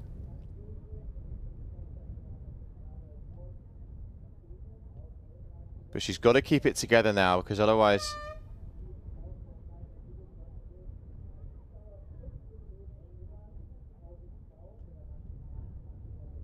So yeah, that's why she's still on a 0. And that's free start over, which is really one of her preferences. Fortunately for her, she hasn't got a big score to chase. She can put down a good solid sort of a wave of over 3. She can, you know, see herself go in. But this is a nice looking wave here. You've got to loop the kite though and get down onto it. Come on. Loop it. Now, unfortunately not for Clemence there. It's just sitting on the top of that wave. It was a nice looking rolling swell there that she could have made the use of, but she sees something else now behind. Maybe the tactical change there. Big turn coming up. I can see it. Oh no, deciding against it.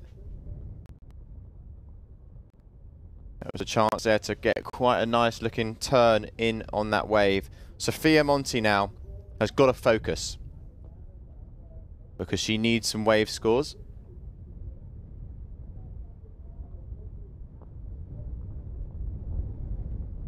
So much wind. Look at her. She's got a kite parked at 12 and waited patiently for that wave. Nice tactical decision there. Nice start there. Good turn. She gets pulled over the front of her board.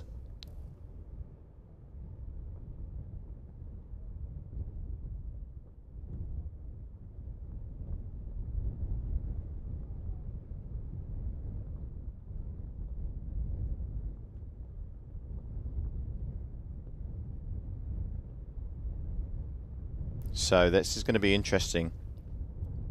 Sophia, no score just yet.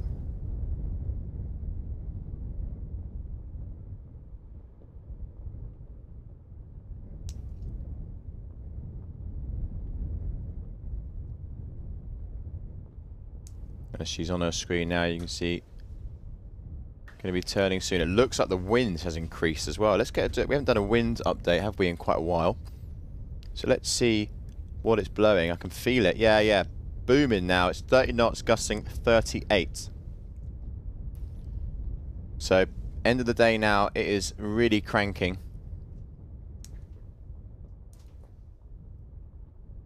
Who would have thought it? Sylt delivering every single minute of the day today. It hasn't skipped a beat today. Sophia needing to find a wave, but looks to be a bit phased after the unfortunate outcome that her tricks were outside the box. If she's not careful here, she is going to be out of this competition.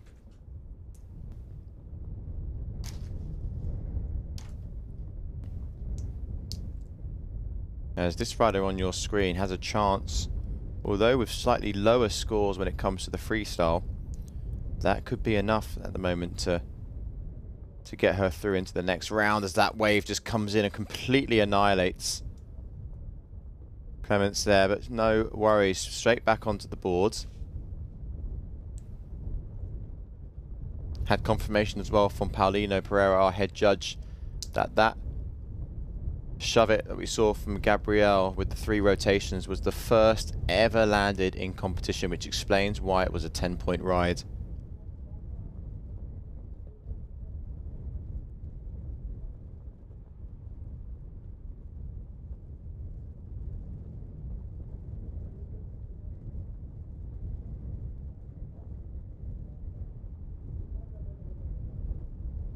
Sophia now still yet to have a score.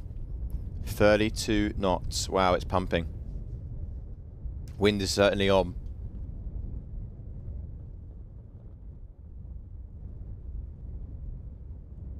Okay, she needs to drop into a wave here. One wave could do it.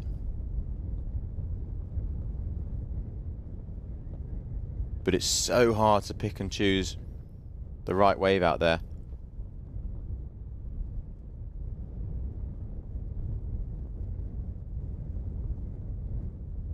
Here she is, currently first position. You can see there, altering the toggle, altering that D-power line, looking absolutely lit. So windy now out there. Probably one of the windiest parts of the day. 40 knot gust, we're on 40 knots now. We just saw it on 40 knots. Cranking winds. Let's see what the refresh is on the 10-second mark. Here we go. There we go. 36 knots, gusting up to 42. And Sophia now on this wave. Really tough conditions now. This is proper breezy out there. That's the windiest we've seen it throughout the day. 6 past 6 in the afternoon. Consistent 35 to 40 knots.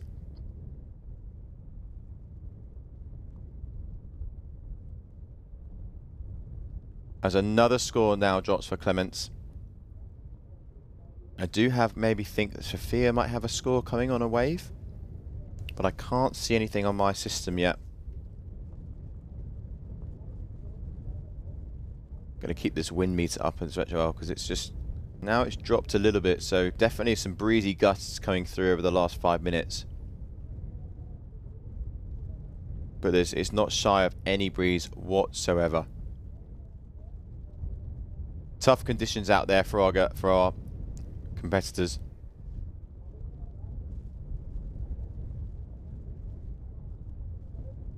And you can see they're just even struggling to get through that break and get through out into the competition area. It's going to get swallowed up here, as both of these riders just getting mauled at the moment.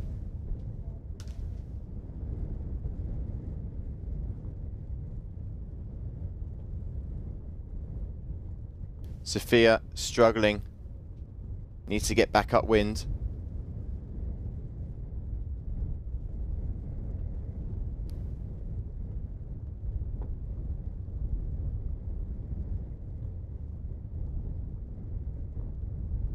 About an hour of competition left of the day. We've got 4 heats remaining, including this one.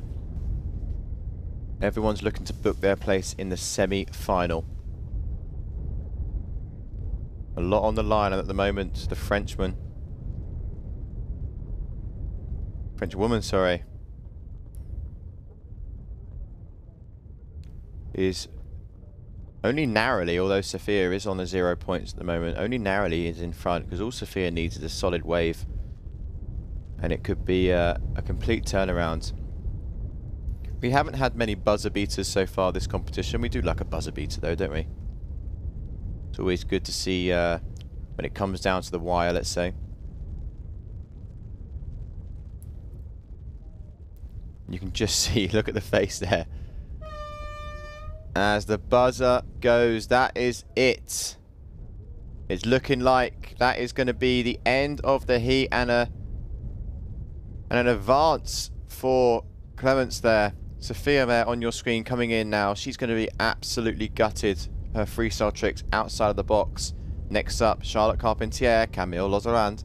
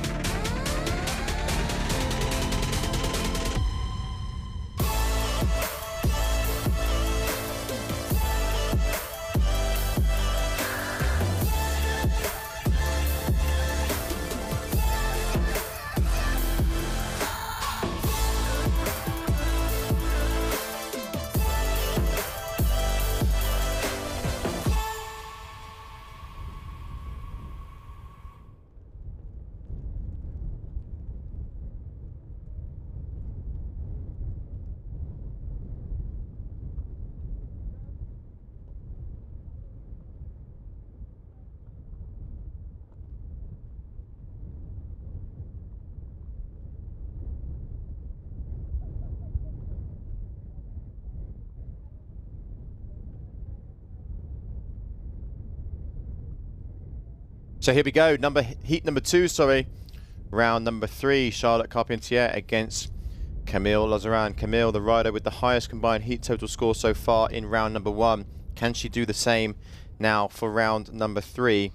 Plenty up for grabs here, because like I mentioned, we're booking ourselves a ticket into the final for whoever goes through in first place.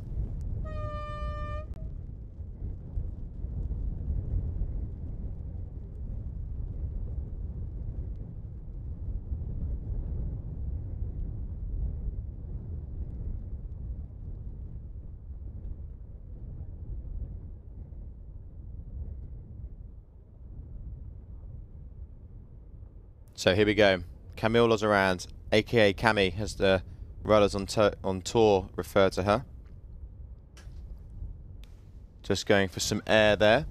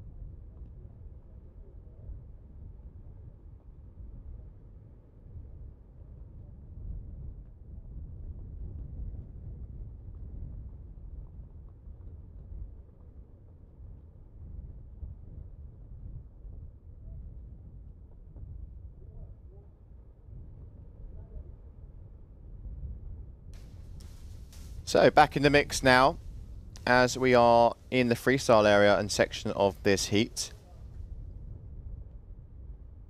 Can see here a few of you tuning in asking what heats were shown today. Well, let me talk you through what heats were shown today. We started off with the last 2 rounds of round number 1 for the women. Then we went over to the men. And then we went over to the woman for round number 1. We then went to round number 2. Round number 2 of the men, round number 2 of the women, round number 3 of the men, which is now complete.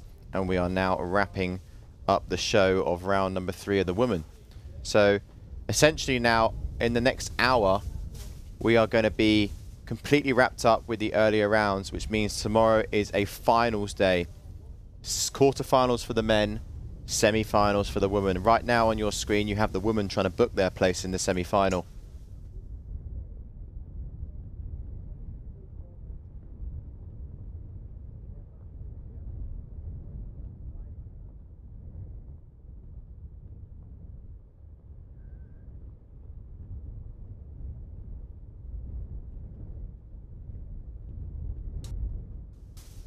Camilla's around the only rider at the moment to have some scores on the board. We can see a 3.83 for a front roll board off. The 1.33 was for that small air that we saw her do at the start of the heat.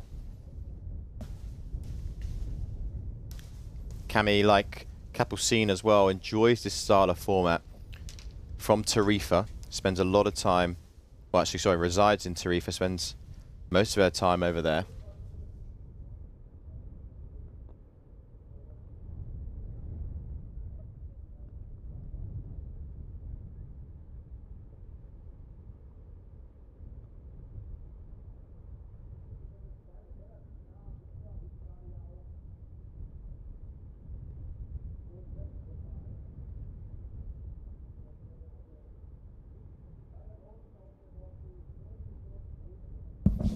Charlotte actually at the moment just struggling a little bit.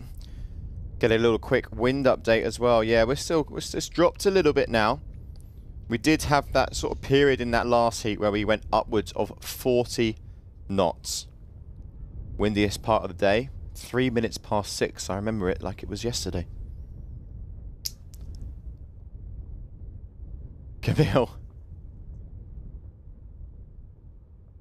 Looking for another trick.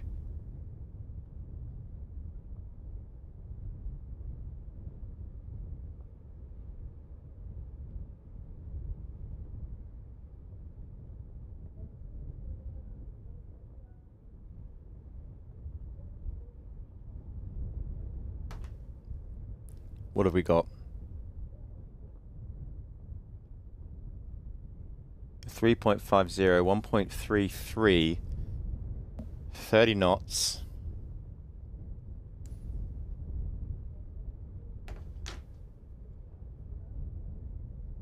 As we can see, yeah, there we go, live wind speed again. It's always nice to get that little widget up now and then.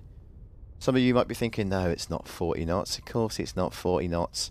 Well, let me tell you it was. Go back 5 minutes and see for it. At the moment, it's 27 knots, gusting up to 34. As you can see there, Cami flying high in the sky. And now swimming back to her board. And you'll see now another refresh in a second of that wind speed. Is currently sitting, yeah, like I said, 24 knots, gusting up to 34. Now it's 26, so it's windy. Don't think we've seen... We saw a little bit of lull at around lunchtime, where it did actually drop to like 15 knots a few times. It's been gusty all day. Directions shifted around as well a little bit today. We started off more like sort of cross shore. Now it's a little bit more cross on.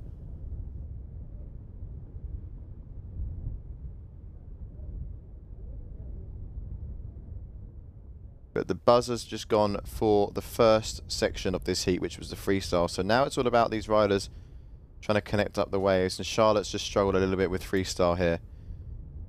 A mixture of, I think, the nuclear winds that we've got for these two, paired with the massive shore dump, that sort of massive beach break. As Charlotte, yeah, also opting for the leash option. Some riders, pretty much most of the riders, not going for that option there. But Charlotte choosing that she doesn't really want to be chasing that board around. Cami at the moment dealing with the strong winds. Well, we're used to strong winds, most likely being from Tarifa. If you haven't been to Tarifa, this place blows like 300+ days a year. And if you're there for Levante on a good forecast, be prepared to lose some of your hair, because it's just nuclear stuff. I mean, some of the windiest days I've seen over in Tarifa must have been, what, 55, 60 knots on a solid Levante breeze. Crazy windy place. Also awesome for nightlife. So get yourself over to Tarifa, but also get yourself over to Sylt, because look at it. Awesome conditions here we're having for this week's event.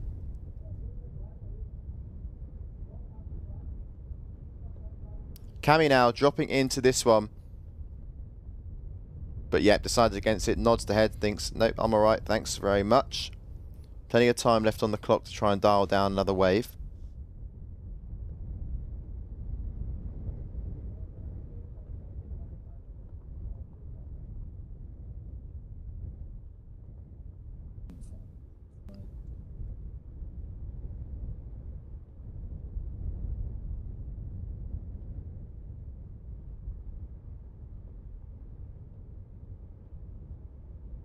Okay.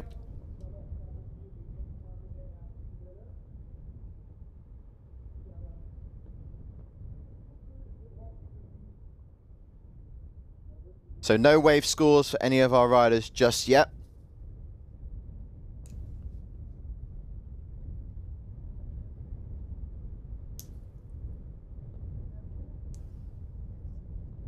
Charlotte Carpentier doesn't have a score on the board as it stands. Camille is looking to get her first wave score here with a nice turn there, but just getting thrown off the front. Really tough conditions here. It's not going to get any easier. Neither will it be easier tomorrow, because we're looking at tomorrow. Let's get my best friend up, old Wind Guru. Seems to be using this thing a lot at the moment. Friday morning, most likely going to be starting around 10 AM. Could see upwards of 41 knots.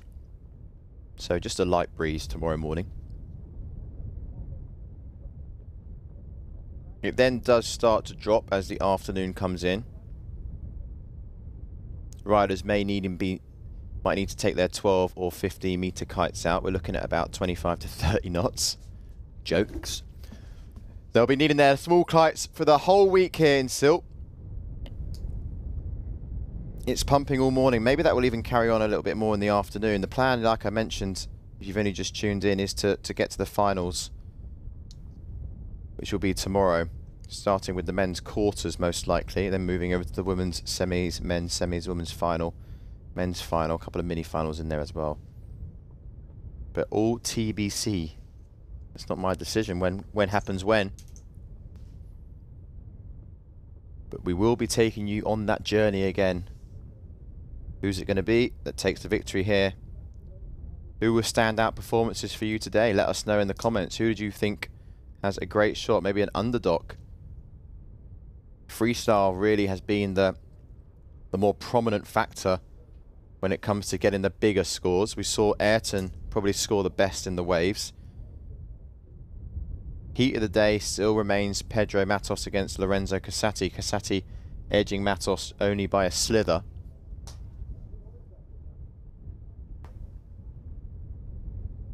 Another great heat was Machu Lopez against the brother Leonardo. And there is a seal. I'm pretty sure that was a seal. A blimmin' big one as well.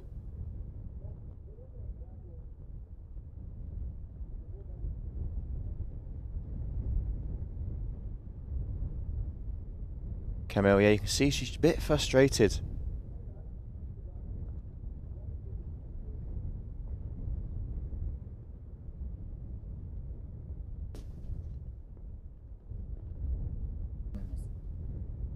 Let's just have a look if that actually was a seal. There he is. I knew it. I knew I saw it. He wants to go. He wants to enter the comp. He wants to enter the competition. Someone get him a harness.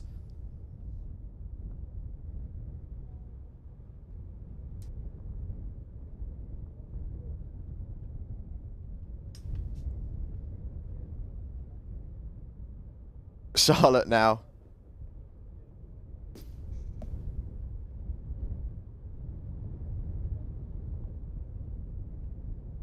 Wonder if Charlotte's got a score on the board just yet. Has she managed to link up? Not just yet. So Camille at the moment, the rider on your screen is the one in first place.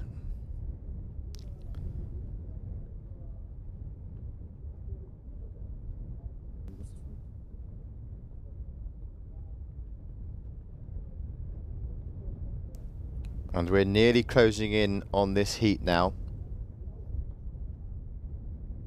And then afterwards we will be going, this is the halfway point now in round number 3 for the women really when this finishes. 2 more heats remaining for the day. Local time 6:30.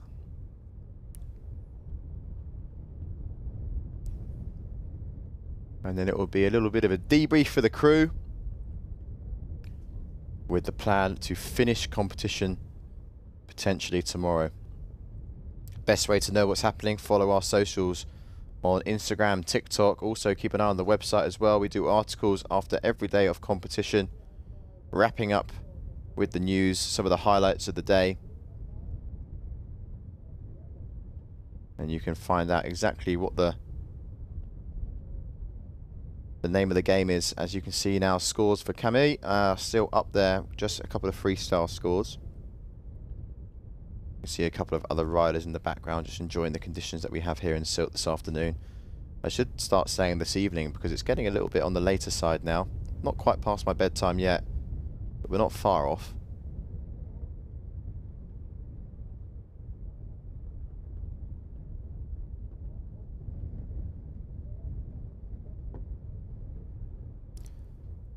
Okay. 7 now for Camille. She's managed to get a little bit of a wave score as well, as has Charlotte. But it's looking a little bit now more and more unlikely that Charlotte will be advancing as we come into the later stages in this heat. Charlotte's got a little bit of work to do when it comes to getting another wave score. It needs to be up in the 6s, or at least get 2 waves around the 3.5 to 4s. Then she can go ahead of Camille. This one looks rather nice though. Positioning of the kite, that's better. Oh, but she's just got caught up a little bit, but managed to stay on the board. This wave is going to count. Maybe one more turn.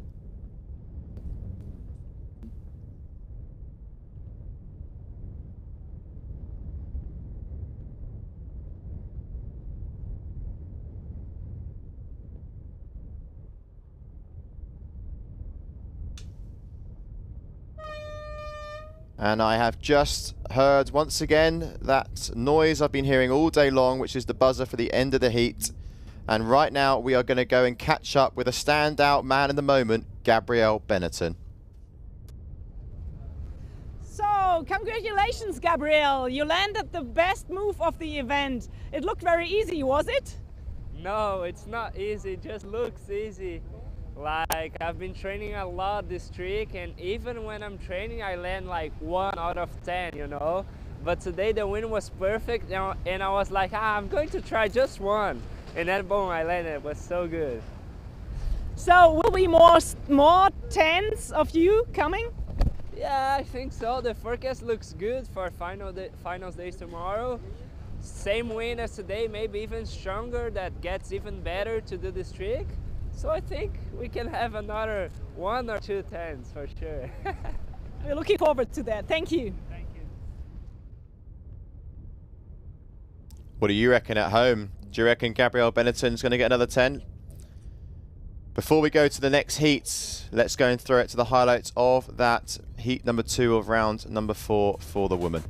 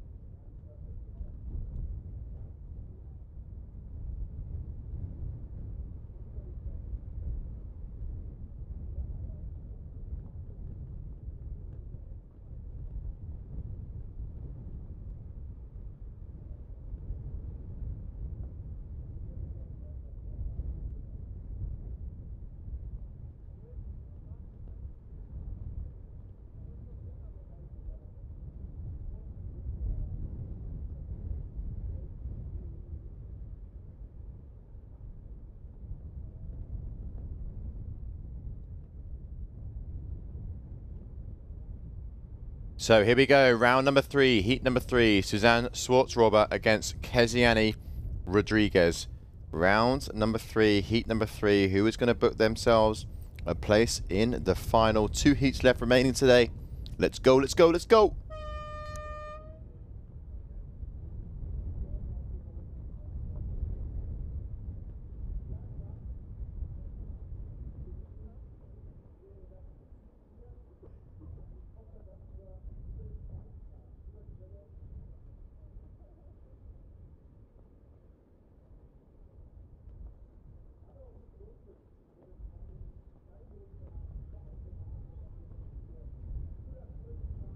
Okay, so heat is underway now, and we focus with Keziani. She will be the rider on paper and by past results that might be looking to go ahead, but Suzanne, or Susie, sorry, as we were going to refer to her going forward, is kiting in her, I would say, I'm not sure if it's her local spot, but she is obviously from Germany. She's got the crowd on her side. And she also enjoys these sort of conditions. She enjoys it when it's strong, dense wind, when it's a little bit messy, a little bit mushy. And here she is now, going to go down and get her first freestyle move. Like to do her jumps coming in right foot forward, as you might see her do now. As you can see, yep, putting in the bar, front roll, with a board off. But was just hoping for a slightly quicker rotation. A little bit slow going around there. Wasn't able to whip and throw that board back under her feet. And there you go. There you saw her with an air there. Not sure if it was landed or not.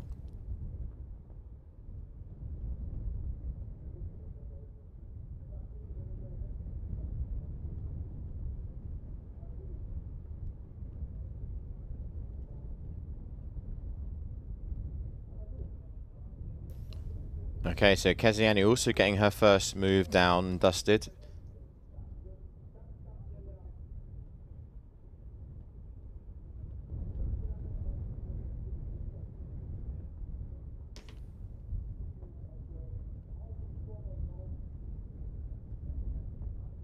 As we watch the replay here, was it a back roll? Oh no, it was just a little bit of air. Putting the ball in between the legs, as they like to call it, a rodeo. Susie now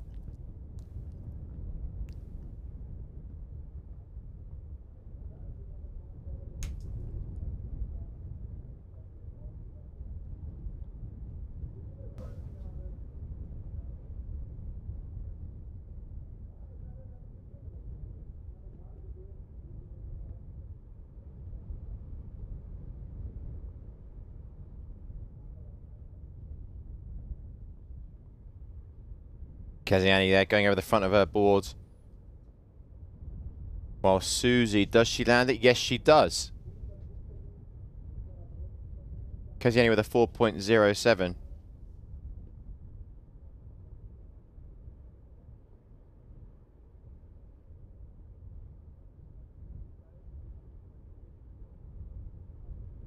Another rodeo, this time with a board flip. Huge butt check, but somehow managing to essentially ride out of that one.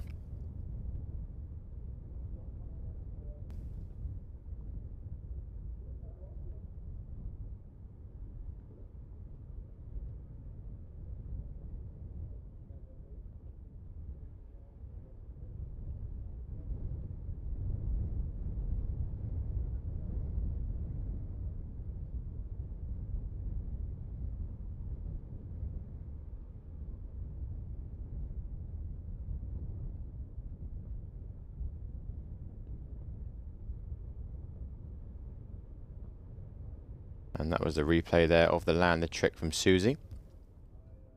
Keziani again going for the rodeo.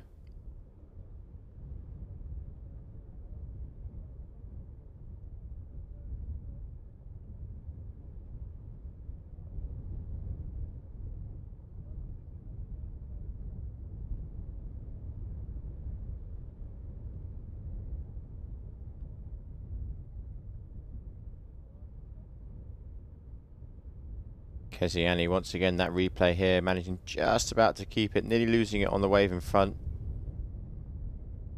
4.07 opposed to the 1.57.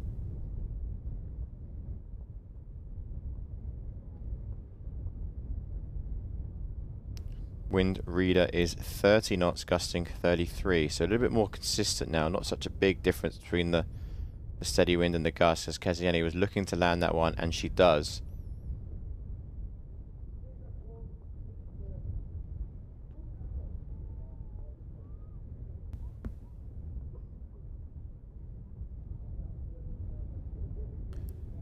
Board off from Susie, a 1.57, has crashed the trick since. Keziani there.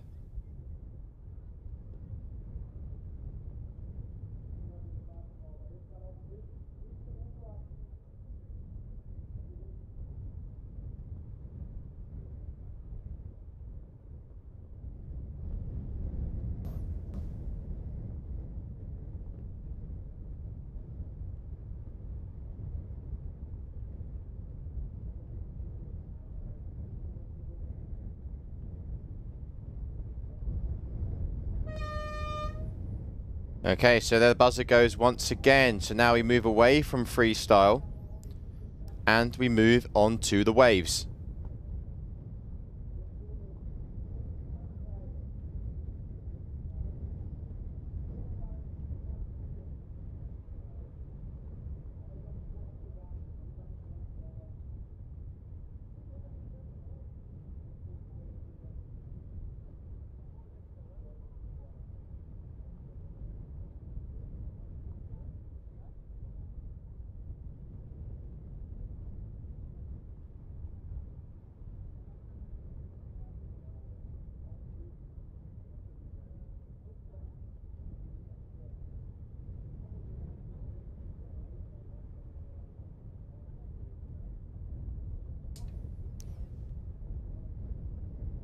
Susie there coming in to change her gear.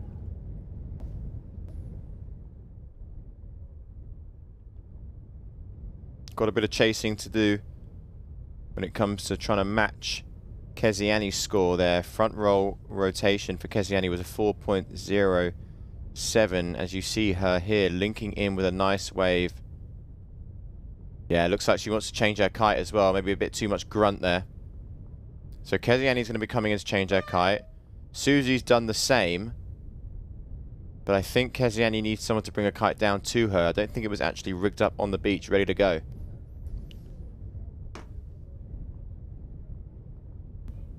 So the waves now have started. We do normally have that 1 minute break between freestyle and wave. It allows the riders to come in. There you can see she's just waving. I reckon she should just do the old eject now. Just pull the trigger and eject. Hunter Becker there.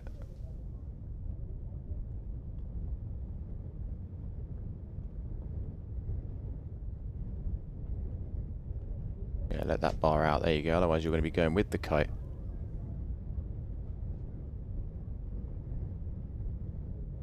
It's all a bit sketchy, isn't it?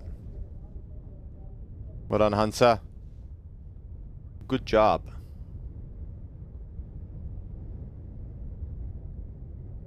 Always gets a little bit loose on the old kite changes. You don't quite know what's going to happen sometimes.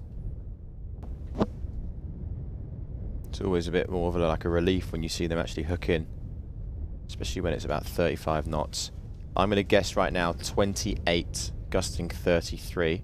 Live wind reader tells me 38, gusting 39. Okay, so I was just a little slither off that guess.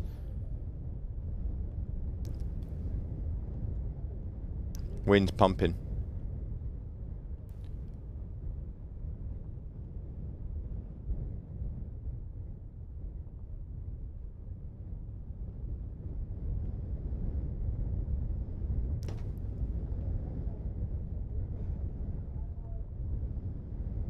Yeah, we've got a solid 32 to 40 knots now. That's what it's recording at.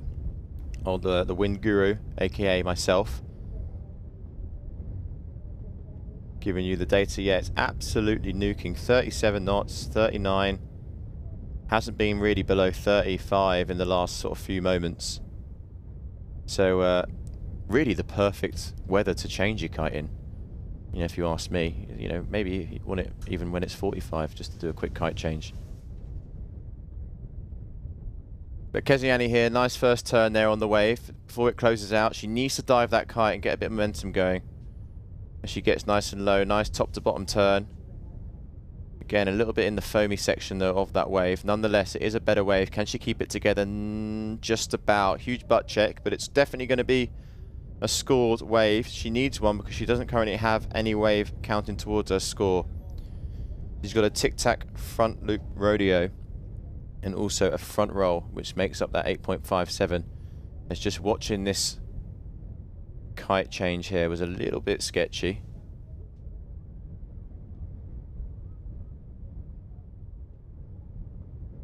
And Susie there going for a bit of a swim.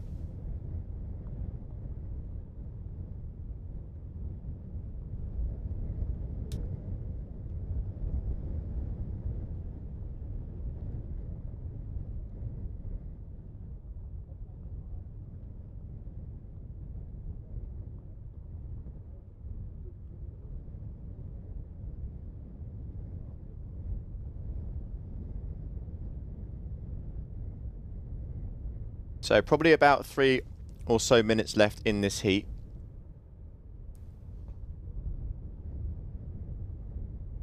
Not long. Brazilian out in front. Crowd still very much involved here in Sylt. We've got a large big LED screen up at the event site, which is allowing all of our visitors and kite enthusiasts to keep up to date with all the action that's going on. They can either watch on the TV or they can watch live with their very own eyes here in Sylt. Just look how fast that wave is. It's so quick. They've got to be so cautious and so on point when it comes to choosing the right moment. You can see here with Keziani that kite maybe just a little bit too high above her, but she does make it do. And you can see just how windy it is, all the white caps on the water. Big swell now coming in. As soon as that tide went high, we haven't really seen a lot of movement really. I mean, it's on the drop now, but we're not going to see much water change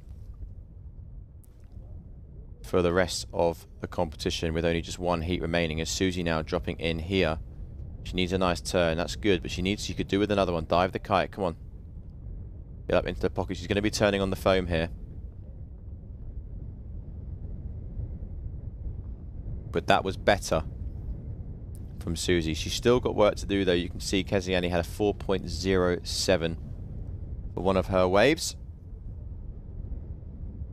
So at the moment it's going to be Keziani who's getting that third semi-final place.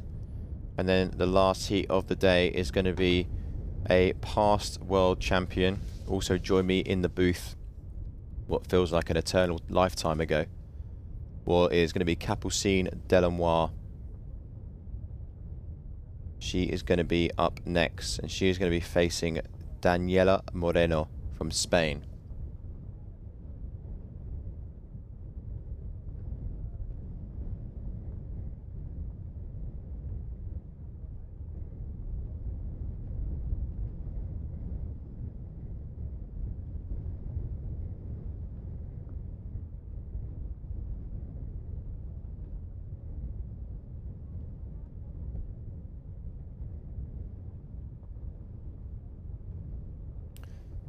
So we're coming towards the end of the day now of the Defender GKA Kite-Surf World Cup here in Sylt. It's been day number 3, and what a day it's been. We've been able to really get up into where we actually wanted to be as a crew. We said, you know, we'd love to get Friday as a finals day, and we've absolutely hit the nail on the head, and we've been able to hopefully do that with just one more heat to go. We've seen some amazing heats. I keep referring to that one with Pedro and Lorenzo. What a heat that was, heat of the day. We also saw move of the day from Gabrielle Bennington with that 10-point frontside 3 shove it. First landed ever in competition. We've seen him do it on his videos and his socials. He's been training that trick, as he mentioned in that interview. And then he backed it up with another 9.47, if I can get that figure from the top of the dome. And a total score of 26 points out of a possible 30. That's going to be hard to beat for the whole competition. Before that, we saw obviously James Carew yesterday with a 22.47, I think. But Gabrielle Bennington, yeah, is firing. He'll be back in action tomorrow. And the buzzer's just gone for this heat, which means Keziani here is going to be the rider advancing through to the semi-finals. And with one more heat to go, we are just going to fire quickly to a quick advertisement break before the last 14 minutes of the day.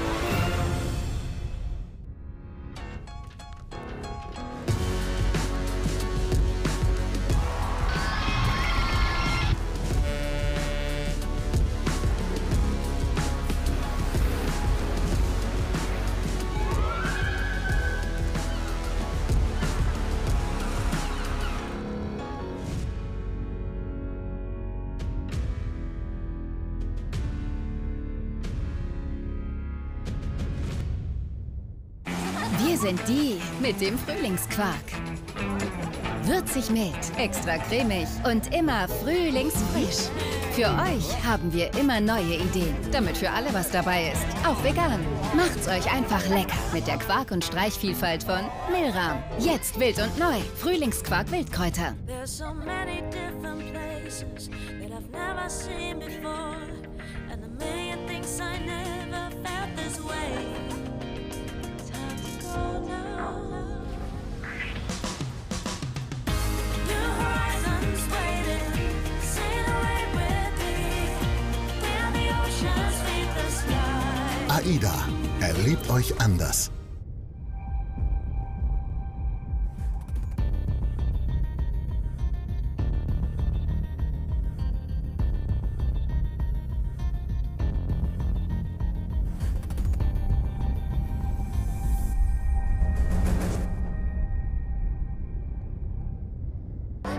Got me upside down, spinning around you. Wanna taste the clouds, dance with the moon. Take a trip around your body. Boy, I love the way you got me. Starry-eyed, got me starry-eyed. Got me upside down, spinning around you. Wanna taste the clouds, dance with the moon.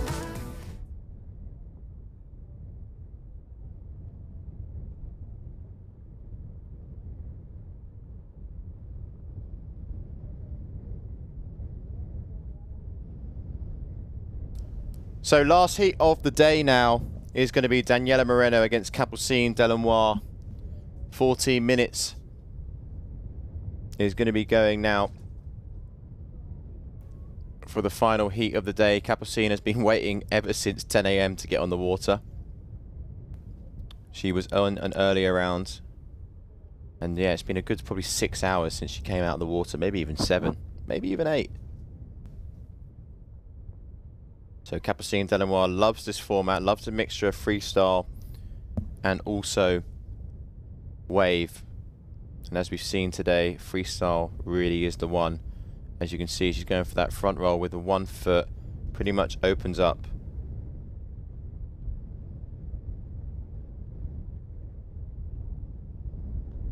Her maneuver, there's Keziani being interviewed by someone on the beach. Ah, familiar face.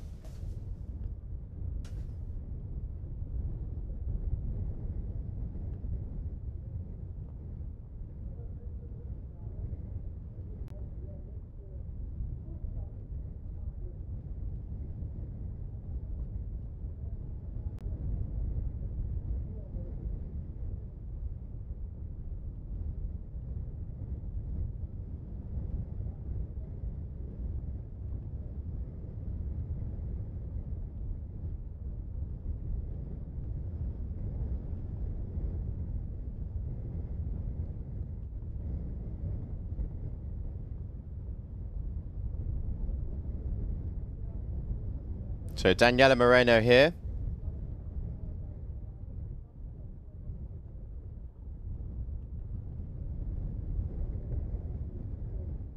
Waiting to get that first freestyle move underway.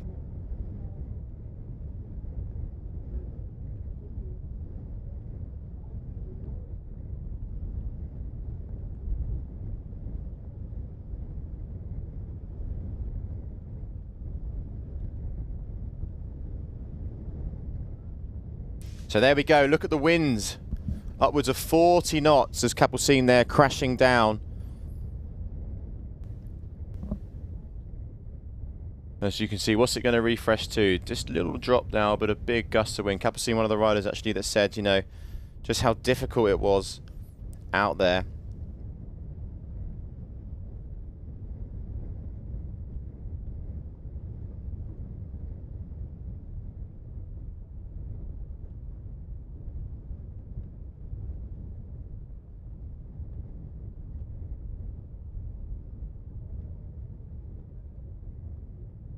So no scores yet dropping.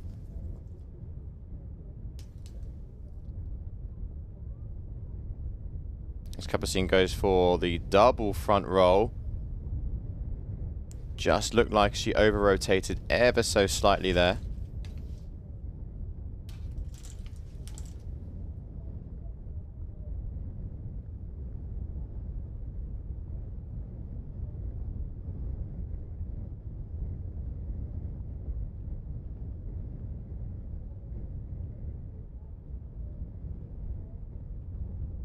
So let's have a look who will be joining Keziani. So in the first semi-final of the women that we will see on the water tomorrow, we've got Clémence Derain against Camille Lozerand, and then we've got Keziani Rodriguez, who will be facing the winner of this heat. Capucine now lining up for another freestyle move. I reckon we're going to try and see the double front roll. 1, 2. And she lands it with quite a big butt check, but I do think that will count.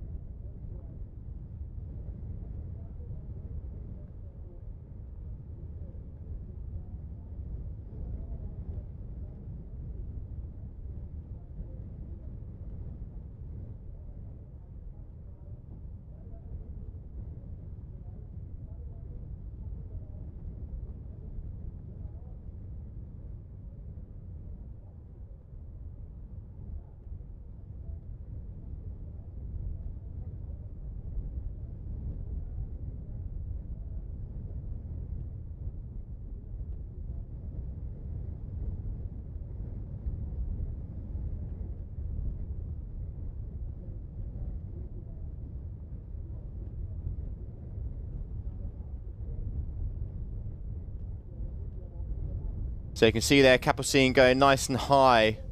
As you can see, more scores now dropping, 5.27 and a 4.43. So she is now currently in first place. Let's see how those scores are made up. As you can see, she's going for a front roll with a tic-tac by the looks of things. With a claim.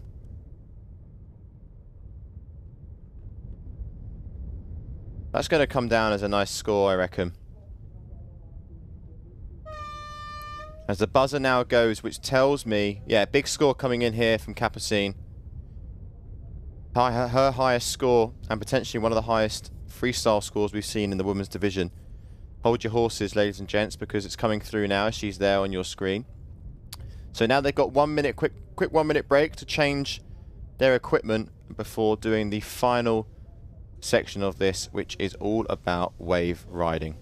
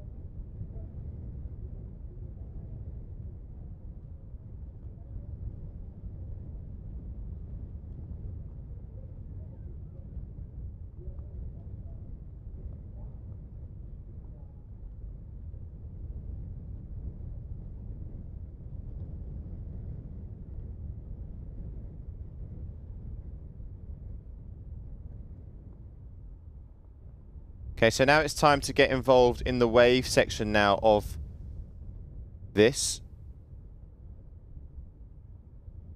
As, yeah, Capucine is clearly out in front, a massive 7.60. That trick, let's have a little look, was a front roll with a tic-tac, but at extreme height. And when you're doing those sort of moves in about 35 knots, you're going to be rewarded by the judges. Absolutely pumping here in Sylt. Last few minutes now, last few waves to be ridden on day number 3, and then it's all about finals day tomorrow.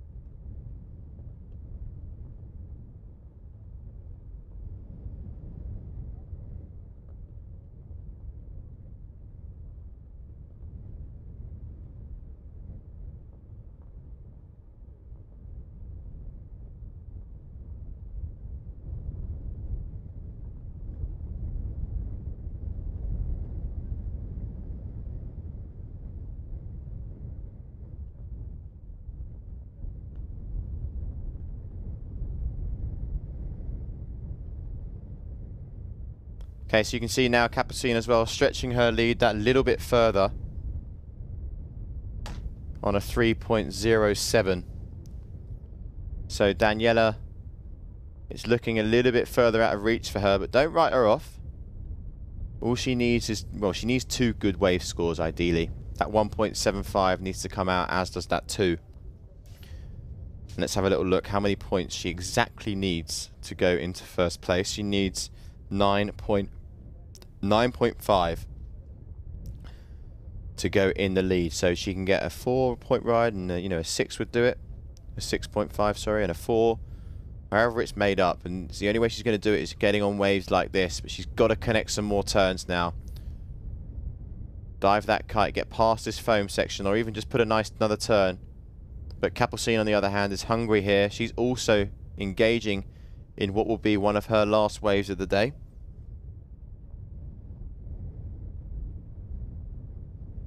As we are now coming towards the back end of the day on day number 3 of the Defender GKA Kite-Surf World Cup. A mixed format here today, showcasing a magnitude of talents across the board with our riders. Amazing heats from start to finish. Some longer heats as well that kick-started the day, and then the format was changed just with the time. We were doing turn by turn with the trick, and then that was switched up when we went into heats of 2. Previously, we did see ourselves in larger heats in the earlier rounds.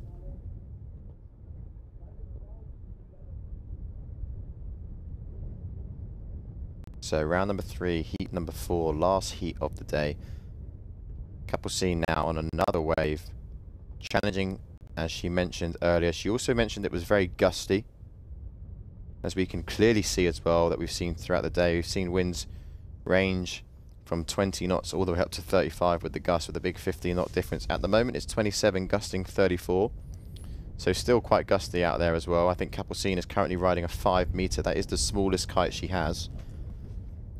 And I believe it will be the 5 meter core. The 5 meter carve. That is from North Kiteboarding.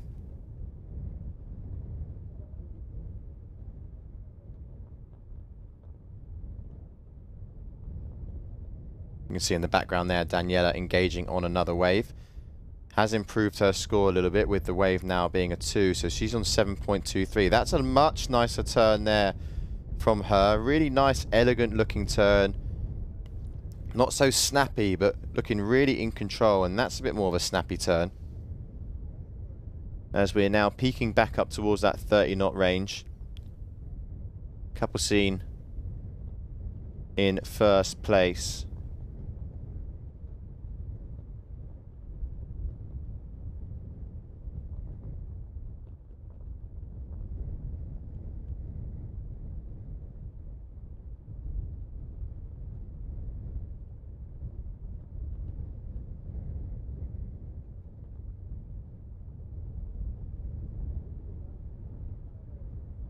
As you can see, she's starting to head in now. It's nearly the end of the day, the end of the competition.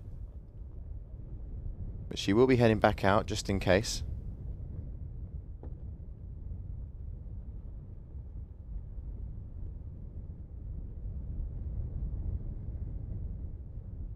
Tough to get out in this beach break as well. I mean, if you're not careful, you're going to get slammed. Daniela Moreno now, last final moments for her. She needs to increase that 2.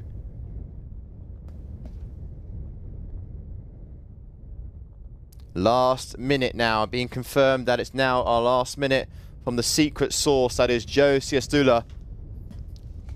Normally you see him behind the lens, but he's actually now there directing this awesome live stream that we have in Sylt. And I hope you've enjoyed it as much as we've enjoyed going through the action from start to finish. It's been a 9-hour stream, so it's nothing short of a big old stint we've had here on day number 3. And we're now into the final seconds of the last heat of the day. And then we'll give you a quick wrap up. And hopefully maybe Capucine on the buzzer just getting slammed. But there we have it. That is the final heat of the day. Capucine is going to be going in first place. She'll be going through the semi-finals, playing, or sorry, not playing, but facing Keziani Rodriguez, the Brazilian. They've matched each other before over in Brazil. They'll do it again here in Sylt. As you can see now, she's making her way into the beach. A big thank you for everyone that tuned in here on day number 3. Just before we wrap up for the day, we are going to throw it through the heat highlights, and we can't wait to showcase some more action for you tomorrow.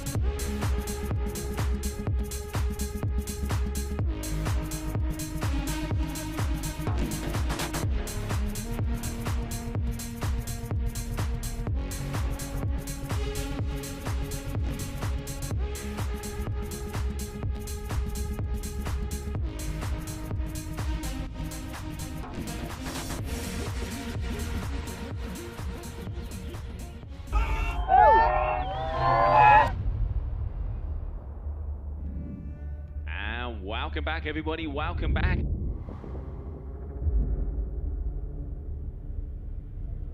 World champions will be crowned, legends will be made. This is going to be epic.